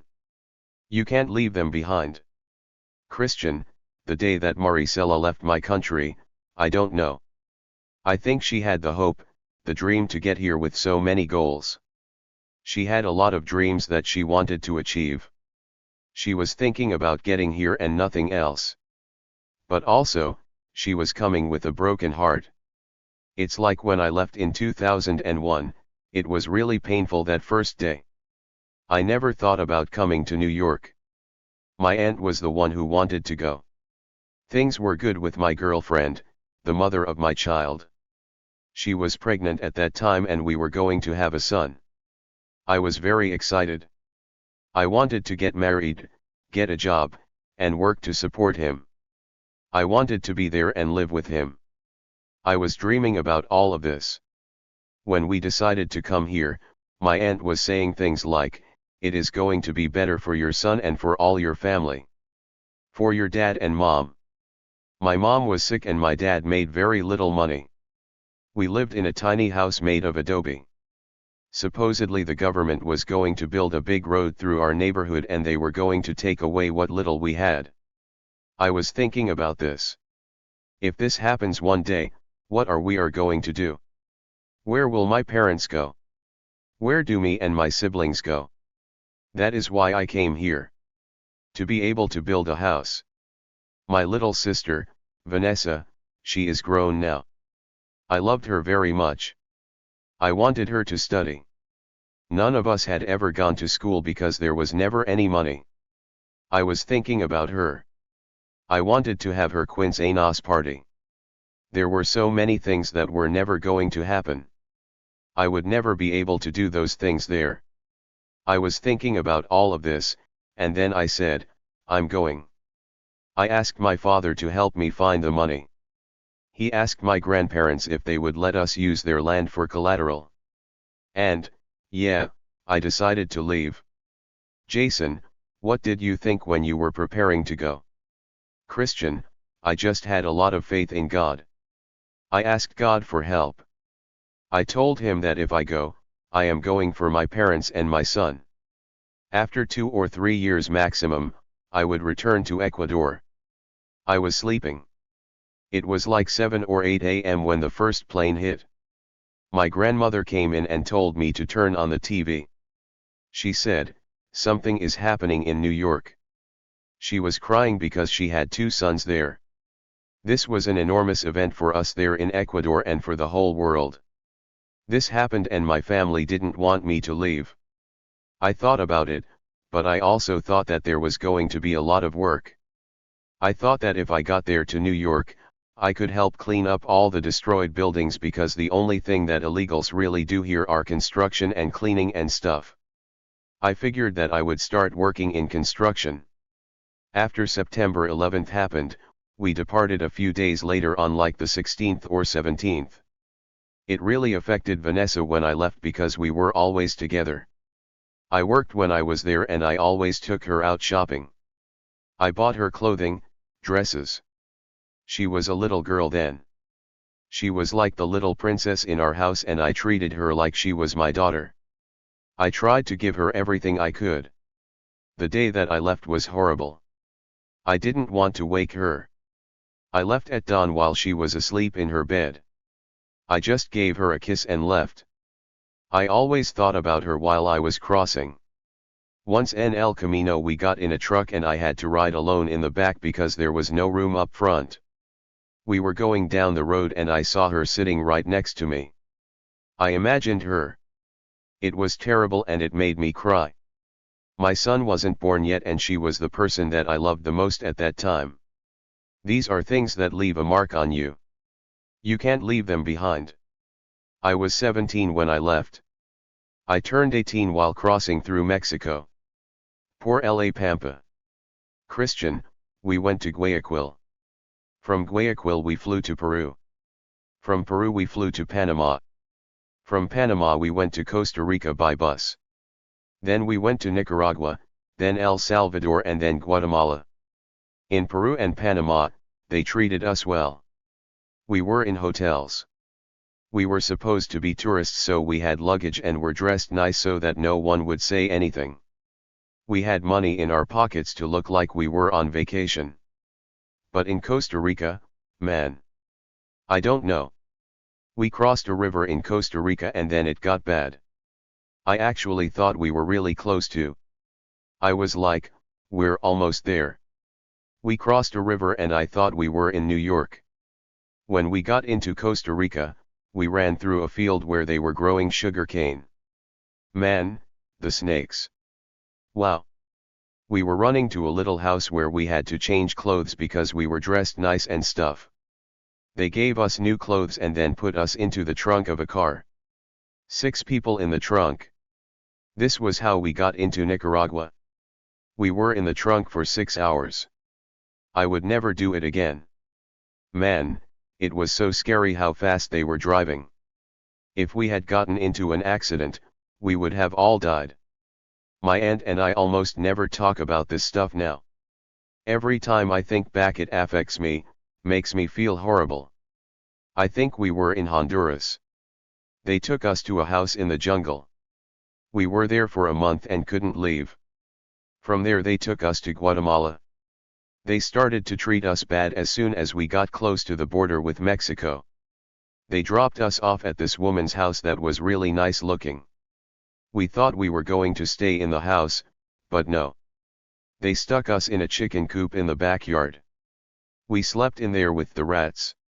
Everything was muddy. There were giant rats fighting under our bed and the toads were making all kinds of sounds at night. It was unbelievably hot. We couldn't leave the chicken coop. We could see outside through the cracks in the wood where the lady was cooking our meals. We had to pay her for our food, for tortillas and beans. We slept there for 2 nights. Then they dressed us like Guatemaltecos. They put clothes on us like we were from there. The women put on blouses and long skirts and we walked down to the river because it was really close. They said, if someone asks, you are just out shopping. We got in a canoe made of tires and they crossed us with paddles into Mexico, into Chiapas. We ended up on the outskirts of a town where they put us in a building on the top floor. Wow, the heat was incredible. We spent the night and left the next day. Again they put us into a taxi, 3 and 3 in 2 taxis. They said, if we stop and say, hide, you need to hide. We will pull the seat down and the 3 of you need to climb into the trunk. When we crossed through a checkpoint, we had to do this. They also told us what to say. We had to know what the president's name was, what the currency was, the national anthem. We learned Mexican phrases like chingada, adile, and chinga su madre. Then they dropped us off in a place that was near the coast, but I don't know where. Viva Mexico, cabrones. As the crow flies, it is more than 1,600 miles from Mexico's border with Guatemala to Nogales, Sonora. Many of the non-Mexican migrants who make this cross-country trek will tell you that this expansive obstacle course is far more dangerous than what awaits them in the desert. Those, such as Christian and his aunt, who are fortunate enough to be traveling with a guide will find themselves handed off from one smuggler to another in a never-ending exchange of currency for bodies. 12 These hyper-vulnerable undocumented migrants simultaneously embody illegality and the transformation of human beings into cargo to be smuggled by any means necessary. 13 This clandestine passage typically involves weeks of checkerboard movements through an archipelago of safe houses, chicken coops, and dusty attics via a mixture of creative transportation methods and disguises. Along the way, people do their best to avoid falling in the shark-infested waters where kidnappings, robbery, physical assault, rape, and murder by locals, organized crime, and law enforcement are the norm. For Central and South Americans, Mexico is its own hybrid collective of immigration enforcement. Christian, in Mexico there was a woman who we stayed with who treated us really well in the beginning. I don't know what happened later. Like a week and a half later she started treating us really badly. I guess our families or the coyotes didn't give her any money. She had this enormous dog that wouldn't let us leave the room we were in. We couldn't go outside. Finally, it was like 3 weeks later when the day to leave came. The lady said, "They paid your passage. We are going to take you to the edge of the water where you can catch a boat. Then you will catch the train." Around this time they told us, "Look, you are all going to go on a boat, and we will give you life jackets that will save you if you fall in the water." We were like, okay, at least they are gonna give us life jackets. Well, when we finally got to the edge of the water they gave us plastic trash bags. We asked, "What do we do with this?" And they said, "Those are your life jackets." At first, being on the boat was a really smooth ride. We were out in the middle of the ocean and we were content. I was only 17. I was at the front of the boat and putting my arms out like the film Titanic because the wind was blowing and stuff. There was fresh air and everything. But after about 6 in the evening another boat got close to us, like a patrol boat. They told us that they were thieves who wanted to rob us. The guy who was driving our boat was using drugs. He had some powder. He took a sniff. Made another line. Took another sniff. Made another line. The third time he took a sniff he just said, "Agarrons, cabrones," and gave it everything he had. He yelled, "Those who fall overboard, fall overboard." Boom. When he hit the gas, everyone fell on the floor. We were flying. Now we realized why we had the bags. The bags were to cover us because of all the water that was coming in. We were taking a bath in there. We were soaked. Everyone was screaming and crying and saying that we were going to die. We were yelling for him to stop, but he didn't. It was horrible, horrible. We could see we were in the middle of the ocean. It was dark and suddenly the driver stopped the boat and said, "Get in the water. We are close to the shore." We jumped in. When my aunt jumped in the water, she disappeared. She was nowhere to be seen. I was splashing around looking for her. I finally found her and we made our way to the shore. But when we got there, it was really muddy and there were thorns all over the place. We didn't have shoes on and had to come out running onto the beach. Our feet were hurt. The guide then told us, "There is a road that you will need to follow. You will come to a hut but don't stop before that because there are many people who live around there who may rob or shoot you." We ran until we got to that little hut, and there was an old man who they called Abuelo who said we could hide there.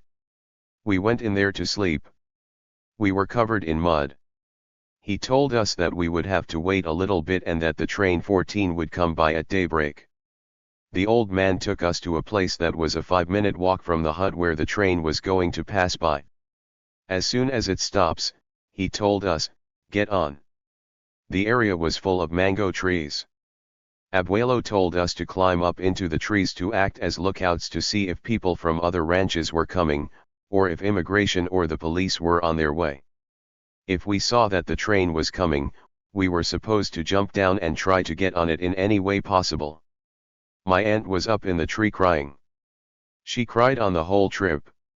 She was always nervous. She thought about going back, but was thinking about her kids in Ecuador and how she wanted to send them to school. This wasn't going to happen until she got across. There were times when we did think about going back, but we also thought about the plata that we paid. It was $12,000 for each person. We didn't have any money, so we had to borrow it against my grandfather's land. If I went back, my grandfather would have lost his land. A little while later the train showed up and we got on and hid. We got between the cars and sat there. Once we were hidden, the train started again. Every time we came to a city or small town, we would duck down. They told us if the conductor stops the train and blows the whistle, we need to jump off and hide because there is a checkpoint where the police will search the train. The conductor stopped and blew the whistle, but he didn't stop completely. He just slowed down, but we were still going very fast. We had to jump off while it was moving. In each place we were given to a new person. There was a kid that was with us on the train who was our guide. He told us where to go after we jumped off. We walked and found a chicken coop and went in there all wet and dirty and covered in mud. Our guide said that we were going to wash up and then go to a pueblo at nightfall where they would give us new clothes and food. We walked to this town when it got dark. We were scared because there were a lot of people around that we thought were going to rob us. 15 We got to a house and took baths and they gave us new clothes. The guide then said, "Eat, and then at midnight we will take you to a bus station. You're all going to Mexico, LDF." They took us to the bus terminal and said, "If someone gets on the bus to check, like the police, you should pretend that you are all asleep. If they ask, you are headed to LDF for vacation." The guide told us that when we got to Mexico City, a taxi driver would be waiting for us.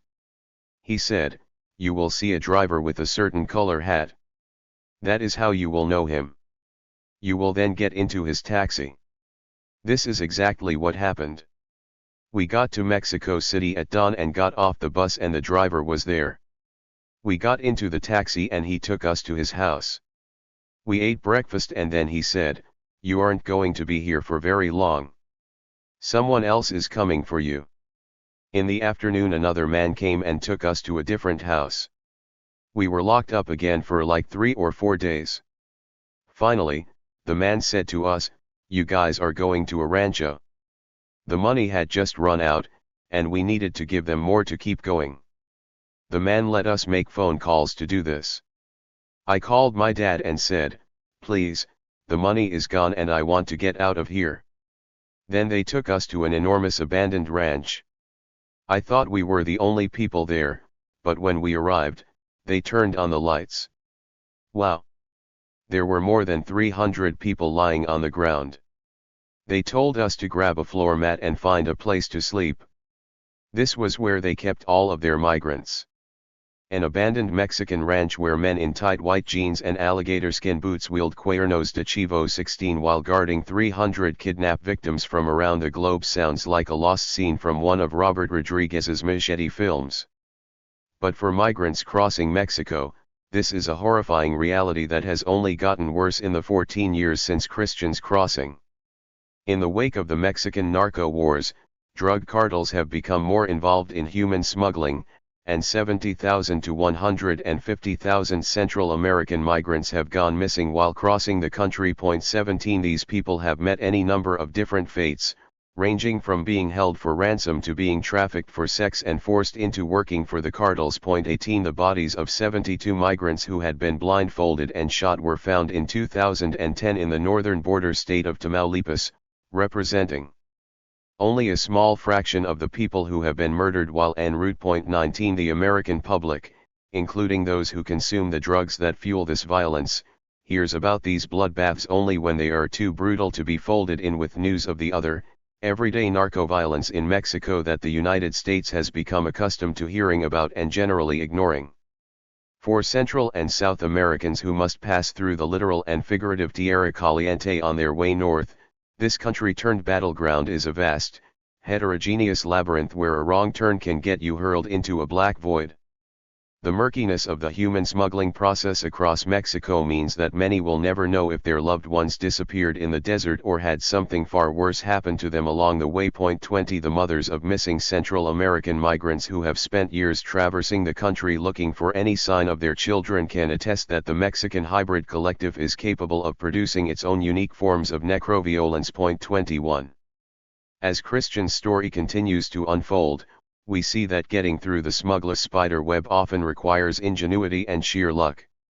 Christian, there were a lot of people there from all kinds of countries. There were Chinese people, Brazilians, Salvadorans, Nicaraguans. Almost every country was represented. They had a kitchen and they made groups of us take turns cooking for all of the people. There were so many people. I made some friends with migrants who had been there a month and a half, 2 months. No one had come for them. We couldn't leave because we were in a giant enclosure that was always being watched. They would see you trying to walk around and they would say, "Hey, what are you doing?" Outside all we could see were mountains surrounding us. There was nothing else. Supposedly I was going to get out of there soon. I was there a week and the guia still hadn't come for me. They wouldn't let me use the phone. After 2 weeks I was like, this isn't right. It was around this time that I came up with a plan. I had become friends with some women who I asked to help me. I said to them, I am going to do something and I need you to cover for me. I was walking around on the patio with my aunt and another woman when I pretended to faint and fell on the floor. The people who were guarding us came to see what happened. They called their boss to tell them that I had fainted.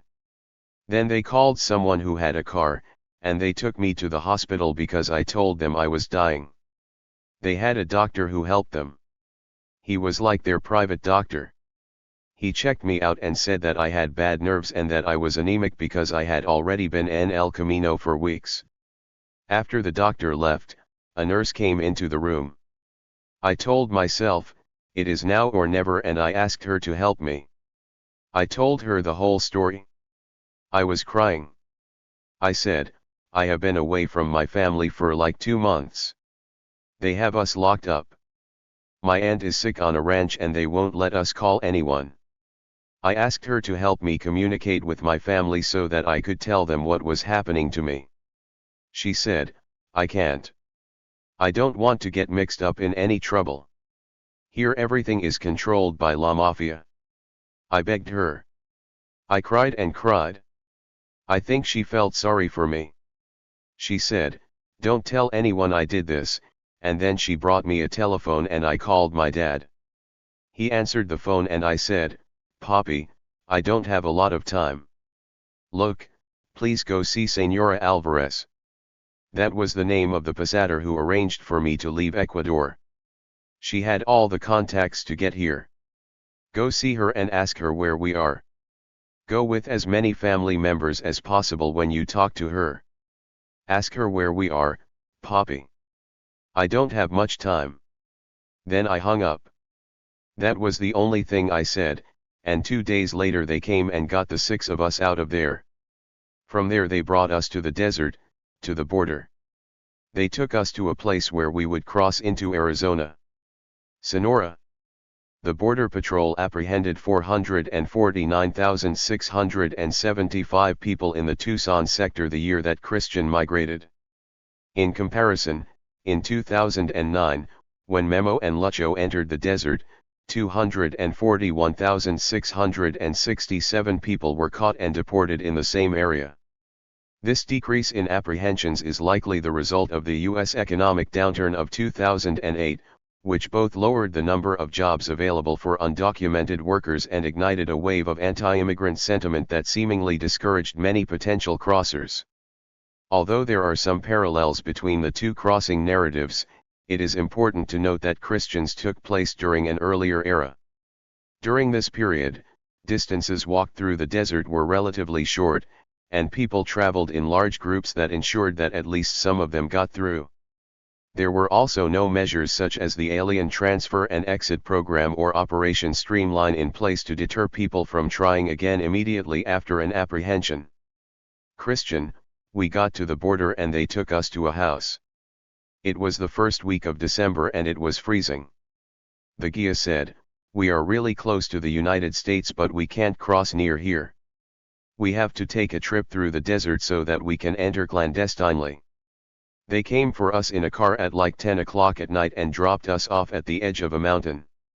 They said, "Everyone grab your 2 bottles of water. Grab whatever you think is necessary." Man, it was freezing.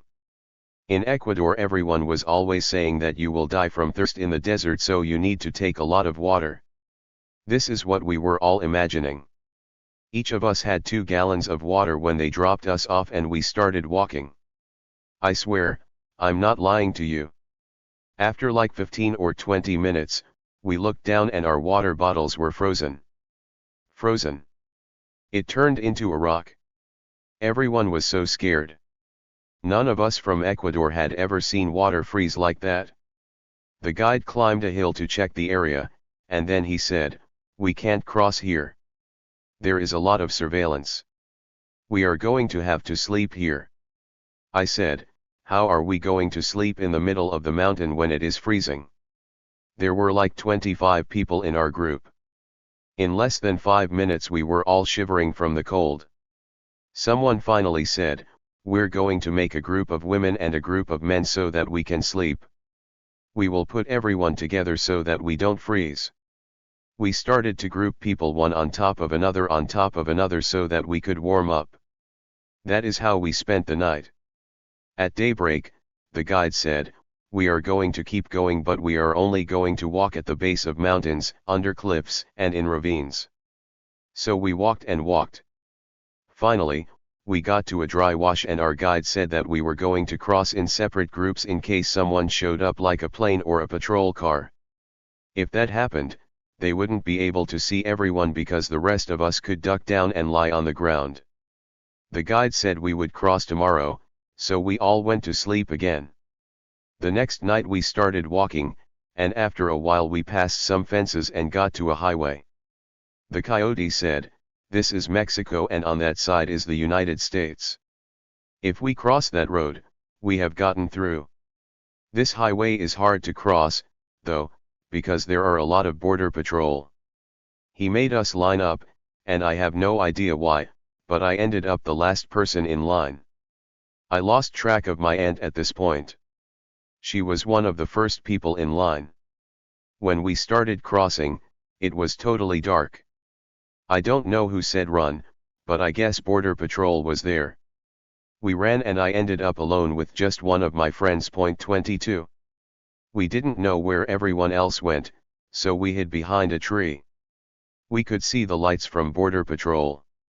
Our guide had told us to hide if La Migra showed up. He said they would come look for us later. We could see that Border Patrol was using their lights to look for people hiding on the side of road. We hid and tried to figure out what to do. Right around this time a Border Patrol agent shined his light on us. He had caught us. Right then all the things that had happened to me en El Camino came flooding back. I started thinking about terrible things. I started to cry. This was the first time that we got arrested. We were always told that if we got caught, we needed to say that we were from Mexico, so this is what we told them. They gave us some papers and we signed them. They fingerprinted us and everything. We were detained for like an hour. They gave us a hamburger and we were content. A delicious hamburger. It was hot and everything. After we ate, they put us on a bus, and I thought it was going to be a long ride. It was like 5 minutes on the bus, and then we were back at the border. I said, so many days walking and 5 minutes later we are at the border. We went back into Mexico and they took us to the same house as before. The following night we tried again. We crossed exactly the same as before but in less time. This time it was only 1 day. It was all much faster. This time we weren't 25 people, either. There were now like 70 people and 4 coyotes. They told us, when we say run, you'll run across the highway.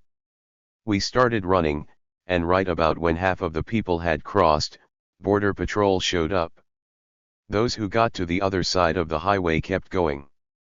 Half of the people stayed back. I was one of those who stayed back. I grabbed my aunt's hand and we started to run away. We escaped back to Mexico.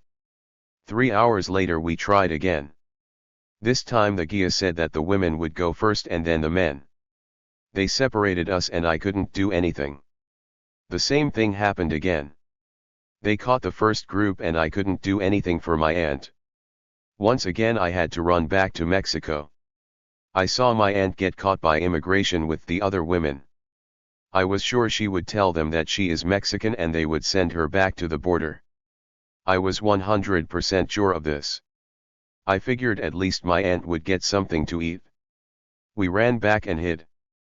At daybreak our guide said, Border Patrol is positive that we're going to try again on a different day, but instead we are going to try again right now.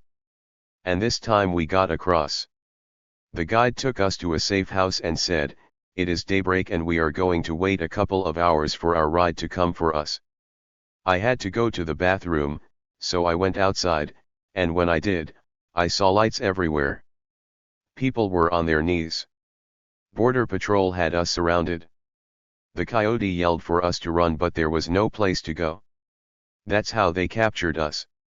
I thought they would just send us back quickly like the last time. I told one of my friends, hey, let's hurry.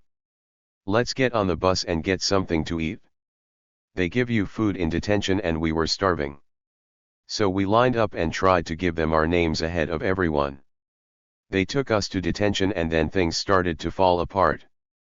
They were looking for our fingerprints and asking us a lot of questions about Mexico like, who was the previous president? Where did you go to school? What was the name of your school? What is the name of the street where you live?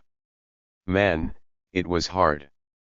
They asked if I had been to LDF and what the name of the street where the Basilica de Guadalupe was located.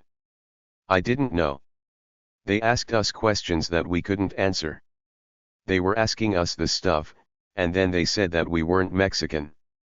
They said, look, if you tell me where you are from, tomorrow you can go back to your country. I started thinking about it. It was mid-December, and I was thinking about how I would prefer to spend Christmas with my family and be able to go to Mass. I figured I could try crossing again later. I don't know. It had just ended like that, after all that time. After everything that had happened like being sick and missing my family and then it had just ended. I was thinking about Christmas and I decided it was better to go and be with them. So I decided to tell them I was from Ecuador and gave them all my information. They said they were going to deport me the following day and started taking more fingerprints and more photos. They stripped us naked. Then they bathed me and gave me an orange uniform. I started asking about my aunt. I was asking people who were detained if they had seen her, but they hadn't. I was really worried about her. The next day they called me and I thought they were sending me back. They gave me a little bag to put all of my possessions in, and then they put me in a cell. After all that I had been through, I felt so helpless. I was like, look at what has happened to me. I never imagined that I would end up in jail. You go through all that stuff and end up like that. When I got on the bus, I thought they were going to take me to the airport and send me back to my country, but no. They took me to another prison. I asked them when I was getting out, and they said they didn't know. Happy New Year. Christian, the other prison that they took me to was enormous. There was a giant room with a lot of beds. When I walked in and saw all of the people detained that I had been thrown in there alone with, well, I just dropped my bag on the floor and started to cry in front of everyone. I was crying inconsolably thinking about my mom and dad and how much they were suffering thinking about me. It was horrible. Horrible. Horrible. Horrible. Everything that I had gone through. I had almost died. The starvation and everything, and then in the end this happens to me. Sometimes it makes you lose faith in God. Like, there is no way God would do this to you. God is so angry at us, and all we wanted was to come here to work and nothing else. We had gone through too much. It was almost 3.5 months of trying to cross to just end up in jail. All the money we had spent. Almost losing our lives. This made me cry that day and no one could console me. I knew the phone number of my house in Ecuador and my uncle's in New York. I called my mom and dad first. I started to cry on the phone with them. My dad was crying for me. He was going crazy not knowing what he could do. Then I called my uncle and he calmed me down. He said he was going to get me a lawyer to get me out of there. I was only 18 years old and was all alone. There was no one from my group there with me. I had never been separated from my family for so long. I spent 3 days in jail, where I wouldn't eat. I wasn't hungry. I didn't want anything. The only thing I was thinking about was seeing my family. I made friends with a man from Guatemala who told me that nothing was going to happen to me and that I just had to wait until the judge decided when I could leave. Little by little, the days passed. A week went by, and I didn't really talk to anyone. I just ate and slept. I was there for 20 days and still hadn't left. I spent Christmas in prison. December 24th was horrible. I called my parents and cried on the phone. My mom and dad were inconsolable. They said, "You are so far away and in jail and we can't go to see you." It was the worst Christmas my family has ever had. The judge still hadn't called me. On December 31st I thought to myself, this is going to be the first year that I don't get to see the moon or the stars at sunrise on the new year. I can't let this happen. So I decided to fake being sick. It was around 12:30 in the morning and everyone was saying, "Happy New Year." I told the guards that I had stomach pains, and they put me on a gurney and took me to the infirmary. I knew that the infirmary was really far from our cell and that they would have to take me outside to get there. I just needed to see the moon and the stars of the new year. I went outside and saw the stars and it made me happy. It calmed me down while I thought about my family and my mom and dad crying. They took me to the infirmary and they said that I was fine. They said that I might just have an infection or something, and then they took me back to my cell. A few days later they called and told me that I had a court appearance and needed to be ready. It was now January. My uncle had gotten a lawyer to represent me. They took me to court and told me stuff, none of which I understood. Everything was in English. I only spoke with my lawyer, who was on the phone. She said things were going to be okay and that my family had given her money to pay my bond. A few days later they told me to get my stuff and that I could leave. They gave me some papers and then dropped me off at a bus station. There was an official who spoke Spanish and I asked him, "Where am I supposed to go?" He said, "I don't know. That's your problem. You can go to New York where your family is." I didn't really have any money. I had $20. I called my aunt who had gotten out on bail before me and told her that they let me out.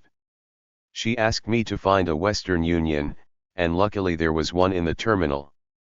She said, "I'm going to send you money so you can buy a bus ticket to New York." When I left Arizona, I was still wearing the same clothes that I went to jail in. My clothes were filthy when they arrested me. They smelled bad and that is how they stored them in plastic bags. I was wearing these dirty clothes and my hair was long. I met nice people on the bus at every stop, though. I met a Mexican lady who asked me what was wrong. I told her everything that had happened to me. It was freezing, and she bought me some clothes, sneakers, and a blanket. Then she gave me $20 for the trip because it was 3 days to get from Arizona to New York. I met other people who bought me food. There were really good people who helped me. I went through all of that and arrived here. I thought New York was going to be different. I was thinking about big beautiful buildings in Manhattan and people living the good life. I got to the bus station in Times Square. It was really incredible, all of the buildings and the lights. But then I took a car to Queens. I was like, this is it. There was trash all over the ground. It was really noisy because of the train. I always thought that my uncle lived in a nice apartment. When we got to the building, it was really great. I was like, wow. Then he took me around the back and I said, "Why don't we go through the front door?" It was because he lived in the basement in a tiny room where you could barely turn around. He lived there with 7 other people. I went through all of that for this. It was like someone threw a bucket of cold water on me. When you see New York on the internet and in movies, it is incredible. All the people are fair-skinned and there is no trash. That is what you think New York is like. Also, the photos that my family members sent me from here were when they were out having fun, not when they were working. They send photos of nice places. When I got here to Queens, everything was dirty. All of that happened. And from the day that I got here, I started working. I started paying off my debt. I owed $21,000 for the trip including interest. Christian. Photo by Michael Wells. Despite the high drama, Christian's incredible narrative should not be considered atypical. Hundreds of thousands of women, men, and children from various Latin American countries who work their way north every year to reach the United States have similar or worse experiences. Rape, murder, beatings, robbery, kidnapping, these are the leitmotifs of the Argonauts who cross Mexico. For many like Christian, the US-Mexico border may be a relatively minor component of their violent journey.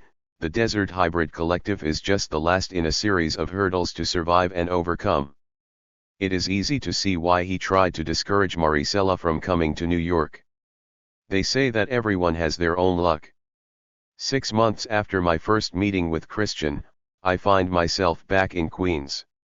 It is close to midnight on a Saturday, and Christian, Mike Wells, and I are sipping on beers in a neon-lit bar. Electronic dance music blares on the house speakers while scantily clad men and women gyrate on the overhead television screens.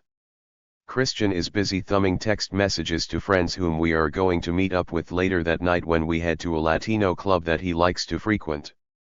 Cuenca at this moment feels a world away.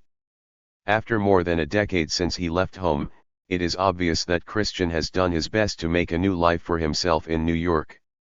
He shares a modest apartment with extended family members and a long-term partner and gets by on various construction jobs. When his schedule permits, he takes English classes and works on getting his high school equivalency diploma. He and his aunt spend their weekends at a nearby park playing with his nephews and nieces. Still, despite the many liberties, experiences, and economic opportunities he has enjoyed during his time in the United States, Christian is always cognizant of the high personal cost he has had to pay in order to support his family back in Ecuador. The tension of being caught between two disparate worlds is the source of much pain. Jason, how do you feel about the crossing after more than a decade? Christian, well, I feel like now it was worth it, because thankfully I got through. It really helped me to go through all of that. It makes you value life more. You feel like you were born for a reason and with a purpose. After going through all of that, my perspective changed. I wanted to live my life for me. I guess perhaps it all happened to me for a reason. I don't know, though. Sometimes it is not worth it, because you leave your family behind. Supposedly, I was only going to be here for 2 or 3 years maximum. In 2 or 3 years, I was going to work to get some money together and then go back. But after you have been in this country a while, you start to get accustomed to making dinero, and later your family over there gets used to living a better life. We were really poor when I left.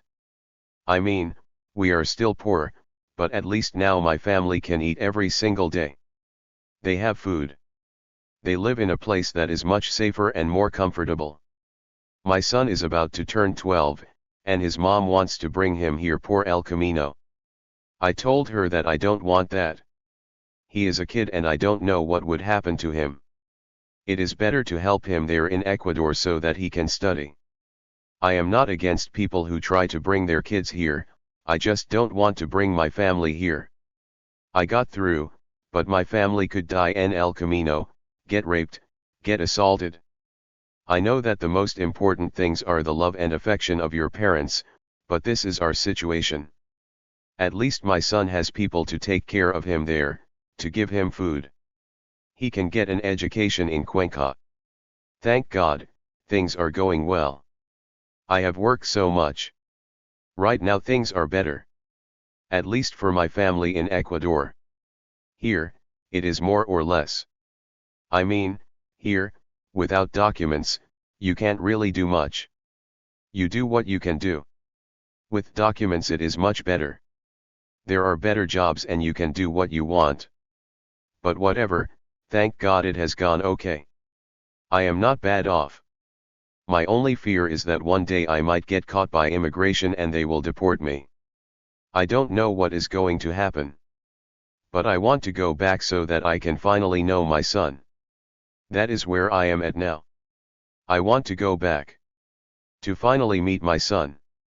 To see him grow up. Jason, did you tell Maricela about all of this? Christian, yes, but no one believes. They think they will make it. They say that everyone has their own luck.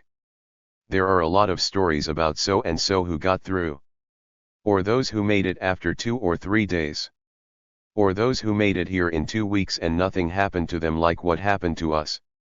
But other people have it worse than we did. In reality, I never want to go through that again. For example, my fear is that if I go back, everyone says that when you return to Ecuador or whatever country you are from, you are no longer accustomed to life there. You are not used to the economic crisis you have to return to. My fear is that I will go back to Ecuador and then want to come back here and have to go through all that stuff again. I was thinking about all this before Maricela left. Before this thing happened to Mari, I thought about going to Ecuador. I wanted to go there and tell her how it was in person. I always thought that when I got there, I would tell my sister-in-law just what it was like, all the things that we went through. And now look, it never happened. People risk everything, sometimes for nothing. Many come here for their family, but only encounter death. My aunt always tells me that we are alive because of a miracle. Maricela came with the same idea that I had. She came here because of her kids. She wanted to give them what they needed. They couldn't get ahead in Ecuador. Chapter 10. Maricela. I don't want this life and I don't know what to do. Maricela Esqueda, Sin L. Christian's house. Through a barred window you can see the lush green mountains that completely surround the city of Cuenca. Peaks crowned with soft halos of low-lying clouds float above picturesque lakes of blue steel water. If you look closely, sometimes you can spot grazing llamas stopping for a cold drink, or light snow falling from the sky in the distance. This is a land where a cool mist covers everything like a thin wet film. It is difficult to imagine the Sonoran Desert from here. Although they have lived in this house for almost 2 years, many rooms are empty, unfinished, and unheated. January in the Andes at 2,500 meters above sea level means that we are all wearing sweatshirts and jackets indoors and can occasionally see our breath inside the house. Mike Wells, Vanessa, Christian's 24-year-old sister, and I are standing in the expansive, empty living room, populated with just a few metal chairs, a tiny blinking Christmas tree, and a handmade nativity scene in the corner. The seasonal decorations, subsidized by remittances from New York, are melancholy reminders that Christian's family has just celebrated their 13th Navidad without him. Although he is not physically present and has never set foot in this 3-story block and concrete structure, the members of his extended family who live here, including his young son, Christian Jr., his sister, his parents, Dona Dolores and Don Ecobedo, his brother Theo, and Theo's 3 children, all refer to this place as Christian's house. Maricela and her family, Cuenca, Ecuador. Photo by Vanessa. Christian's house, Cuenca, Ecuador. Photo by Michael Wells. In spite of the physical distance, their benefactor's presence is always felt via phone calls, Skype conversations, and the money and gifts he diligently sends home. Like many others in this working-class barrio situated in one of the largest international migrant sending areas in South America, this is a transnational family occupying a house being built piece by piece, room by room, with the money that has been sent from New York every month for over a decade. When Maricela left Cuenca in June 2012, she was carrying with her the dream to someday build her own family a house just like Christian's. It would be a place where her husband, Theo, and their 3 children, Jamie, Laura, and Edgar, could celebrate their own migration-sponsored Christmas in La Casa de Mari. The Vicente Fernandez song La Ley del Monte starts playing on a tiny boom box. The sounds of shiny trumpets and cascading violins bounce off the bare cement walls and cold gray floor, adding natural reverb to the song of heartbreak. Jamie is standing in the middle of the floor with one hand on his heart and a lanky teenage arm raised high into the air. He looks like someone about to testify in church. Although only Mike, Vanessa, and I are in the room, Jamie pretends that thousands of his adoring fans are cheering for him. He closes his eyes tight and lip syncs the song's first line, "I wrote your name on the leaf of a maguey next to mine, intertwined." This was proof to all that we were in love there. Jamie then spins, wildly gesticulates, and starts dancing like the whole world is watching. The 3 of us are hollering and cheering. As the song finishes, we scream for an encore. Jaime's younger siblings, Laura and Edgar, and his cousin Christian Jr., who have all been giggling at this spectacle through an open window, join us in our clapping. Vanessa turns to me and says, "This is how Mari used to act." The kids put on music and sing because it reminds them of their mom. When Mike Wells and I, along with our spouses and 2 small children, first pull up to this house in a taxi, 3 days before this impromptu concert, I don't know what to expect. In preparation for the trip, I had tried to put myself in this family's shoes. How would I feel if the person who found the body of my dead mother, sister, or wife decided to come visit me because he was writing a book? This mental exercise was not reassuring. Christian has explained to them who I am and has vouched for me and Mike. I have been communicating intensively with Vanessa via Facebook, and she has been the one preparing the kids and the rest of the family for our visit. We are scheduled to stay with them for a week, but I am not sure how we are even going to get through what I envision to be an awkward first meeting. I start preparing my introduction as I step out of the taxi and approach the family waiting outside for us. Before I can mutter anything, A tiny dark-haired woman with long onyx braids shuffles forward and hugs me as if she knows me. With wet eyes and a shaky voice, Dona Dolores softly says, "Thank you for coming." The week that we spend with Maricela's family in Cuenca is an emotional roller coaster for all parties involved. Within 5 minutes of our arrival, we are all sitting in a tiny bedroom crying with Dona Dolores and Vanessa as they tell us about Maricela's life and her death. While their grandmother and aunt speak, Mari's 3 children listen quietly. They are the only ones not crying. They are too busy doting over my 8-month-old son. This scene will repeat over and over again in different settings as the family opens up to me about Maricela and the trauma they experienced following her disappearance, death, and return to Cuenca in a wooden box. The adults will cry and the children will giggle and pass the baby around. For Dona Dolores, who breaks down with just the mention of her daughter-in-law's name, it is as though her own child perished in the desert. Vanessa, on the other hand, has been traumatized not only by the loss of her best friend and confidant but also by the fact that she suddenly finds herself at 24 years old being surrogate mother to 3 kids. It was through the narratives of these 2 women that I learned the most about who Maricela was in life and the heartbreak caused by her death. Although most of the dialogue in this chapter comes from various interactions I had with Christian in New York and with Dona Dolores and Vanessa in Cuenca, I also had multiple conversations about Maricela with every adult member of her immediate family in Ecuador, including Don Escobedo and Mari's husband, Theo. The week of our visit I spent time with Theo in the late evenings after he got off work and on his one day off, but he and I rarely spoke directly about his wife. It was obvious that his wounds were still raw. Out of respect, I never spoke about Maricela unless he brought her up, which only happened a few times. His pain seemed exacerbated by the unfortunate coincidence that our visit overlapped with their wedding anniversary. Instead of talking about his wife, we focused our conversations on either small talk or the lives of his children and the economic difficulties that he and other members of the Cuenca working class face daily. Although he was hesitant to talk about Maricela, Theo opened up his home and his family life to me and went out of his way to make sure that we were treated like honored guests during our stay.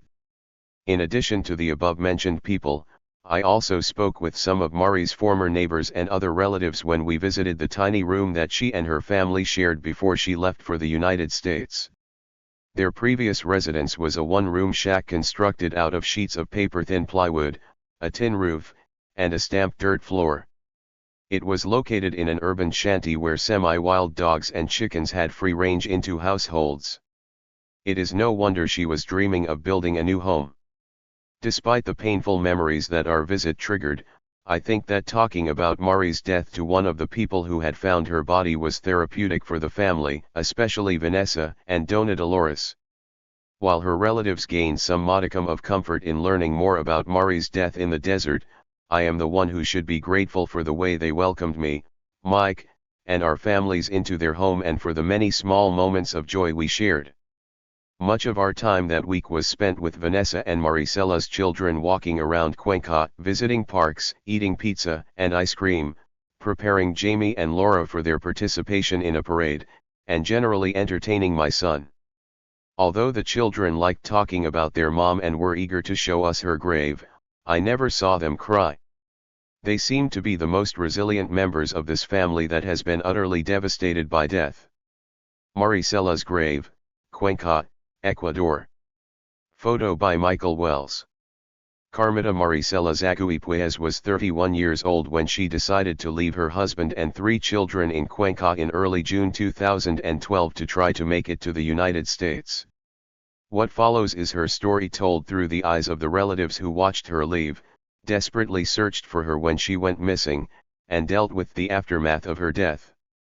It's been decided. Dona Dolores, she was crazy for music. My God, it was amazing. She loved to dance all the time. She went out dancing a lot and loved throwing parties for the kids. That is why her husband still has so many CDs in his room, because she loved music so much. Every time they went to the Centro, she had to get discos. She was always trying to get new music. She would say to me, "Mamita, Music is so beautiful to dance to. She really was the happiest when she was dancing.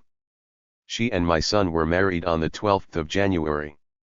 They were married 13 years ago in a civil ceremony and are going to complete 14 years this week. Christian helped us pay to have a church wedding. They got married in the church 7 years ago. One of Maricella's cousins, she was so happy. Everyone around here used to call her Mariposa.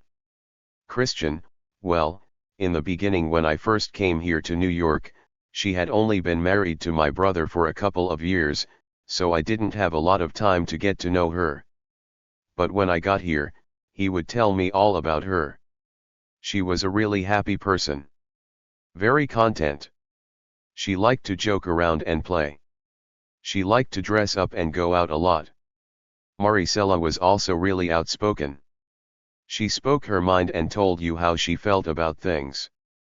When I was there in Cuenca, she gave birth to my first nephew. That was when my mom really started to warm up to her. The two of them started to spend time together. My mom started treating her like a daughter.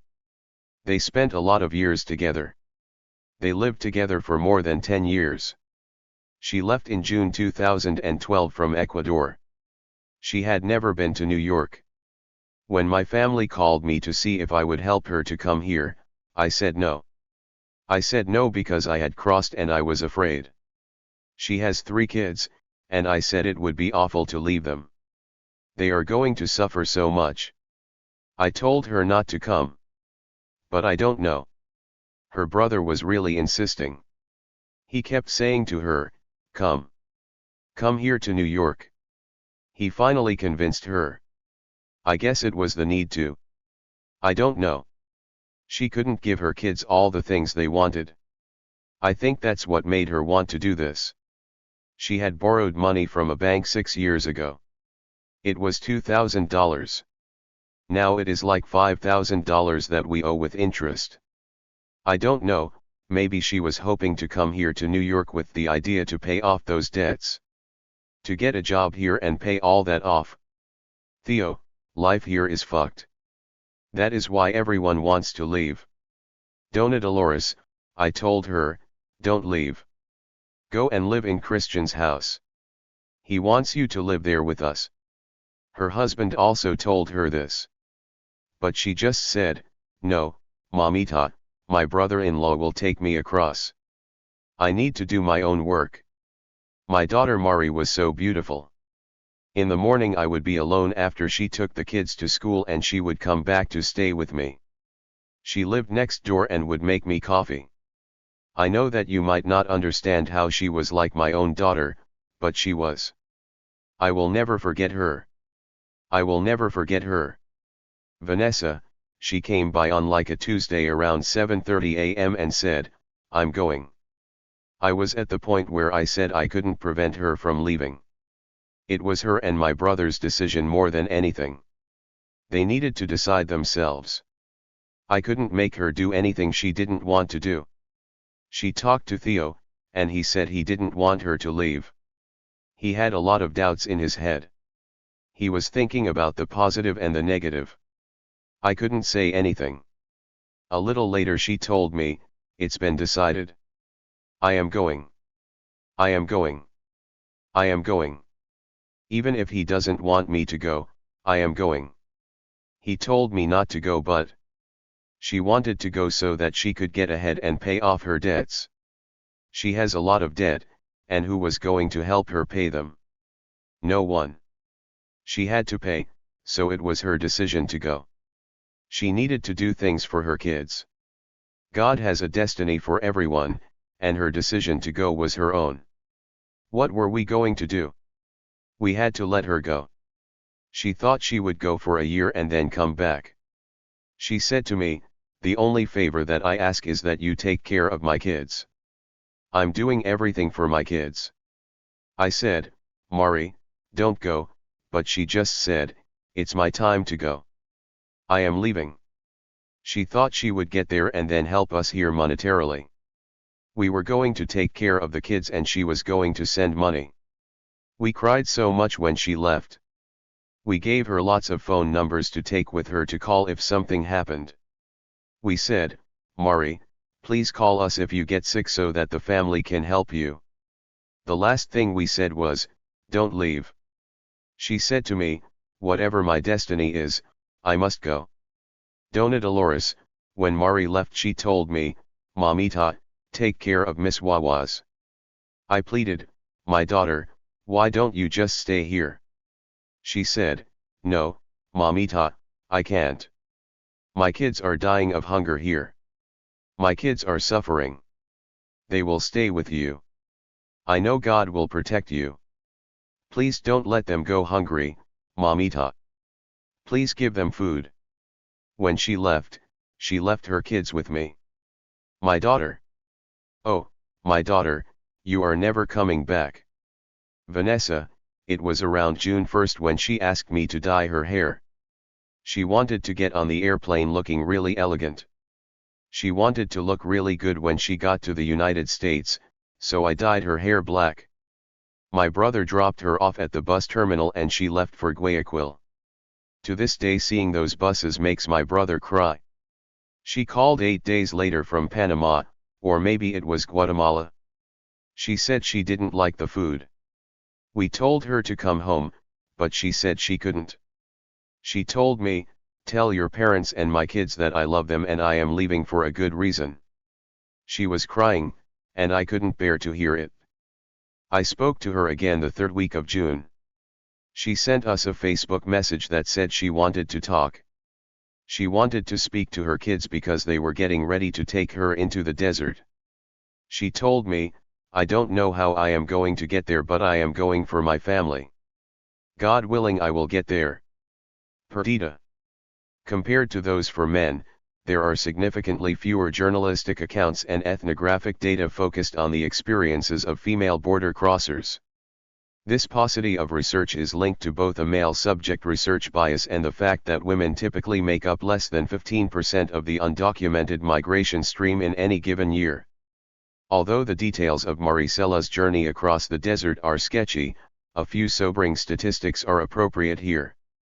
A study conducted by the Binational Migration Institute in 2006 found that women were 2.67 times more likely to die of exposure than were men. 2 Some researchers have linked this imbalance to the tendency of smugglers to perceive women as liabilities while en route, which may increase the likelihood of their being abandoned. 3 A more recent analysis by the BMI found that women made up 18% of the 2,238 bodies examined by the Pima County Office of the Medical Examiner between 1990 and 2012. 4 During certain periods, such as between 2000 and 2005, women accounted for as much as 23% of all border crosser deaths. Females have thus long been overrepresented in the morgue when compared to the overall number of women apprehended and deported by Border Patrol. Whatever the reason or the person's gender, being left behind in the Sonoran Desert is practically a death sentence for anyone. Vanessa and Theo. Photo by Michael Wells. Christian, she was traveling with her brother-in-law. By the third week she was in Mexico. I thought that it was a really quick trip and was thinking that, God willing, she would get here soon. At the end of June my mom called and told me that Mari was lost, that she hadn't shown up. She didn't call and they knew nothing about where she was. I said that she would show up soon and not to worry. My brother called me that same day and was desperate. He asked if I could help look for her, and I said that I would. Vanessa, I don't know the exact date, but we started to look for her the same week she left for the desert. It was a weekend. A Saturday. Her brother-in-law had called us because he was the one who took her into the desert. He called to say that Mari was lost and he didn't know where she was. We got very worried about her. We started looking for her everywhere. We called our family in Los Estados Unidos to see if they could help us. We asked her brother to help us look because he was the one who paid for her to go. We asked him to tell us who the pastor was to see if we could talk to them. We wanted to see if they would help us. To this day her brother hasn't told us anything. He won't tell us who the pasadores were. He won't tell us what routes they took. It is all still a mystery. Christian, she was traveling with her brother-in-law, and on the day that my family called me, he had just arrived here in the US. This was like the 27th of June when she stayed behind in the desert. He arrived here in the US on like the 29th. He called up the family in Ecuador to say that Maricela had been abandoned in the desert. I have no idea how he could have left her there. This is when I started to get really worried because I went through the desert and was familiar with it. This was also during the summer. We still haven't heard the whole story about what happened to my sister-in-law. Vanessa, someone told us that she was kidnapped and being kept on a ranch.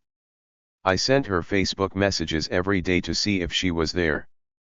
I was saying, Mari, we are so worried about you. Please come back. Theo called her brother to ask where she was. He told them that our family would pay whatever we needed in order to get her back. Her brother just started insulting him and telling us that Mari was fine. It was traumatizing. We left comments on websites. I was looking at videos on the internet of migrants crossing. My hope was, I don't know, maybe I would see her in one of these videos. Christian, Mari was left in the desert, and I told my family that if she stayed there, immigration would show up and take her to jail. Her brother-in-law said that they were near some bushes or some trees. They had to find shade or were hiding.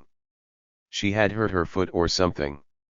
I guess she had been crying on the trail and saying stuff like, I want to get there, but at the same time she couldn't go on. She was exhausted from the heat and everything. Around the time when Mari and the group were hiding, they heard some noises close by. I imagine that it was Border Patrol. When everyone started to run, she said she couldn't. She was going to stay behind. She couldn't go on. I don't know how this man had the capacity to. I don't know how he could have abandoned her. Vanessa, her brother-in-law said Mari was feeling sick and wanted to sit down on a rock. Afterward, they got scared by something and they all ran off. Later, she didn't show up. He didn't know where she was after that. He wasn't sure if she was farther ahead on the trail, sitting down somewhere, or if she passed out. Looking for someone who has gone missing during a crossing is a difficult task, especially for people like Christian, who are undocumented, speak little English, and have no familiarity with the ins and outs of U.S. federal bureaucracy. Even if one could, it makes little sense to call the Border Patrol for help. The agency has no interest in searching for missing migrants, and the only information most would be able to provide is that their friend or family member is in the desert near Arizona. By design, locating someone in the depths of the hybrid collective is nearly impossible.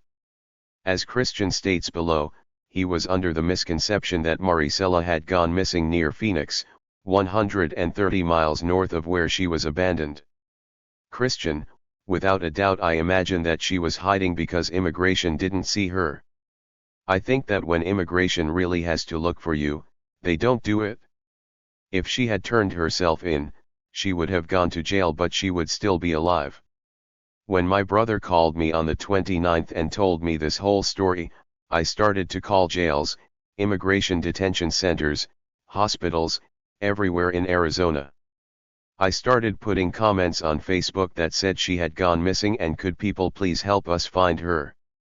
I had photos up on Facebook and was asking people to help look for her because I couldn't travel there to Arizona. It was too dangerous there because of immigration. I was communicating with radio and television programs.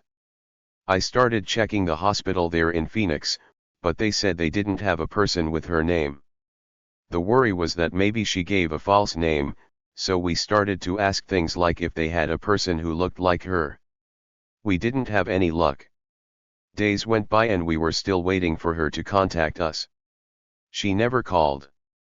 She hadn't appeared, but everyone was hopeful that she would show up. This happens in a lot of cases. 2 or 3 weeks go by with no communication from someone. Sometimes people just can't make a call. The smugglers don't let them. We hoped to God that this was what was happening. Other people had said that many migrants were getting kidnapped and then forced into prostitution. I was worried. On top of that, when I would call Ecuador, I would end up talking to Maricela's kids, who were saying, "Please help us look for our mom." The oldest is 13. The other two kids are 10 and 6. They would be crying to me, "Please help me, Tio. Where is my mommy?" It was horrible. I didn't know what to say to them, so I would just say, "Okay, I am going to help you, but please don't cry." My mom, dad, and my sister were all trying to communicate with the smugglers. They were calling the numbers that they had, but people weren't telling them anything. I just kept saying, "Be calm. She is fine." I told them not to worry, that she hasn't been able to call but she will. After days and days went by, someone told me that we should look for help in a place called Sinami in Ecuador. The family went there, and then they called the Ecuadorian consulate to help me look for her. I gave them all the information, like the day she went missing, all of that. They started looking for her. I was calling them every day to see if they had any new information, but they kept saying no. They are the ones who eventually found her, but she was in the morgue. Confirmation. In 1994, while drafting the initial Prevention Through Deterrence Memorandum, someone at the U.S. Border Patrol typed the line, "Violence will increase as effects of strategy are felt." The gravity of these 9 words is hard to overstate. Violence has indeed increased over the past 20 years as this policy has been implemented, expanded, and fine-tuned, but in ways that can never be measured or realized in migrant death statistics. The federal government perpetuates the myopic view that the US-Mexico border is a bounded ethereal space where the violence of immigration enforcement tactics can be contained, hidden, or erased. Under this existing logic of sovereignty, those who feel the brutal effects of federal policy are unreal, their lives can't be injured because they are already negated. 5 Strategists, Border Patrol sector chiefs, and politicians calling for more boundary security should spend some time staring at the gore inside a rubber body bag or listening to a child scream for his or her mother in a distant Latin American living room. To do so would perhaps force the acknowledgement that the suffering, death, and destruction produced by the hybrid collective in the desert have not only increased since the start of Prevention Through Deterrence but have extended their traumatizing reach across the globe. Christian, they told me on July 27 that they had found her. The forensic people asked me if we had her fingerprints, her identification, and stuff like that. I didn't want to believe that she was dead, but I thought that it might be true. They were like 90% sure that it was her and that she was dead, but they really wanted to confirm it. When I had to call home to ask for paperwork, Vanessa was the person who answered the phone. I told her that they had found Mari, but they wanted to confirm that it was her. I said, "They found her. They found Mari." She said, "Where is she? When is she coming back? When are you going to see her?" Everyone there was holding out hope that she was alive. I said, "I need her fingerprints and the other stuff to confirm it is her." Vanessa said, "What do you mean confirm it is her? Why do you need this stuff?" Vanessa, we learned about her death around 11 a.m. on a Friday. Christian called the house and asked what I was doing. I told him I was changing to go to work, and he said he wanted to talk to our dad. I told him that he wasn't home and asked why he needed to speak to him. He said that he needed some of Mari's paperwork like her identification, birth certificate, and that type of stuff. I asked him why and he said that they wanted to get her fingerprints because they were like 95% sure that they had found her but they wanted the paperwork to confirm. I didn't believe him that it was her. I thought she was still going to appear. I was crying on the phone. Christian told me to ask God for help to be strong. I said, "I have asked God for a lot of help and look what little he does." I told him that he was crazy and that it couldn't be her but that I would talk to my dad. I walked outside and my eyes were red from crying. I ran into my aunt on the street, and she asked what was wrong. I told her that Mari was dead. My God, the scream she let out. It was the loudest scream that you have ever heard. My entire barrio came running over to see what was wrong. My aunt threw herself on the ground screaming, "No! No!" I didn't know what to say, so I ran inside to the kitchen to hide. I wanted to wait for my mom, who was on her way home. People were trying to ask me questions, and I said, "Don't talk to me. Don't ask me nothing." My aunt kept trying to ask me questions, and I kept saying, "I don't know. I don't want to talk about it." I told my aunt that Christian had given me this news but that I didn't believe it. I said, "She is not dead. She is still alive. I have hope that she will appear. Without her body, I am not going to believe it. I won't believe it. Never." I pleaded with my aunt to leave me alone, but she came back with more family. I told them that they wanted to see paperwork to confirm it was her. I also told them not to cry because my kids, I mean my sobrinos, would be home soon and we don't want them to see this. They left and then came back with more people. By this time there was a crowd outside. It scared my mom when she came home, because there were so many people outside our house. My cousin told me to come running because my mom was outside asking what had happened. My aunt then told her, "Mari is dead." My God! My mom at this point. Christian, I called around noon and they went to look for the papers.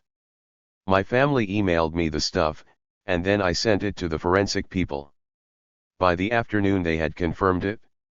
Now it was my turn to tell the family back in Ecuador. There was no consoling them there. Their whole world was turned upside down. My mom, my siblings, my nephews, and nieces. There was no one to console them because they were all hurting. One couldn't console another because they were all in pain. Dona Dolores, Christian called and told me, "Mamita, I have some news about Maricela." I was crying, and he said, "Don't cry, Mom. Calm down. Don't cry." I said, "But son, how am I going to calm down? My daughter is dead. Vanessa, they say that she died on July 2nd. That is the date that she was found, but she probably died on like the 31st of June. We were told that she was dead 25 days later and that she had been there in the medical office for a while. One of Maricela's cousins, she had kidney problems because sometime before she left she got really sick. She was in the room that she rented. It was a little room made of plywood where they lived. Well, one time when she was really sick, my aunt and I went to see her and she was in bed and couldn't get up. We asked her what hurt, and she said it was her kidneys. She said her kidneys were bad. She took some medicine and then got better. Some say that she died because of her kidney problems. They say that a person who has kidney problems is always thirsty. Christian, my dad was crying. It was horrible. It was so ugly. I felt so helpless. I couldn't do anything. I couldn't help my family. At that point I really wanted to go home, because it was horrible to see them cry so much, to listen to them. This is why I decided to do things really fast. The faster we could do it, the faster they would calm down there in Ecuador. Homecoming. As her decomposing body was loaded onto a plane in New York City, Maricela, like many dead border crossers, transformed from being an anonymous subject unrecognized by the state to a documented Ecuadorian citizen accorded rights and privileges by both her native country and the one that sought to exclude her. She entered the Desert Hybrid Collective as just another body to be deterred and apprehended by Border Patrol. Upon death and discovery she was reanimated as a person and a citizen to be repatriated swiftly. For those on the economic margins of Latin America, it is often only in death that they are claimed by governments. 6. After weeks of traveling through the shadows of safe houses, crawling across desolate mountains, and lying unidentified in the morgue, Maricela joined the transnational migration stream that moves thousands of corpses a year from the United States back to Latin America. 7. Christian, I think they buried her on August 7 in Ecuador. They had waited a month. Imagine it, their desperation. A whole month of suffering as the kids desperately counted the days until their mom came home. She was dead there and the family was waiting. My father, my mother, my brother, and more than anything, my sobrinos. They weren't going to have any peace until Maricela returned home. Her kids needed to see her. I couldn't take it.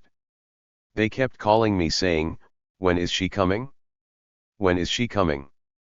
I said, "It doesn't matter what it costs, I'll pay." I just wanted to get through it. I wanted to try to forget this.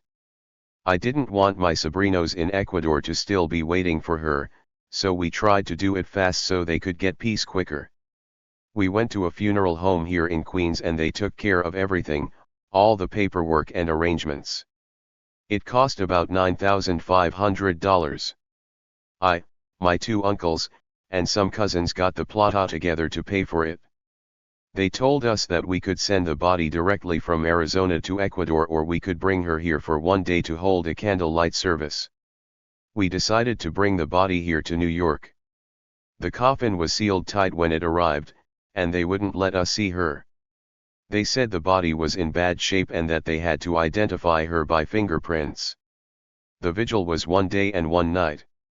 It was mostly our friends and family who were there. Only her brother and her cousins came. The next day she left for Ecuador. The family went to get the body at the airport in Guayaquil. There were a lot of people waiting there to accompany the body as they drove it back that night. They came in a big procession to bring her back. The day of the wake there were so many people, like 500 or 600. It was because everyone was so shocked that this had happened and she was so friendly and knew a lot of people. There were mucha gente there when they buried her. Vanessa, there was an enormous caravan from the airport in Guayaquil. There were like 15 cars. They came from our neighborhood and from her neighborhood. A lot of people were waiting when we got back. The streets here were full. Christian, at her funeral and at her wake there were hundreds of people. The church was full. She had a lot of friends. At her mass there was a lot of music. There were DJs and mariachis at the burial. She was really well known. Vanessa, she always said that she had to get there. Her dream was to arrive in the United States. She realized her dream, but she died doing it. Unrecognizable. The annihilation of bodies in the desert is never meant to be seen. When the system functions perfectly, corpses are drained of blood and viscera by unseen monsters, bones dry, splinter, and blow away. When deterrence and erasure are fully achieved, the disappeared can be known or remembered only in stories, unsettling dreams, and outdated photos. Sometimes, though, the hybrid collective is interrupted before it can finish. Sometimes scraps of the dead are rescued from oblivion. A pack of drunken hunters trip over a grinning mandible with a patchwork of dark metal fillings. The reflection off a cheap gold watch still attached to a mummified wrist catches the eyes of a group of hikers. Two dehydrated migrants lead La Migra back to the spot where they left their dying companera. These recovered bodies show the marks of the everyday, yet hidden political violence used to secure the southern border of the United States. Opening the coffins that hold these repatriated corpses allows people to bear witness to the Sonoran desert necroviolence that is engineered to be invisible. It opens a door for the living to new forms of postmortem trauma. For Catholics, who are the religious majority in Latin America, viewing the body is a key element of mourning. 8. It is what makes the death real. 9. However, the corpses put on display during funeral ceremonies are typically embalmed and cosmetically disinfected to give the impression that the dead are at peace and free of distress. 10. The poor condition in which the remains of border crossers are returned to sending communities is why people are often told not to open the casket. These are deaths that cannot be pacified by the mortician's gloved hand. Peering into the coffin at the rotted face or twisted skeleton of someone you once knew and loved is violently unsettling. The brutality evinced by these corporeal conditions can become permanently etched into people's minds, to the point that mourning may never run its course. 11. Christian, my sobrinos were in so much pain. One of them was screaming and he couldn't be consoled. The kids all knew that their mom was dead and the only thing they asked was to see her. When we talked to people in Arizona, we asked them how the body was. They said it was bad and that we couldn't see it. I couldn't tell my mom, my brother, or my nephews this. Imagine, Mari is dead and we can't recognize her anymore. We can't talk to her or say our final goodbyes. It was terrible. Horrible. In the end, I wanted to see her, but I couldn't. Vanessa, they told us not to open the coffin, but I wanted to see her. My plan had been for her to get to Ecuador and then we would change her clothes. They said she was really messed up, so I wanted to put new clothes on her for the burial. Christian told me, Mija, you can't open the coffin.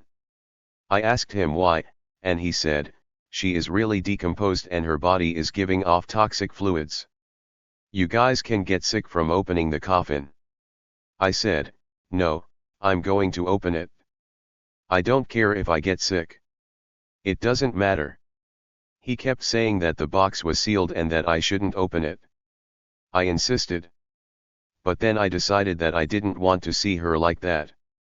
When the coffin finally got here, one of her children's godparents yelled, open it. I said, no, and then someone else said, get some gloves to open it. It was 2 o'clock in the morning in the funeral home. Someone found gloves and put them on and then we opened it. At first, we just saw the side of the head. Her face was covered with a cotton sheet. It surprised us to see that sheet there. We moved it and saw that the face was gone. It was pure. Her face was destroyed. We put the cloth back quickly and then closed the box as fast as possible. The funeral director said, I've seen a lot of cadavers of people who died elsewhere and were brought here from Guayaquil or Quito, but I have never ever seen a body in this condition. Never. It was just pieces. Her body was dripping. The box was soaking wet. Christian, you really surprised me, Jason, when you called and said, I found Carmita. It made me really curious. I wanted to know how you found her. Maybe you had photos. We never really knew what happened. They told us only that they found her there and nothing else. One of the first things that Christian asked during our initial phone call was whether I had any photographs of Maricela's body. From my perspective, it was an awkward question that I didn't know how to process. I conceded that I had taken a few pictures, but tried to downplay their importance during our first phone conversation and the ones that followed. Yes, I said, but I'm not sure you want to see her like that. He kept asking about them. He wanted me to email them to him. I couldn't bring myself to turn Maricela's corpse into an email attachment. That somehow felt more of a violation than publishing her picture in a book or showing it during one of my public lectures. Foolishly, I thought I knew what was best for the photos. I naively asked myself at the time, why would anyone want to see their loved one lying dead in the desert? At that point, I had no understanding of what the family had gone through with her body. I had no idea how important these images were to them.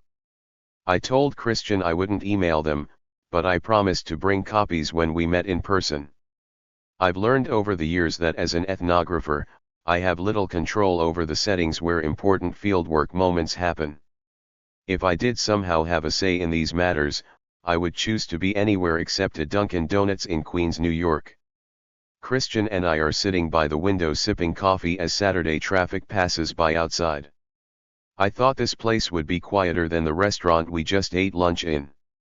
Instead of being drowned out by clanking plates and salsa music, we are now awash in orange and fluorescent pink, the corporate colors of this donut chain, and teenage pop music screaming out of the ceiling speakers.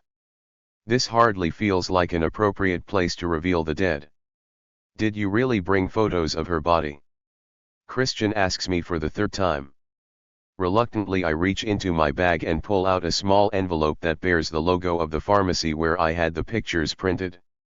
I didn't want her to be an email attachment, so I had to stand at a Kodak film kiosk for 20 minutes while 5x7 glossies of her bloated body shot out of the machine.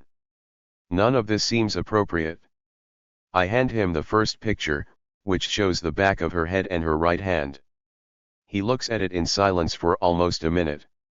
Christian, I don't understand. How come in this photo the body has hands? Why did she arrive there without hands?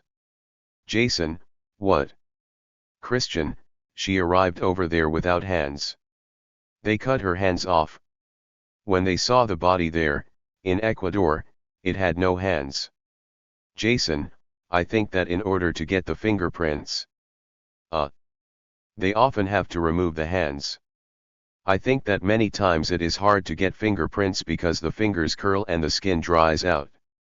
They have to cut them off so that they can soak them in water to get the fingerprints. Point 12. Christian, it looks like she was still trying to keep going. Wow, it can't be. To end up like that. She was still trying to keep going. Trying to advance. She fell on her face. They said that her face didn't have any skin on it when it got to Ecuador.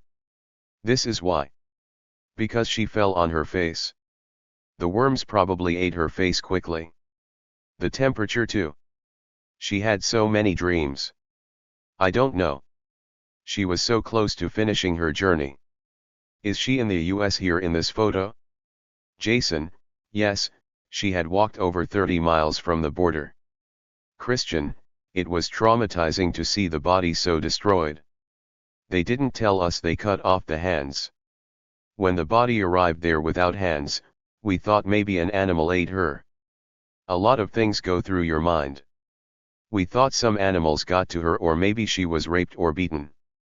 Thank God none of this happened. That day she died over there, God willed it and there was nothing we could do. That was her destiny. We didn't think it would happen, but it happened. You know, some still have the hope that it wasn't her. When they saw the body there in Ecuador, they thought, we hope to God she is still out there. Many hope that she will return one day. For me, at least she is resting in peace. We are thankful she was found, because there are many who are never found. They end up in some hole. Dona Dolores's kitchen, Cuenca, Ecuador. Photo by Michael Wells. Mike Wells and I are sitting in the backyard kitchen helping Vanessa and Dona Dolores prepare dinner. The dirt floor room has a wood fire burning in the corner. Dozens of scrawny white chickens cluck in a nearby wooden pen. Vanessa has been asking me all day when I am going to show her the photos. Every time I reach for them, one of Maricella's children walks up on us to see what we are doing. Finally, the kids are gone, and she starts talking about the condition of the body the day it arrived. Vanessa, when she got here, there was no face, no hands. Imagine how difficult it was to see her body like that. When she got here, she was destroyed. The coffin was a mess. The wood was dripping wet. It didn't look like her. There was a tag that identified her, but it's really hard for us to believe that she is dead and that they can identify her only from the hand. There are doubts that it was really her. Maybe she is still out there hiding in the desert. She could still be alive out there, or perhaps she is dead and they haven't found her yet. What we want to know is what condition she was in when you found her. How did they identify her?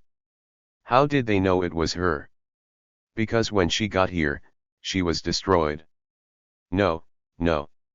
It wasn't like her. I don't know. I need to see the photos of the body. Jason, I am going to show you some photographs to confirm that her hands were not eaten by animals. I need to warn you that some of them are hard to look at. I pass a small picture album to Vanessa. She places it in her lap and starts flipping through the pages.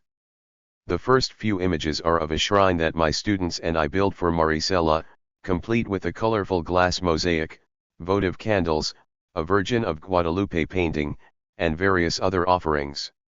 I figured I should break the ice with some safer images before getting to the difficult stuff. I warn Vanessa that the next one is of the body. She turns the page and then immediately cries, It's her. It's her. Mike and I watch as she grips the photo that shows the back of Mari's head. Tears run down her face in quick succession. With her hand she wipes them off of the album and then looks at me for a moment with watery, heartbroken eyes. Her focus quickly returns to the image. Dona Dolores is leaning against an old wooden table and gazing out the window. She can't bring herself to get close and look. The air is a clouded mixture of Vanessa's staggered breathing, kindling cracking and exploding, and the puttering sounds of chickens. Mike's camera shutter snaps as he tries to respectfully document this encounter with death. No one is talking. The lid on a boiling pot of meat starts to rattle. Vanessa turns the page and sees the photo of Maricella's body completely covered in a blanket. She passes it to her mother. This seems to be an easier image for the old lady to take in. Dona Dolores touches it softly with her small wrinkled hand and whimpers, "The blanket is so beautiful, so beautiful. Mi hija. Mi hijita. What were you thinking? What were you thinking?" Their combined grief overwhelms the small space. I want this moment to be over, but time seems to have ground to a halt. Mike and I are stuck in the midst of this grief as voyeurs who can only look on in quiet incomprehension. Just when I think it can't get any worse, Vanessa points to the vultures flying above Maricella's body in one of the photos. "Vanessa, what are these birds? Do they eat people?" "Jason, we got there before the animals could do anything. I swear. I swear to you. I swear to you. She was complete when we found her. No animals had hurt her. I promise." I blubber on for a few minutes about the completeness of the body when we found it.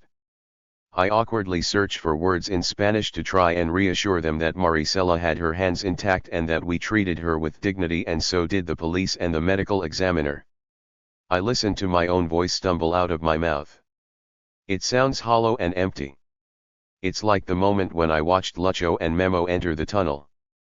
I was with them as much as I could be, but I wasn't really there. I saw them leave from behind the safety of some invisible glass window. That same feeling returns. I was with Maricela in the Arizona desert for a dark moment on a blinding day in July 2012, but I got to go home that night and cry in my beer. I am alive and she is not. She wasn't my mother. She wasn't my wife. I can never truly grasp what this family lost that day, and sitting in the swirl of wood smoke and tears on a muddy street in Cuenca, Ecuador, there is nothing I can say that means anything. I finally stop rambling on about how we got there before the vultures did. Vanessa then quietly tells me, "In case this is her buried here, thank God we have the body. It is a miracle of God that she came back to us. She is only half complete, but she came back. She came back. If it is her, it helps us to move forward. But I am telling you, it is very difficult to believe that this is how she is. It was very hard to see her in this form."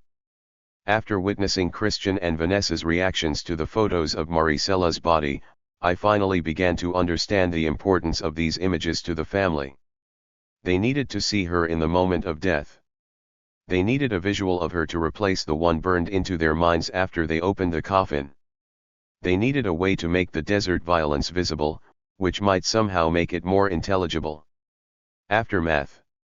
A few years later, the extent of the devastation caused by Maricela's death is still hard to gauge. It is clear, though, that life for the family in Ecuador has been forever changed as everyone struggles to make sense of the situation they now find themselves in. Maricela migrated for her children, and it is they who are now at the center of trauma and social reconfiguration.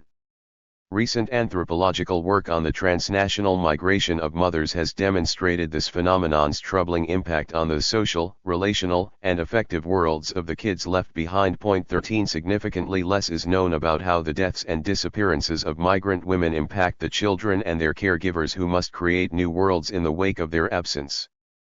During my first Skype interview with Vanessa, I got a glimpse of this family's restructuring.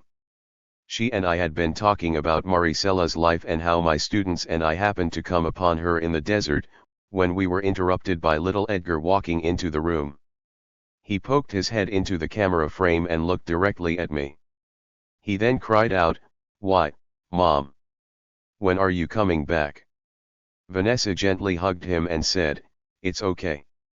That's why I call you my son now. Did you eat all of your soup?"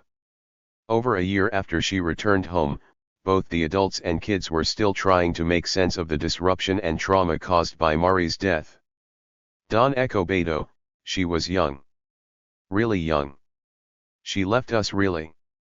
Well, our lives have been screwed up forever after we lost her. We ended up with the kids. My wife and I had a very tranquil life before. We didn't really have any worries, and now we have started all over again with the kids. Everything is new. It is like they are our children. Well, they are our children. We have to fight to do everything we can for them now. More so for my wife. She has to wash their clothes, cook for them. I work really far away. I make $100 a week and my small salary does very little to cover our family's expenses. We still don't have enough to buy food with that. Christian, I will never understand the sorrow that the kids feel. They miss Maricela so much. Her daughter misses her the most. Right now my parents are watching them, but they are old. They can't give them the same attention that their mom would have given. When I was standing over her coffin, I promised my sister-in-law that I would take care of her kids. She came here for them, to give them a better life and give them all the things that she never had. I promised Mari that her kids would never be deprived of anything. I would give them everything I could. I am working and to this day I am taking care of them. I buy what they need, give them food, send them to school. My brother makes very little money in Ecuador. He makes $240 a month. That doesn't do anything when things there cost the same that they do here. My brother is a little better now, though. He was destroyed. He didn't care about anything. He was there for the kids but he was a mess, like nothing mattered. Sometimes he felt partly responsible. Like, why couldn't it have been him? He never thought that something like this would happen. No one thought this would happen. He feels responsible. I talk to him to try to calm him down. I tell him that he needs to find peace and be good to himself. He needs to fight right now for the kids. He needs to be strong for them because if they leave the children alone they are going to get into trouble. He needs to be strong, but it is hard to get ahead. It is difficult. He was married for 12 years. He loved her. They went through everything together. They were starving together with the kids. The 5 of them were together and now they are alone. Close to home. Photo by Michael Wells. Vanessa, I wanted to die for a long time after her death. My brother would say, at least you can be thankful that you have 2 nephews and a niece. Mari is there in each one of them, so please don't cry. Please don't suffer. It's easy to say, but not easy to do. I know that Mari is in each one of them, but it is very difficult, very difficult. My littlest one suffers so much because of this. He loved his mom very much. He puts music on to remind him of her, and it breaks my heart. He always says, I miss my mom and God, please take me to her. He cries and cries. The oldest one gets mad and says to him, I don't want you to cry. Our mom is not here. My mom is far away and I don't want you to cry for her. After her death, Jamie went crazy. He was in another world. Christian, the whole world has dreams, but sometimes those same dreams can destroy a life. We leave home with hope, but we never know when we are going to encounter death there in the desert. It is such an ugly way to die, all alone, so far from your family, so desperate. It's like Mari felt that this was going to happen. She had the first communion for her youngest before she left. On Facebook she was putting up farewell songs like she had the feeling that she was going to die. Edgar, the youngest, is about to turn 7. He is probably doing the best because, I don't know, I guess he didn't live that long with his mom. He misses her, but he still plays and goes to school and can get distracted. He is living. But the older ones, Laura, who is 11, and Jamie, who is 13, they are the ones that remember their mom more. They cry. They are always thinking about her. Now the hardest thing is Mother's Day. Jamie is starting to rebel. He doesn't have a mom anymore and no one can tell him what to do. He wants his mom. It was really difficult for my family to live with him. He is starting to calm down now and understand these things. It can't be easy to lose your mother. It really affected us, but imagine what it did to them. Sueños. I am holding Edgar's tiny hand as we walk down the dirt road leading away from their house. He looks up at me and asks in a delicate voice, "Are we going to see my mommy?" "Yes," I tell him. "Would that be okay?" He nods his head in youthful approval and then pulls me down the street. The entire group is going to visit the grave, Mike Wells and I, our wives and 2 children, Vanessa and all 3 of Maricella's kids. Mike and I tried to do the visit alone, but Vanessa insisted that everyone accompany us. I am worried about how the children are going to react to this visit, because right before I left for Ecuador, Christian had told me, the worst part is that the street you take to get to my house is where the cemetery is located. Every single day when the kids go to school they have to pass the cemetery. I wanted to bury Maricela someplace else, but there really was no other option. I think about that a lot. Every single day, no matter whether they want to or not, they are going to see their mommy. We get to the front of the graveyard, and Jamie runs off to grab the key to the gate from the local caretaker. As we wait in the road, it starts to drizzle, which only adds to the ominous feeling of this whole affair. Jamie returns and quickly pops open the lock. He unravels the oily chain holding the cast iron doors shut and wraps them around a fence post. The sky is the color of cold slate. It perfectly mirrors the gray cement blocks that compose most of the above-ground tombs here.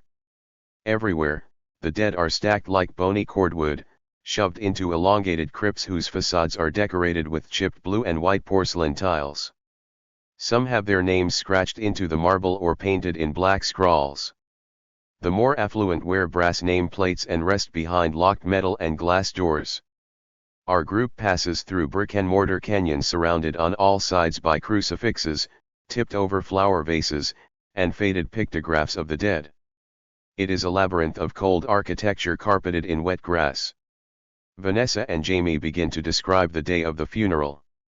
There were 2,000 people here to see her, she proudly tells me. This entire place was full, Jamie says as he stretches out his lithe arms for effect. His little sister, Laura, confirms all of this with a quiet nod of her head. We come upon Maricella's grave from the back, and Vanessa shyly states, "I did that while pointing at the crypt wall where I heartsuit Mari has been brushed in dull white house paint." The kids and Vanessa approach first. They say quick hellos to her and then step away so that Mike and the rest of us can have a look. Jamie stands at the edge of the scene staring off into the surrounding mountains. His jet black hair is lightly blowing in the wind. Laura is next to Vanessa kicking at the grass with her pink sneakers. She has become unusually quiet. Little Edgar climbs up the wall on the backside of his mother's grave like it is a jungle gym. He giggles and asks if we are going to the park afterward. I stand directly in front of Maricella's tomb. It is modest, but well maintained. The family regularly cleans it and often brings flowers. Her full name and the date that her body was found are spelled out in gold-colored letters. The names of her husband and children are engraved on tiny metal plaques. They keep her company in this cold place. In the center of the headstone is a photo of Maricela. Her head is turned and she is looking right at the camera. She is young and confident, almost smirking. This is how everyone wants to remember her. I reach out and touch the glass. Little Edgar runs up and pulls on my sleeve. "Are you going to take some pictures?" he asks. It is late in the evening. Mike and I are in the backyard of Christian's house hovering around a fire with Vanessa. Coils of gray smoke reach up to touch the black sky overhead. The air is thin and invigorating. I look through the fire at Vanessa's almond-shaped face and dark eyes. She is illuminated by dancing orange flames. It's some quiet moment caught in a rusted daguerreotype. For hours she cries and whispers stories about Maricella's life and her own, the two forever now intertwined. Her fears and pain are revealed in secretive hushes. These are things sleeping children should not hear. She speaks of wanting to believe that everything is going to be okay and that her sister-in-law is finally at peace. Her words, though, are full of doubt and rumor. What happened to Maricela in the desert now haunts Vanessa here in Cuenca. She too knows the hybrid collective because it has opened a door to grief that seems impossible to close, even with bones in the ground. Vanessa, Maricela comes to me in my dreams at night. She has come to me in dreams that were so vivid and told me that she was kidnapped. She says to me, "Who did you all bury there in Cuenca? Who did you bury? I am alive." In another dream she says, "I am leaving. I am leaving because I have to. I am going because I have to get there. I am going to arrive." Then she says, "Please take care of my kids." She always asks me to take care of them. These are the dreams that I have. In another dream she tells me about being abandoned in the desert. They left her behind and she needed help, so she kept walking and finally found a rancho, and that is where they are keeping her. She is just waiting. Eventually she will be able to communicate with us and come back. They will finally send her back here. So maybe that is what happened. The last dream I had, she came to me and said, "Don't worry. Don't cry for me, I am fine." I saw her for a moment and then she disappeared. Maybe she is saying that she is resting in peace and that is why she is telling me not to cry. Maybe it is her there in the cemetery and she is resting and everything is okay. We were surprised to recover her body, because many people say bodies are never found. She came back, but we still aren't sure that it is her that we buried. We are one of the first people to get a loved one back who died in the desert. There is still a lot of doubt that it is her. Maybe she hit her head and has amnesia. I always have hoped that she was kidnapped. Maricela's godmother's nephew migrated and then showed up like 10 years later, married with kids and everything.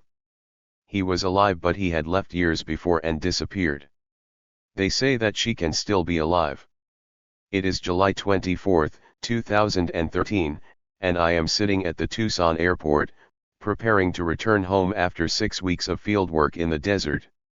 I get a Facebook message from Vanessa. It is 3 days shy of the first anniversary marking the date when Maricela's body was identified. Vanessa's brief message reads, "I need to talk to you by phone to ask a favor.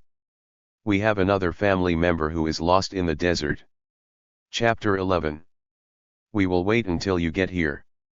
Jose's room. Jose Takuri's room looks like those of most other 15-year-olds. On the cusp of manhood, his windowless cement cuartito in a tiny house in a working-class barrio of Cuenca is decorated with a combination of items from his fading childhood and his burgeoning adolescence. A couple of white teddy bears are squirreled away in the corner, a comforter decorated with characters from the Disney movie Cars blankets his bed. These childish things are juxtaposed to a light gray suit hanging in the corner next to a pile of hoodies, baggy jeans, and baseball caps stitched with New York Yankees and New York Knicks logos. Nueva York is always on his mind. This hip-hop wardrobe, along with a few homemade tattoos and piercings, bite the style of Ningo Flow, Jose's favorite reggaeton singer.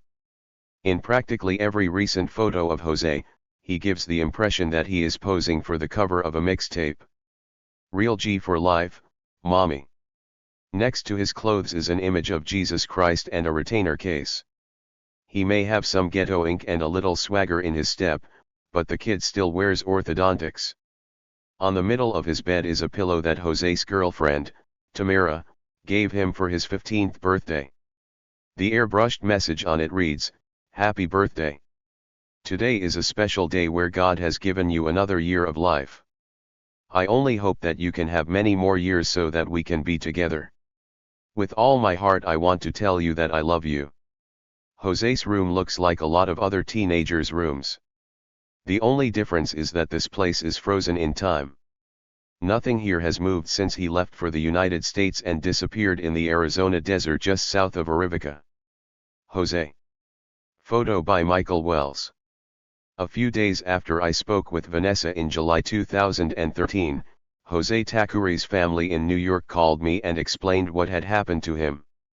Over the next several weeks, I helped them file a missing person report with the Colibri Center for Human Rights in Tucson, the same organization that helped identify Maricela.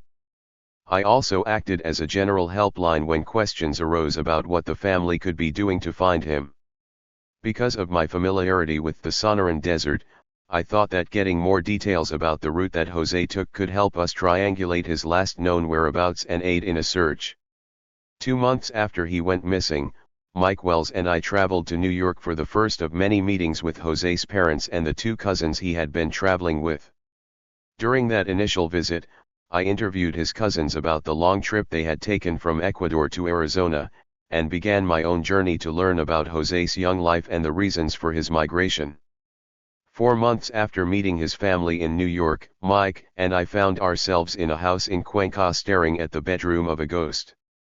If seeing the ravaged body of a person you love is the physical manifestation of Sonoran Desert necroviolence, then having no corpse at all is its spectral form. Maybe with time and therapy, if one can even conceptualize the latter as an option, or perhaps enough booze or drugs, you can learn to block out grotesque images, the odd geometries of cross-sectioned radials and ulnas, brittle skin peeling off laughing skulls, seashell-colored long bones heaped in a pile like the remnants of some great carnivore's recent meal. Maybe you are lucky and didn't open the coffin, so you never saw what really happened to your wife's body. You were just happy to have her back. You can always kiss those wrinkled photos of the good times or catch glimpses of her in the faces of your children. The kids remind you of who she was and the beauty and vitality that once lived in her eyes. But how do you grieve when there are no bones to mourn over, no coffin to keep sealed tight? How do you move on when the uncertainty of what happened to someone you love won't let you? How do you find closure when the missing come to you in dreams every night pleading for your help? For Jose's family, his room serves as both a time capsule of who he once was and a painful reminder that his fate remains unknown. This space is the material representation of the family's perpetual state of grief. As I sit with Jose's grandmother Dona Lorena in her kitchen in Cuenca, she tells me, "I only hope that you can have many more years so that we can be together." Photo courtesy of the Takuri family. Dear God, we've been praying that he will show up. We've been waiting for a long time. We pray and we cry almost every single day, but he still doesn't appear. There is no peace for us. We are here all alone suffering, crying day and night. We ask God to give us some news. We have gone everywhere we can to get information, but there is nothing. We will never find peace until Jose comes back. He can return in any form, but we just need him to appear. We need to know something. Whatever it is that has happened to him, we want to know so that we don't suffer anymore and so that we don't think about it anymore. His parents, his aunts and uncles, everyone is suffering. We hope one day to reach God because only He knows where He is. It is hard. It is so hard to know so little. Is He over there in the United States? Is He alive? We are poor. It was poverty that made his parents leave to support their kids, and they are in New York suffering because he hasn't appeared. They are suffering and waiting for him to show up, but nothing happens. Left behind. Scholars have long noted that transnational migration has dramatic effects on family structure and the relationship between those who leave and those who stay. 1 Jose's experience as the child of parents who migrated without documents to the United States is quite common. Unable to adequately provide for his 5 children in Cuenca, including a disabled daughter, Jose's dad, Gustavo, made the difficult decision to leave for New York when his son was just 10 years old. Within a year of his arrival, his wife, Paulina, decided to join him. Two people could put more food on the table than one. Both newly employed, they were soon able to send money home regularly. This ensured that their children could eat and go to school and that their sick daughter could get the costly medical attention she needed. These remittances also guaranteed that Jose didn't have to work. Instead, he could be the kid on the block who had a laptop, an iPod, expensive kicks, and an overabundance of clothing emblazoned with the words New York. He could take his girlfriend out to the movies and treat his cousins to pizza whenever he wanted. Jose's aunts and grandmother assumed the role of caregivers for him and his siblings, but he could Skype with mommy and poppy whenever he wanted because their tiny rented house now had Wi-Fi. This Nueva York to Cuenca virtual parenting was a scene out of Alex Rivera's sci-fi movie Sleep Dealer. But, as you can imagine, long-distance parenting isn't the same as being there. It never is.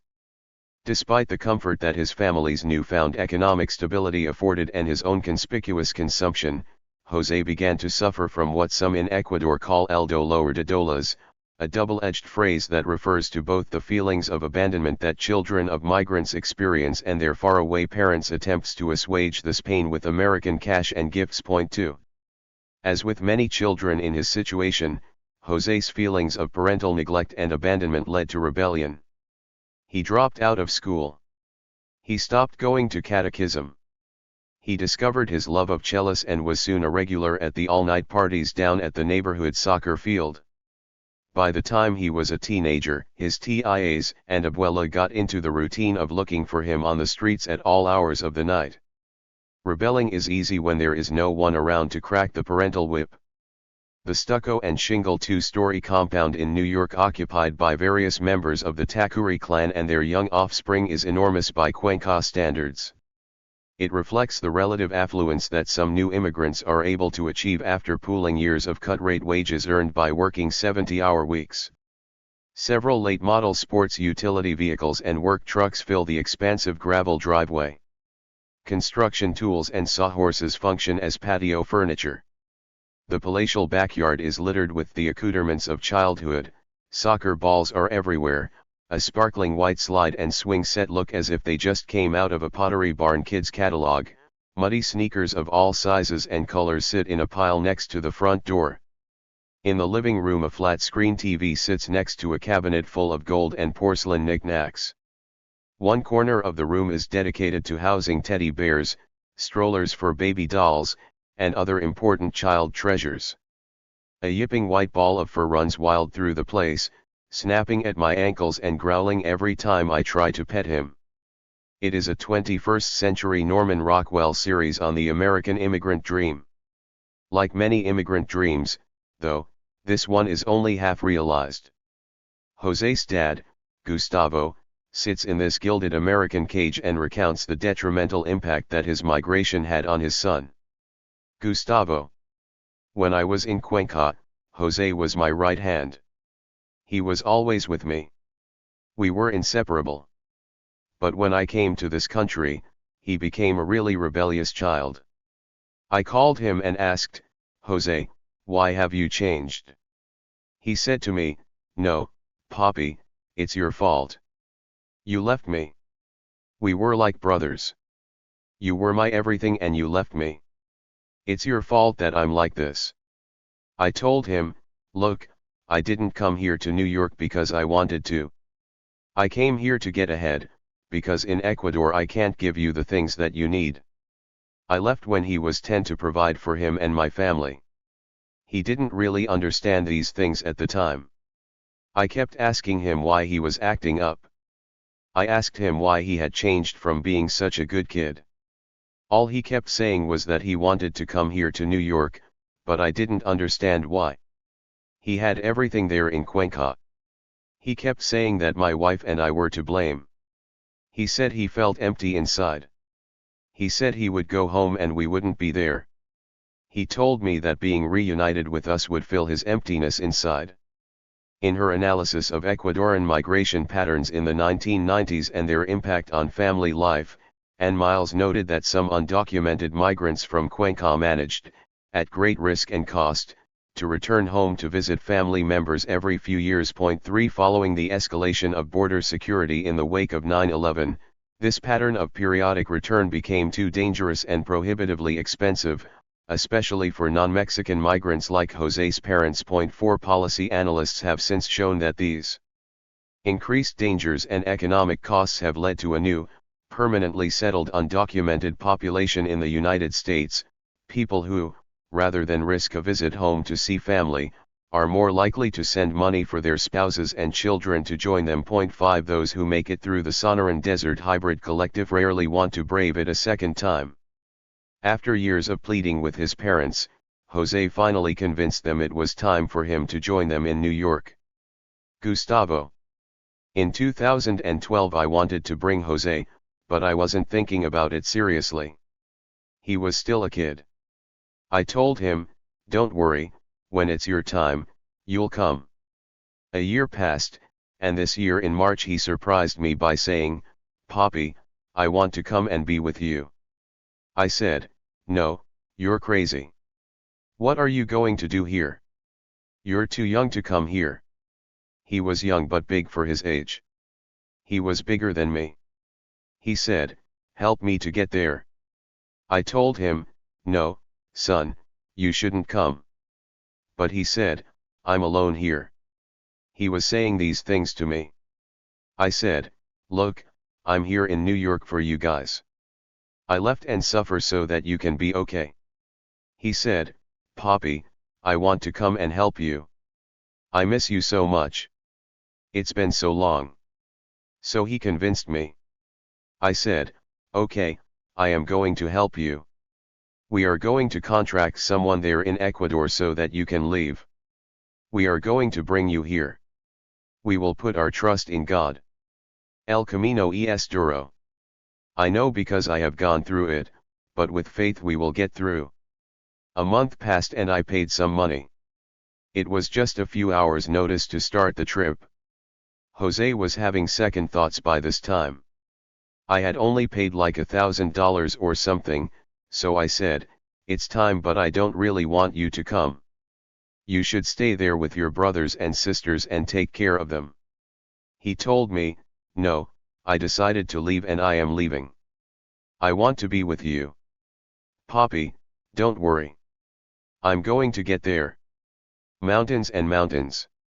On April 3, 2013, Jose left Cuenca with two cousins, 13-year-old Felipe and 19-year-old Manny. 6 Much like Christian's trip in 2001, theirs lasted several months but in comparison was relatively uneventful.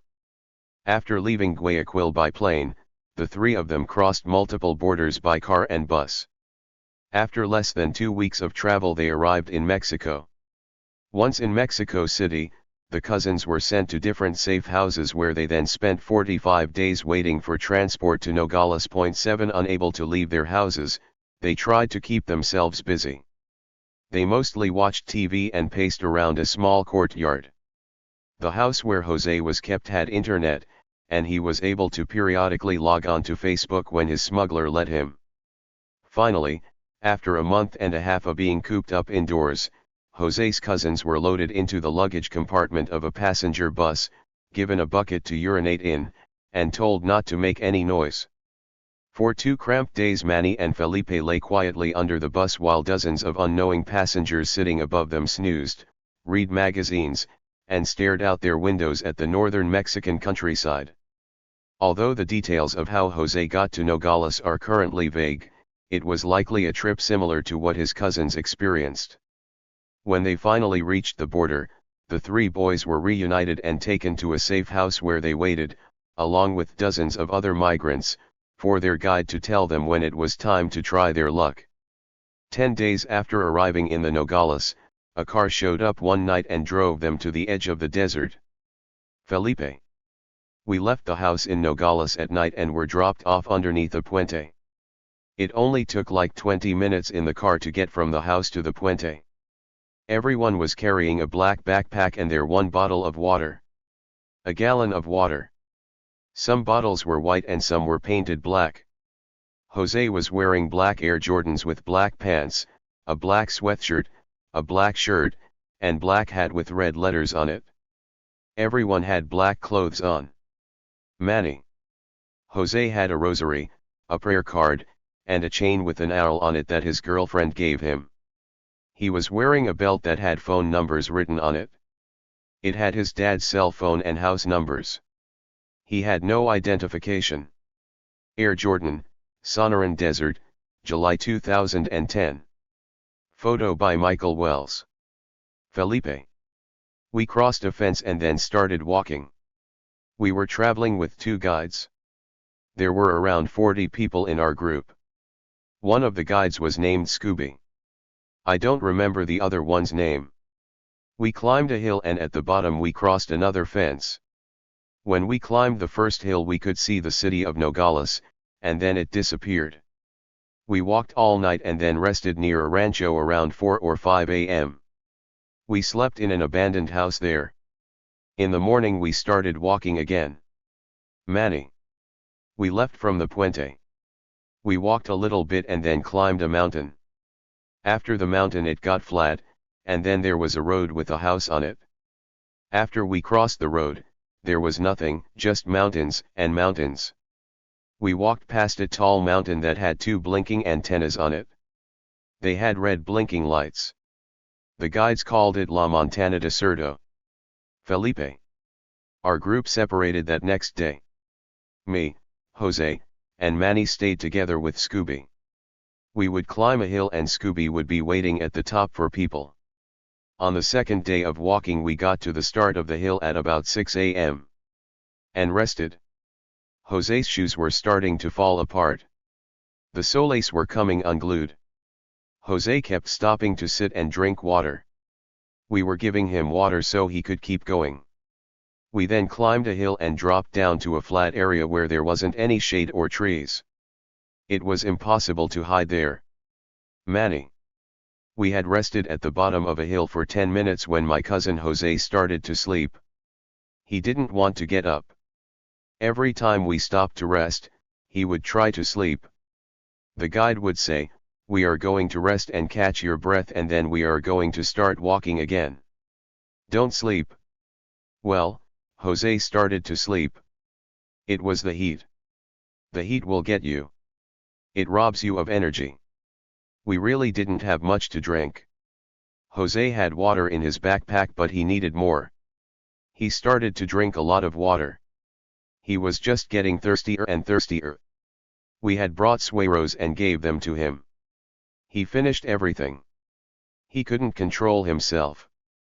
Felipe. He stopped walking around 7 a.m. He couldn't go on. Jose fell down and Scooby started kicking him. Scooby was saying, "Get up or I am going to keep kicking you." Jose's leg gave out, and he just slumped down on the ground. He said that he'd had enough. Scooby was yelling, "You need to get up or I'm going to beat you." Jose was sitting on the ground looking dazed, and Scooby just kept kicking him. He tried to get up but fell with all his weight. He was falling on bushes and the branches were breaking. He fell 3 times and the last time he couldn't get up. He was very sleepy and his eyes were half open. We were all kind of like that, but Jose also had the flu. When we left Nogales he was sick. He said he was going to turn himself in. He told me, "I can't go on, but you should." Manny. His feet wouldn't let him go anymore. He was on the ground and said, "I am going to turn myself in." Immigration was all around at this point. Where we left him there was border patrol everywhere. Felipe. There were helicopters around because, the day before, they were catching a lot of people in our group. We told Jose we were going to keep going and we left him sitting at the bottom of the hill. He was in a spot where there was no place to hide, no trees or anything. Jose had food and a little bottle of water that I gave him. We walked to the next hill where Scooby was waiting. That was the last time we saw him. A day and a half after leaving him behind, the cousins and their guide were spotted by border patrol and chased into the mountains. It was at this point that Scooby abandoned them. They were now alone, lost, and out of food and water. To compound issues, 13-year-old Felipe was dehydrated to the point that he began coughing up blood. At daybreak they started walking until they stumbled upon a lagoon and were able to fill their bottles with murky liquid. That morning they somehow found their way to Arivaca Road, where they were quickly picked up by Border Patrol. As the crow flies, they had walked almost 30 miles through multiple mountain ranges. Upon mapping the coordinates of where they were apprehended, I realized that Felipe and Manny were caught 8 miles directly south of where Maricela's body was found. It appears that they walked the same route that she did. When they finally spoke to their families from federal detention days later, Manny and Felipe reported that Jose had stayed behind. Despite the fact that they left him in an area with heavy Border Patrol presence, Jose never turned himself in. At the end of our first interview, Manny remarked to me, "I don't know why he didn't turn himself in at that moment. Maybe he kept walking. I'm not sure what happened." Ambiguous loss. The uncertainty, pain, and suffering that follow in the wake of a loved one's disappearance are devastating, to say the least. For many, it's like a nightmare you can't wake up from. You never stop wondering what happened to your son, daughter, brother, or wife. You never stop searching for answers even when there is no hope of finding them. Just ask the families of soldiers who go missing in action, the relatives of the passengers on board Malaysian Flight 370, or the people still looking for the bodies of those who were swallowed up when the World Trade Center towers collapsed on September 11, 2001. Sufferers of this type of loss can find themselves in an eternal state of grief, confusion, and desperation. Clinical psychologists call this phenomenon ambiguous loss, and some argue that it is the pinnacle of human sorrow, is the most stressful loss because it defies resolution and creates confused perceptions about who is in or out of a particular family. With a clear-cut loss, there is more clarity: a death certificate, mourning rituals, and the opportunity to honor and dispose of remains. With ambiguous loss, none of these markers exists. The clarity needed for boundary maintenance or closure is unattainable. 9. On June 2, 2013, the Sonoran Desert did what Border Patrol strategists wanted it to do. It deterred Jose Takuri from entering into the United States. But instead of just stopping him, the hybrid collective swallowed him alive, erased all traces of him, and sent shockwaves of grief felt as close as New York City and as far as Ecuador. This erasure was not, however, an accident or act of nature. It was part of a clearly laid out federal security plan, whose efficacy is measured by how many people it deters. 10. Unfortunately, there are no reliable statistics on the number of people who have gone missing and are presumed dead in the desert, a point recognized by those in charge of evaluating prevention through deterrence. The fact that a number of bodies may remain undiscovered in the desert also raises doubts about the accuracy of counts of migrant deaths. The total number of bodies that have not been found is ultimately unknown. 11. Esperando por Jose. Photo by Michael Wells. For families like Jose's, having no corpse means that they will always maintain hope that he is alive. They will always grieve for him. But the absence of physical evidence of his demise prevents them from publicly mourning.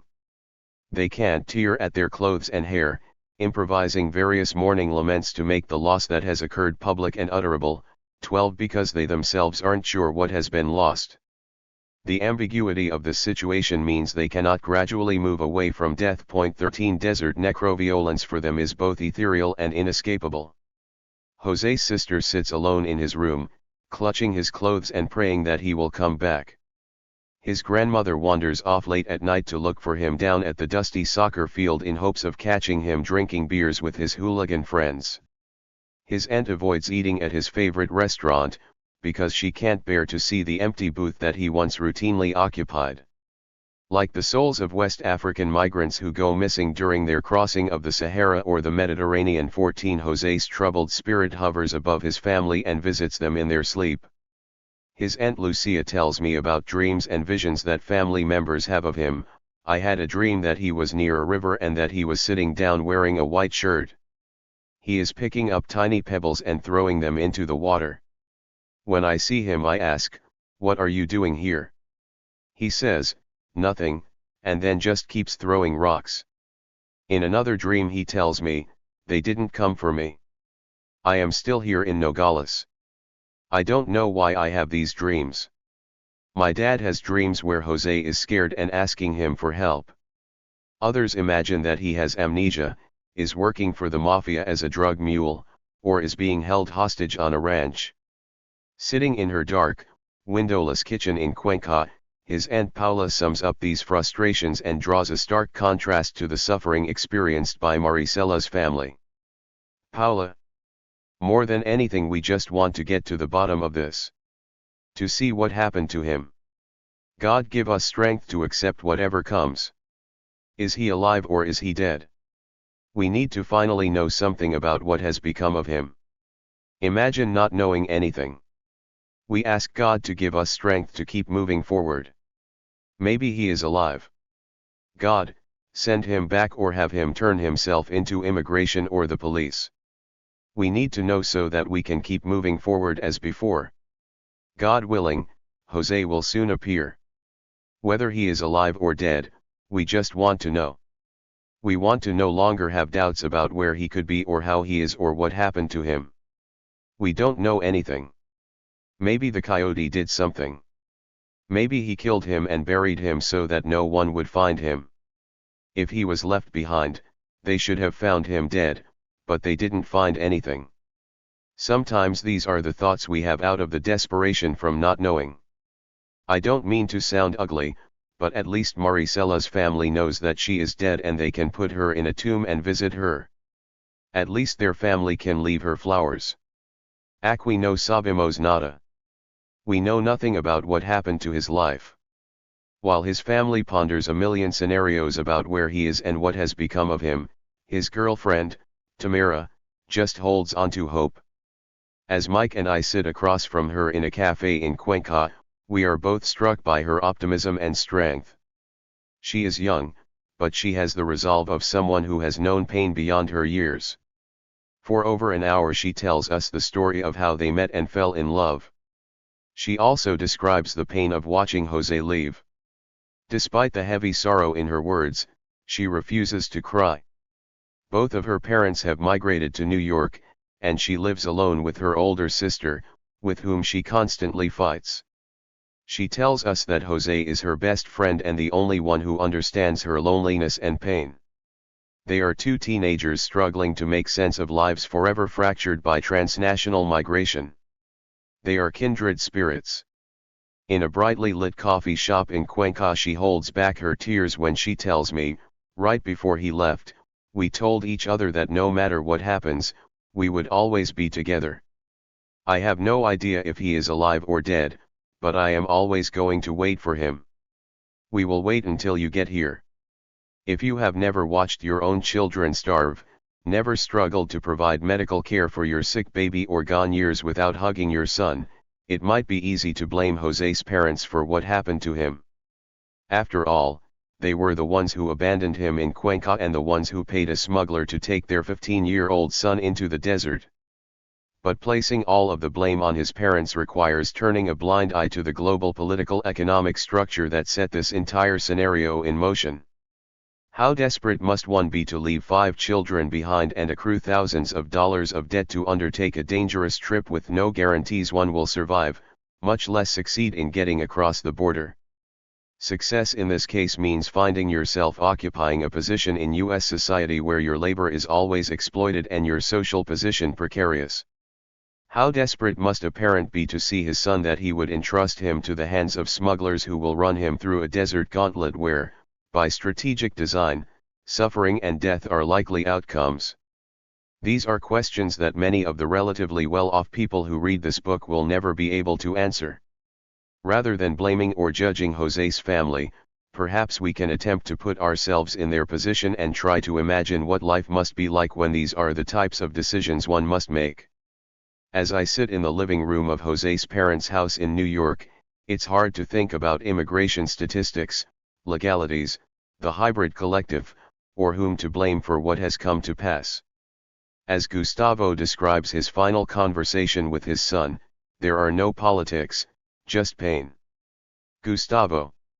It was a Saturday when he called and said, "Papi, I'm on my way to be with you. The guides are coming for me and they are going to take me to you." They left on a Saturday at 11 at night. After that day we don't really know what happened to him. A week went by, and then 2 weeks went by. We still didn't know anything about where he was. I called the guia, and he said that there was no way to communicate with Jose in the desert. I kept asking, when is he going to arrive? One Sunday morning we got a call from one of his cousins who got caught. They told me that Jose had escaped. I said that it seemed unlikely that he would have gotten away. They said, "It's not true, Jose got away. It's not that easy to get away from immigration." I called the guide again and asked about my son. I said that if he got away, then he should know where he is. The guide started to give me different excuses about where Jose was. I never heard from my son again. That Saturday was the last time I spoke to him. Before he left, he said to me, "I am full of hope. You have to have faith that we are going to be together." He wanted me to support him. He said, "Promise me that you are going to help me when I get there." I said to him, "You are my son. I will support you any way that I can. Don't be afraid." "Are you sure that you are going to be there for me?" he asked. I told him, "I promise that I am going to be here for you." He was afraid. He had something he wanted to tell me. He was coming here with something on his mind. The last time I spoke to him, he said, "Papi, I really want to talk to you." I said, "Okay, let's talk." "Not like this," he said. "I want to talk face to face. Like father and son." "Okay," I told him, "we will wait until you get here, or if you want to tell me right now, go ahead and tell me." He said, "No, it's not the time to talk about it yet. When I get there, we can talk." He never said what he wanted to talk about. He met a girl in Ecuador and they went out for 6 months. They were together about 2 weeks before he left, and this girl got pregnant. He found out while he was in Mexico. I guess this is what he wanted to tell me. He wanted to tell me that this girl was pregnant, and he wanted to know if I would help him. I didn't get to tell him, but to this day I am going to support her and the baby girl she is going to have. I am not going to abandon her. This is the remorse that I have, that I could never tell him face to face that I was really going to support him. It's going to be a girl and it makes me very happy. We have had such sadness since he disappeared. This child that is coming is going to bring happiness into our lives. It gives me hope to keep fighting for Jose. His girlfriend calls me every day to see if I have any news about him. To see if we know anything. To see if I have spoken to anyone. I say, "No, there is nothing." It is difficult to say that we have found nothing. She thinks I'm not doing anything here. That we aren't calling anyone and that Jose is lost and we are just sitting here. That's not true. We are trying to find any person that might know something about Jose. There is nothing that we can do to get back that joy that we lost until we find him. To know something about what happened to him. There is nothing we can do. We can't go down to the line and look for him. To lose him like this and not know what happened is going to make us cry for the rest of our lives. He was a very strong young man. I miss him so much. Sometimes I just want to take everything I own and throw it all away. In these moments I can't let the things I am feeling explode out of me. I have to bottle up all of this pain that I hold inside. It's hard. It's hard because when I leave the house, it's just him that I think about. There is no one else. When I'm at work, I try to concentrate on the things I need to do, but it only lasts for a little while. I am only thinking about him. I say to him, "What happened to you? Where are you? Why don't you call me? You are strong." He was a really strong young man. Truthfully, I don't really sleep. Normally I'm up until 2 or 3 in the morning. Then I get up at 4 or 5. I can't sleep, because he is always in my dreams. I can't sleep. I have a photo of him that I always look at. I talk to him in the photo. We talk and I remember when he was a child. It makes me smile, but at the same time the tears come for the many things I haven't been able to do for him. We decided to bring Jose here, but we never thought that he would go missing. Never. We never imagined that this would happen like this, but now in reality this is happening to us. It's hard to say that my son is missing and he is never coming back. I have faith that he will return and I will see him again. I don't know how or in what form, but I want to see him. It's okay if somebody says to me, you know what, we found your son and he is like this or like this. 15 I just don't want to live with doubt about what happened to him. God has given us the gift of a grandchild, but at the same time I am sad that we can't find her dad. That we can't find our son. Every day that passes we feel more and more out of control. Sometimes it feels as if I am losing the battle. I try to wake up with energy some days and say, we are going to find him. We are going to find him. It is difficult to live like this. To know nothing, nothing, nothing. I pray to God that we will somehow be reunited with Jose in some form or another. Maria Jose came kicking and screaming into the world in November 2013. Chapter 12. Epilogue. Perilous terrain. After weeks of planning I am finally able to arrange for Jose's mom, Paulina, and his 2 cousins to speak by phone with members of the Border Patrol's Public Information Office and its search, trauma, and rescue team. The hope is that if Manny and Felipe can remember enough about the crossing and where they left Jose, we can retrace their steps in the desert and narrow down a survey area to look for him. I am the first person to phone in. I strike up a conversation with several agents who are participating on the conference call. Jason, just to give you guys a warning, everyone is holding out that he is still alive. So they are gonna have questions. Some of Paulina's questions are gonna be like, is it possible that he is in detention somewhere and he just hasn't been identified with his proper name? These are things that I have tried to reassure her are highly unlikely after so much time has passed, but she is still going to ask. Agent, we will do our best.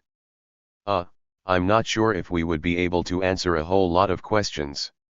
We are going to try and gather as much information as we can to be able to assess the situation to see if it's possible to conduct a search for some human remains of this young man. Paulina, Manny, and Felipe call in. 13-year-old Felipe is the first to be interviewed, and it doesn't go well. He is unable to provide many specific details that would be of use and is also understandably a bit nervous during the process. After less than 5 minutes one of the Borstar agents starts to get audibly frustrated. Felipe, we crossed under a puente. Then we climbed a hill. We climbed up this entire hill and then past a fence. From there we started walking north. Borstar agent, could you see Nogales? Felipe, yes, we could see Nogales from the hill. Borstar agent, was it east or west? Felipe, I don't know. We could see the city, though. From there we kept walking for like an hour, and then we found a small house that was under construction. We went inside for a little bit and then kept walking again. We were in Tucson because we passed a ranch where they had horses. We passed that and got to the road. It was just me and Manny because Jose stayed behind. Borstar agent, no. What I want to know is when you crossed because I can't. When you say this house or this puente, you were in Mexico, right? Look, I don't know Mexico. I only know what is in the United States, so I need to know at what point in your trip you crossed from Mexico to the United States. Am I clear? How did you know you crossed the border? Felipe, there was a fence that we crossed. It was a barbed wire fence. The coyote said that we had passed into the United States. We crossed the border between Mexico and the United States during the day. We crossed the border more or less around 5 p.m. in the afternoon. Borstar agent, how was the terrain near the fence? Felipe, it was an area full of mountains. There was a hill where the fence was. We climbed it and in the middle of the hill we crossed the fence. Then we kept walking uphill. There were a lot of trees. The interview drags on for over an hour. Manny and Felipe have conflicting accounts regarding how many days they spent in the desert, and their memory of details such as landmarks and the cardinal directions they walked are vague at best. This is not surprising given their age, unfamiliarity with the region, and the fact that they spent a great deal of time walking under the cover of night. They focus on telling the agents about the large mountains with blinking antennas and the flat and denuded area where a very sick Jose was last seen. After an hour of listening to them tell their stories, you can hear the aggravation in the voice of the Borstar agent, who isn't getting the details he wants. Finally, Paulina gets on the line, and one of the more sympathetic agents sitting in on the call asks if she has any questions. Paulina, I don't have any questions. I only ask that you help me find him. Agent, we are very sorry. I know that this is very difficult for you and your family. All I can tell you is that we are going to analyze the testimonies of these guys and communicate with Mr. De Leon about possibilities of how we might proceed in this case. I know that this is not something that is going to really help you in this moment, but unfortunately the reality is that this is a big area. Well, it's a very difficult terrain, so we need to talk here and see what we can do. Paulina, I don't think that Jose would have gone back to Mexico from the desert, because he spent like a month there. The last day in Nogales he called us to tell us that he was going to leave. He was really happy because he was finally getting out of there and was going to be with us. There were other calls he made that day. He has a girlfriend in Ecuador. She got a call on her cell phone that was a lot of numbers. She checked the call and it said that it was from a different country. Agent, was this before or after he crossed? Paulina, this was later. At the end of the month there was another phone call. My sister answered it there in Ecuador, and she is sure that it was Jose because he called out her name and then hung up the phone. Borstar agent, so you think he might have gone back to Mexico and at one point called Ecuador? Paulina, yes. Borstar agent, ma'am, let me get this straight. You guys are saying that in the best case, after all of this, after they left him in the desert, you think that he has made some phone calls saying that? Paulina, yes. Yes, I think. Before the Borstar agent can say anything else, one of his colleagues cuts him off and then hits the mute button.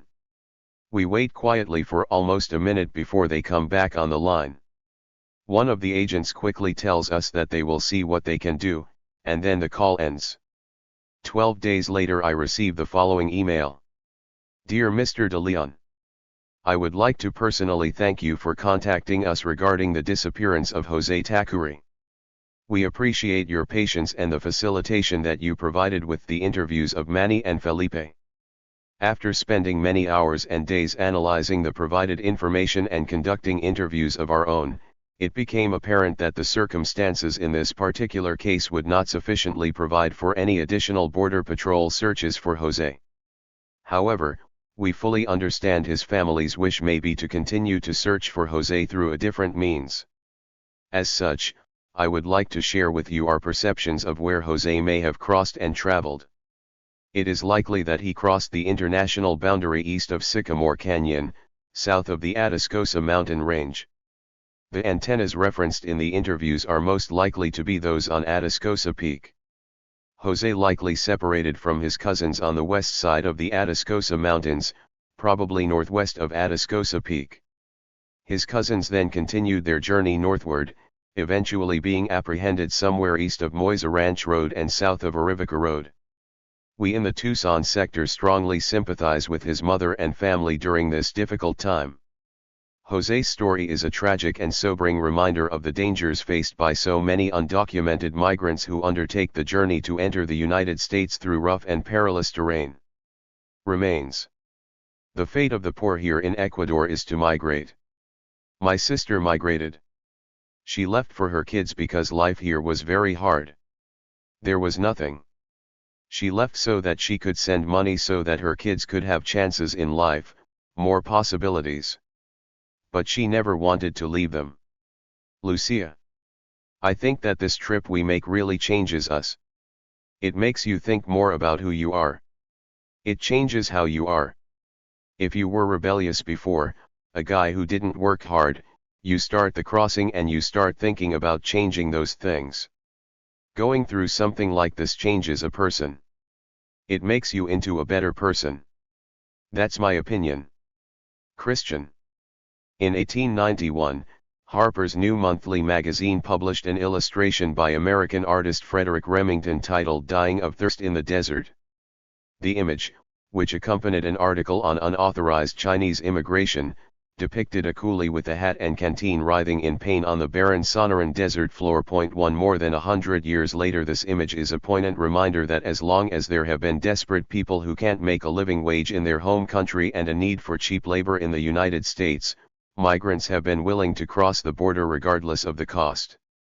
The factors that make people leave their homes and families to risk life and limb in the desert for the chance to scrub toilets for minimum wage are relatively obvious: global economic inequality, political instability, war, famine, government corruption, drug cartel violence, unregulated capitalism, consumer demands for cheap goods and services. It is an endless list of political economic issues that defy simple policy solutions. Would a new guest worker program solve America's border problems? Could policing the workforce and penalizing those who employ the undocumented stop the migration flow? What about equalizing the trade relationships between the United States and our neighbors to the south so that people have fewer reasons to leave home? Perhaps more foreign investment in economic development in Latin America and less spending on the border war? All of these suggestions have been put forth time and again with few results. In the end, it comes down to the United States' need for cheap labor that can easily be controlled with the threat of deportation and the duplicitous stance that we don't want undocumented laborers in our country. The American public has to first recognize and resolve this fundamental socio-economic conundrum before any serious immigration policy reform can take place. This book, however, was never about solving our problem of illegal immigration. There is no easy solution. My goal has been to shine a light on the inhumane and hypocritical way that we police our borders and show the devastating impact that our boundary enforcement system has on people's lives. I have tried to demystify the strategy known as prevention through deterrence and show how a strategic network of heterogeneous actors are at work every day to produce complex forms of violence. By looking behind the curtain of this federal policy, we can see the marionette strings that connect the hands of Border Patrol strategists to venomous animals, life-threatening temperatures, and hostile terrain. If this book does anything, I hope that it makes visible the effects of U.S. border enforcement practices designed to be hidden and draws more attention to the violent logic on which the entire immigration security paradigm is based. In some ways, though, this book is also a testimony given by survivors of the Sonoran Desert Hybrid Collective and an obituary for those who succumb to it. The words, stories, and images that the undocumented people in the preceding pages have allowed me to share are their public declarations that their lives are worth noting, valuing, and preserving. Point 2. They are lives worth grieving for. As Judith Butler notes, rather than viewing grief as private and apolitical, we should conceive of it as public and as facilitating a sense of political community of a complex order. 3. If we can publicly grieve for Maricela, Jose, and the thousands of others who suffer and die as the result of a cruel border policy and a globalized economy that continuously pushes and pulls people to seek work in the United States, we might better understand how our worlds are intertwined and the ethical responsibility we have to one another as humans. When I was kid growing up in McAllen, Texas, in the 1980s, I remember seeing desperate people wade across the Rio Grande from neighboring Reynosa, Mexico, in broad daylight. Prevention through deterrence brought this brazen practice to a screeching halt in the early 1990s as migrants were systematically funneled toward Arizona. As security has ramped up in the Sonoran Desert over the past 5 years, the Rio Grande has once again been breached. Undocumented migrants are now walking for days across the desolate ranchlands of South Texas to evade Border Patrol. This sector has become the busiest crossing corridor in the nation. Point 4 As this book goes to press, Central Americans, many of them children fleeing a combination of poverty and violence, are joining this mass exodus of people in record numbers. To arrive at the border, these migrants often ride the limb and life-taking freight trains known as La Bestia to get across Mexico. The number of adults and kids who have died or gone missing on this new route is unknown, but the discovery of a slew of mass graves of unidentified people in northern Mexico and in various county cemeteries in Texas suggests this is the new killing field. Point 5. The U.S. federal government has responded to this unsightly mob of Central American migrants by putting political and economic pressure on the Mexican government to stop people from riding on the tops of trains. Point 6 Migrants may now have to walk 1,000 miles across a Mexican minefield where assault, robbery, murder, rape, and extortion are virtually guaranteed. Point 7 The United States has extended its southern border to the geopolitical boundary with Guatemala and incorporated Mexico's hostile terrain into the hybrid collective. On November 20, 2014, President Obama announced an executive action to temporarily halt the deportation of a large subpopulation of undocumented immigrants who met special conditions. These conditions included people who arrived in the United States before 2010 and have at least one child who is a U.S. citizen or legal resident, or those who came to the country before the age of 16. This much-needed action has provided temporary relief for an estimated 5 million people currently in the United States. Unfortunately, none of the main actors in this book, nor another 6 to 7 million undocumented people who don't qualify, will benefit from this stopgap measure. In essence, Obama has provided a federal band-aid for some of those already on U.S. soil. This executive action, however, does nothing to change the way the border is policed. It does not stop the hybrid collective. It does nothing to slow down the flow of undocumented migration. Every single day down on La Linea you can find Lucho, Memo, Christian, Maricela, and Jose. These are people searching for a better life or looking to repair a family fragmented by transnational migration. For those caught in the complicated and far-reaching web of this social process, there is no happy ending. Memo and Lucho continue to struggle each day to make ends meet while remaining under the radar of immigration enforcement. Memo keeps telling me that as soon as he has enough money, he is going to go back to Mexico to see his ailing mother. It has been almost 20 years since she kissed his face. These days, though, this family reunion is mostly fantasy. While writing this conclusion, I got a call from Memo, who told me that he had fallen on hard times. Work opportunities had dried up, and he had suddenly taken to soliciting day labor in front of his local Home Depot store. For the first time in our 6 years of friendship, he asked me for money to buy groceries. Despite these setbacks, he is still an optimist. He keeps promising that after he goes to see his mother, he will take another camera with him when he crosses back through the desert. Lucho, on the other hand, is doing his best to never return to the Arizona wilderness. He spends a great deal of time looking over his shoulder. Christian has been trying to save money in hopes of getting tourist visas so that he can bring his aging parents to visit him in New York. He hasn't seen them in more than a decade. More importantly, he wants them to bring his 13-year-old son, whom he has never held in his arms. Christian has also had a rough go of it recently. In the fall of 2014, he was standing on a 15-foot ladder removing asbestos from a building when he slipped and fell through a series of wooden scaffoldings. He lay on the ground unconscious for 10 minutes.